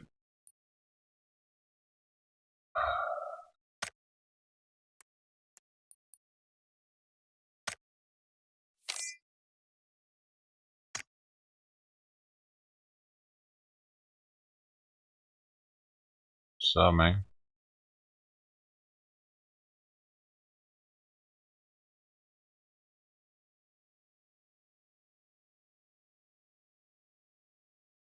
Yo, we got the same jacket on.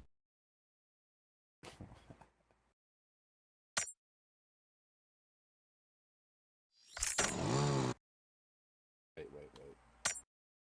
Why is it on casual mode?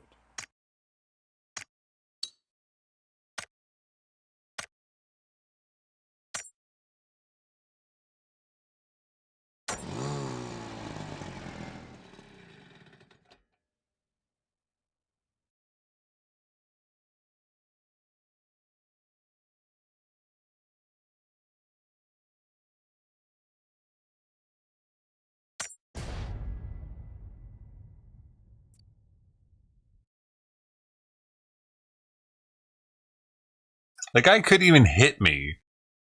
The guy couldn't even fucking hit me, you know? He was like shooting everywhere. Like, he really, literally was trash at the game.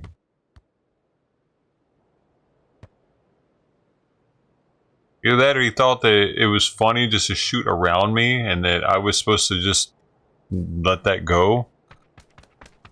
Or like that. I'm not gonna let you shoot me, dude. I'm gonna let you shoot me. You know what I mean? The fuck? Act like you're shooting me. I'm gonna shoot you. Real life and fake life. You know what I mean? So that's how it would play out in real life. All of a sudden I turn around and you're shooting around me. You gotta go. Oh, fucker. Maybe he didn't mean to shoot me? Bullshit. He didn't shoot me. He just shot all around me. Wasn't nothing else there, dude. He dude, he meant to, because he finished me off when it was all said and done.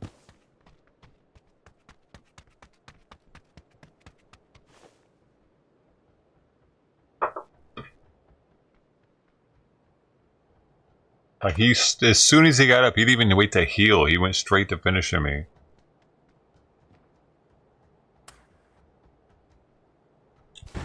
Sometimes I wonder if it's disgruntled motherfuckers from the stream that actually, like, try all night or try all day to match up with me, and they finally do.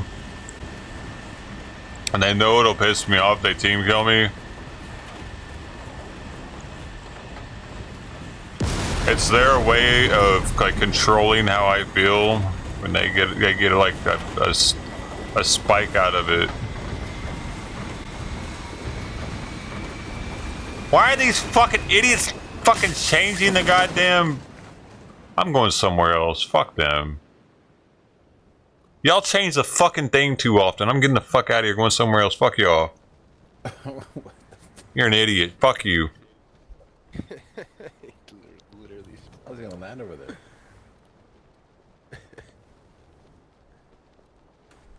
Pick your shit and pick it. You know what I mean? The fuck?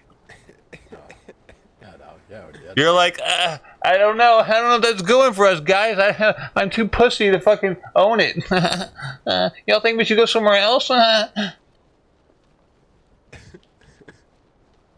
the fuck are we listening to? Fuck you, your mom. You heard in the background? I think his girl cheated on him. Yeah, with me, motherfucker. Your girl cheated with me. You talking about your girl, right?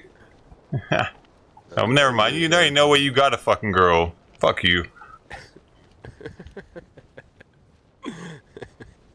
You still in the ear talking that shit? Are you still talking? I'm sorry. I'm doing shit. I'm playing the game now. I'm not even listening to you anymore. So shut up. How's that feel? I ain't never even played with you. I just noticed. How the fuck you enjoying me? Fuck you. You join me to talk shit? I joined you because you're a bitch and I wanted to talk about it. It's like a cocksucker. Yeah, you would know. Oh, You're the cocksucker expert, aren't you? I know a bitch when I see one. Okay. That's because you are one or what? No, that's how it works though. You know that, right? You don't know any better though, because you're an idiot. You're a fucking dumbass young idiot. Yee! Feels good to be dumb, doesn't it? Get me out of here. Get me out of here. Y'all dying and shit. Why y'all dying? I can't hear shit. Why y'all fucking dying? Damn, son. Stay alive, motherfucker. Shit. I thought that was a good spot to land though. Bro, you landed in a... I'm used to playing with fucking morons like you though, so ain't nothing new. Like, what are you talking about? I heard that's... Well, if you don't know what I'm... What? I'm in bumfuck picking shit up, enjoying my life right now. Well, you're dead. You're dead though. I'm coming back. It's alright. Oh, yeah. Are you coming back as long as we survive? So kill yourself so we don't come back. What? Make sure you do it in real life too, please. What? Do you make this much sense in real life or just on here?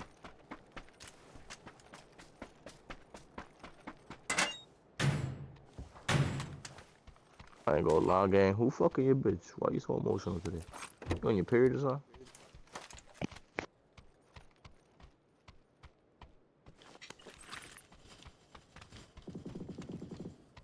I already told you, I pissed me off that you were wishy-washy on where you wanted to land. Shut up. Stop talking. Shut up. I already told you why. Shut up. Shut up. You asked me though. You asked me, you don't want to hear the answer? Shut up. Nobody want to hear you no more. That's it. Shut up. Alright. Choose something. Oh, you were the wishy-washy one? Shoot yourself. I can see why you're wishy-washy, because you died at the second place. I wish I would be quiet. I need comms, man. You need comms. Just get the fuck out of there. You need to get out of there anyway. Get the car and drive. You need to get the car and drive, motherfucker, because you're gonna die there. You're gonna die. You're gonna fucking die. I don't give a shit if you got me muted. Fuck you. You're gonna die anyway. All these motherfuckers suck at this game, man. All these motherfuckers always suck, dude. Dosho on Twitch, come holler at me, motherfucker. Come on, I'm on YouTube, I'm on Twitter, I'm everywhere, bitch. D-Live, Kick. Where else are we, motherfucker? Where else are we? Africa TV, you ever heard of that one? I'm there too. Dosho, bitch. Fuck you. That's me what I got to add to, because I play with idiots like you for 12 hours a day. Fuck off. Fuck you. Hee, look at that. Damn. That was actually an excellent maneuver.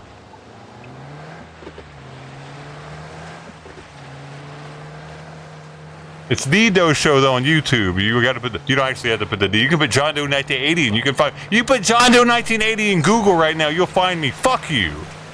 Come at me. I got the camera on and everything. Fucking pussies. Shut your bitch ass. You still listening though? He's still talking shit. It's funny. I muted him. Hey, because you're white. Fuck you. Fucking dork. Shouted out his old Instagram, YouTube, his whole life on the shit right now. Oh. He gave us a resume. I'm live on 7 different platforms right now, or actually 6. So that's all I shouted out. It's where I'm. Boy done dropped like 6 niggas while you talking shit. Where I'm currently live. He didn't drop shit because I'm watching. Almost had him, bro. You didn't have shit. You're dead. So close. So close doesn't count in horseshoes and hand grenades. That's it. That's it. Everything else is bullshit. You shoot with your gun. This nigga over here running around in the middle of nowhere. But who's the only one keeping us in the game right now? Oh. You saying that like shoot yourself or something like that, nigga don't care. I got a pimp ass ride to get in right now. You talking all this shit? You look at your level, gang. Why you talking? My level? Right, what are you? What do you mean look at my level? I'm a silver, motherfucker. You didn't know there were silvers and shit? Dog shit. This nigga is slow, son. I'm dog shit. All right. You're probably a bronze talking shit to me about some rank.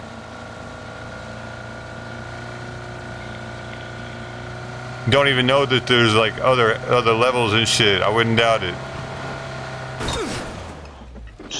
Is that you? Let me look. Let me look. Let me look. Let me look. Oh no, you actually are. You're actually a gold, but you're already dead. But you're already fucking dead. Yo, this nigga is dirt. That was the most tactical pull-up I've seen in a while. I bet you're still watching, ain't you? You're still watching. Just like the people that are watching my streams. Fuck them niggas too. Yeah, but you watching though. You still, they can hear you. Sounds like a bad gym teacher too. Oh yeah. Fuck them too. That's because you pissed me off. Usually I'm pretty mellow with it.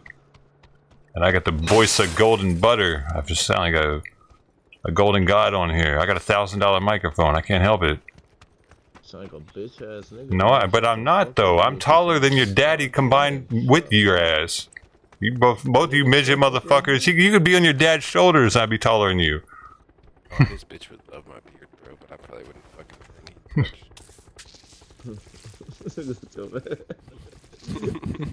I know that none of y'all got fucking women. Okay, that's a given. I don't care what you say about having women. Come out the shower right now. What are you talking about? This? Y'all lucky just to be out the basement right now. You sound like a virgin. Okay. Honey, I got women. Sound like a virgin. What does a virgin sound like? Up right now. Look, 3, 2. Okay, I'm waiting for it. Where we at? Where we at? I got some Astro 850s on. You ain't hearing shit that I ain't hearing. I bet. How much? You bet. I bet. I bet. How was you? How was you bed? How was you in the bed, baby? Dude. Okay. I got him cranked all the way up, dude. I got you cranked down so I can do that. You ain't hearing shit that I ain't hearing. Yeah. You see I'm still alive though, right? Run to the left. Why are you running away from this? You see I'm still alive though, right? I don't have to run where the fuck you want me to run because you're dead trying to backseat drive me, asshole. I'm not in no car with you, so I ain't back. Yeah, but you acting like it. Plus it's a Vector and an M24. That's bitch class. What? That's all I need. I don't need the gun, the combination that you need. He ain't gonna work it. I know he not gonna work it the way he's talking. He's been running around this long, only has 19 rounds in it too. Where's your mag at, bro? He modeled in guns, that's all he's doing, man. You don't need a full clip. Oh my god, I got a full clip, dude. It's not a fucking extended mag. Shut up. Shut up. Baby. This I guy. forgot to roll up. I'm gonna roll up right now. I'm switching this bitch out. Oh, you want to take out the weeks? You saw what? You saw what? Oh, he's got a fancy gun. He spent money on the game. Huh? Oh yeah, he can tell with his skills. Jesus. I spend money on the game. What does that mean? Oh my god. That I'm a fucking such a moron, huh? Oh no, we're all pretty close. Hell yeah. The moron for spending money on the game you're playing. What's wrong with me? Shut your bitch ass up. Maybe I should spend less money so the game is worse and you guys want to play it less. Jabber. He is still just jabbering, isn't he? That's why I'll leave it unmuted. Fuck up. You about to die now once you shut up, though. But you know.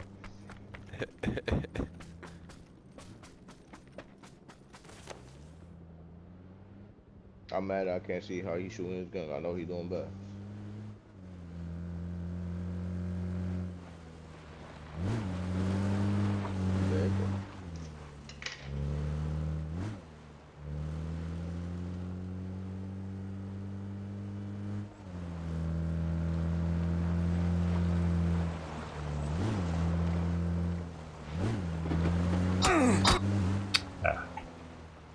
He is dead too. Oh man, that's not good. You ran over, man.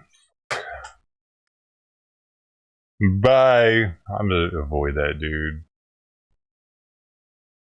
It just pisses me off when people mark shit and they don't actually go to it. It's a bitch move. I don't mark shit and change it. I mark shit and I go to it.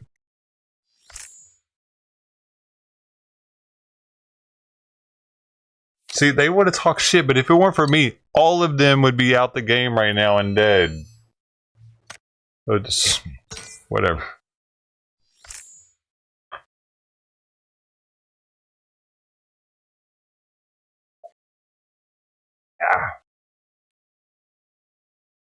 Leave this stupid fucking clan also.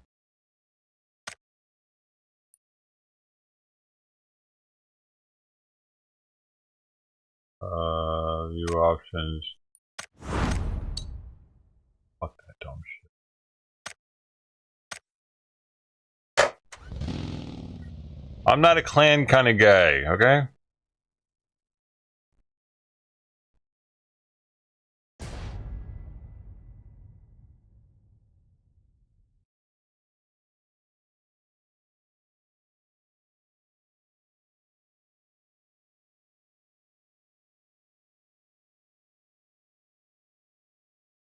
Clans are for fucking pussies.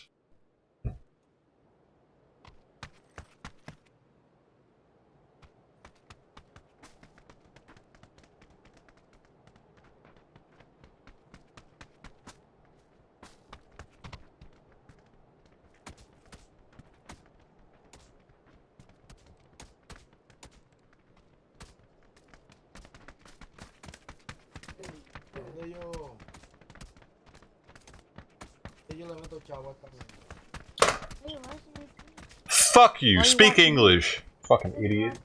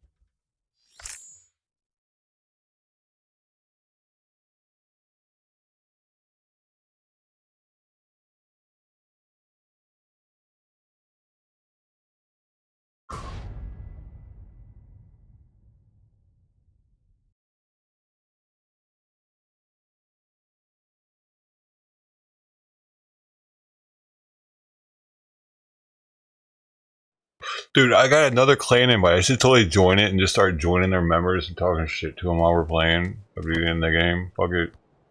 Hey, fuck you, clan members. Fucking pussies. Yeah. Fuck them. Yeah, no, you fuck each other in the butt when you're not playing this. You got some echo in your mic too. Some bullshit. That's actually yours. It's your mic. It's your fucking mic, idiot. When I say something, I can hear it come out of your microphone. Lower your shit. Fix it. Dumbass. Is that how the GSB clan rolls?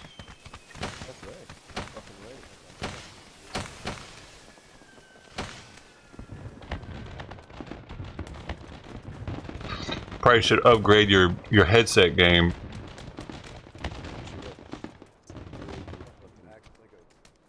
I'm gonna find you on the battlefield, ass. So I'm not landing with you, but I will find you. You know who you're gonna have to worry about? Me and the rest of the fucking map. Me and the rest of the map. That's who you're gonna have to worry about. I'm gonna be like Rambo out there. Looking for you, motherfucker. I'll find you. Both, I'll find you and I'll snipe you from across the map. You're gonna see it happening. See ya. Yeah, you're gonna think it's weird too when you're in the lobby, bitch. Fuck you. Fucking clan member, fuck you, clan member, fuck you. You got emotional problems. I'm gonna find you though, and you're about to have an emotional problem. You're about to have the emotional problem. See you soon. See you soon, pussy. Oh yeah, I can promise you, I'm coming for you. No, you're not gonna find me. I'm like the Predator. I got my invisible outfit on.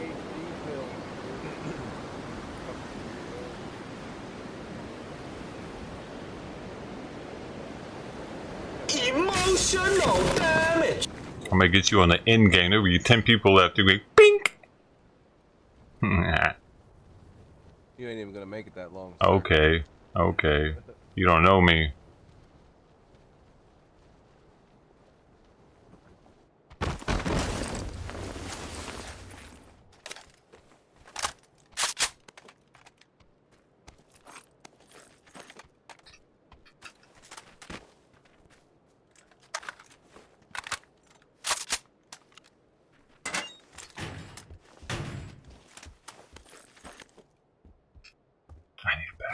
Motherfucker.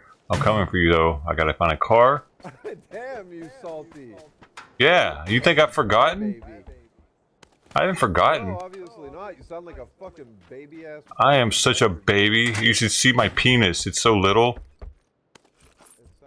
It's such a just like what you like. The small penis. I'm here for you.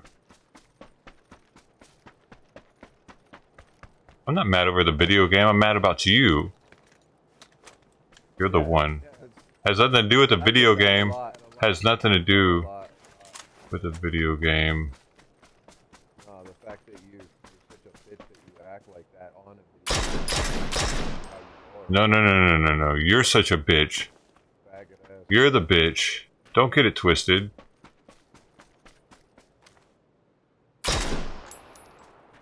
I think you twisted things up in your mind a little bit. Slightly. Because deep down inside you know that you're the bitch. Don't you? You feel that. You feel that there. A little tingling. A little tickling. A little tickling in your asshole. Yeah, no, you know what it's you know what you feel. I know the type.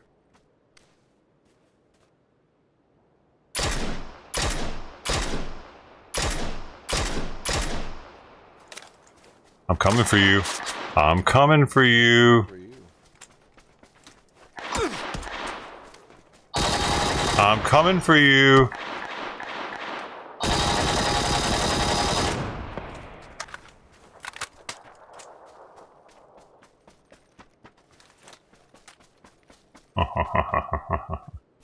Where are these fucking losers at? You know I actually stream this shit. I'm on Twitch, I'm on all kinds of platforms right now. YouTube. Now I'm gonna fuck you up. I'll see you fucking get destroyed. No, not by you. And then I'm gonna sit there and not by you. Every fucking gun. I don't act like this every day. This is a special occasion. Oh, it sure the fuck is. Yeah, it is.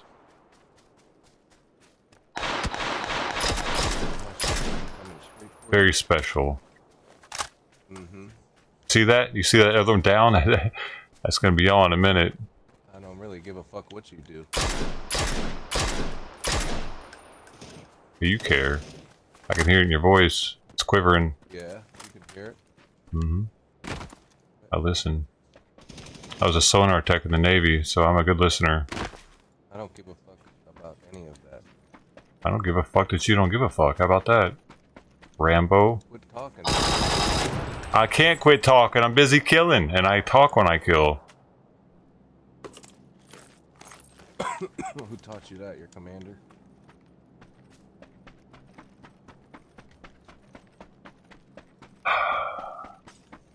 But the Navy's not really known for killing much, is it?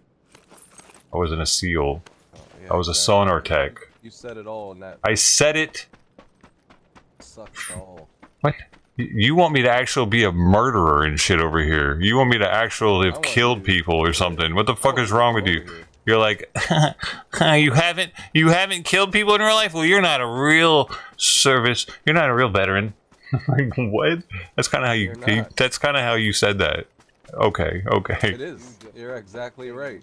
That's ridiculous. That's laughable. It's extremely laughable.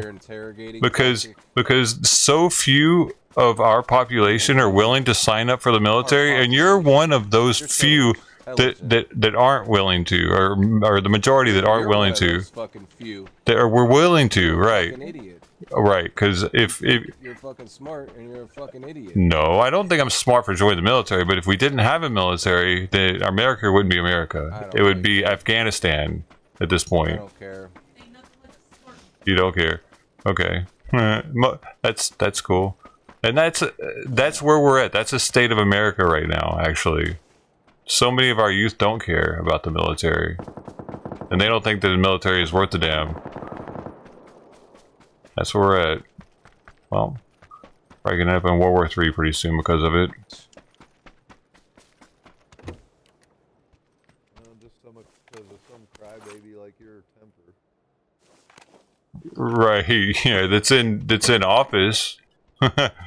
Because you voted for him.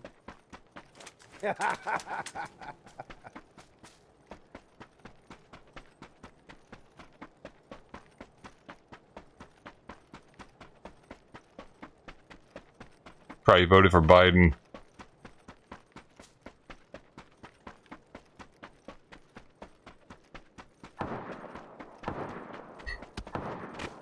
How's that working out for you?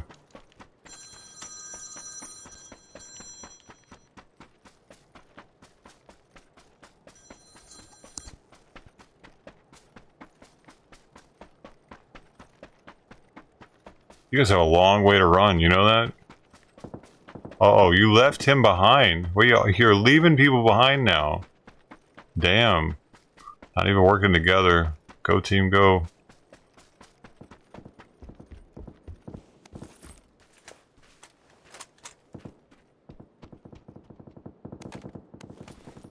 I actually think they might have voted for Biden. There was no response to that one.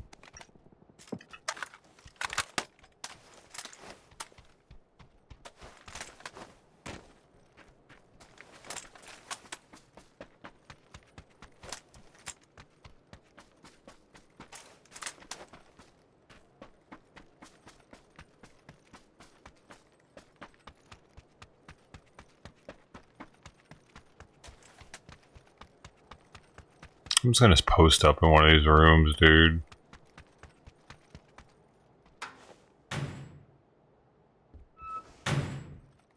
God dang, there's somebody following me.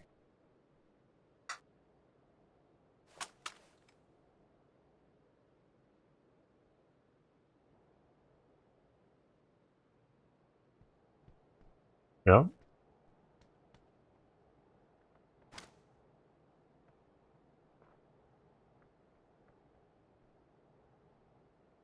I was out there. I gotta fucking pee at the moment though, and I don't really. I was just trying to chill for a second, man. Actually, been running for the past 10 minutes. Hey, Hey, that's mine, man. Running and gunning, man.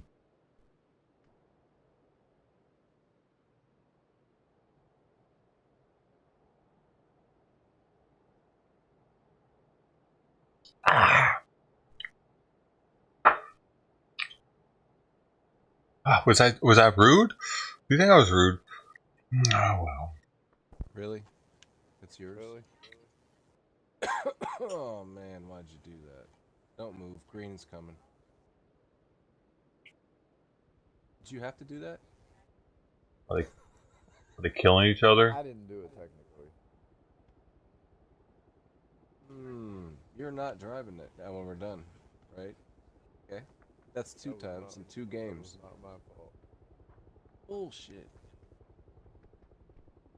I don't even know how you did that. That's flat fucking ground. That's what I'm saying. Me neither. It does that. Who is still out there?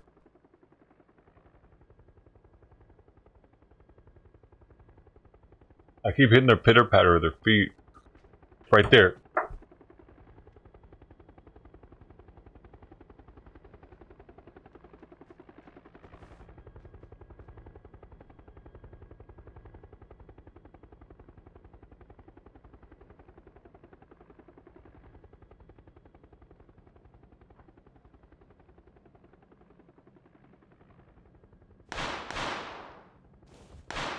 It must be a bot, dude.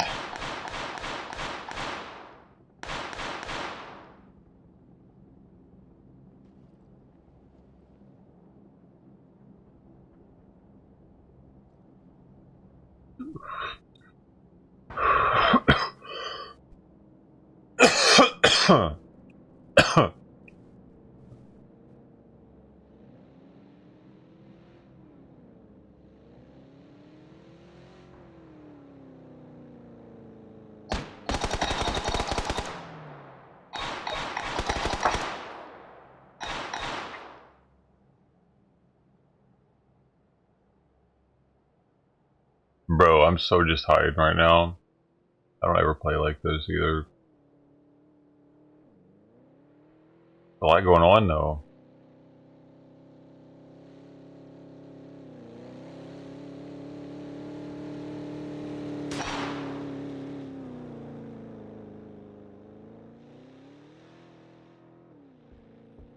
Back here.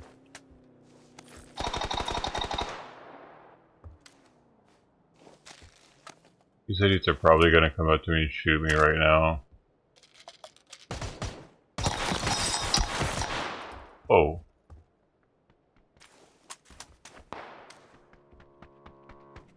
The fuck?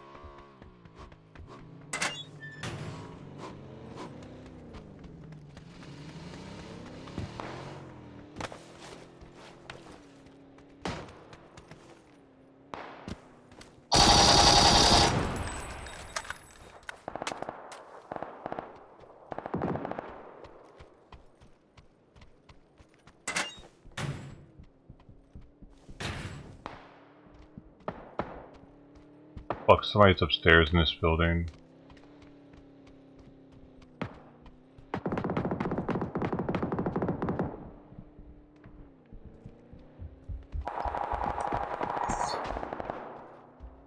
Got a squad upstairs in my building.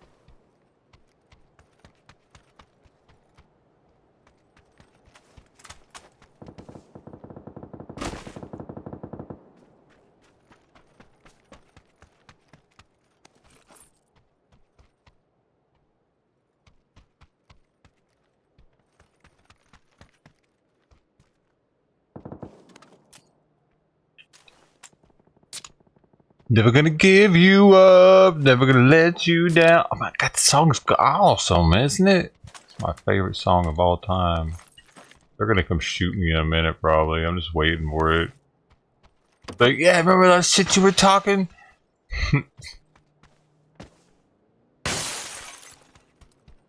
Oh my god. I wasn't actually gonna go shoot them all. We're always talking shit.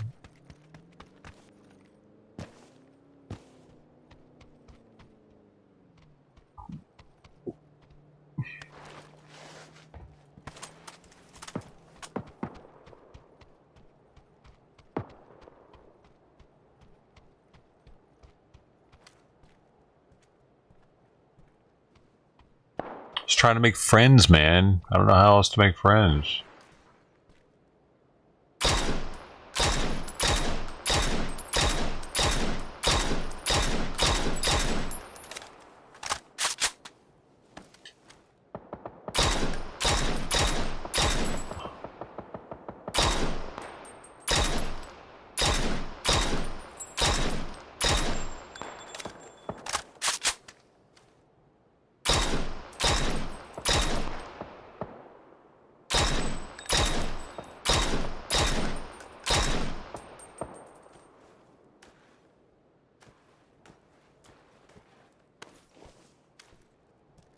Never gonna give you up, baby, baby. Never gonna let you down. Try not to do that to you. Bum, bum, bum. Yo, some of this shit. I can't get a good angle on them. I don't think.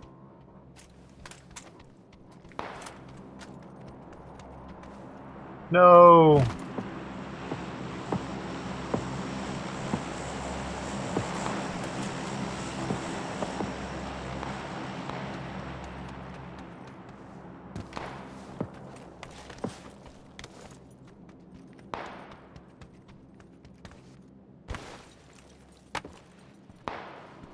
Let her run around and desert you. What?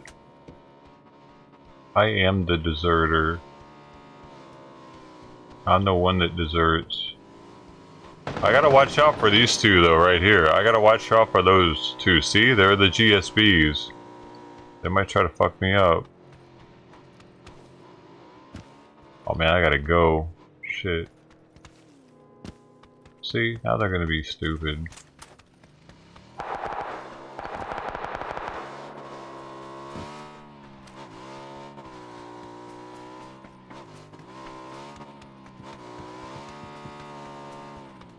Yep. Am I inside of there?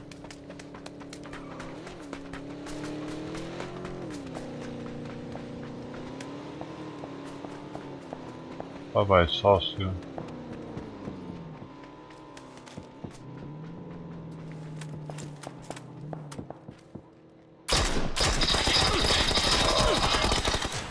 The fuck?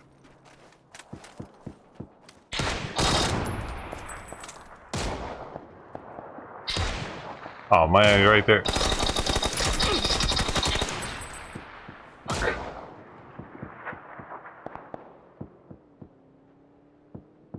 A good thing you guys are driving around and shit. Heck yeah.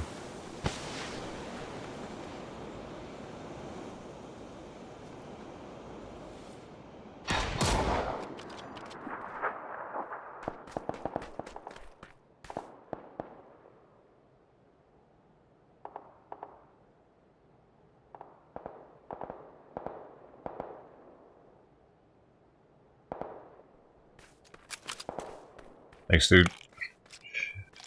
I got a grenade or something? Lob it over there? I got shit. Just smoke.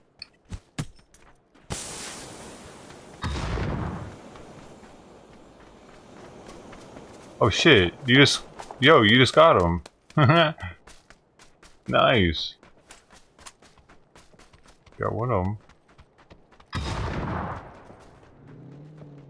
Oh, they're still driving out, that thing.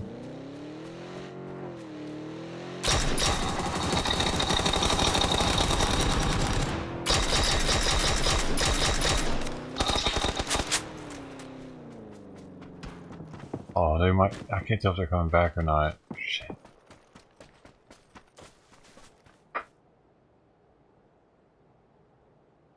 Yeah, it sounds like they stopped though. Oh no, it's probably game over right now. Oh no, we gotta get away from this spot. They're gonna get zeroed in on us.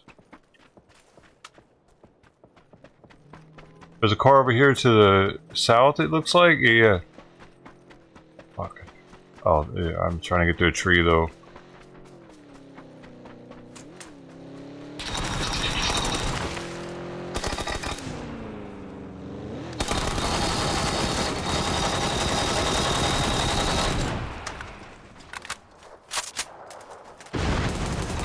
Yes, sir. Good shit, dude. Way to hold you cool.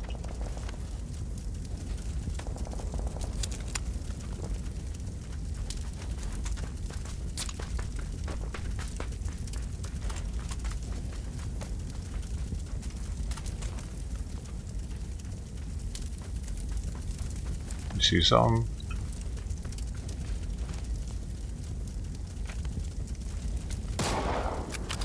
Oh shit.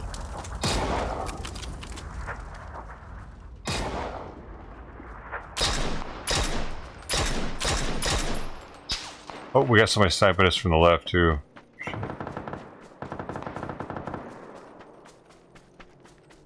Damn, we're kind of out here right now. Get close to the tree, man.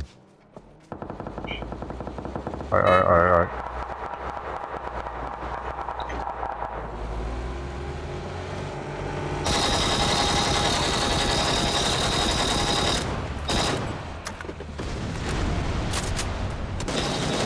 Oh, stop. We need to get him. Come on, we need to go back. We need to go back. God damn it. We need to fucking... God, I downed one of them already. You fucking idiot. Fuck.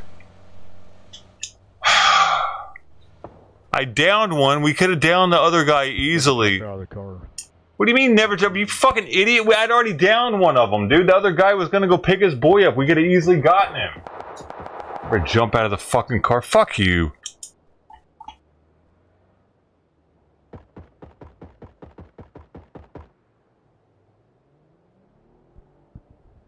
See it, John.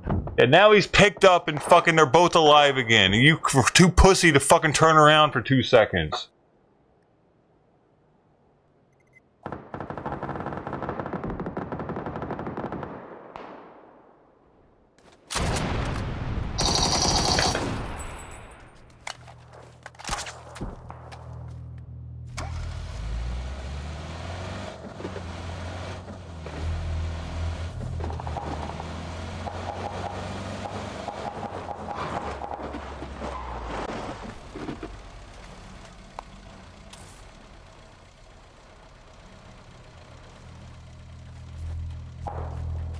It would have been such an easy kill, that other guy.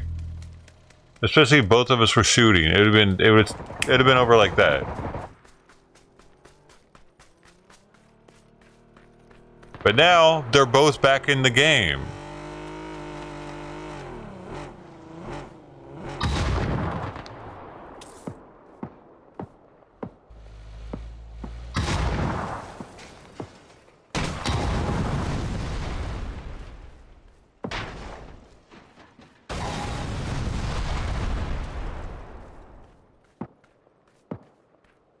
What's he even looking at? Is he like the smoke or what? The fuck is he looking at over there? Oh, that. Go over there then.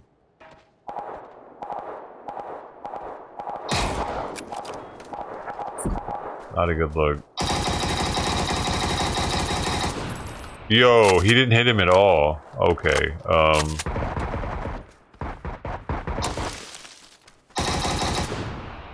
at least you got him that time.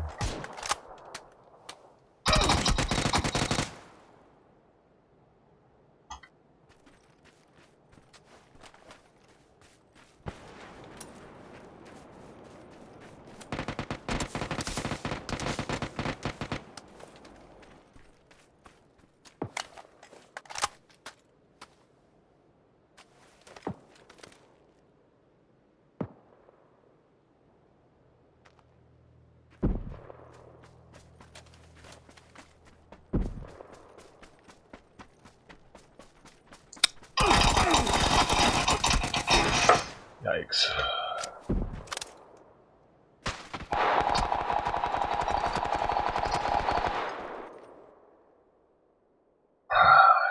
Turn around and help me kill those dudes, man. They're just driving off.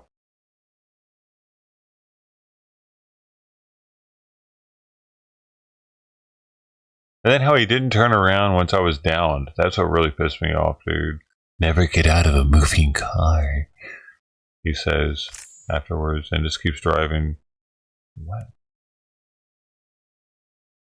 Right. I had 8 fucking kills that game. Never get out of a moving car. I win. You're fucking. We got the guy with the 1 kill over here. He's a gold level with 1 kill, 24 damage. 24 damage with 1 kill. Who did the rest of the damage? Holy shit. 76 elsewhere, at least. You see that I actually did more damage than I did kills. So, I'm not lacking. White Lightning's, he's kind of lacking because he only has 3 kills. He helped out a little bit with some more kills though, but he's kind of lacking with only the 3. You know what I mean?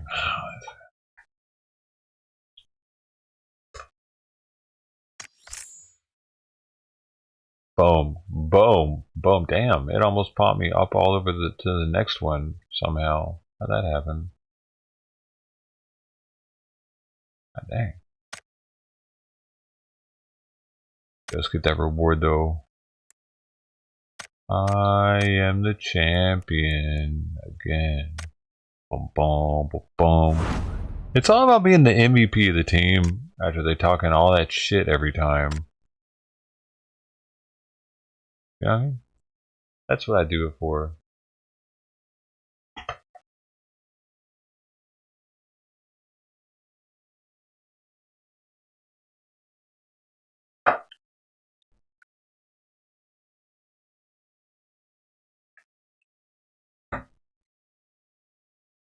I mean, maybe not. Maybe not.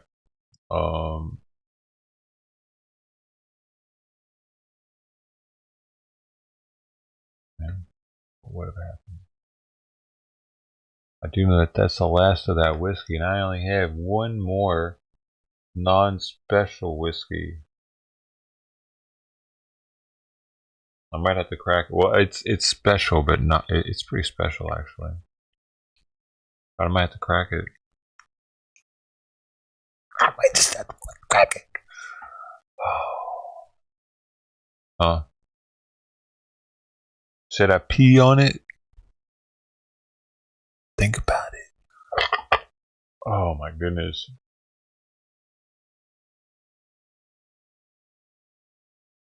I don't know, dude. People just dude. I've played these games professionally. Not saying I was with like on like a team that was sponsored, but I was like being like I did it for 12 hours a day with a camera in my face. How I started streaming was blackout. Well, with the camera. Before that, it was just streaming the hobos across the street that were living in the car.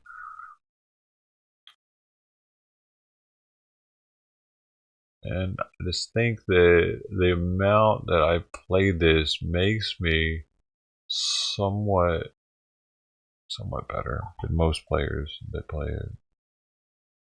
I have to be, otherwise I'm retarded. I can't accept that. I'm not retarded. I can't be retarded, man.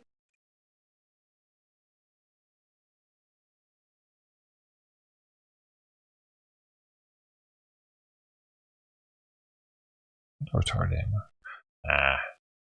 So it's a rare character bottle that's in there. Actually, it was supposed to be my Christmas bottle.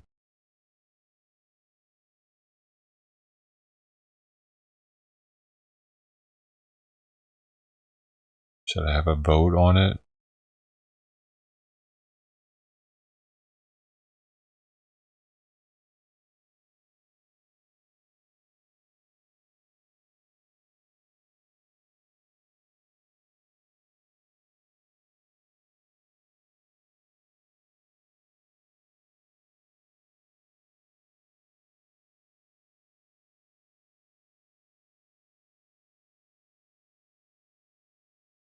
What's answering, dude? You know what? I'm just gonna pee and listen to something while I'm peeing.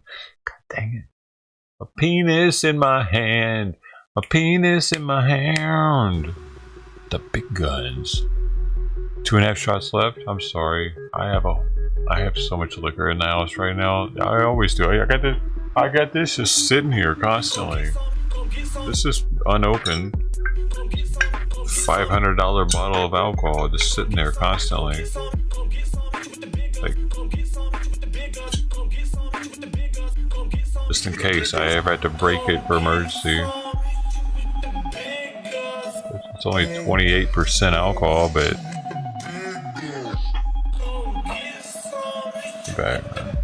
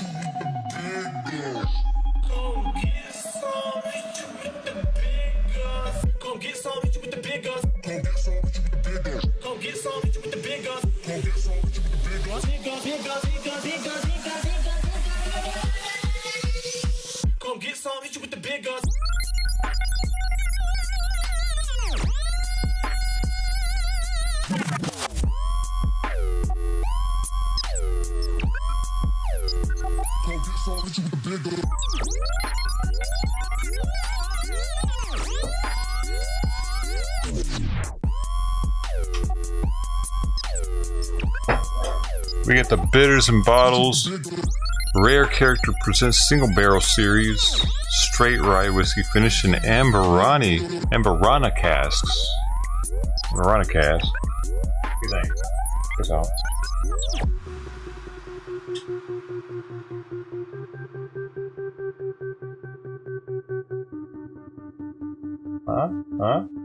That bottle's looking fancy, ain't it? The bird on it and shit. Sue says, embracing our mission of innovation through authenticity has brought us to South America and the incredible array of native wood casks used in the aging of cachaca. This special cask finishing bottling is an extension of the base range of Rare Character Single Barrel Selects from Pablo Moix. Elevated with the unique access to the wide range of native wood barrels, we have combined one-of-a-kind access to top distilleries, private warehouses have finished these barrels and curated selections of the finest Amberana. Amberana acreana, a traditional native wood barrel brought into Indiana to finish, is sure to be something you have never tasted before. Bottle number 74. Bottle number 74, man. Are you ready for this? Oh shit. I don't know how to open it. Like, the thing isn't, the tab isn't actually right there.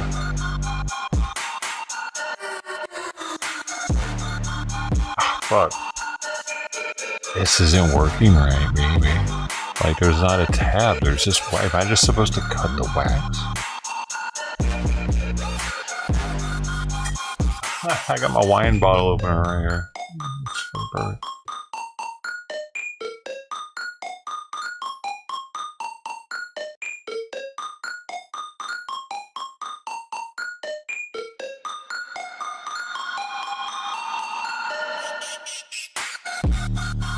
Alright. That's how it works. Okay. That works for me.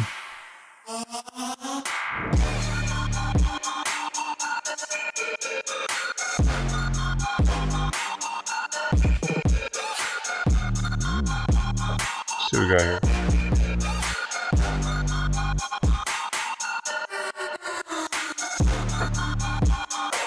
Now this is something special. This is from a wine, I mean a whiskey club. So the only way to get one of these was to be in the whiskey club, and they actually like told me that I wasn't going to be able to get one of these because like everybody, there was so many want for them, but like, apparently somebody canceled the order or something, so I was able to procure one of these. Check it out, man. Wait, whoa, okay, that's weird.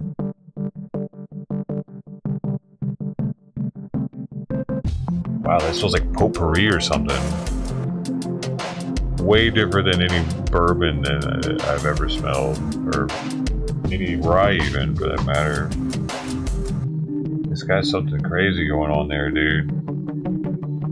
It smells like a perfume almost. The hell? Hopefully this tastes good.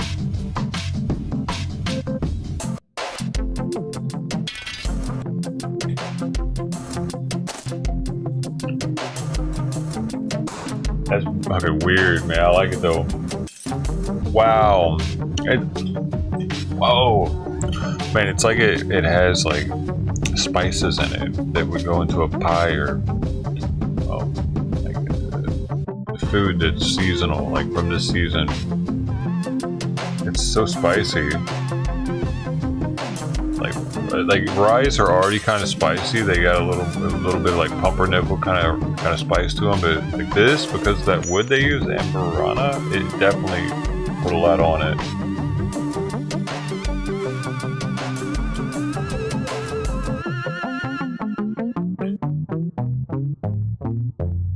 It's almost like a cider.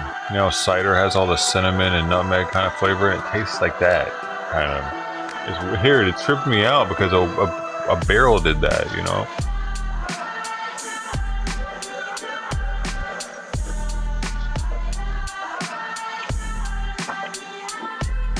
Definitely good for the season. Like I feel like this is a seasonal flavor. Kind of like people drink the pumpkin spice flavor this season. Right now I'm ready. Get the rare character out, bro. Are you ready? Thank you for being here. You're awesome. You're the most awesome people I know. You're the only people I hang out with. I can see like bourbon aficionados, people that are diehard bourbon drinkers wouldn't like this probably.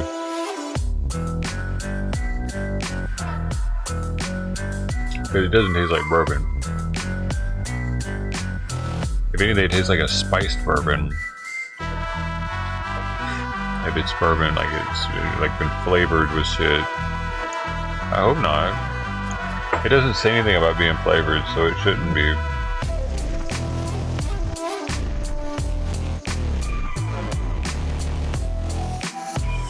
Oh, it's aged in Kentucky. I didn't realize that. So they get the distillate from Indiana and they age in Kentucky. A rare hangover? Why?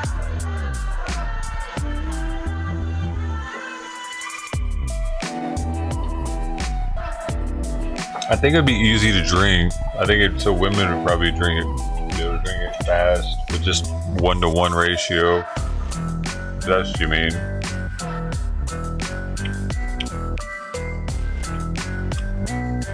I think that women would probably appreciate this more, probably.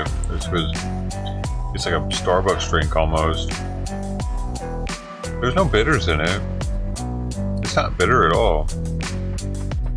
No, it's it was selected by Bitters and Bottles. That's where I bought it. That's not the has nothing to do with the flavor of it. That's the store.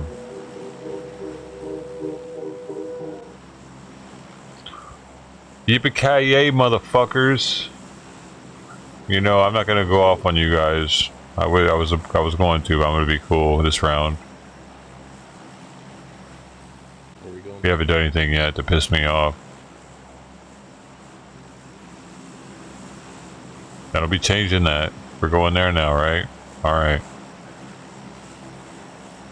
I love you. Welcome to Costco. Wait, did I say that in the right order? Welcome to Costco. I love you.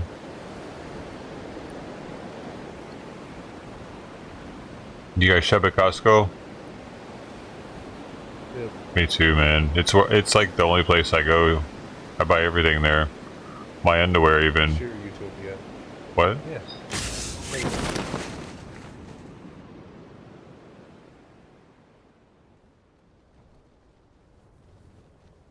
Actually, my underwear right now is the only thing that I bought at Costco that I'm wearing. Disrespectful. I know, I should have the sweater and everything.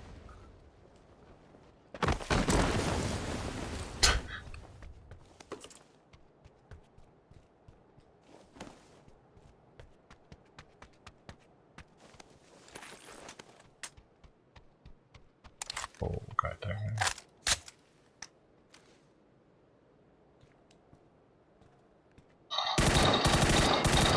Oh, you lucky son of a bitch. What you doing? Dying. You're dying. That's what you're doing.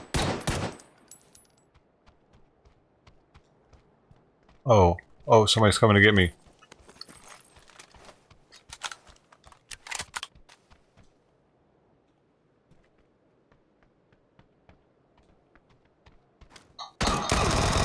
Oh, he's dead too, though.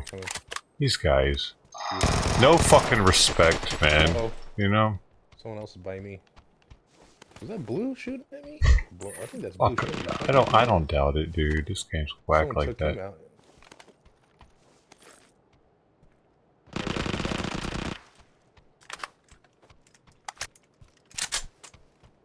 So wasn't blue? Taking shots. Yeah, someone shooting at me from over here. Oh, dang it, bro. Where is he? He's in this little shopping market aisle on the left-hand side. 3-4 umbrellas down from my body. I see him on my way down there, though. Just get me up real quick. And Is he a bot? We're about to find out. Oh no, it's not a bot. No, that's a real player. Bitch ass motherfucker. Yeah. What the fuck? Coming up on me like that. Disrespectful ass. Totally. I get no respect around here.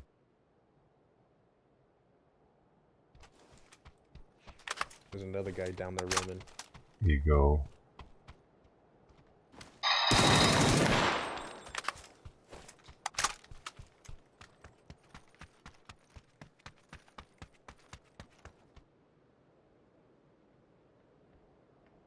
Shit, I gotta heal, man.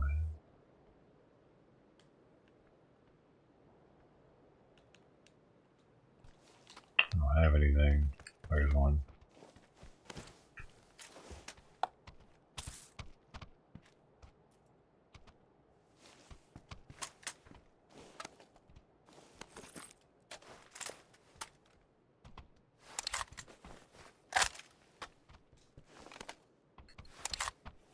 By me. Downed him.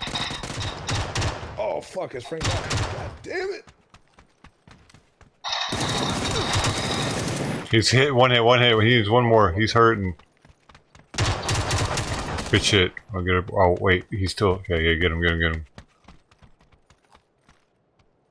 Damn. Good shit, boys.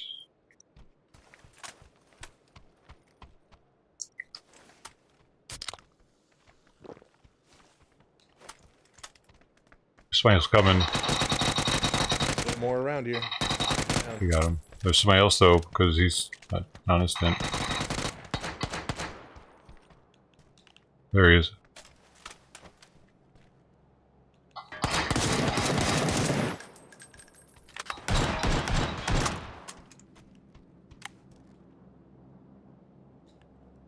Come on, bot.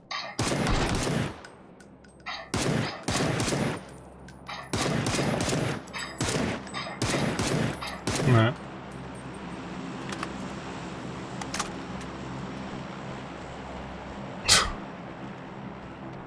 I don't know if that was a person or a bot, dude. Honestly. Hard to tell sometimes.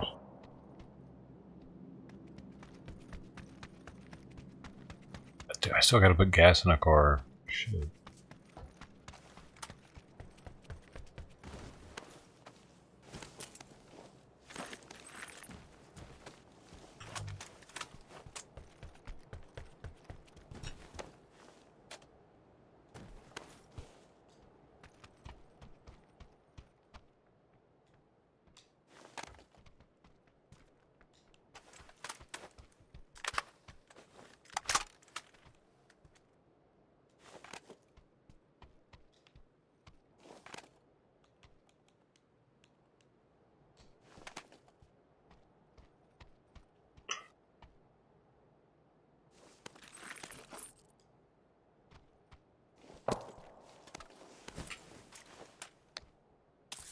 Dude, hey, what's up, bro? What's up, Jets? Cheers, man. I'm drinking a very weird tasting whiskey right now. Actually, you know, fuck it, I'll take it. Make it work for this rifle. How you doing? Tastes like I'm drinking potpourri. I don't know if I like it. Damn it. Well, it's here now. It's drinkable. Okay, but that finish is almost too long. Yeah. Give me 1 second, I gotta help my mother-in-law. Got potpourri mouth. Alright.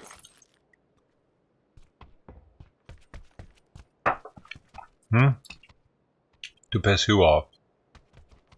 Well.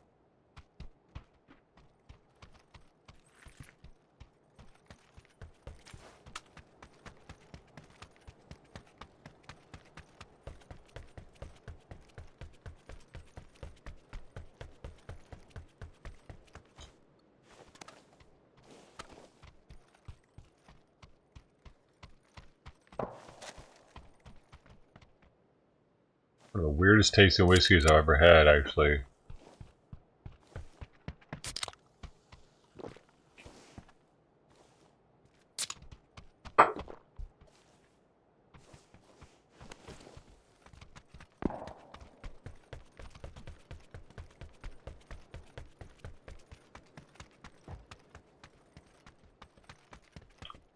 What are we doing right now? What are we even doing here? Rid of this. Heavy. No, we attack over that. Get rid of that. Get that. Get that. Let's go. I need a fresh helmet.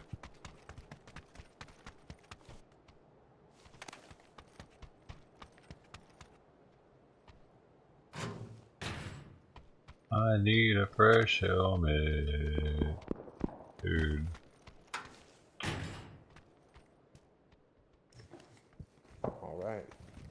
Yeah, that's not what I meant to. Wait, I need the AUG.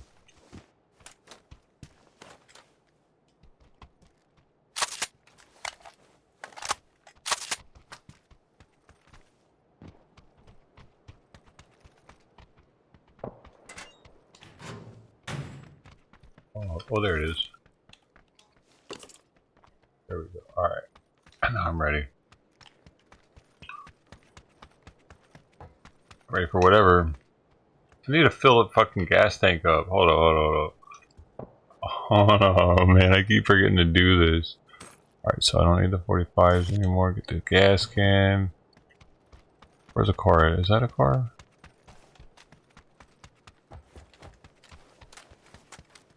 Nah. Okay, there's one on the river here. Yo, my dog. Oh, okay, let's do this.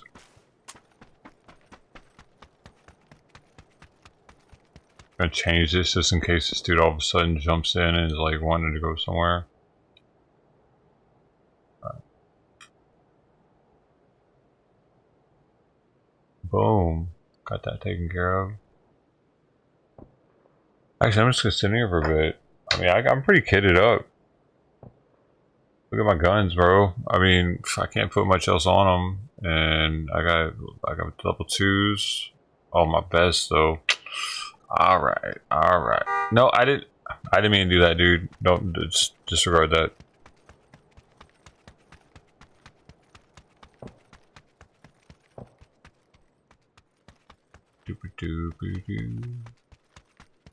Where I need actually, I could use more 5s while I'm surrounded by them.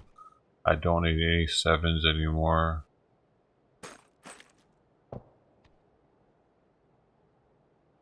Got 200 7s right here. If anybody wants to stock up.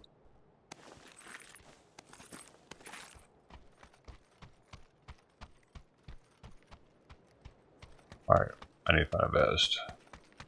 Damn, how'd yellow die? I didn't even see it. Was yellow the one that was, no, he wasn't the one that was mic up, was he? I don't know.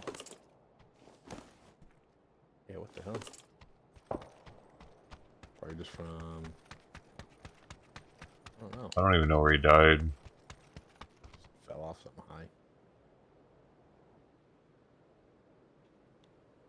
Go somewhere else.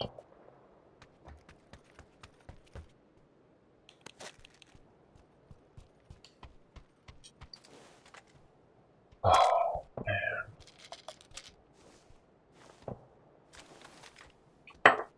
Bill, what's going on?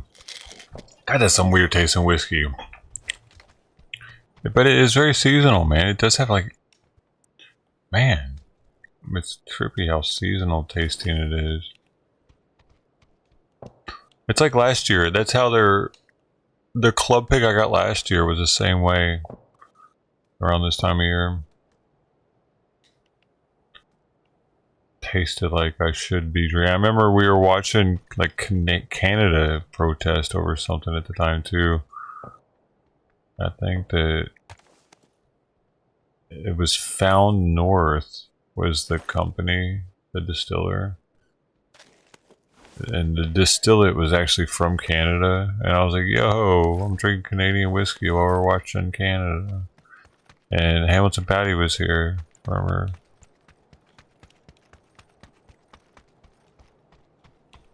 He's from Canada.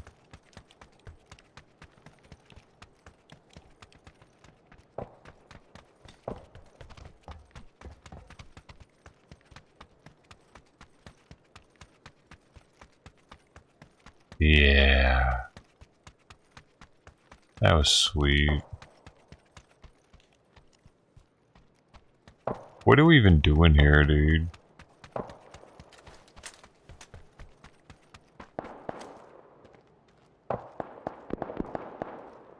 I don't see shit. They're over the ridge.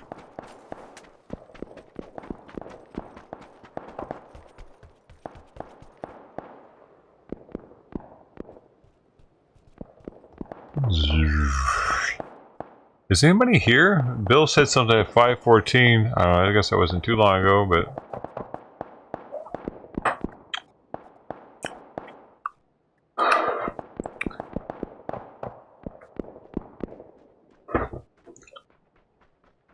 There's somebody right here near me. Somebody right here near me.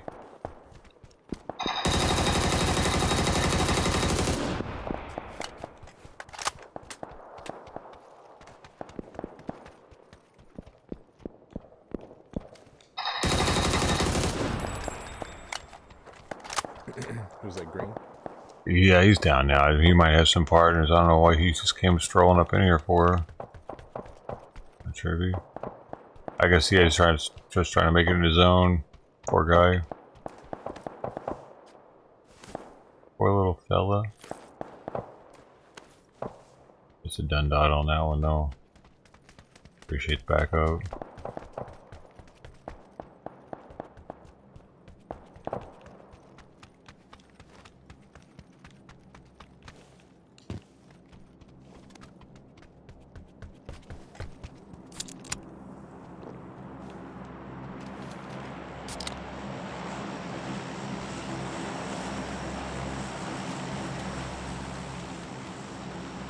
Dude, I got so many fives right now. I could be an ammo supplier. 415. Working on an all-time record.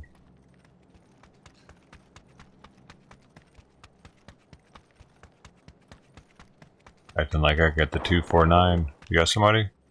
I'm shooting. Yeah, someone's shooting from 265. That's probably his boys then, yeah. 300. They're shooting from that other house somewhere. Yep, I see him. Downed him. There's somebody else to the right of us.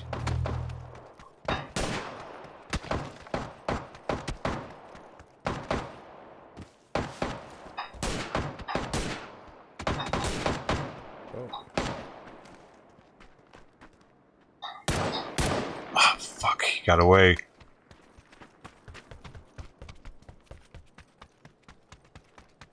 He's not gonna beat me. He must die. There he is, he's perpendicular to me.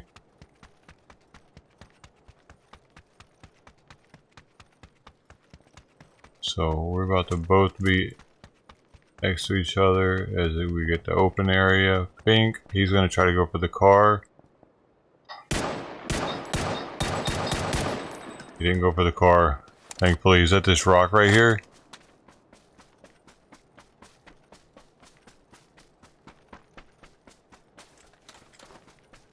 Oh, he wants to die. Trying to pinch him off like a turd. No, he's trying to die right now. I see the car. What is he doing?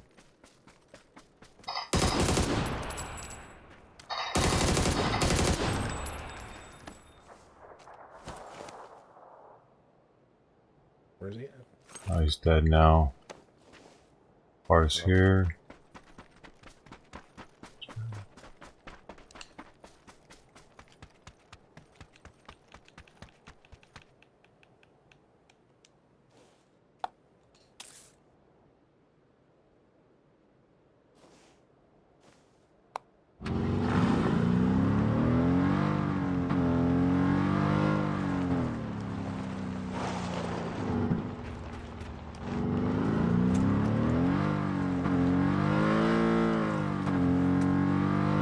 I guess we try to make it to our teammate. Where's he at? Damn, he's okay, okay.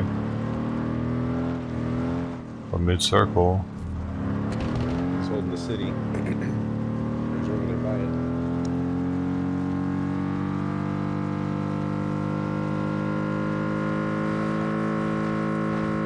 Got to spray some people along the way.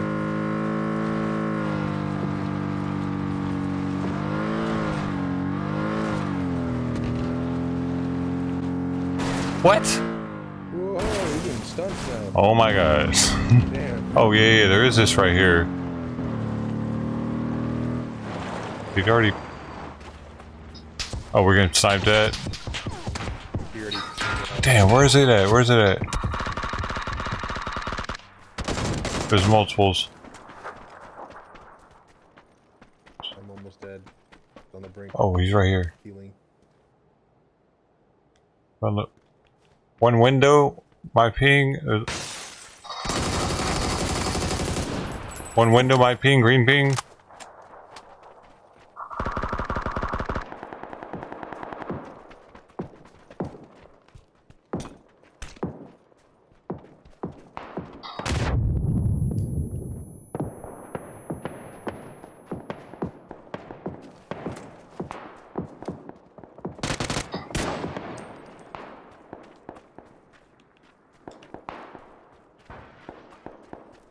He's still in there, huh? Got C4 when they're beeping. Okay, I got a whatchamacallit grenade.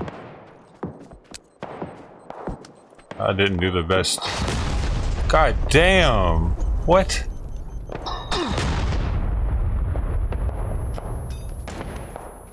Okay, I don't know what just happened. You got me, buddy. Hopefully you got him too. Double revive. I wish it went faster with like that. I don't think it does though. In theory. Appreciate you guys.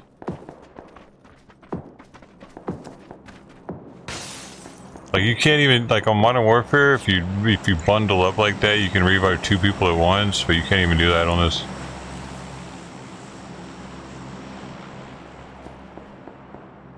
Yeah, and it's more realistic though.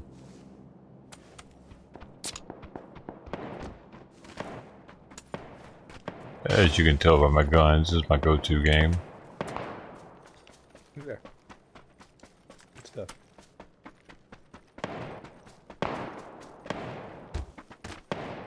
Sounds like they're right over the ridge here. Maybe third party them.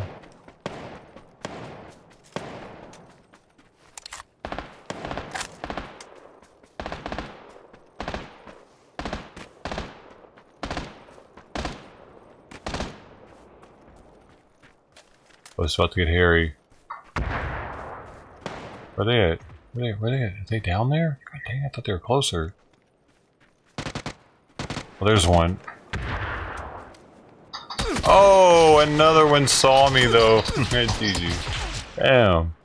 I get bored, man. I get bored, dude. I don't know. I want to push. I just want to push constantly.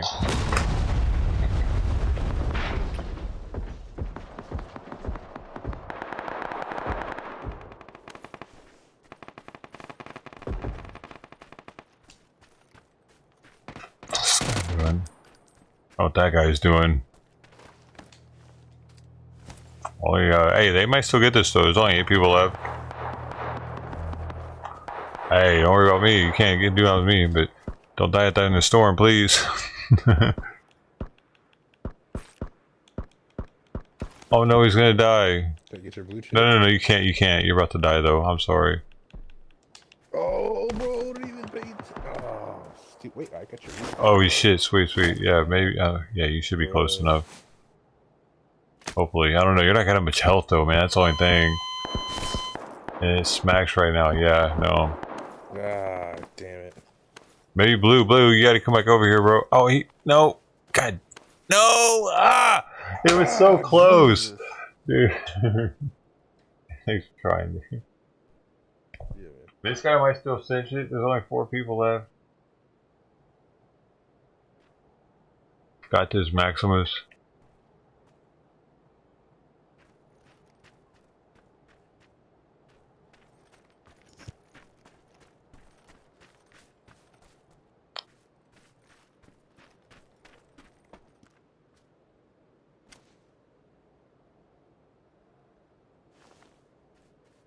You could have it.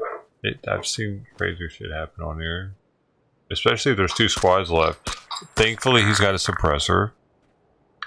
And he's bushing it. I gotta be honest though. This is a game over situation now though. I gotta be honest, this whiskey isn't I'm actually thankful that I'm probably gonna crack something different for New Year's. It's not my favorite tasting.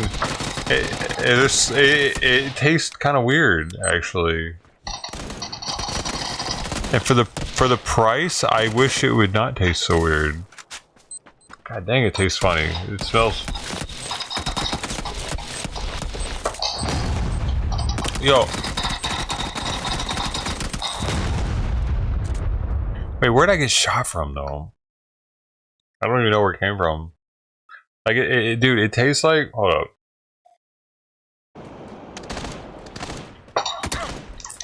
A car like freshener, incense freshener, a little bit.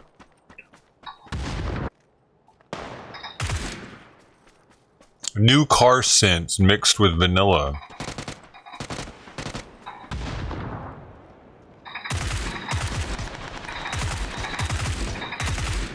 And it was like $100, dude, for this bottle, honestly. I'm paying more to be able to get a club pick out of the club shop than anything. I have to buy 1 bottle per club pick. It's the thing. I would have wanted the bourbon, but they only had the rye. I think the bourbon would have been better, honestly, man. But hey, I'm happy. I appreciate that I get to try one of them to know what Amburana cask tastes like, and that I probably don't want to get that one again. It's overwhelming in the scent right now. Yeah.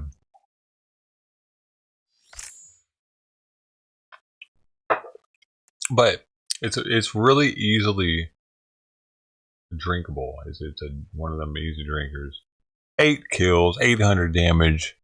I'd say it's an MVP situation, folks.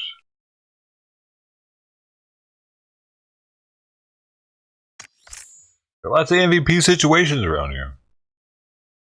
Oh, I was so close to making the next Survivor Pass rank too.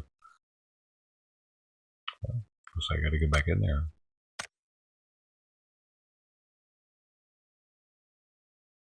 Do I need to load another bowl? Is that heavy? Wait, I got something in here, sorry. Let's see what we got. Should I go off on these people? Let's see. If they piss me off, I will go off on them.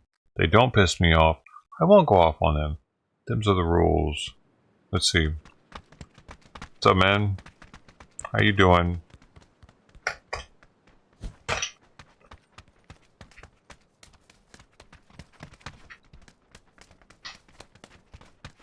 Hey, how's it going? You having a good day? Hey, fuckhead! I'm talking to you! You fucking asshole! Turn your mic on. Fuck's your problem? Now you done fucked up. Now you've unleashed the beast. I'm gonna find all you motherfuckers and kill you. Don't follow me because I'm gonna turn around and get your ass. You were supposed to talk. You were supposed to mic up. This is a team game. Why aren't you in solos? Figure it out. I'm a fucking 180 on you. Don't you fuck with me. You better not be on my ass when I pick up a gun.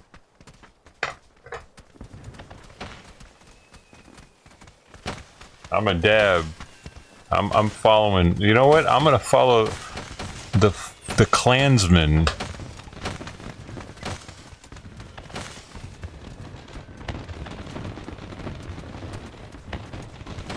I'm gonna take him out.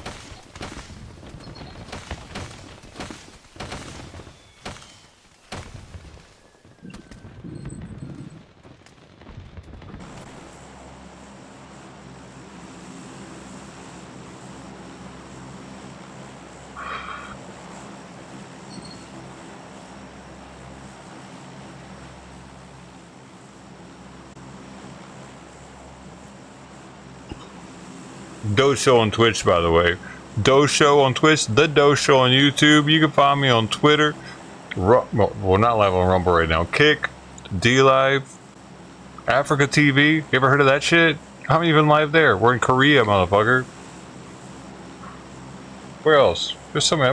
What am I forgetting? I'm sorry. I'm forgetting you. I'm sorry. Platform.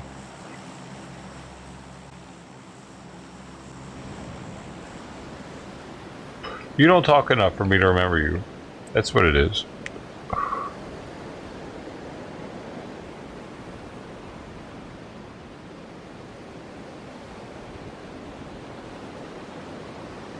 This motherfucker already left? What a pussy.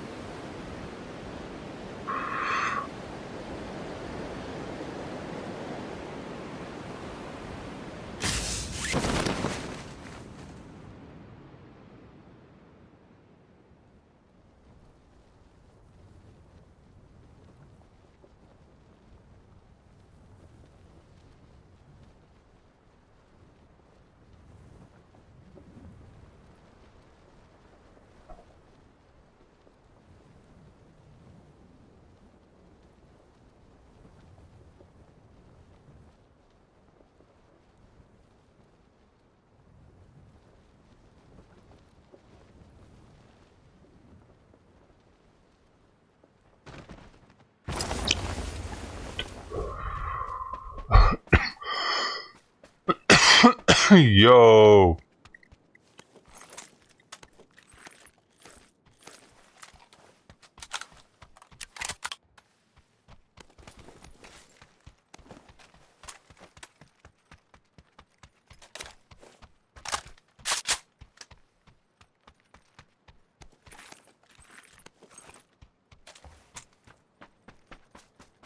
Never gonna give you up. Never gonna let you down now. Never gonna let you down. Never gonna let you down. Never gonna let you down.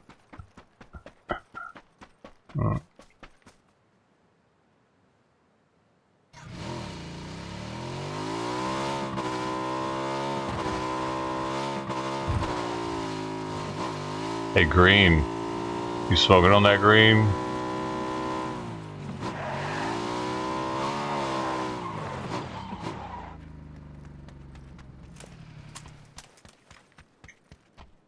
We're working with. Ooh, that's a sweet gun right there, boy. I tell you what. That's pretty basic. Got the gold SKS. That's pretty basic. It's a basic bitch gun.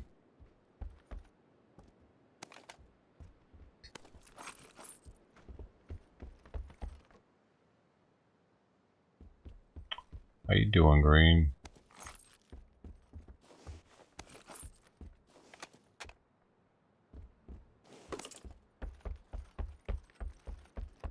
Dude, why do I always get stuck in the fucking hallway stairwell trying to turn it like that? I don't know. It is a common occurrence.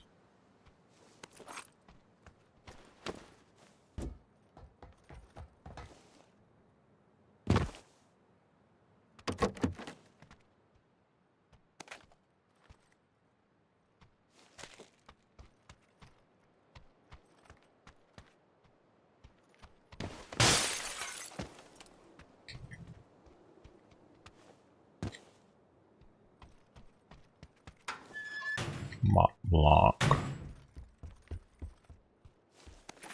There's a Blanc. There's a fucking Blanc there, baby. Do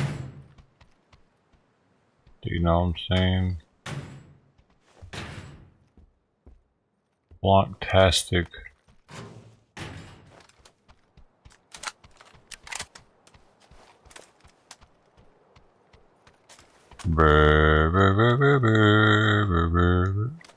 Changing that shit though. That LAS car gotta go. That was a person for a second. Alright, well.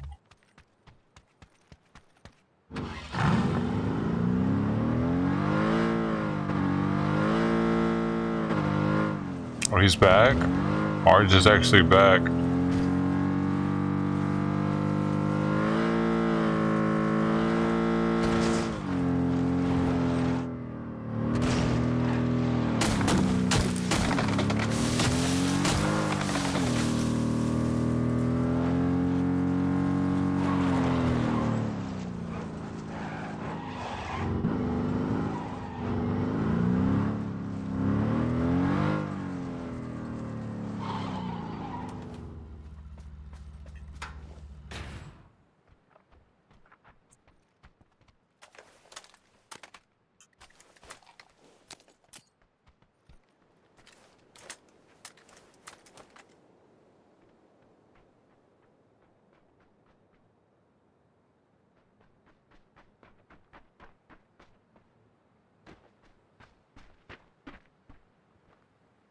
We go to green.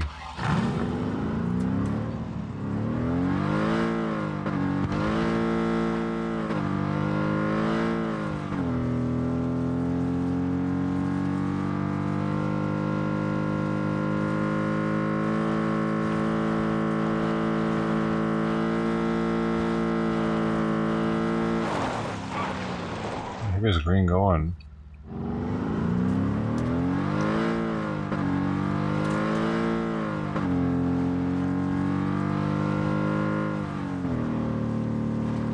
Oh shit, blue's way the heck out here.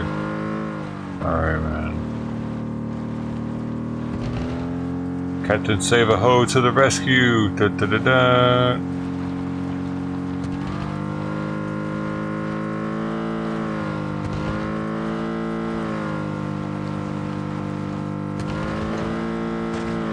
Oh, really?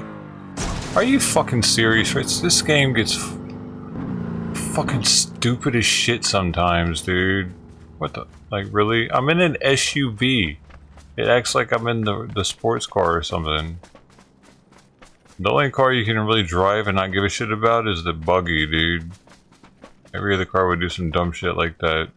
That's why it's my favorite car. It doesn't do dumb shit. You know what I'm talking about?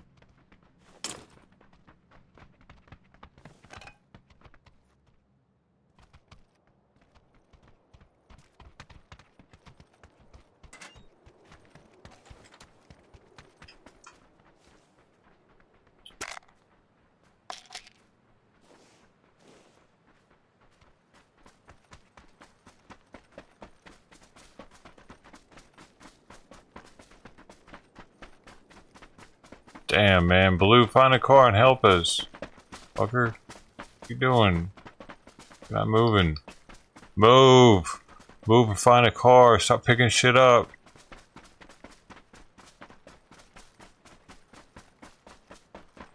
Why are you looking that direction? I see you looking towards the storm. You should be looking the other way and running that way, looking for a car. Hey, guess what, Blue? You're a moron. Huh? You probably already knew that, though.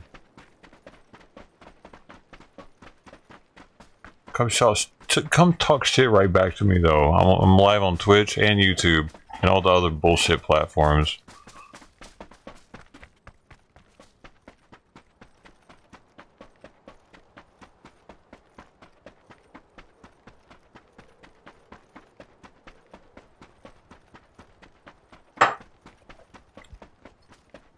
Some weird tasting whiskey, homie. Definitely should open it for Christmas. Tastes like I'm drinking Santa Claus's jizz. It's a little thick. A little sweet. Got a little nutmeg to it, a little cinnamon.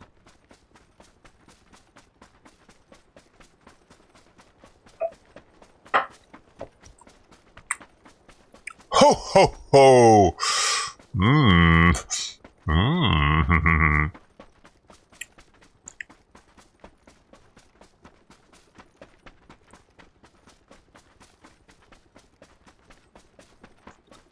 Blue, what are you doing, man?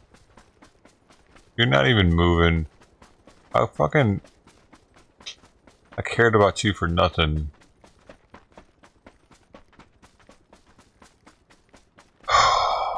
Fuck.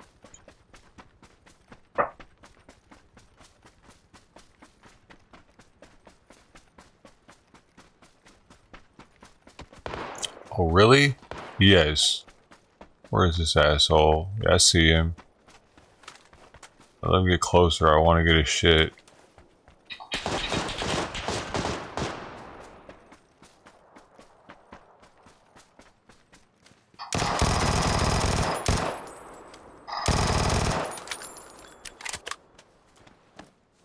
Fucking idiot. Thanks for your shit. Doobie doobie doo. Doo doo doo doo. What an awesome guy.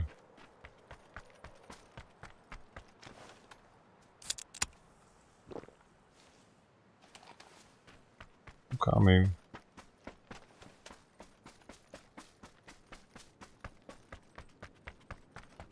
I needed that soda.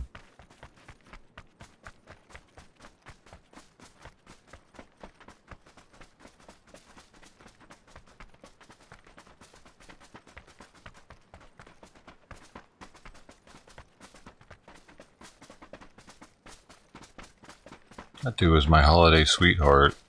Give me a soda like that.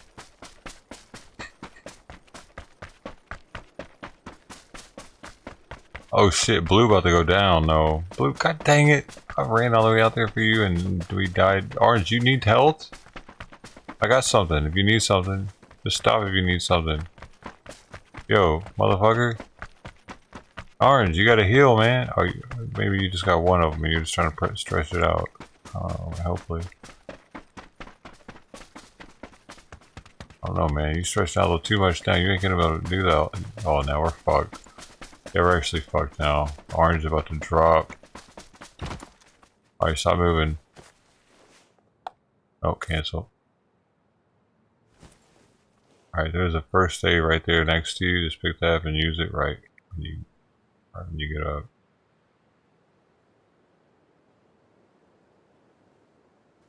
I don't have any other things. Try to find something here.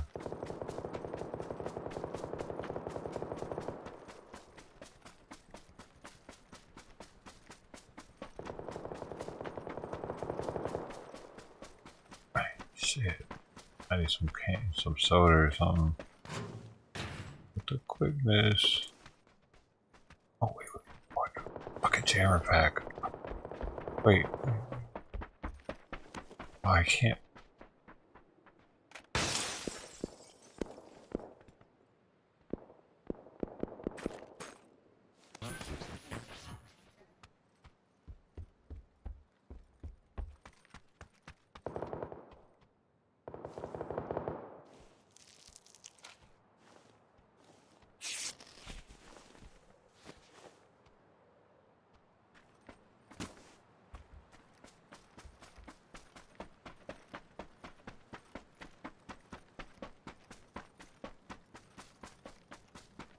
Still need to find them pills.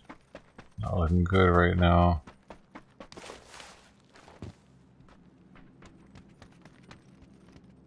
Chair packing can only last so long. Yeah, no, I'm fucked. We're done. I'm done. Pretty sure. Primarily because there aren't any pills or soda anywhere to be found. Went to like 3 different Dude, let me the fuck out of here! Claustrophobia. Alright, yeah, I'm done. Nothing. That's it. Damn. Bummer. Always bullshit to die to the storm. That's how it's gonna be.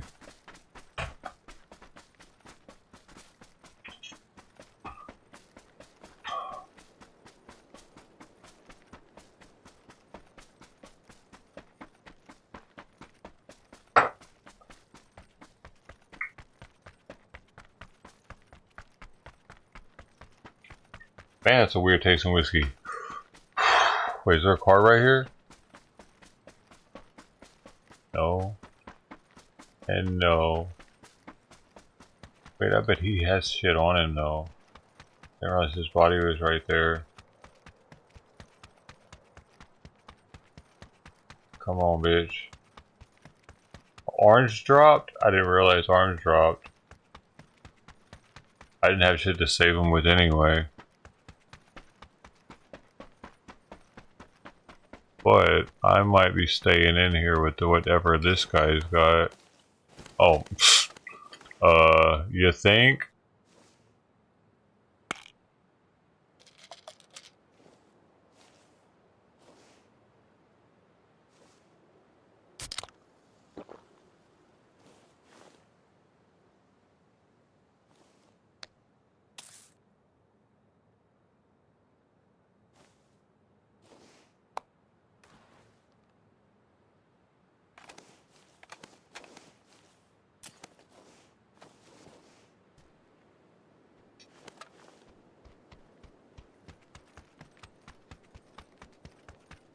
There's no way I can do all that. I just gotta keep pushing it.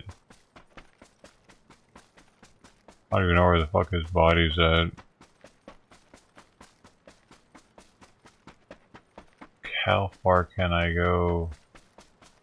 I think I'm gonna actually make it in. I got a lot of hills and shit now. This is gonna start smacking in 1 minute and 37 seconds, so.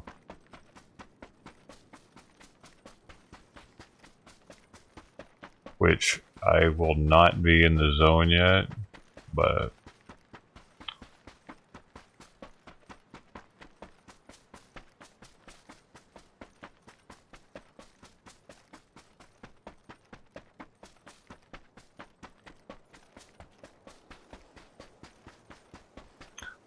get in the zone, auto zone. Oh my goodness, it's right there, dude. But luckily, next time I'm on the skinny side, so I got a good chance of making it. It's not going to be moving that much. And I got like a good amount of these first aids. That's got to hit it a minute. Yeah, I'm gonna make it in. A teammate left already.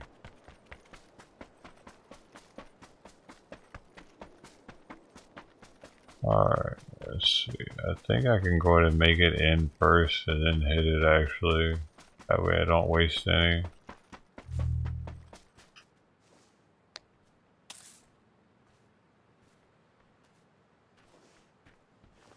Somebody's in this house next to me. Oh.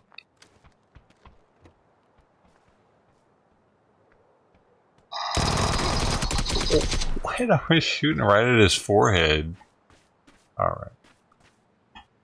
What else was I shooting at? I don't get what I hit, man. Whatever.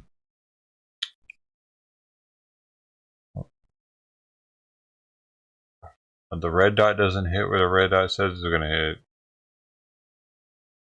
Yes.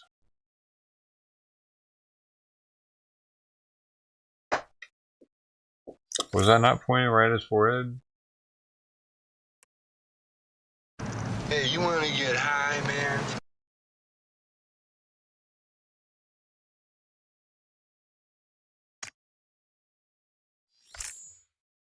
Boom! We got another survivor pass. Yo, I'm gonna get that gold survivor pass thing, dude. It's gonna be pretty sweet looking, you know what I mean? That one's pretty far off though, honestly. But it's not an easy one to get, and I'm getting myself there. One contender pass extra medal at a time. Where we at now? Oh, we got 23 of those now. Okay. Hey, we got another compliment of somebody. That's cool. 105. Or 105 with the passenger. Need 300, man.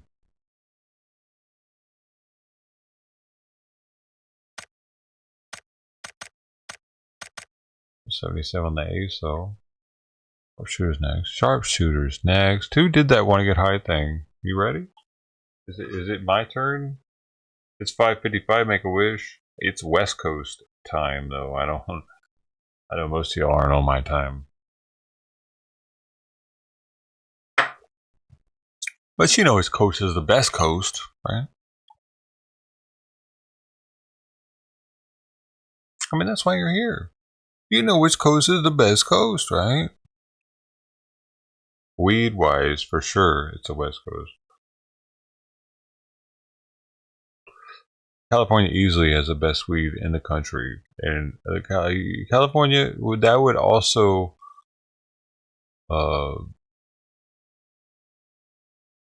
correlate to them having the best weed in the world, because America has the best weed, and California has the best weed here in America.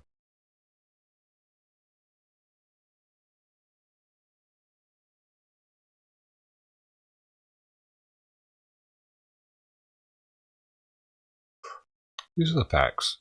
These are the facts of the weed world.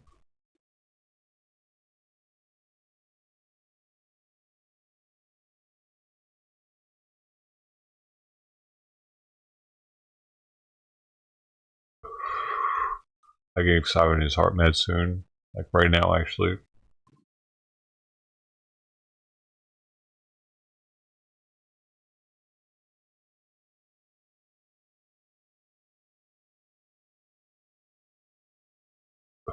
After I clean this, because it's fucking cashed.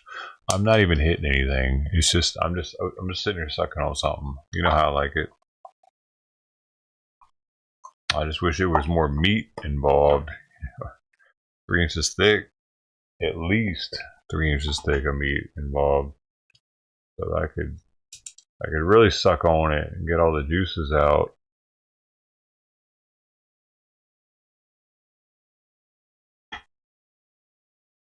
I need a more girthy piece. The best U.S. weed is Hawaii. That's not true, dude. Okay, what I'll say about that, because I lived in Hawaii. Okay.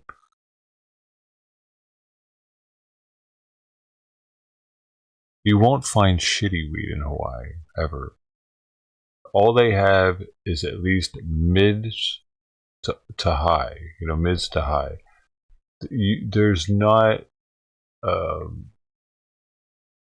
there's not any Mexican brickweed there. You know what I mean? That's what they do have. You won't find shitty weed in Hawaii, but they don't have the best weed. You know, does that make sense? You won't find shitty weed in Hawaii, but that doesn't just because of that doesn't mean that's where the best weed is, because it's not, dude. They don't have the research and development that California has on it.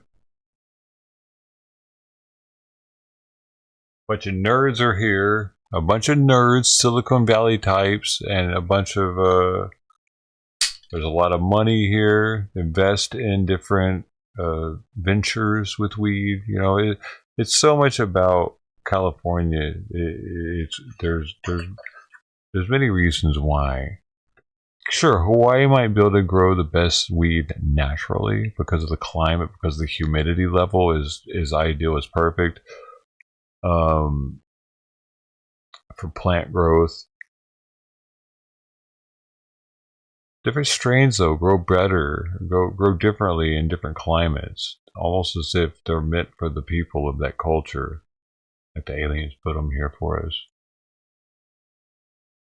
Correct. Legalization started in California, as well as the medicinal also started in California. But we know, as far as legalization, that was actually first in Colorado, though.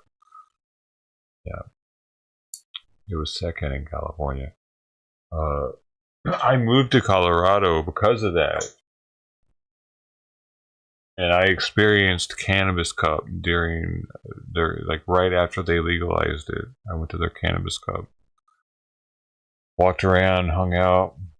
Now I lived there for a couple years afterwards to experience what it was like in the first state to transfer over into fully legal.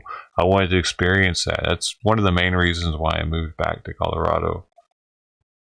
It was an interesting experience, and then I moved back to California whenever they legalized it, so I got to experience what it was like for them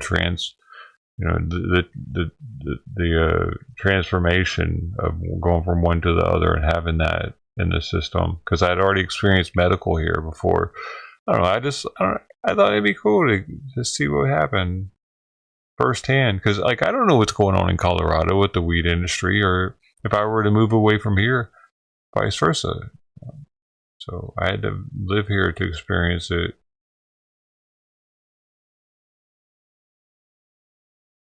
I might care too much about weed, man. I do feel like the aliens left it here for us, though. It's the only thing on the planet that activates or interacts with our endocannabinoid system. We have a system that's specific for this. To think that this stuff wasn't put here to be with us.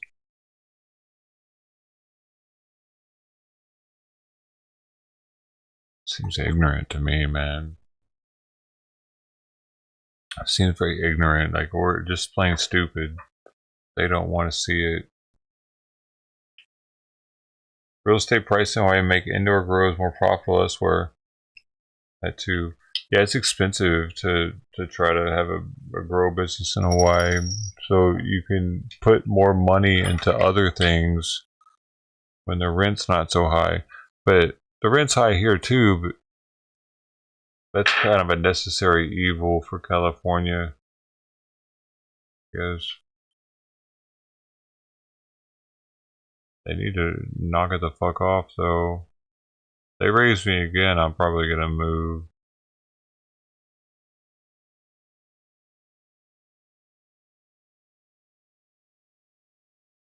I'm at $2,000 a month right now for this place.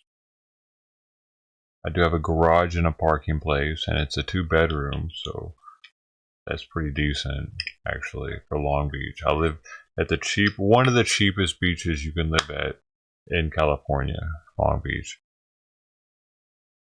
You didn't know.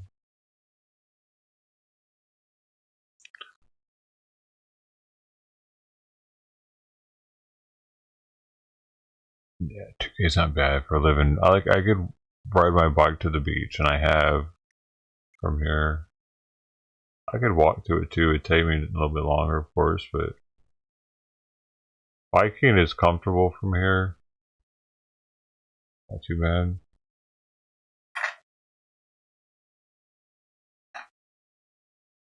Start doing that more, man. Go exercise. Start biking it to the beach in the morning. I need this war to fucking end, honestly, dude. This war starts me off really early with content to look at and to go live with.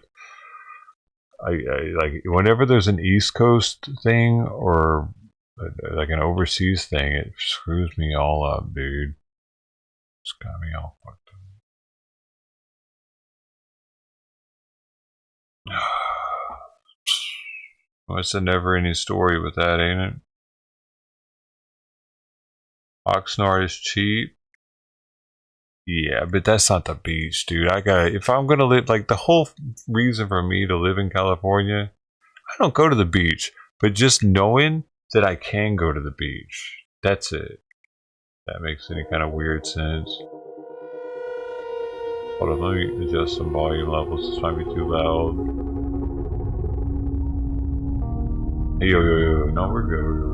I can deal with that. I'm way over the volume.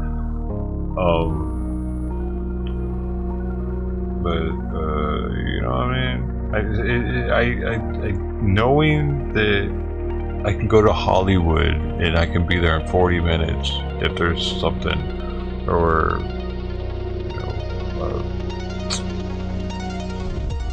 Huntington Beach or Malibu or Santa Monica, South Central, downtown LA. I could be at any of these places within 40 minutes.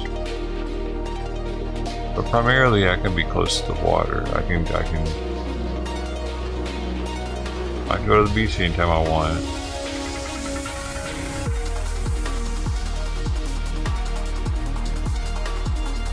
I can do anything. Read a book. Take a look. Reading rainbow. Reading rainbow.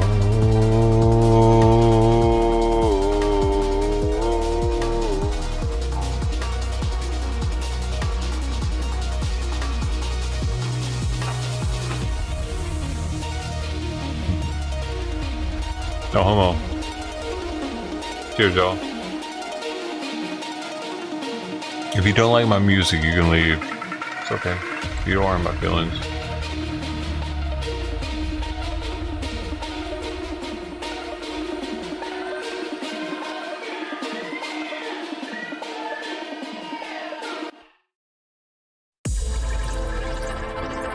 I wanted more from that, though. I wanted more from that. They left me wanting more.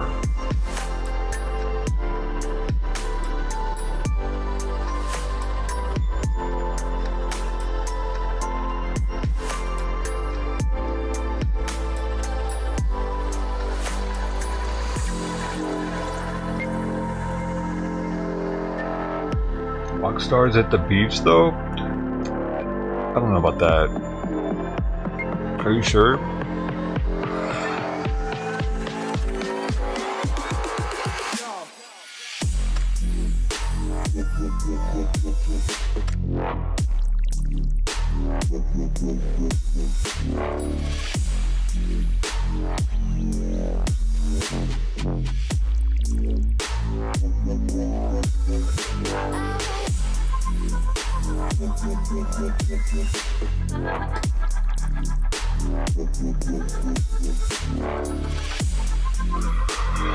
Are you sure, dude?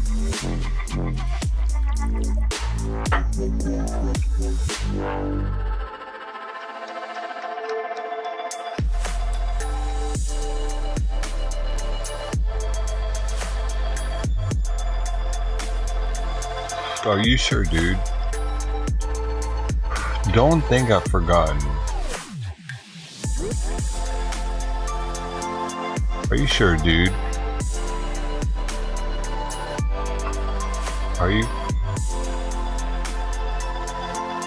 Are you sure, dude? Don't think I've forgotten.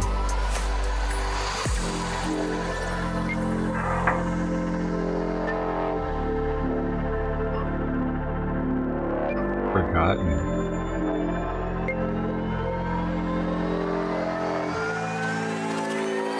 I don't think I've forgotten.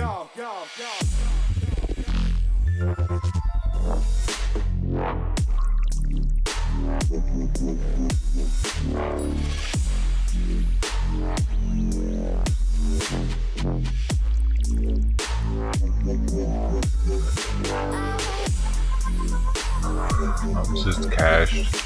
I can't hit anymore because it's so dead. Bummer, homie. It needs juice. For the people.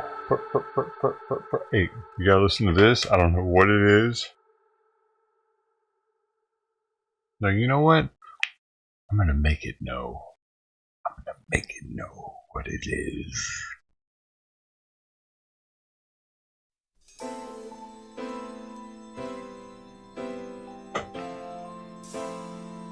What time is it? 6 o'clock. It's time for his. I'm gonna start weight medication. I've been alone with you inside my mind,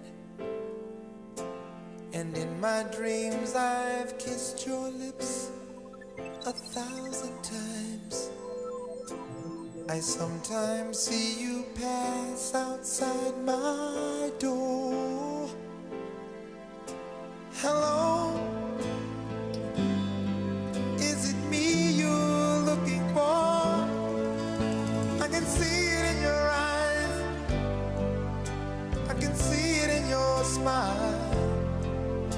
You're all I've ever wanted, and my arms are open wide. 'Cause you know just what to say, and you know just what to do. And I want to tell you so much. I love you.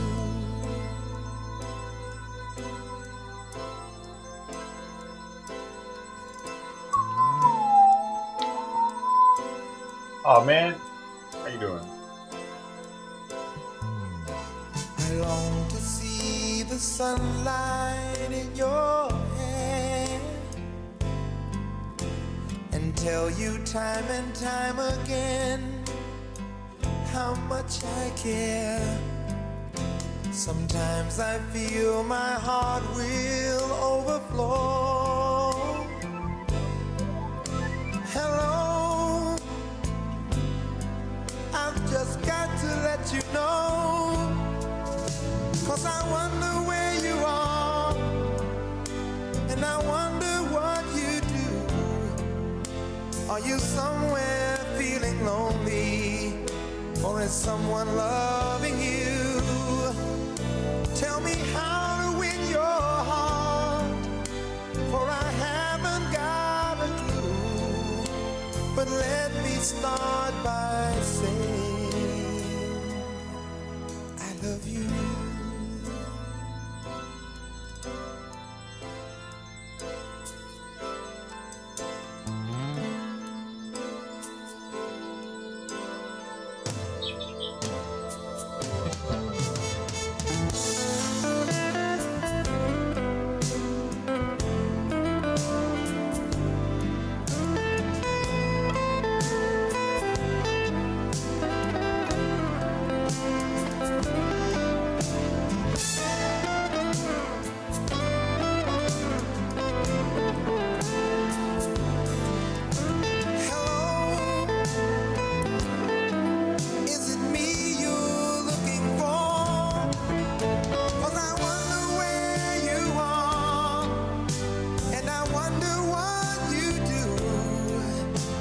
Are you somewhere feeling lonely?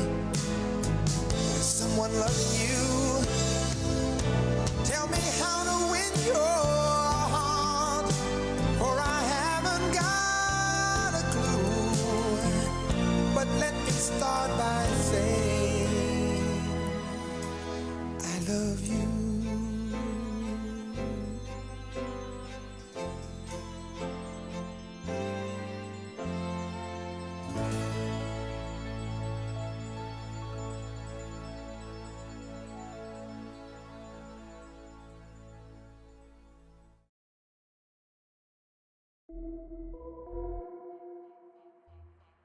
Let's get the yin with the yang.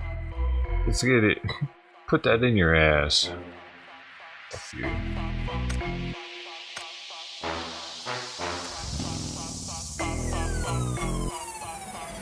You ladies pop your pussy like this.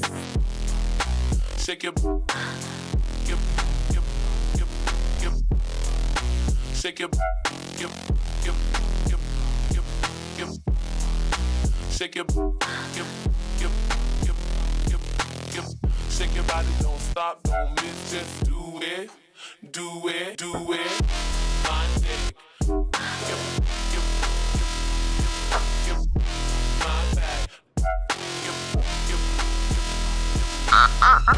my dick, my back.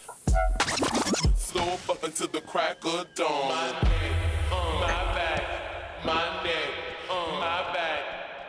My pussy and my crack. Yeah. Who knows the lyrics? Who knows the lyrics? Sister T knows the lyrics.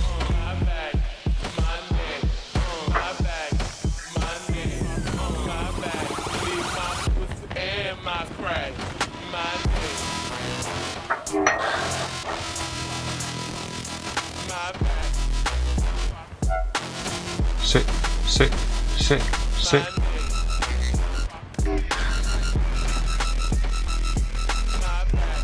Oh.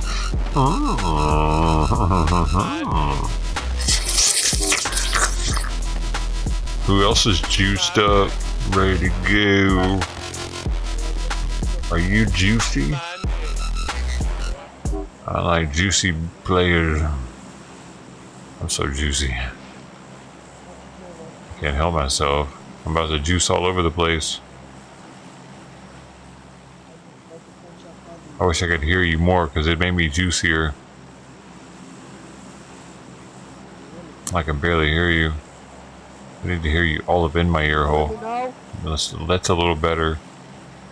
Yeah, just yell at me like that. Yeah, who's the daddy?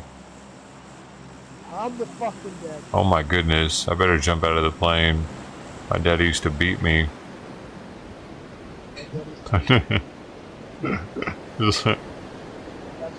You scared me. Yo, where's Yella going?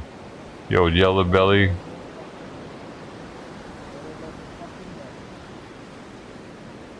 Oh my gosh.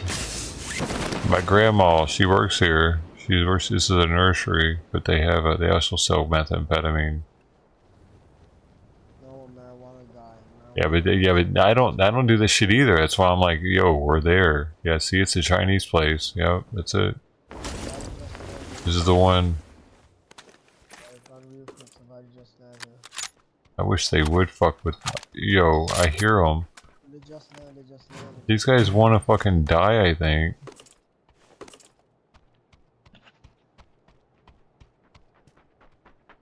Come to me, come to me, come to me, come to me.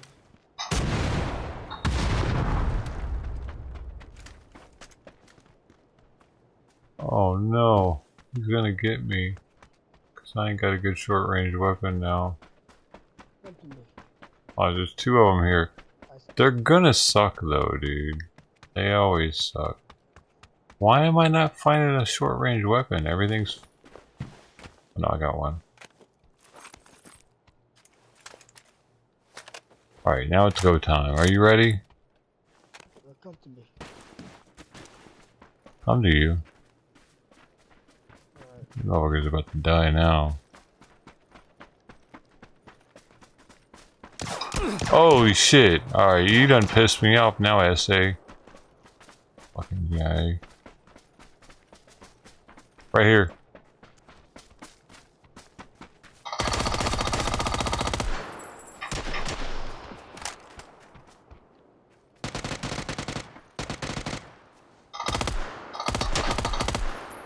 Fucking idiot. That. Wait a second. Somebody was a real player.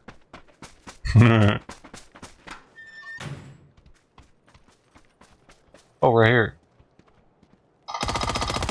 What are you looking at?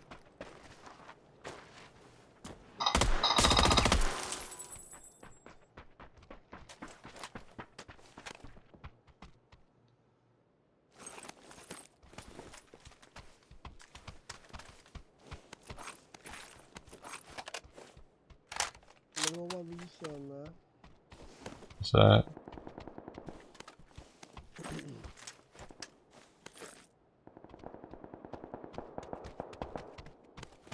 You added this on Call of Duty? Call of Duty? What?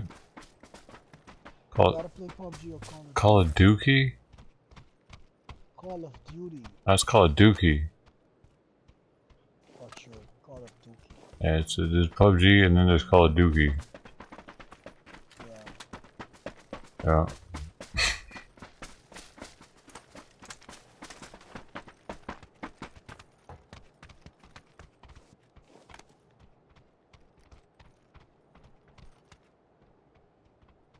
So now what are we doing?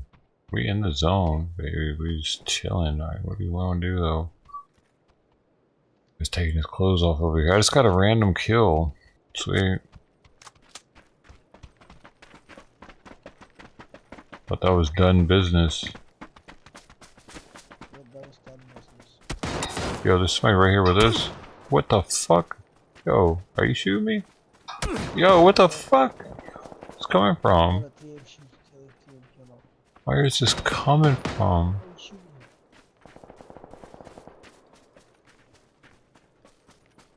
Okay, we're gonna have to kill this fucker.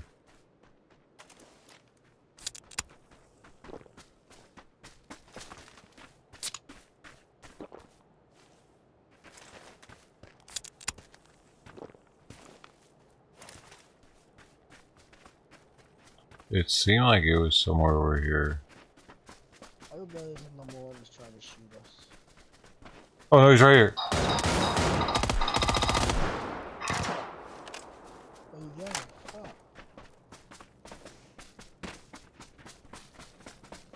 It's a bot. Yeah.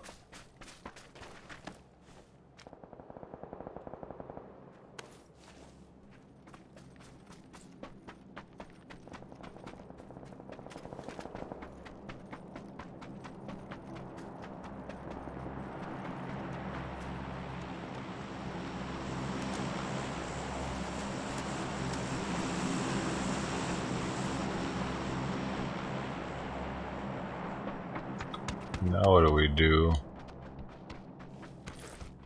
This guy's an extended mag right here.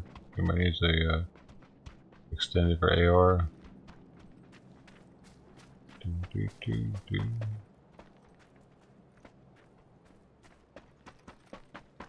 You go in yellow. That's something.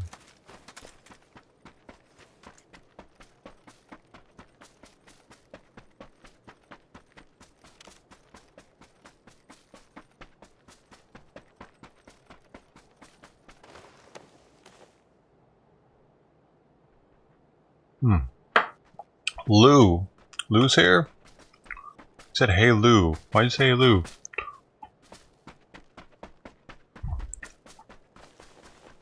Let's go, man. This is definitely a weird one. Right here. It's keeping me in the holiday spirit though.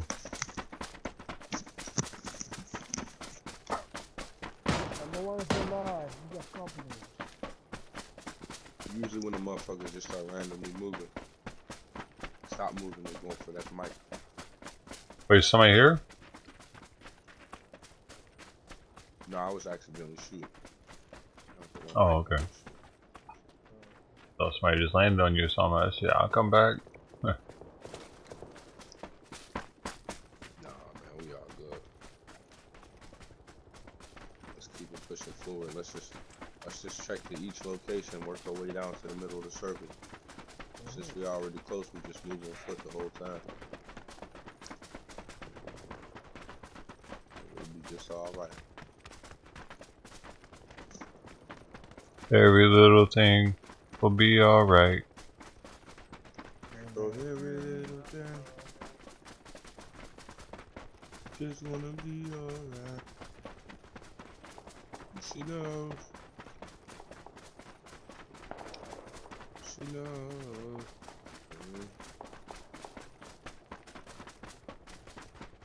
Guess I'm gonna go to a village up here.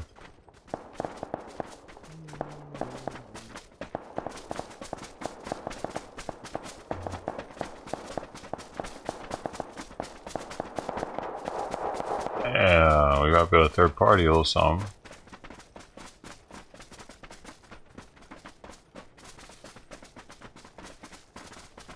Ah, guys, another ridge. So many ridges. Ruffles has the ridges.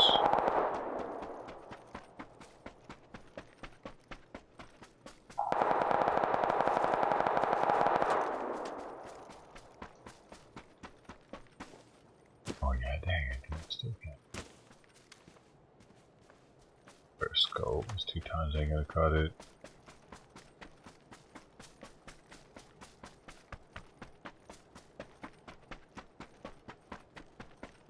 I'm not sure, but I think I just seen somebody going out with a cabin. Here's a level 3. You got it, bro? 2? 3. Oh.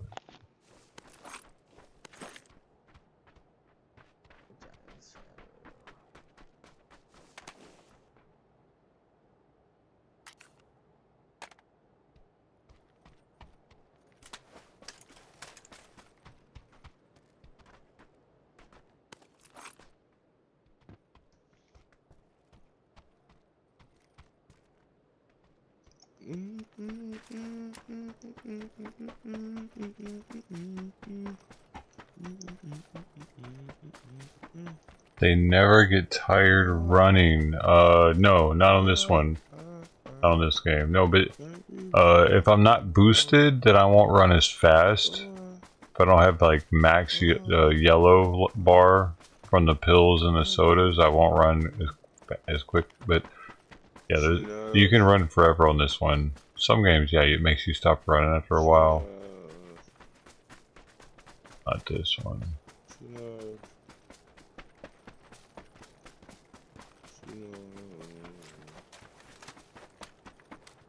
God dang, I still need a better scope.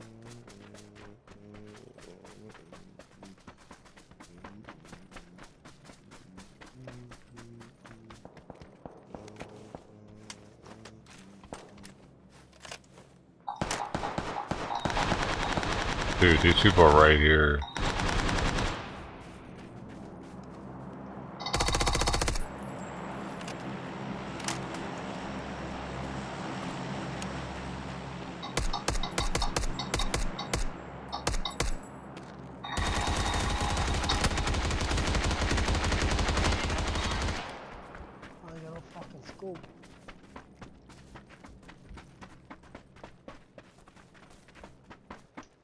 Rest of these motherfuckers. Right here. Locker. Rest of these motherfuckers. Oh, yep. Good shit. That was it. That was instant. You got a suppressor, let me get it. Yep.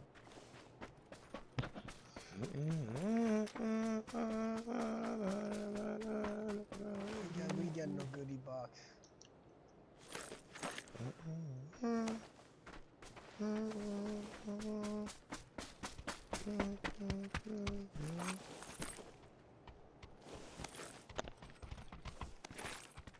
Oh, level 3. I need a suppressor, yo. Yeah, I see them, man. Give me a blessing.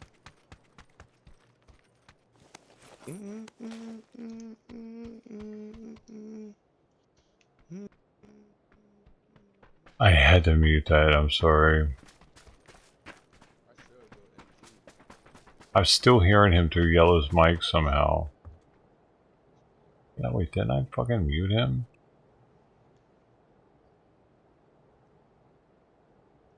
Let's turn him down all the way, maybe. I meant to mute him.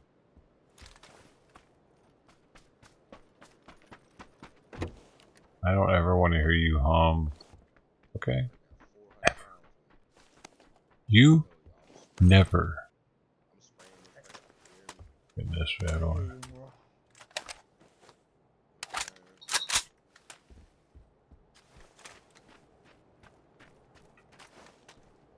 Ah.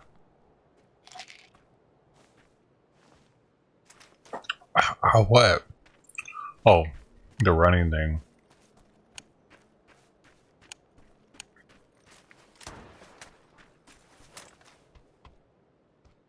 Yeah. Right, baby. We're just chilling right now. Negative. Let me just take it out.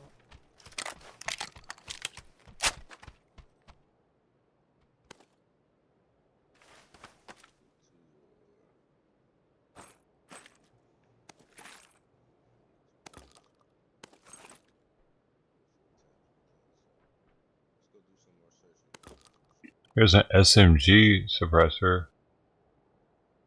Wait, that's what I'm using. Damn it, I switched guns on accident. Do you hate when that happens?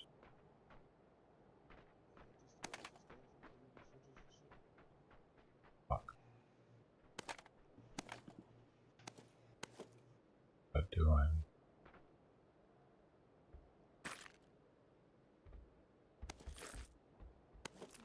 What the hell was I doing?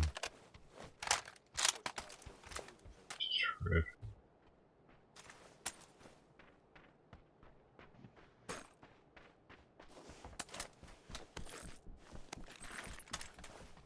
I was straight tripping.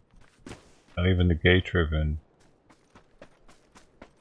Next level. It was the straight tripping. That's the next. Wait, was the gay tripping the next level? I don't know my levels, y'all. Admittedly, I'm embarrassed, dude. I don't know my levels. Is gay or straight tripping more tripping? What the fuck you saying, bud? Gay tripping or straight tripping? You know, you straight tripping. You gay tripping. I straight tripping. Straight tripping. I love pussy. Okay. I love pussy. Yeah, but what does that have to do with anything? I love pussy. You loving pussy doesn't mean anything with which is the more derogatory term, straight tripping or gay tripping. I love straight tripping. Straight tripping is more derogatory than gay tripping? If you gay tripping, you kind of like, that's like, I don't know, it feels like now you kind of... You gay tripping, you fucking gay, bro. It's worse then, right? It's worse to be gay, isn't it? Leaving that bone. I would rather not be gay and have a mental illness. I don't believe in that fuckery, though, bro. So... Gay shit, not into that fuck. Gay is not, it's not legal in some countries. Yeah, it's legal in my countries, and we burn them motherfuckers. You burn them? That doesn't sound like it's illegal. I don't... Not really burn it, we talk bad to them, I'm sorry, we talk bad to them. I think it might be illegal to burn them, though. I would like to, I hate gay fucking niggas. I mean, they shouldn't be burned. They have a mental illness, dude. It's like that. It's punishable by burning. You should burn schizophrenics then, if that's the case. Should be burned. They got issues. They can't help it. If they want to be like that. Oh, yellow's getting chipping. I didn't hear what she said. It's so quiet. Why is it so quiet? I gotta crank you up or something. Oh, it's my fault. Oh, we got a whole squad. We're about to fucking die, yellow. One's down, whole squad. Right on my pin. Whole squad right on my pin, yo. Yellow pin. Right behind that tree, they're laying down. Yep, there's this right here. Bum ba da bum, bum ba da. Just down him. Bum ba da bum, bum ba da. And somebody else is shooting at us too. Oh yeah, yo, on the hill, on the hill. We really just got that guy out of here.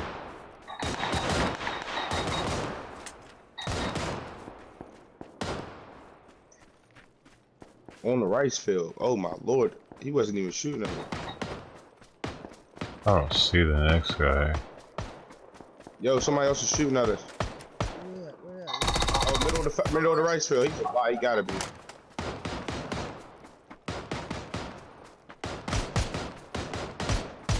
I'm going in. Watch my back. Where is he? He's down. He was just in the middle of the rice Oh field. man, that was my moment. You took it from me. Car all the way out to the right. Car all the way out to the right.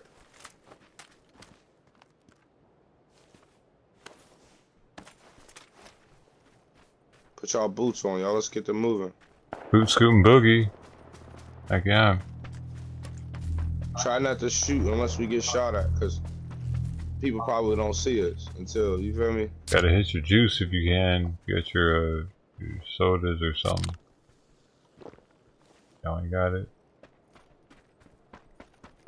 You got a little walk around too. Y'all need it. You need the juice. No one has the juice. Bro, Orange, you about to die. Don't watch me. He said, "Don't watch me." He's funny, he said.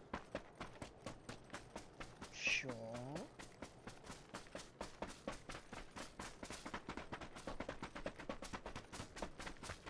Car down to the left.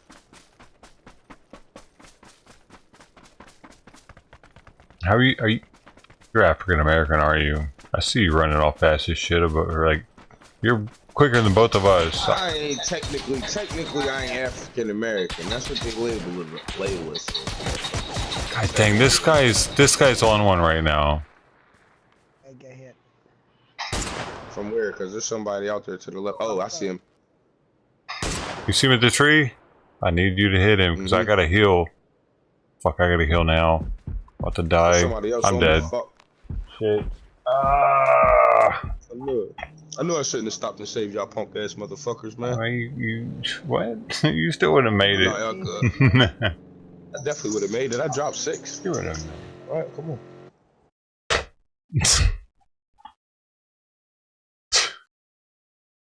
They would have got him in his butt cheek while he was running. There's too many of them apparently, dude. Like, no matter what, they would have gotten him. He'd have kept going forward. He had to battle them. There was too much open area there for him not to have to. I got 5 kills. I was right there with you, asshole. With 2 assists, by the way. With 2 assists. So that matters.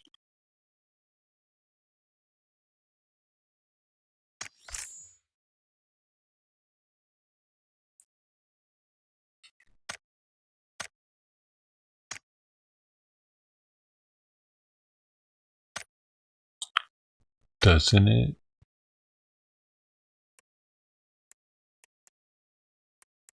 Oh my goodness, I got that. What do we have over here? The trench coat. What does this look like? Just for shits and giggles. I just unlocked that.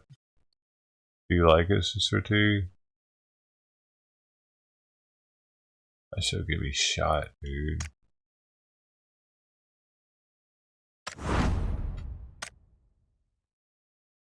So good.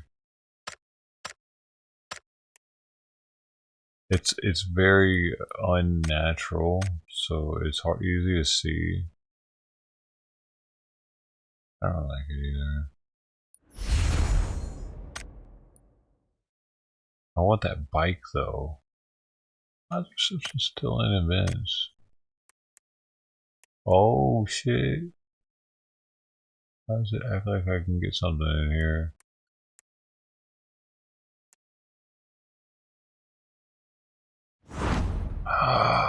Oh my goodness. Is this? No, I don't have enough. I don't have a freaking enough. I don't think I can get enough either.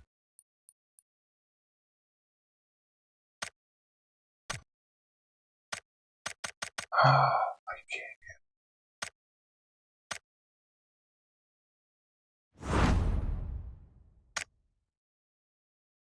This is the one. Wait, no, not that. Oh, come on, man. Oh, come on, man. Come on.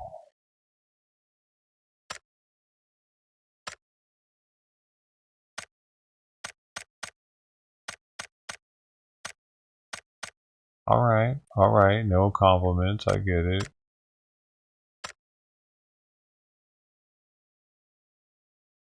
The dailies are done. I think everything's done, bro.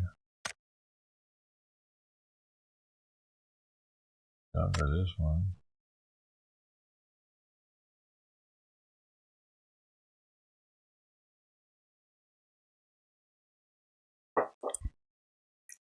This is as much as pew pew on it.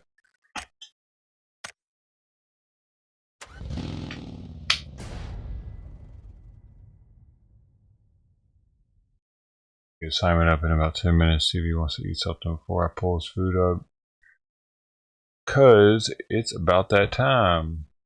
I do wonder if I should give him more heart medicine because he seems to have been eating less and he's less active.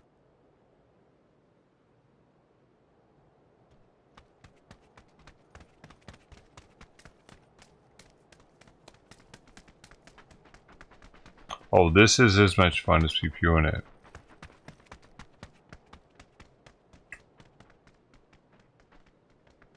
What is as much fun as that?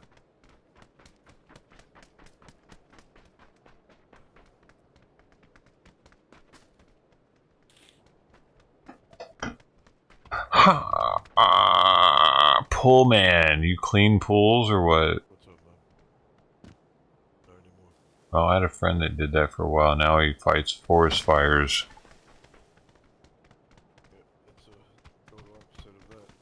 What?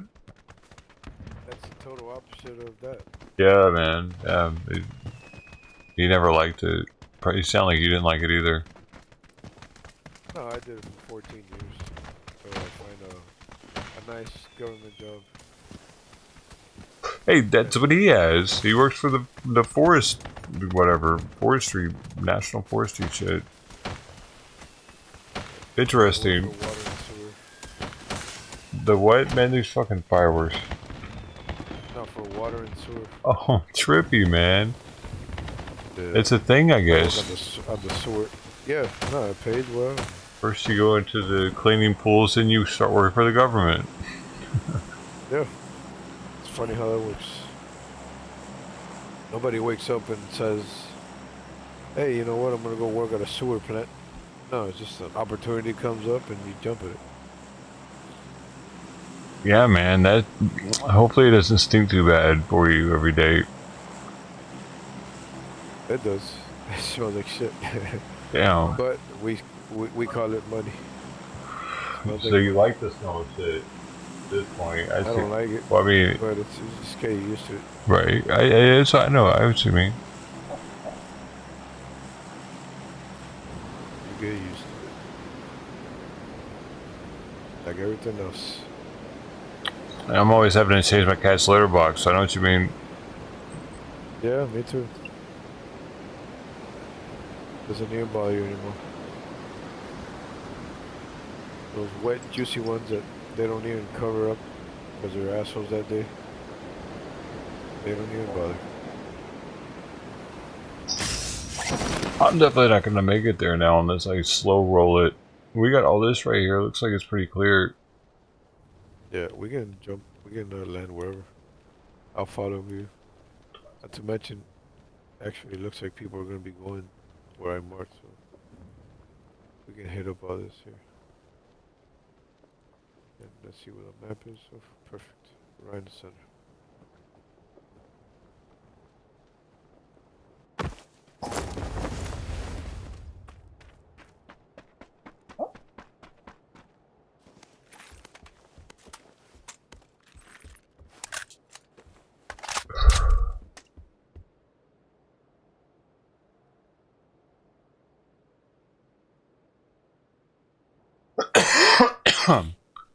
Oh, man. As much fun as opening up country and playing dress up? What you talking about?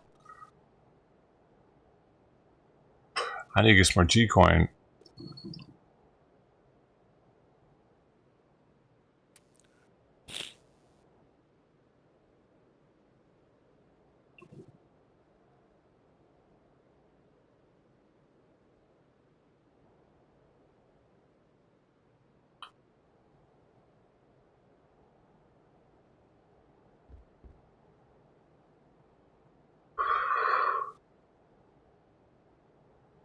Because I definitely want to get that bike. So I need some more. I'm going to get at least $50 in G-Coin again. Probably tonight. To get the bike. Fuck it. Because I want the bike.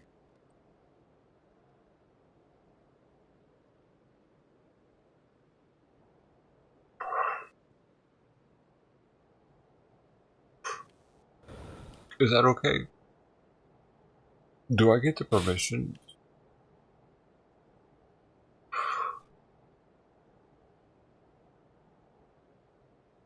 Was it $4 for the bike? Something like that? $9? I forget what it is, but it's hard to find skins for the vehicles like that. And those are specific to me. Like, it's not giving everybody that option to get that bike.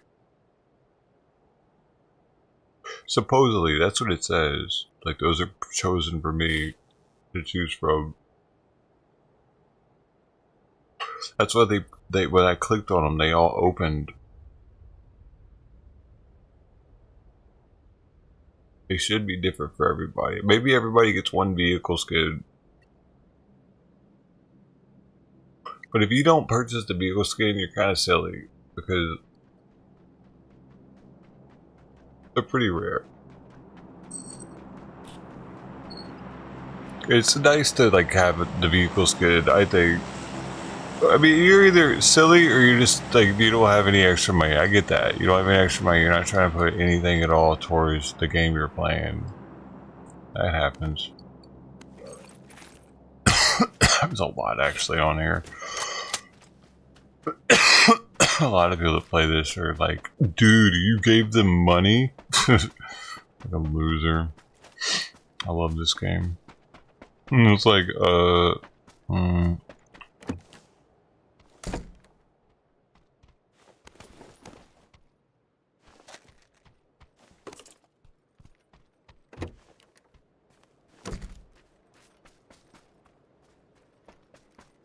I know they're not going anywhere, dude. That's one of the main things why I'm willing to give them money. Like, I know this stuff's... Well, I feel like it's not going to be...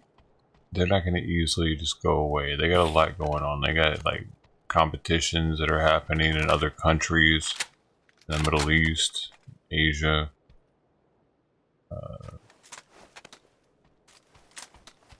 They're a heavy hitter. While at the same time being ultra realistic and not having to have a bunch of other dumb shit on top of it, like Modern Warfare with all their extra sounds for marking shit. Like, I don't need to hear when my teammate marks something, and if I can, I need to be able to turn that off, and they don't give that ability. Bling, bling, bling, bling, bling, bling, bling, bling, bling, bling, bling. Oh my god, I got so tired of hearing that shit, dude. Like, please stop marking shit. Please, I know I see it there. You don't need to mark it. Am I the only one? Blue. What's up, bro ham? Look, I got guns. They let me have these. Anything? They trusted me with Anything these. you're looking for? Yeah, give me your suppressor. I was playing. Are we gonna go find something? You got extra parts on you or something? No. I need some ammo and some more. Actually, some throwables. Got some rocks over here. Or by the water. Yeah, unfortunately, they don't do much damage. Okay. Gotta hit him in the forehead. Yeah, that'll definitely hurt. Dude, you can get David and Goliath, man. It's true. No biblical tales.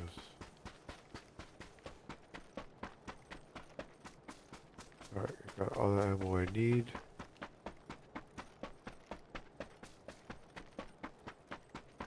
The Bible said that people would stop believing.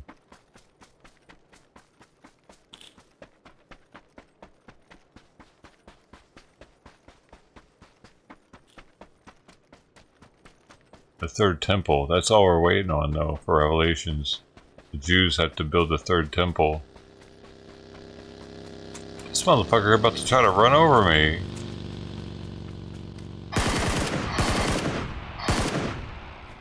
I wish he would. If he gotten closer to me, I might have shot him. Yeah, I don't have eyes on him. He's up near yellow now. Yeah, I see him driving off.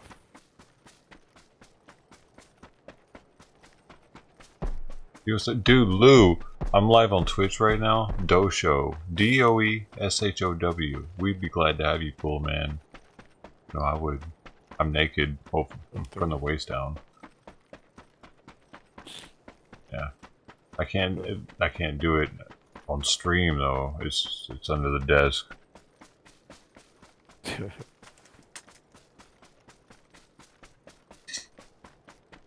I'm also on like YouTube and all the other dumb shit, but what? Does that pay well? Pay well? No, it doesn't. It pays well. Sometimes it has actually. The most I've made is like 3,500 on a month, but that was an extremely good month. Yeah, it's not typical. Definitely not typical. No, atypical as fuck.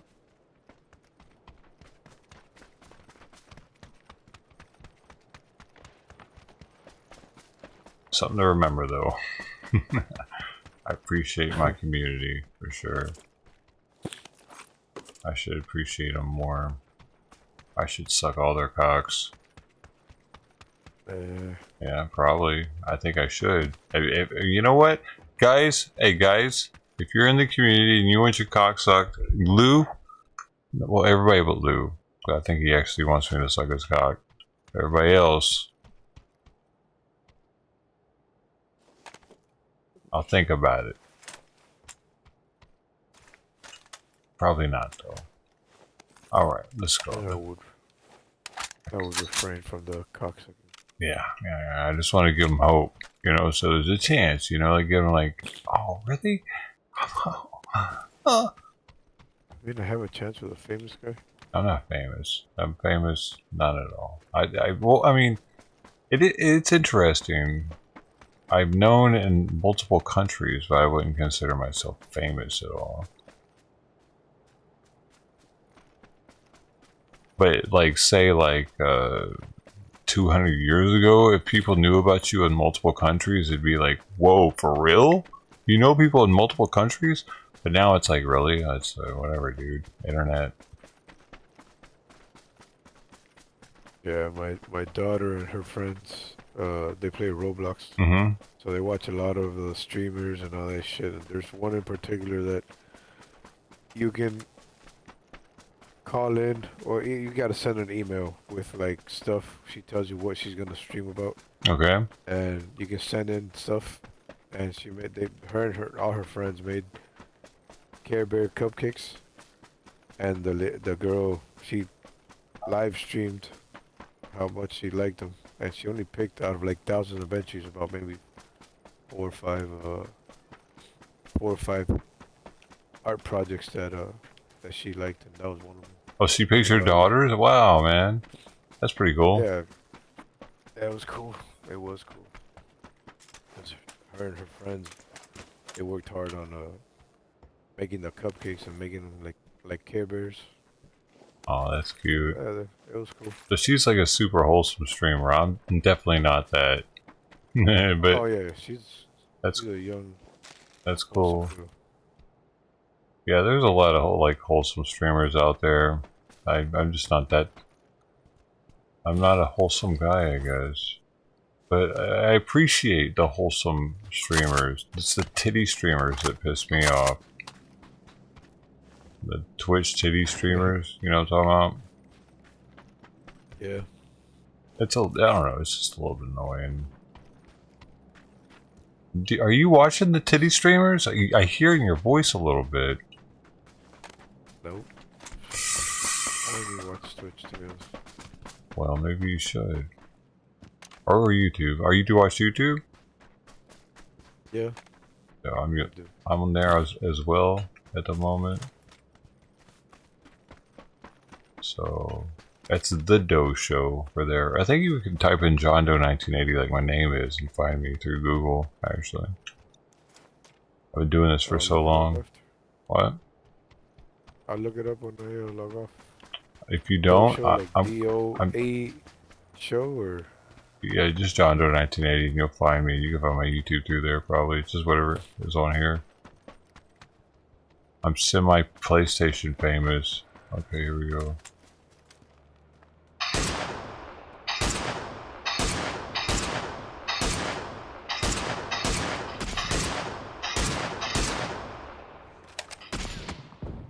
oh, what the hell? Oh, Come on, don't let them.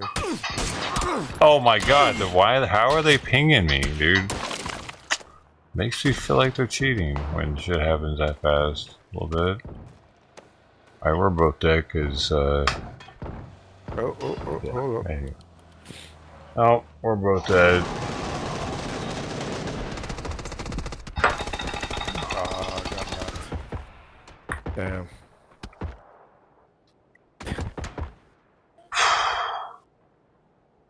Still doing. That happens. Yeah, I'm sure Yellow's not gonna pick you up anytime soon. He's thinking. He's doing something.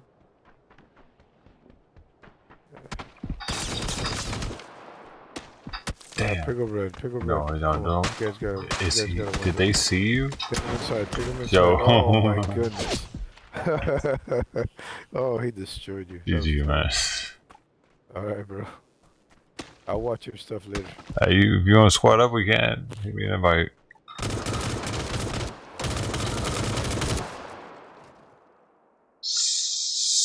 If he doesn't send me an invite, it's okay.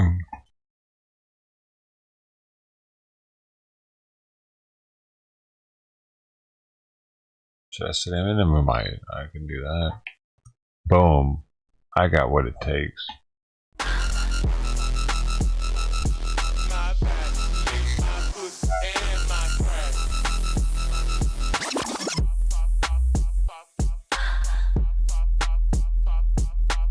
Pop, pop, pop, pop, pop, pop, pop, pop, pop, pop, pop.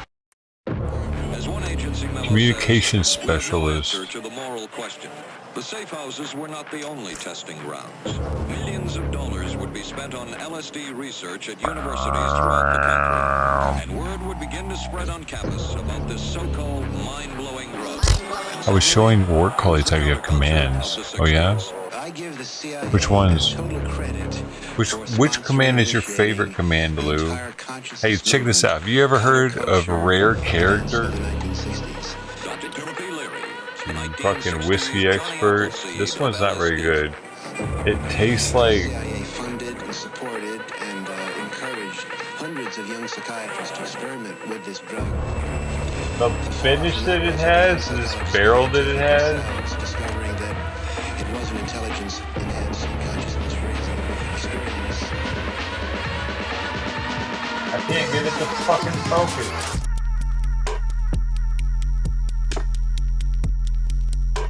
Amberana cast.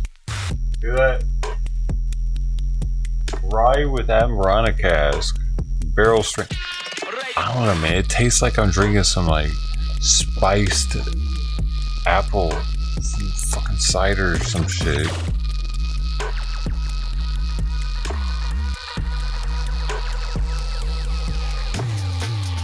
Ho ho ho.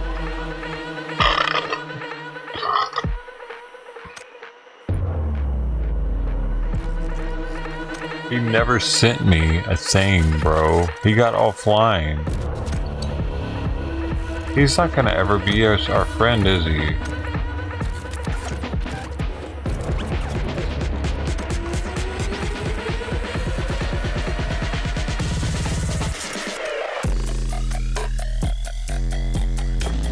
I tried.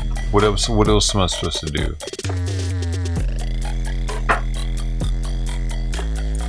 Simon didn't eat. I gotta put his food up.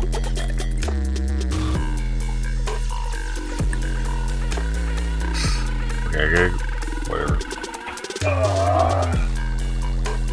Let's see if he'll eat if I put him down there right now.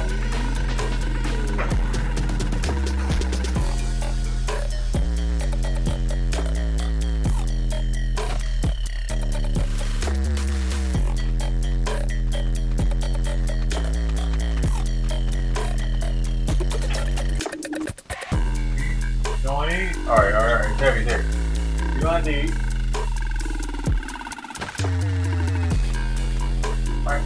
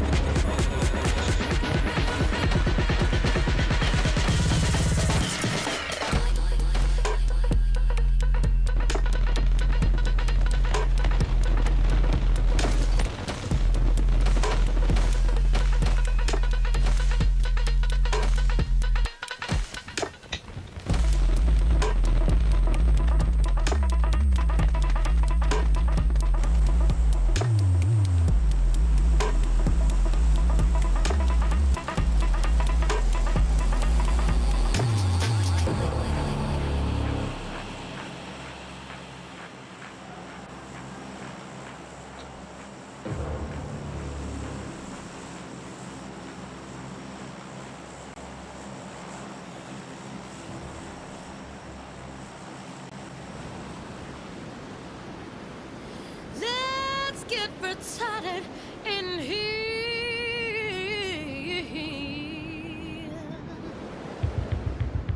And the bass keeps running and running and running and running and running and running and running and running and running. In this context, there's no disrespect, so when I bust my rhyme, you break it. We got 5 minutes for us to disconnect from all intellect and let the rhythm affect. Obstacles are inefficient. Follow your intuition. Free your inner soul and break away from tradition. Cause when we beat out, gutters pulling without. You wouldn't believe how we wow shit out. Burn it till it burned out, turn it till it turned out. Took from northwest, east, south. Everybody is getting to it. Get stupid, get retarded, get retarded, get retarded. Let's get retarded. Let's get retarded in here. Let's get retarded. Let's get retarded in here. Let's get retarded. Let's get retarded in here. Let's get retarded. Let's get retarded in here. Yeah. Lose control of body and soul. Don't move too fast, people just take control. Don't get ahead, just jump into it. Y'all hear the body, the beats will do it. Get started, get stupid. Don't worry about it, people will walk you through it step by step like you're into new kits. Inch by inch with the new solution. Transmit hits with the no delusion. The feeling's irresistible and that's how we move it. Everybody's getting to it. Get stupid, get retarded, get retarded, get retarded. Let's get retarded. Let's get retarded in here. Let's get retarded. Let's get retarded in here. Let's get retarded. Let's get retarded in here. Let's get retarded. Let's get retarded in here. Running and running. Come on, y'all. Let's get let's get right now, get let's get right now, get let's get In here.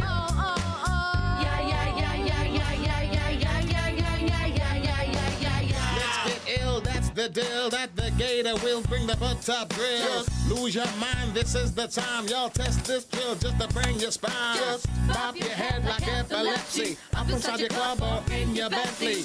Get messy, loud and sick. Yo, man, pass slow mo on another head trip. So come the now, do not correct it. Let's get ignorant, let's get hectic. Everybody's getting to it. Get stupid, get retarded, get retarded, get retarded. Let's get retarded in here. Let's get retarded. Let's get retarded in here. Let's get retarded in here. Let's get retarded. Let's get retarded in here.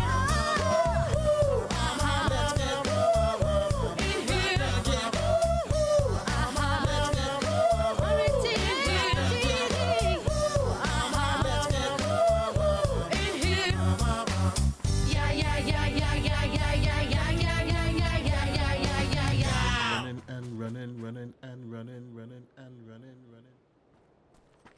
Now I become death, destroyer of worlds and all you see. The inside's rotten, the core is broken, the walls keep on talking to me. The walls keep on talking to me. The walls keep on talking to me.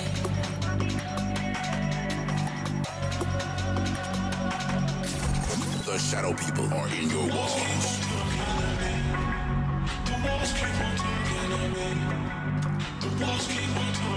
This lore is fucking my head up.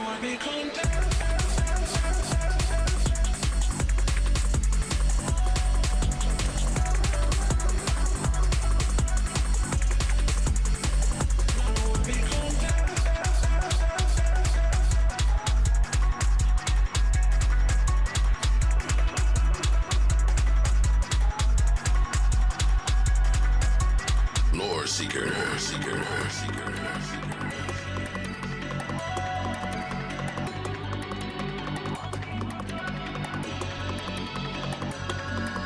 You got a problem, punk? Wow. The lore goes deeper than I thought. Now I become death.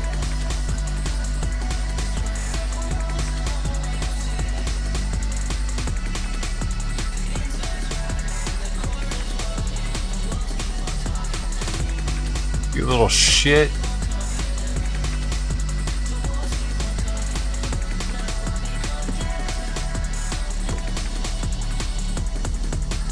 Nuke Radio, we make your eardrums bleed.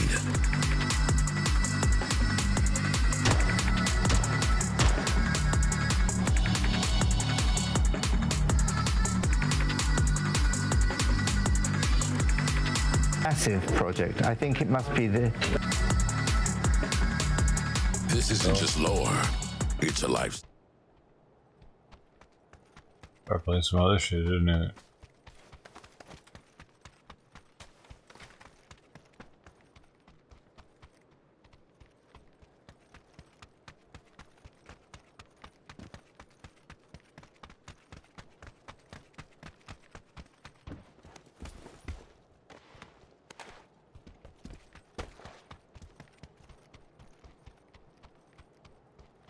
You get up there? Where'd he go? Okay. The hell we get shot at, bro?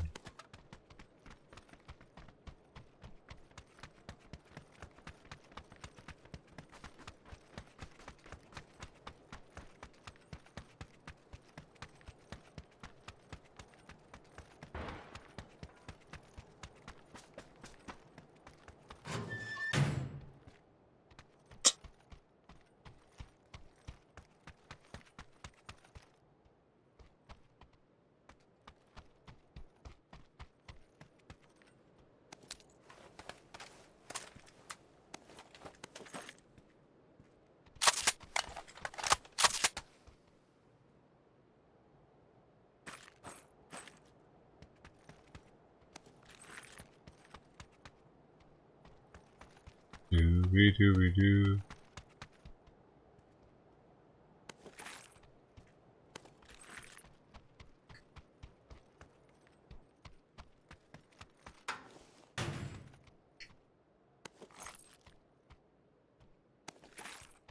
I got so many fives now. I'm a five carrying motherfucker, baby. Hey, hey, hey, I got fives on it. Messing with that into weed. Ooh, level 3 though. I appreciate it.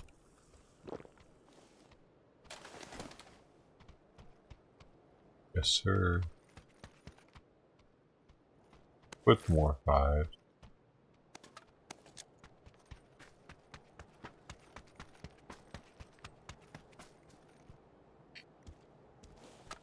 Gotta get the energy drinks. Keeps me boosted, baby. Where am I going? I gotta go with it on yellow, I guess. With only 2 left over here. Oh wait, where is the oranges? Dude, where's your shit at, man? Is it near us? Orange?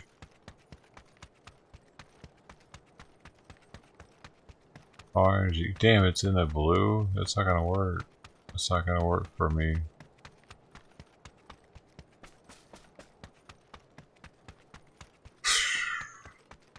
What's up, man? Hey. They're gone. Full of them. So, you got...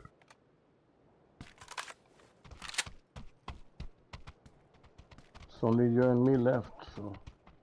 Yo. Just the two of us. We can make it if we try. Just the two of us. You and I.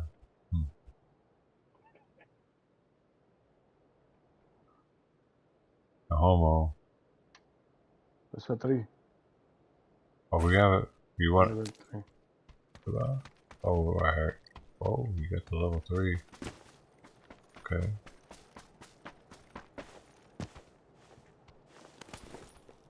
Nice. I needed that. Mm-hmm.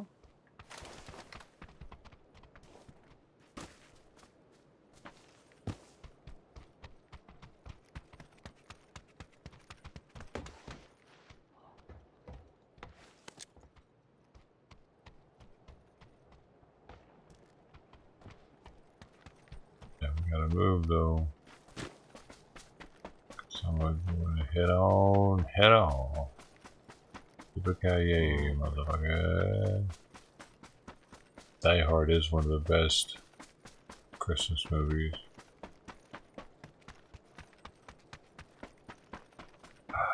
Storm moving. Storm is moving.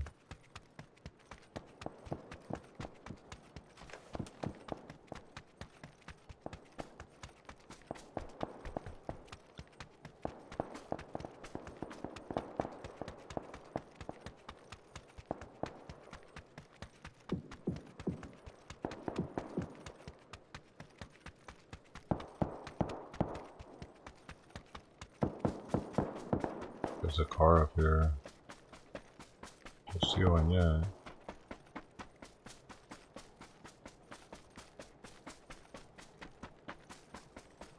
Oh wait. No?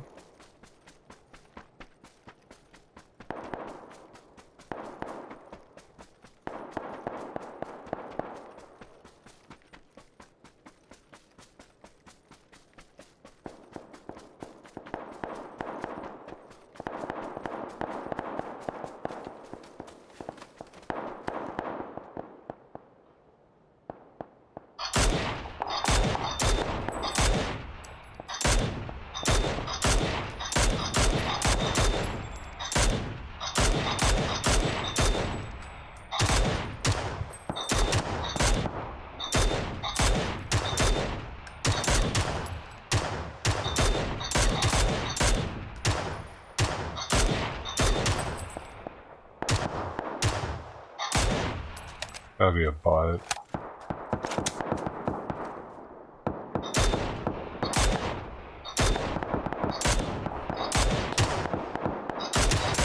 I don't know how that thing lives for so long. It's a cyborg.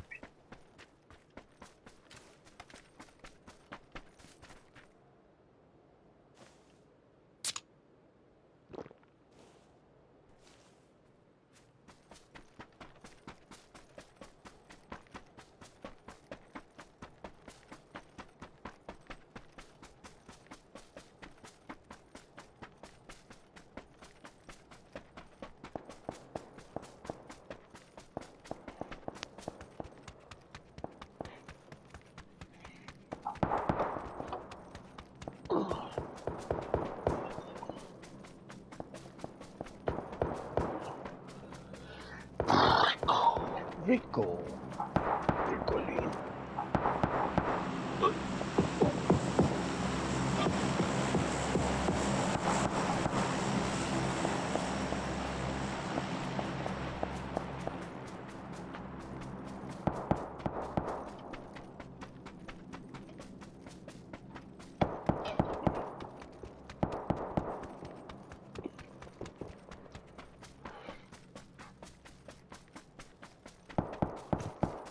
Boom, boom, boom, boom, boom, boom. Boom, boom, boom, boom, boom, boom. Oh, this way, man.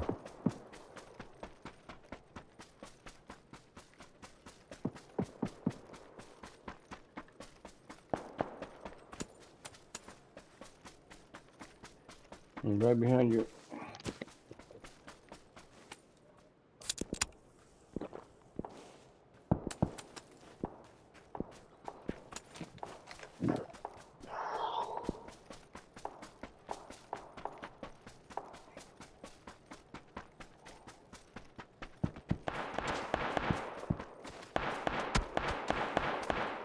Somebody's shooting at you.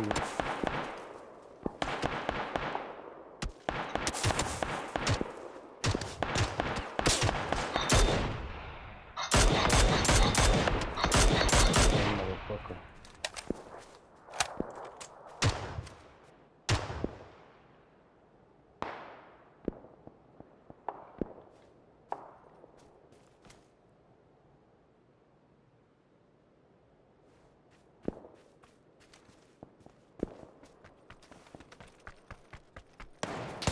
Ah, motherfucker, behind me. Behind me, behind me. Green, help me. Stay there, stay there. This in front of me. Right in front of me. On the fucking tree, on the fucking tree. You have smoke, smoke.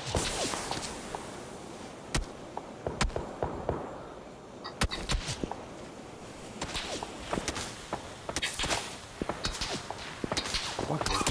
You gotta get out of here.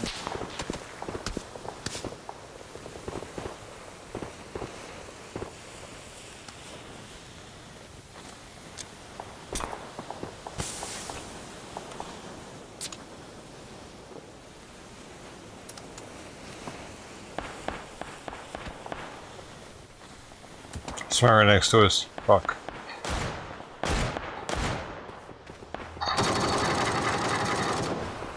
Shit.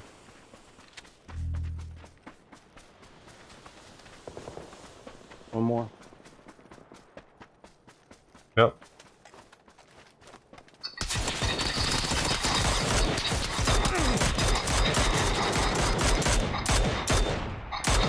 What? Oh, there's two. Oh, you gotta know. There's one more. Good shit. Good shit. Yeah, the other one was shooting at me when you were shooting at him. I know. Shit. I don't have any more smoke though. It's all good. I think we're quickly here.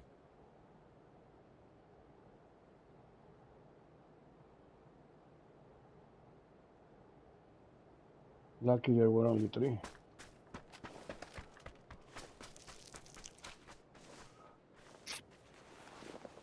Yeah.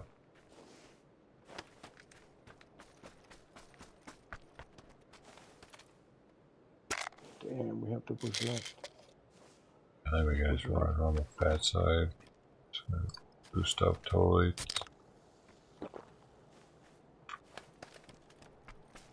Look here.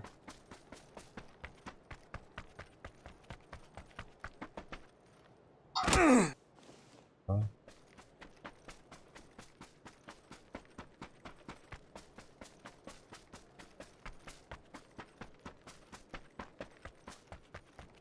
Still 19 left.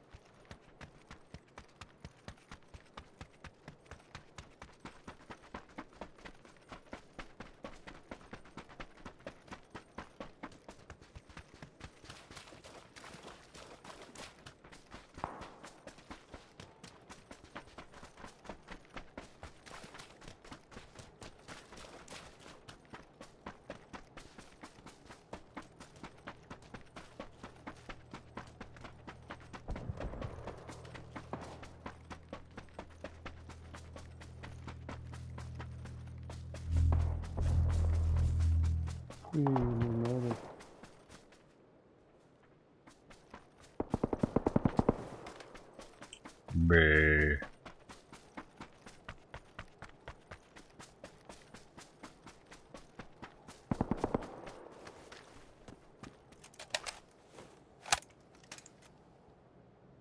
Ah, shit. They're on the fucking building.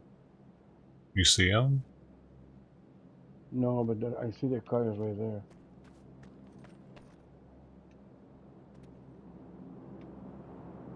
They have the whole advantage.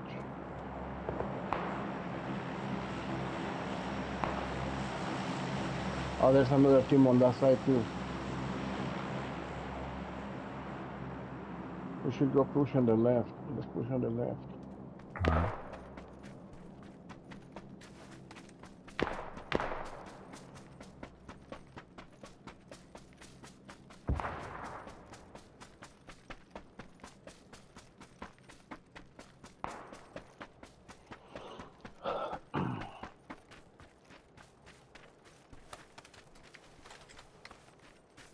I have 4 grenades.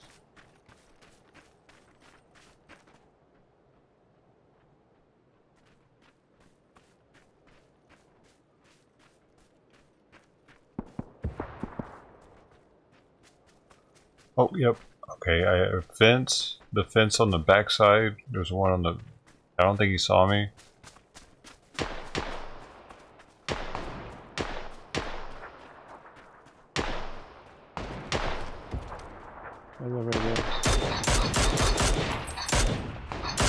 Okay, he's down. Too soon, bro.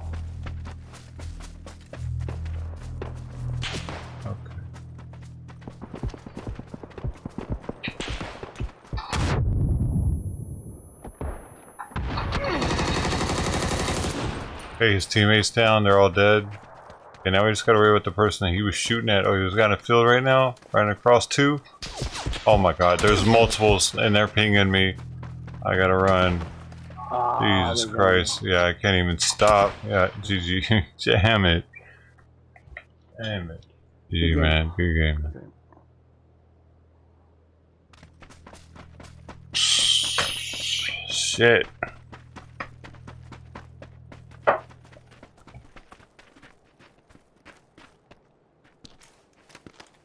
This is a weird tasting whiskey.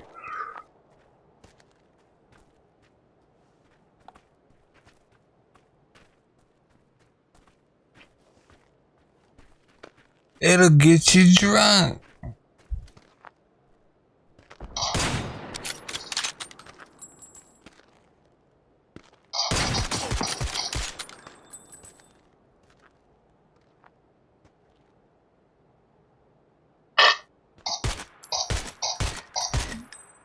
Very odd tasting though.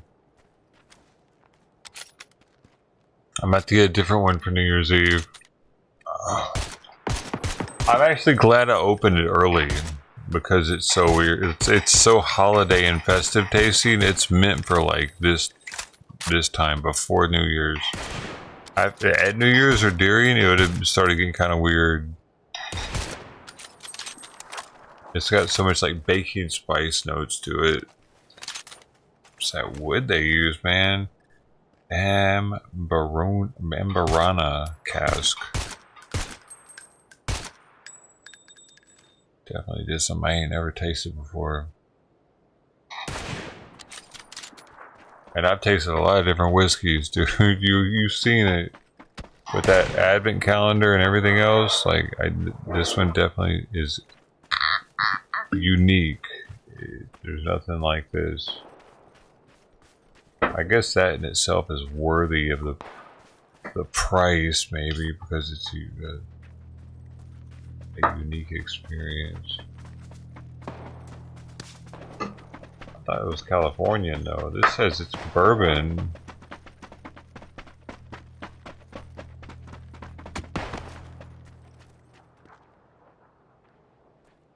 Couldn't it? Aged in Kentucky, so as long as it's aged in Kentucky, it can be bourbon, right? No, it's right. This is rye whiskey though.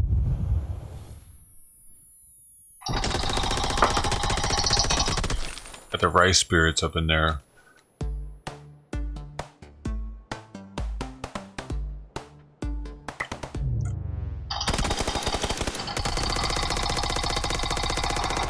They didn't deserve that. Not one bit. We deserve that. I put the meat in my mouth for so many days. I could put my meat in my mouth right now. Couldn't I? I got these right here. I could put it. I got chicken in the fridge. And I could put so much meat in my mouth right now. Maybe that's the problem. I haven't put enough meat in my mouth today.